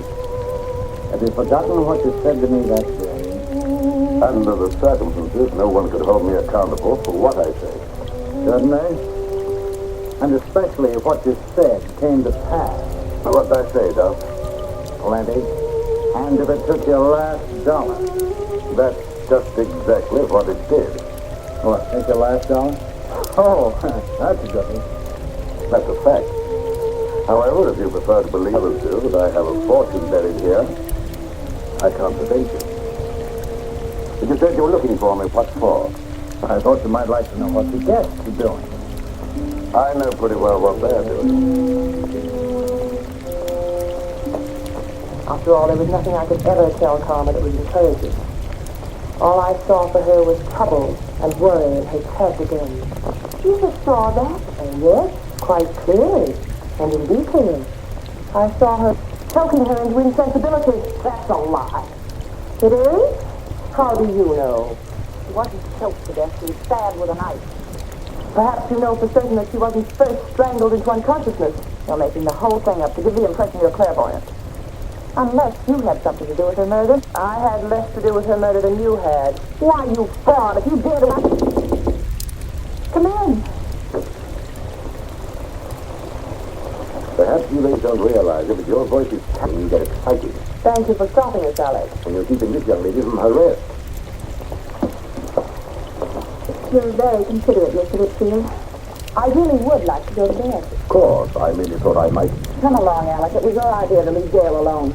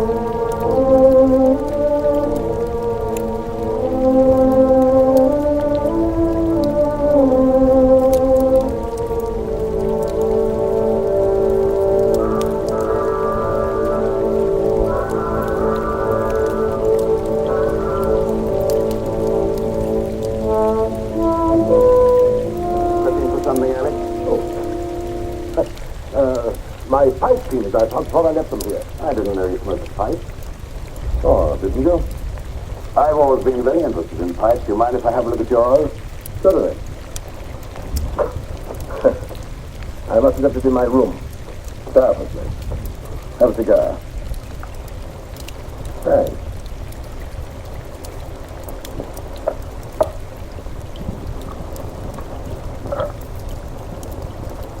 Light? Thanks.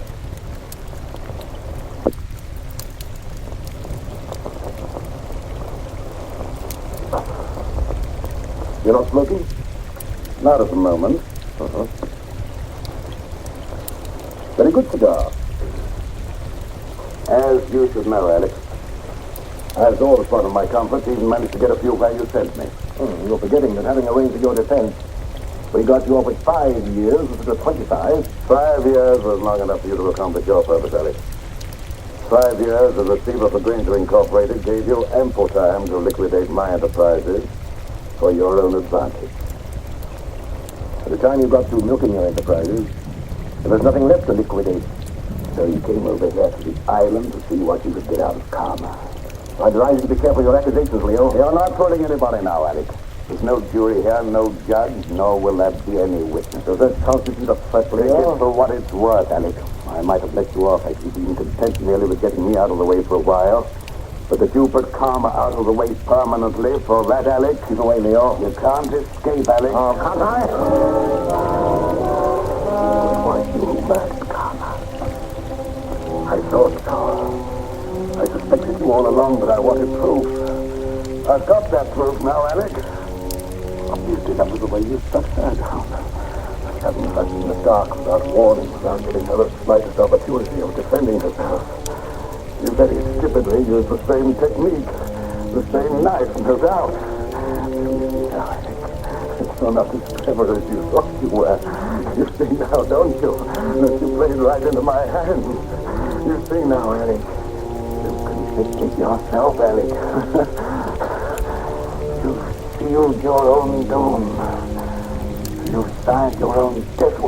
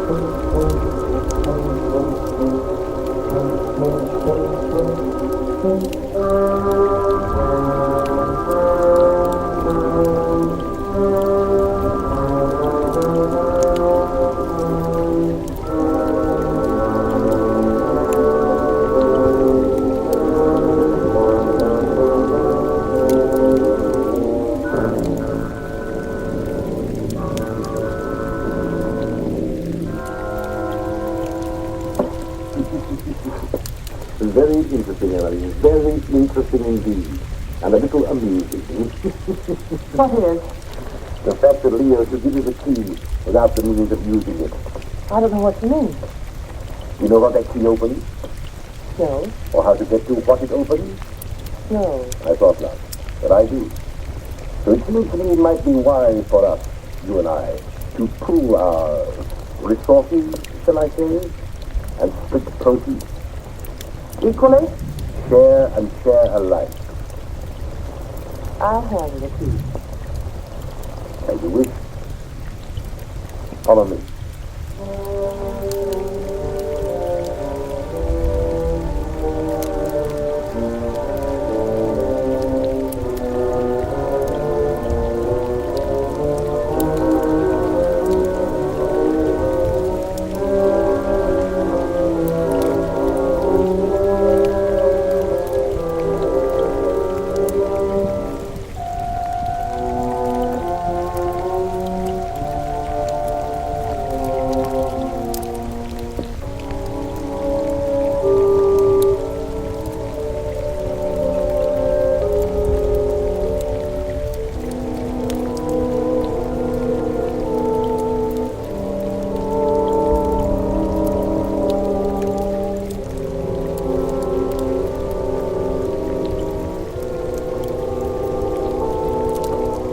Since you have the key, the privilege is yours, my dear Emily.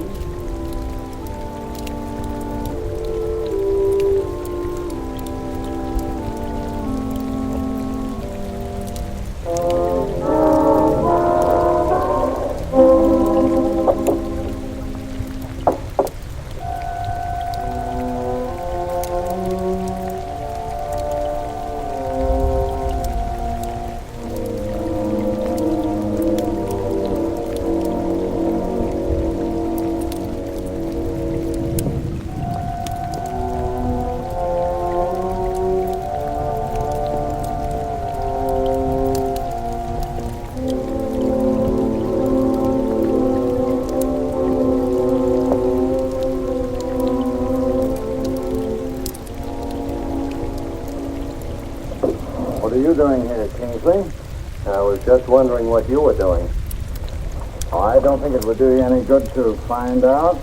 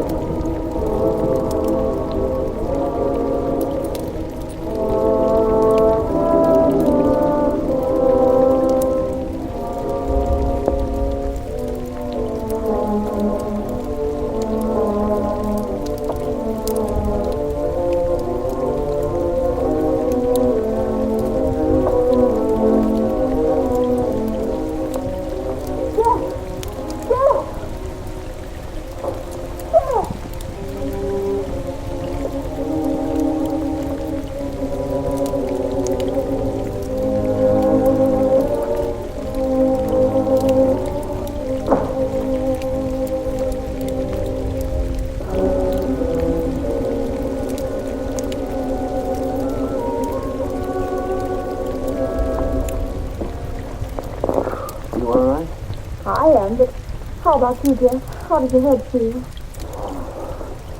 Feels as though somebody had thrown the book at it. It was a chair. Oh, yeah, that phony doctor. I gotta find him. Jeff, take it easy, please. After the way he charged me, But he's a dangerous criminal. He has a prison record. he's got more than that coming to him. And I think I know where to find him. Jeff, don't. Please. For my sake. For your sake. Yes, Jeff. Look. Come on. You better sit down. But, Gail, you don't seem to understand. I caught him going through the desk.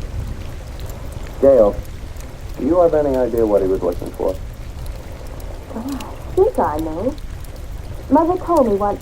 It's something about the top center drawer. Something in it or near it that exposes a secret hiding place for valuables. Valuable? Uh-huh. Well, don't you think you ought to take a look and see if he got away with anything? I have looked. I don't know how to operate it. Let me try.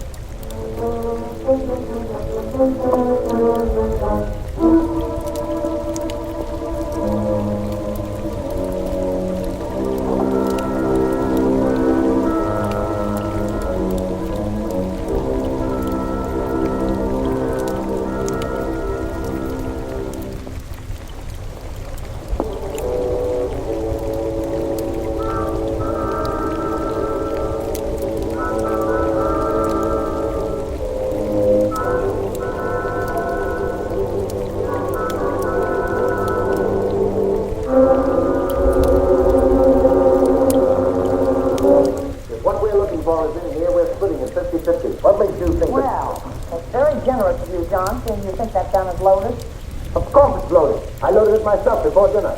You don't think I'd trust you around me with a loaded gun, do you? How did you know I wasn't going to give you his half? Oh, I know you, John. So, the clue Leo gave me. You're right, Alec. What we're looking for must be hidden in here. The paper.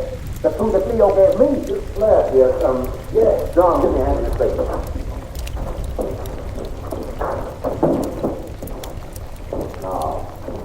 Oh, wait a minute.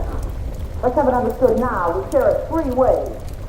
Let's make it 4 ways. Just for the sake of sociability. Or make you imagine you're entitled to anything. I know where the bodies are buried. All right, understood then.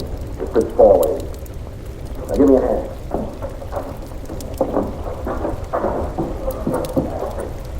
To the box.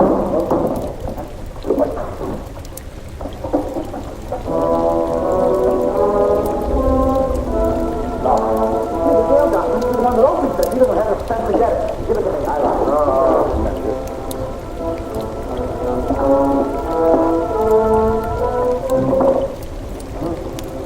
Well, what is it? Read it. Yes, read it. To whom it may concern, this represents all I ever stole from Granger Incorporated. The paper this is written on. Unfortunate investment did the rest. May I suggest you divide equally among yourselves so that I may feel justice is done. Sincerely, Leo Granger. I don't believe it. I do. It's just like Leo to have the last laugh. John, look!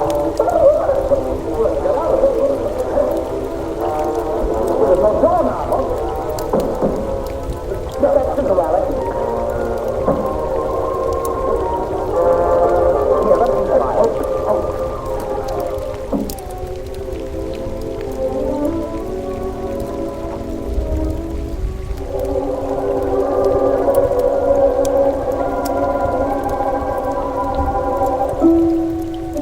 That's a trick.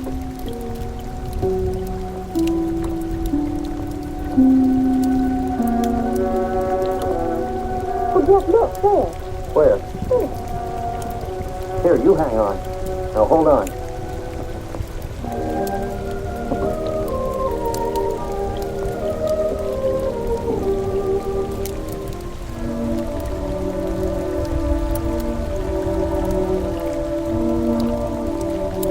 Hey, I'll bet that the key Leo Granger gave you opens that box?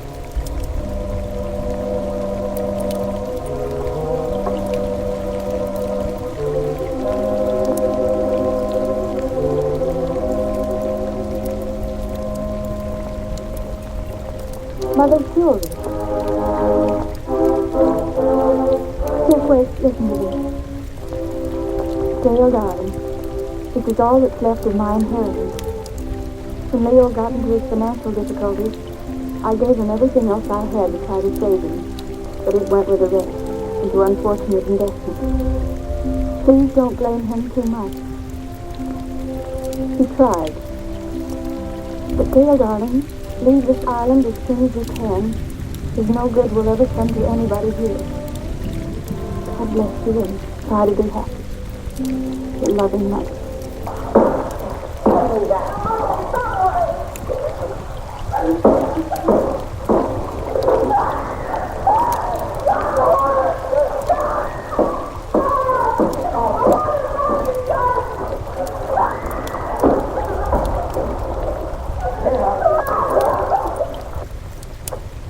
Poor mother. She knew. You mean she knew what you put yourself through needlessly, Dale? Needlessly. Yes. Don't think heaven's concerned. Don't think I don't know why you ran away from us all. With your wounded ego. Ego? But Dad, every place I went, people looked at me, accusing me. I knew what they were thinking. They were thinking she's Leo Granger's stepdaughter, and she'll come in for her share of his loot, too. I know what you were thinking, Dale, but you were wrong. Dead wrong. I'll bet you even thought that was the way I felt about you. Of course. And you thought I came out here with those cheap chiselers to grab off a hunk of loot. Oh, I didn't know what to think, Jeff. I didn't want to, but how could I think otherwise? You came over with them.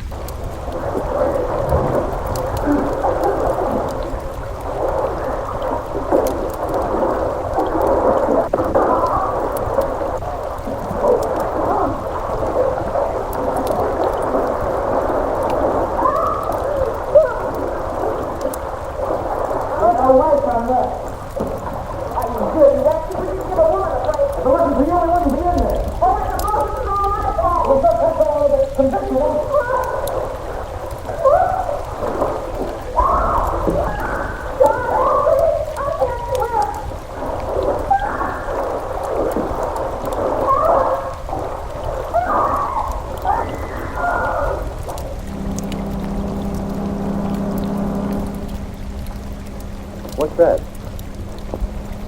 It's the launch coming back. Your launch? I recognize the motor. How long will it take you to pack? For what? Well, you're carrying out your mother's wishes, aren't you? Remember, she said leave the island at once? And that's now. No, but Jeff... Don't argue. I'm taking you away from this place at once. Even if I have to kidnap you. You won't have to kidnap me, Jeff. Well, then hurry.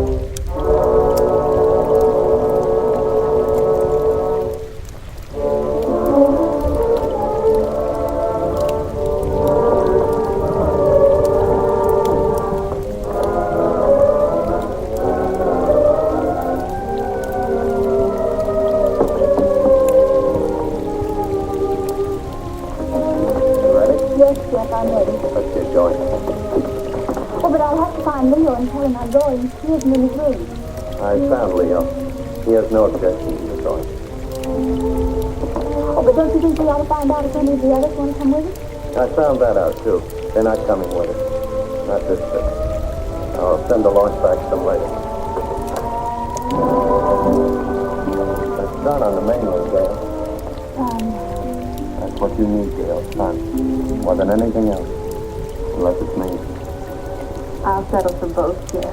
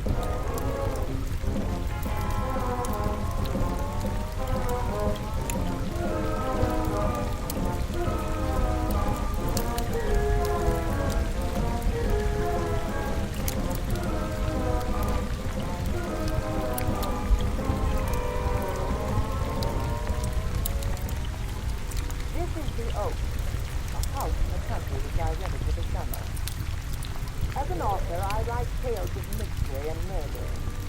But the things that happened in this house were far more fantastic than any story I've ever had published. I brought a staff of servants from my city apartment, and my maid Lizzie Allen, who had been with me nearly 20 years. Lizzie? Yes, it is. Is the power in? Them servants who dropped from the apartment were talking about walking on. Really? No, they don't like it here, but I didn't just back down. They've been saying things about the killer that the police called about. Maybe the committee here was past business. Oh, how can I be sure of that? Did you committed another crime? Not yet, but that ain't saying that he won't. Something else. You've heard about the bats. Animal bats, the kind that fly? Yes, yes. Look what it says in this magazine. This is a report from the state health department, and it says some of them bats is rabbits. Yeah.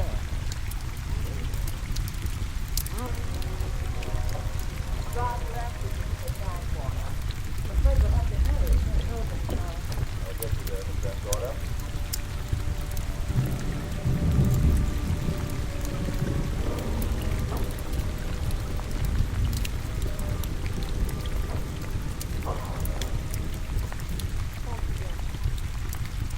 Miss Van Gorder.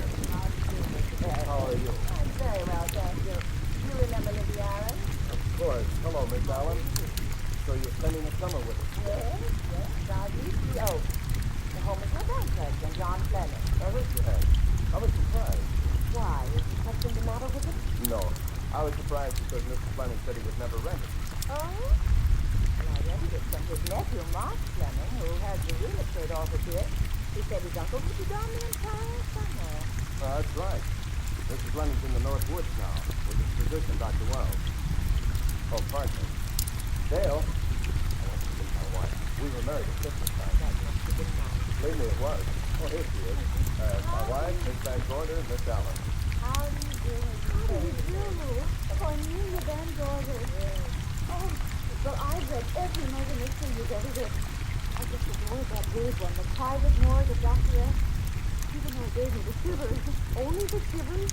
Scared the hell out of me. Oh. Well, I really mean that Miss Corney killed them off from that. When you refer to my book, please don't call me Miss Corney. Mother, Mr. Bailey. She's behind you, pretty. Oh, yeah.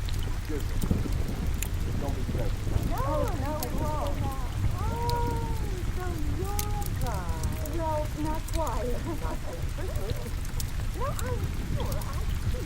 Well, I used to be my husband's secretary here in the bank. Of course I remember.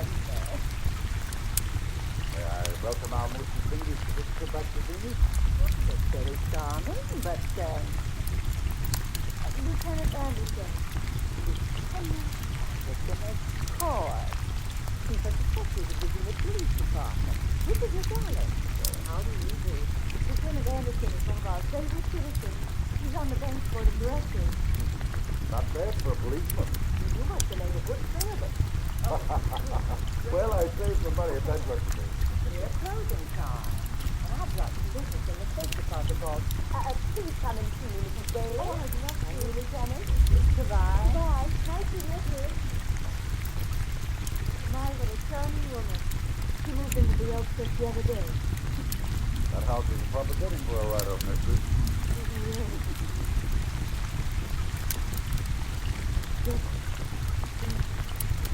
Come in here, Wilson.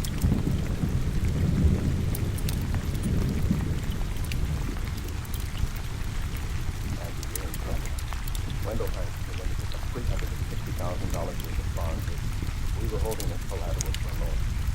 It was kept in our special vault. Mr. Fleming and I are the only officers of the bank who have access to that vault. That's not all. I've been negotiating security and listen. From what I can gather short of the surface, the bank has been losing over $1 million worth of security. You'll have to notify Fleming. Unfortunately, he and Dr. Wells are deep in the woods. It can't be reached by phone.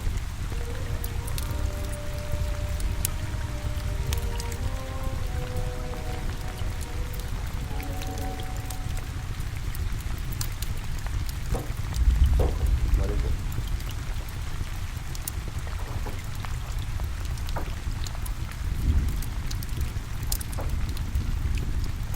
I thought I heard someone on the path. The lake. An idea it might be that guide of ours. Oh, Sam will show up this morning. 20 miles to New Ship and here to civilization. Five will get you Sam. Sam has a message. I thought you told him at the bank not to bother you. I did. But they'll bother me. Doctor. What's that? What would you do for $500,000? Anything short of murder. Why not murder? Too great a risk? $500,000? Yes. I pitched $1 million from the bank. Oh, I'm not kidding. I embezzled it. Not that I think you wouldn't do it if you thought you could get away with it. I got away. I'm not talking about courage. I took negotiable security which can be converted into cash. I have the cash. 10, 20, and 100. I'm your doctor, not your lawyer. Why tell me this? We'll find out why. He's going to take the blame for the robbery. Bailey, cashier. Good Bailey. I like Bailey. So do I. I love the guy. I gave him his first chance. He has a lovely little wife. Thomas, was the best man. Where's the $1 million? In my family's still, Bailey. In the crypt. My father's casket. I don't buy that one. No? No. You forget that I had you in charge when you were a very sick man. You raised you delirious. I heard you talk about a room. Now, where else could you put a hidden room except in that mansion you did?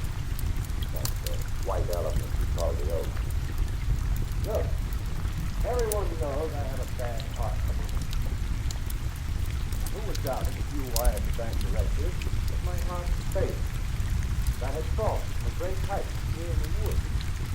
And the bank smashed up. We just took the body back to burial and instructed not to open the casket due to the condition of its conscience. So you realize, of course, that you'd have to have a body to put in that casket, which means that you'd have to deal with an undertaker if they're dead. Sure. So where do we get a body? Couldn't we provide one of our own? How about Sam?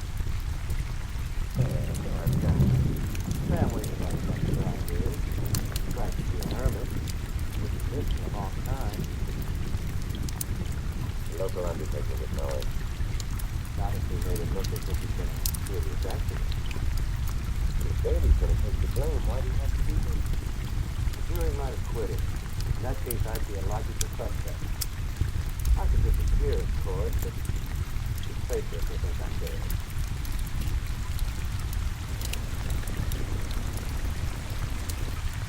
What if I don't go for this deal? In that case, it's too bad. You so. What else could I do? Now that I told you about the million, I'd say you were shot in a hunting rifle. I'll let you. If you can find another body in some sand, it's all right with me. There's $500,000 in it for you. I'll do my best. What's that flow? What's the matter? What's that noise? Here, Doctor. The woods are on fire. It's coming this way. We've got to get out of here. Out the back way. We will. As soon as I provide that body you're talking about.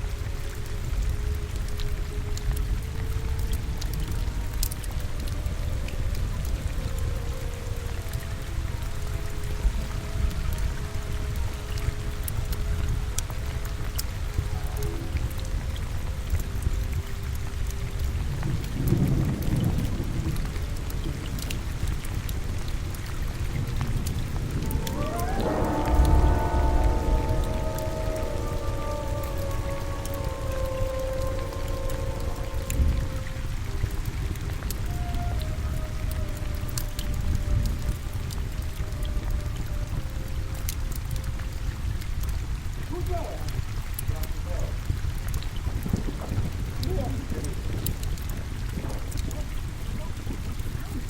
When I reached my office shortly after you called, how is your maid? Is she in anything?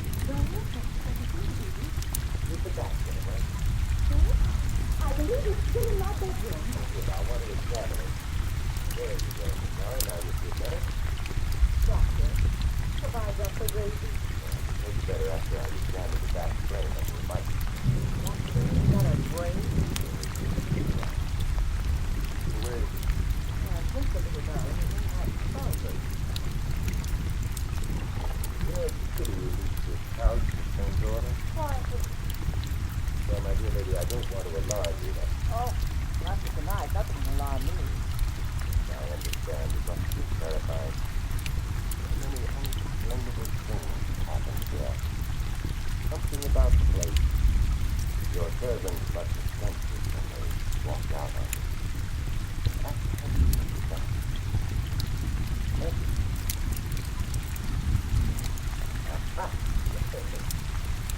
It's all right now.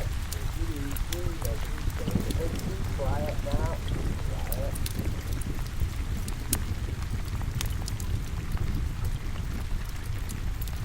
Looks quite normal. Doesn't seem to be sick at all. Ain't that nice? I've been worried about him. Well, he should be. From his appearance, I'd say that he doesn't have any infection. In which case, you've had a narrow escape. Now, you take one of those tablets I left you, and I'll guarantee you a good night. I'll drop in on you tomorrow. Thanks for everything, Doctor. Don't worry, I'll find my way out. Oh, I know you promised to let me help you. Oh, don't forget that once I'm gone, you'll have to climb those stairs alone. Oh, I'm all right. I'm now. Can you keep one of those things without shutting your eyes? Oh, Doctor, there are times you never look at anything. I don't write about things much anyway. After there with you. Good night. Good night, Doctor. Accident? No, the wind blew him down. Oh. I can't. Did you know that young Mark Fleming leased his house without notifying his uncle? No. But it doesn't matter now. John Fleming is dead and Mark is dead. John realized he would warn you to leave him. That's all. Really? Yes. It's been a tragic place for anyone who ever lived it. Well, Good night, Doctor. he's out there. What are you worried about, Doctor? Standing. That's right. Somebody took you in? My maid was bitten by a bat. A rather bad? Well, I'll know for sure when I get to my lab. I caught the bat. It happened indoors? In my bedroom. How did it? Well, there's anyway the bat to get in the house. Sure. I spotted this hole in the window when I got here. That's where the two-legged bat got the door open. Miss Van Gorder told me that the phone headquarters was Venus. Yes, I saw it too. The chicken time is out to the parlor down in the house. Going to the headquarters on? No, but the contacted. Not the same. There's the house talked about it, but they couldn't find the bat. You better have this window fixed tomorrow. Oh, yes, I certainly do. I'd better be going. I'd do in Thursday, then talk in the morning. Good night. There'll be a man rolling around all night. And nobody's in town. Why should they? Well, how do you know that what the bat is hiding somewhere in the house? I'm quite sure he isn't in the house, Doctor. Not now. Good night.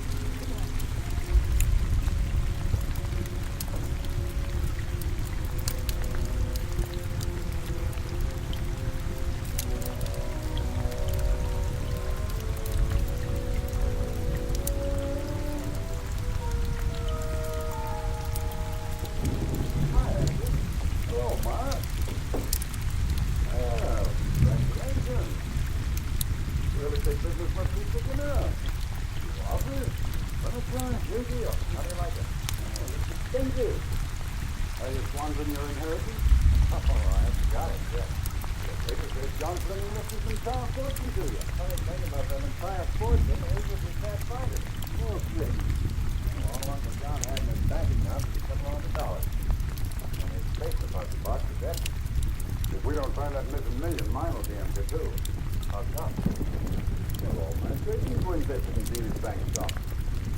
The examiner will certify the bank is solvent, and those stolen securities are found, so the stockholders have voted an assessment to wipe some of it out. If those stolen securities have been converted into cash, I can't find that cash on the stone.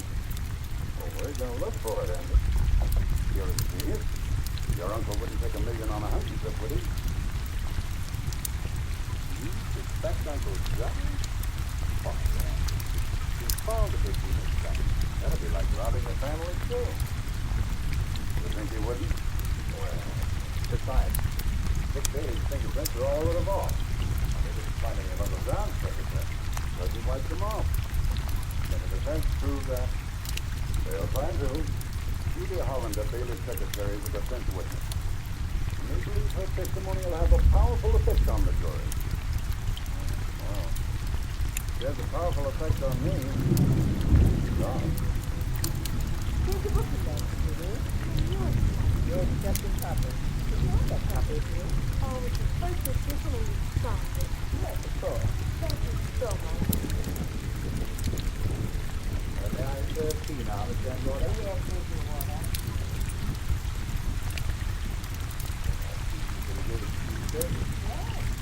How did you persuade them to live in this house? Yes, I in my new house. Because when I was I'm going to use it, Doctor. Well, we worked for John Turner. And Warner was my preferred. So Chris Butler? Yes, it's incredible. You can tell any part at a moment's notice. Did you get a plumber, maybe? No, we can't get a plumber for 2 days, madam. What about that new pipe? We've done it in 2 days. The pipe is no longer leaking. You mean it's dried up and on the floor? Pipe, I touched the elbow where the water's coming out. That's the elbow. Where did you learn how to do that? Life, a little rain must fall. A careful man learns to keep himself dry. Now, is there anything else that you require, Miss Van Gordon? No, not too bad, Warner. Thank you, madam. Now there's a character.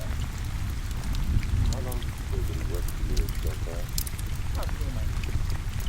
He doesn't have a police record.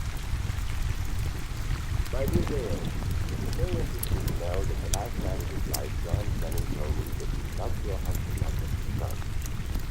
If Fleming were alive today, he would be fighting truth and cynicism. Did Mr. Fleming prove his own innocence? My daughter, can there be any doubt about it? There will be when Miss Hollander testifies to this trial. Do you know something that we haven't heard yet, Peter? Something I saw with my own eyes. He's not permitted to say what it was. I wouldn't think of asking him. But let's assume for a moment that Fleming did see it. What did he do about it? Where is he? This is some place where he laid hands on it without getting caught in the act. Now, if I was writing this, instead of living in the middle of it, I'd have it right here in this big your hand. Floorboard or upper chimney? If Mr. Fleming had the nerve to steal $1 million, he'd make it slide well in advance.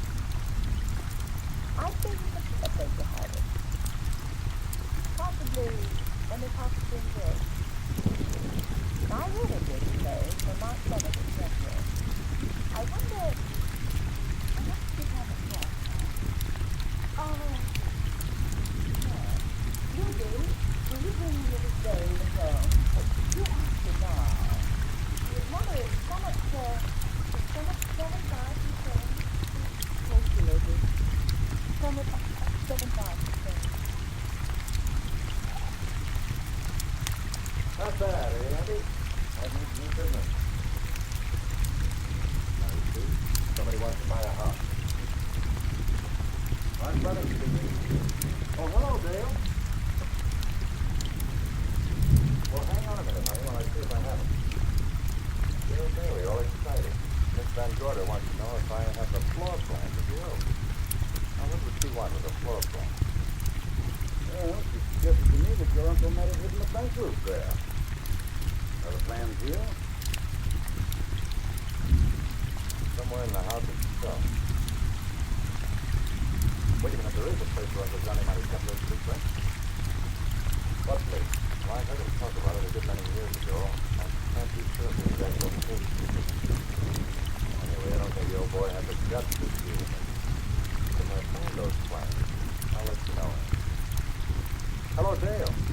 Look, honey, I haven't seen those plants since I was a kid, but I'll come over tonight. Maybe we can find them. Thank you, Mark. We'll expect you. It seems the police are here in the house somewhere. Coming over tonight. Well, that's good. They are here on my house there for the weekend. Would you like to have dinner with us tonight? Oh, thank you. I couldn't. I still have a few calls to make. You know, if Judy's testimony is going to clear Vic Bailey and implicate John Fleming, others may get the idea that there's buried treasure in this house. Don't even mention your testimony until you're actually on the stand. Oh, I won't. That's smart, girl. Have a very lucky night. Well, good afternoon. Goodbye, dear. Come on, dear.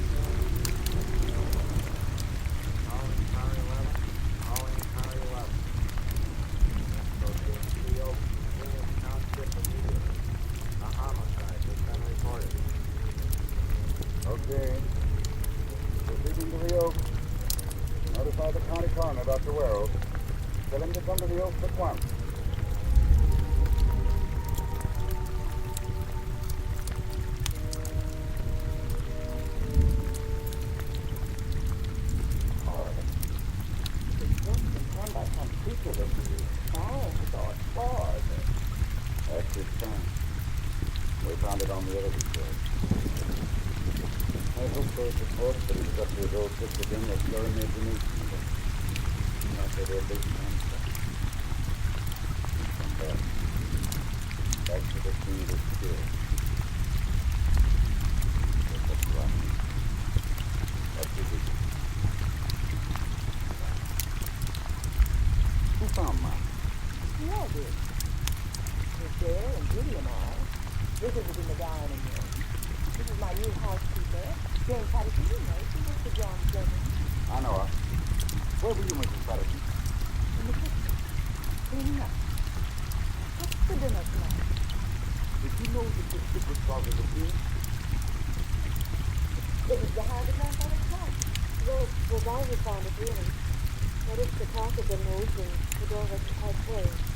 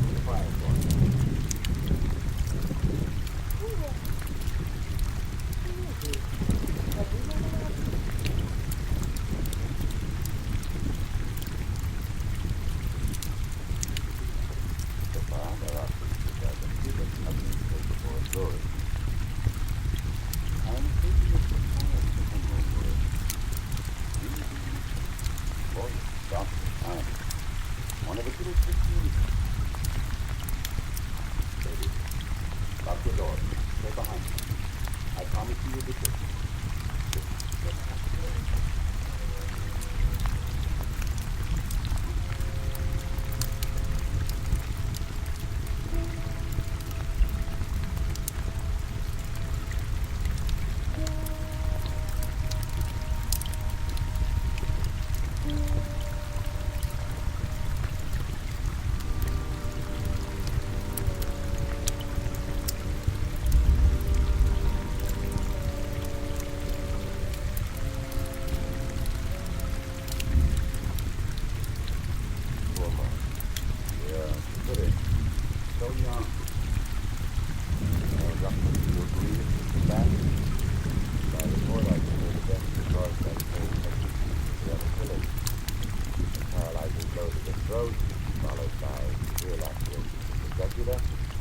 Resulting in excessive hemorrhage.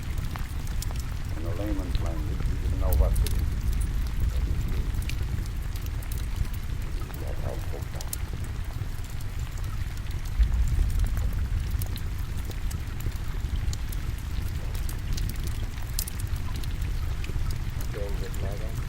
Until I fix the door on Monday, but I'll be back bright and early in the morning. Neither snow nor rain, nor heat, nor putting of my face, only is from the swift completion of their appointed job. A lot of people at this work trust when I told you to. Yes, that's good, yeah. Good night, I'll be back.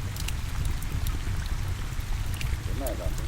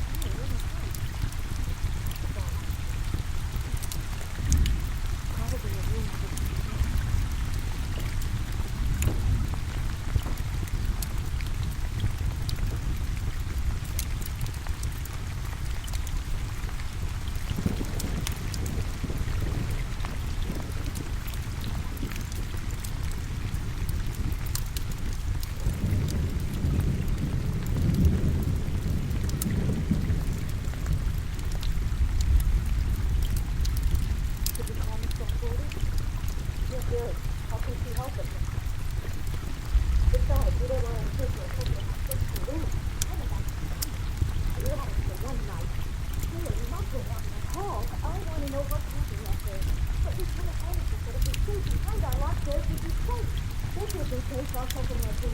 Suppose that stolen money will be in here. That's what you seem to think it was. Maybe somebody's looking for it.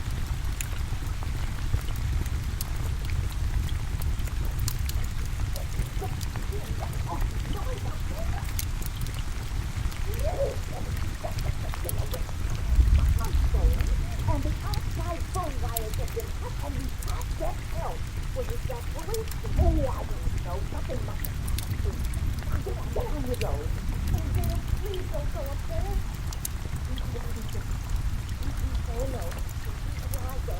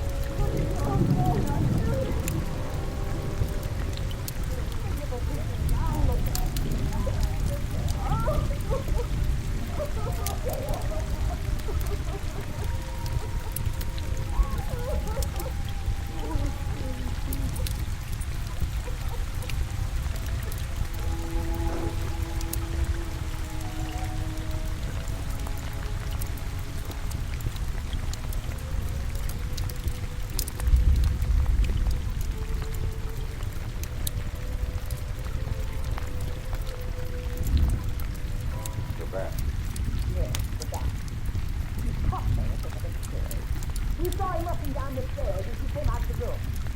I hurled that after him. I hit him right in the knee. I'm going to come into the place and ask the Wasteland, he said. Well, what were you covering when that poor child was murdered? Where were you? Right in the ground. I went out there and hunted it. I heard him in among the trees, so I followed the sound of him as far as the brook down near the back road. I lost him. With my own life. I told you to stay in your rooms and lock your doors and stay there. What was you doing at the head of those stairs? That was my fault. They had a steady noise. Heavy pounding in one of the rooms on the third floor. We all heard it. I wanted to see what it was. You would let me go off on us. I wanted to stay on the balcony. What about the new butler? He's in his room, I suppose. Oh, Yes. did you know what happened to him? No, sir, but I heard the scream. I went for a walk. We roomed on the same floor. There wasn't anything. His bed hasn't been slept in. As you said, the screams, one of the certainly give them. You're quite right, sir. I heard them. Oh, you did? And where were you? Outside, in the ground? Cullen has been murdered. No. Right. Look.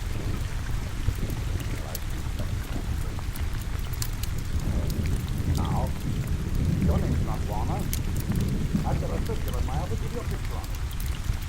The police not so long ago were hunting for you in connection with the robbery. You're right again, sir. They found me and they tried me, and I proved my innocence, and I was acquitted. That could have been a lucky break. Where were you when the child was killed? I told you before, sir, outside, you doing there? I was following you. I saw you leaving the house and seeing that you were hunting someone. I thought you might be. No. Oh, yes, sir. I followed your flashlight down to the street. Then you disappeared. Suddenly, as I was staring out into the darkness, I was struck by something on the back of the head. Next thing I knew, I was lying on the ground. I realized I'd been knocked out. Had been knocked out. But then with the pounds with your mask fell on your face. With this pet, you were rushing down those stairs after that car. Oh, no, sir, you can't pin this on me. I'm not a bat. I've never killed. I couldn't kill. I won't take the rap for this.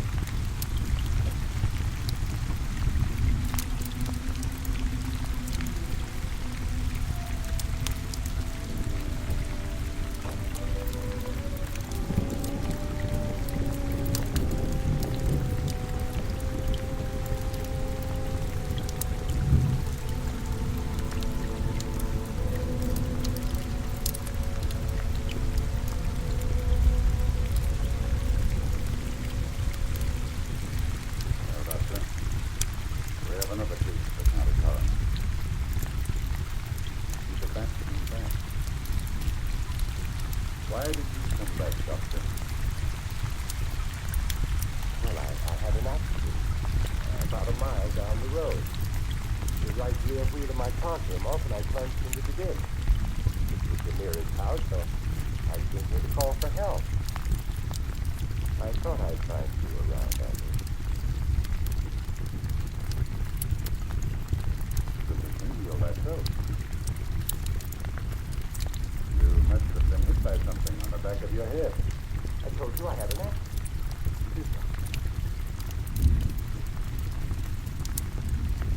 That could be wrong. Maybe I'm not.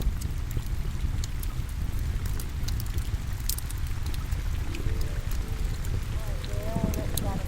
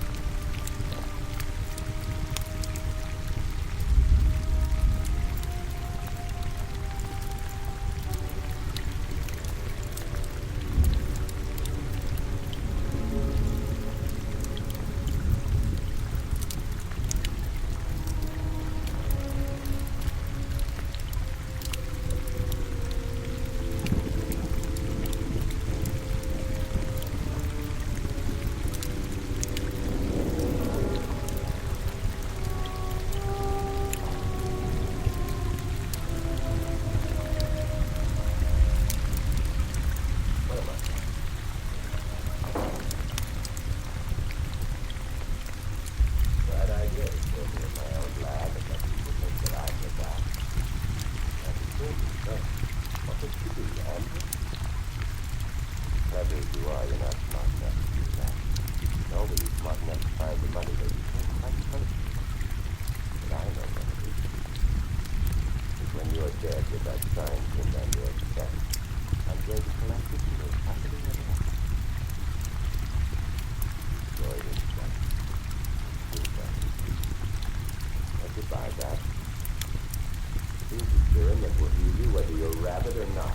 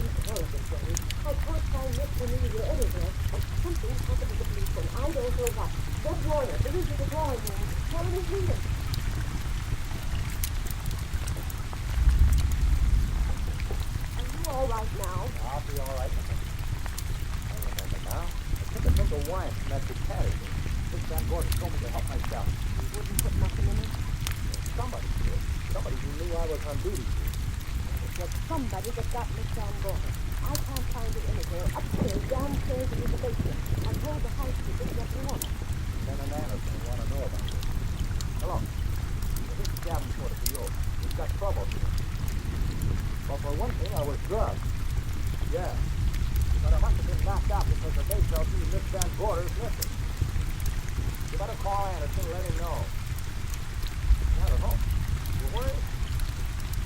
I don't see what to do. Nothing's wrong. What else did they tell you?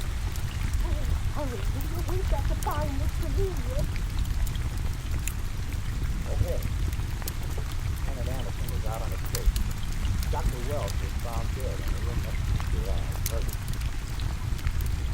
Well, there's something queer about the killing of Wells, but headquarters won't talk about it. One of his names. There's no sign of him anywhere. I was supposed to keep an eye on that guy. Where's Mr. Lee? That's what I want to know.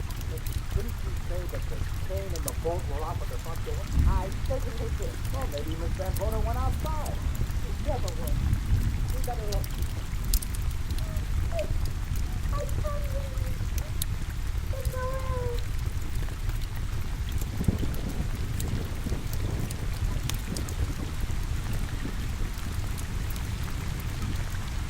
Cornelia! Miss Cornelia! Miss Cornelia! Oh, there's a light in that room in the third floor. Did you up there tonight? Well, of course I went, but I turned the lights off before I came downstairs. Maybe you'd like to turn them on again. That's where we're going to look first. Come on.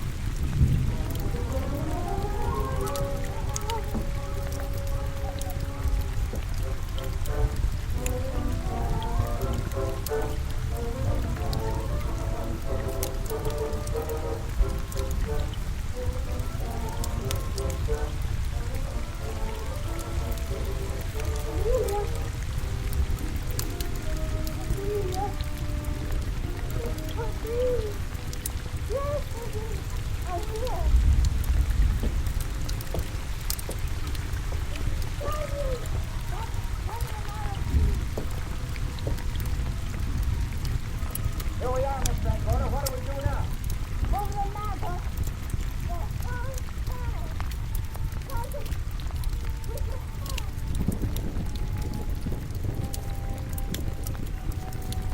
What channel did you take, Miss Van Bona?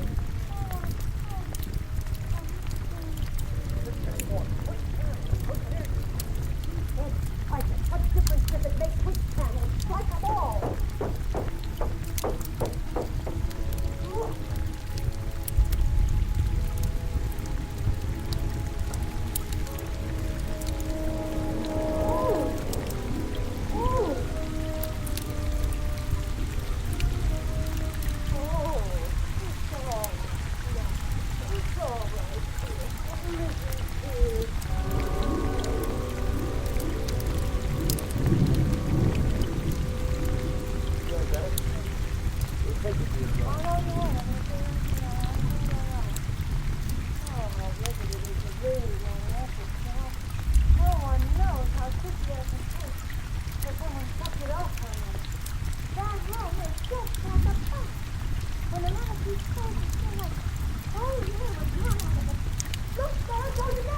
Let us close. I can open it from in here.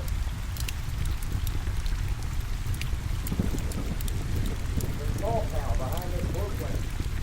Once you pull it, under the back door here. Once the door is open, you leave it that way. I believe that the fireplace in this other room opens the same way. And it does.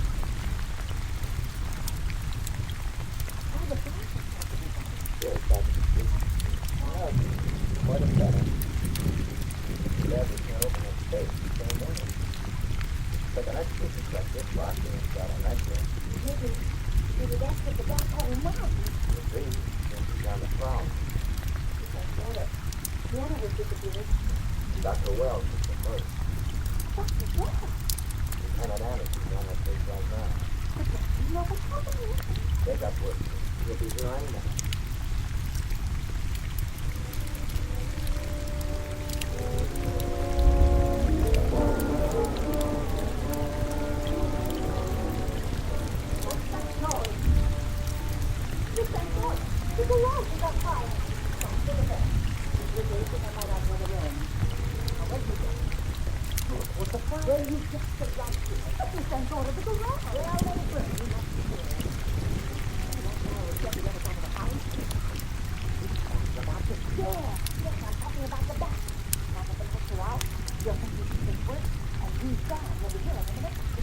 turn it on at 5.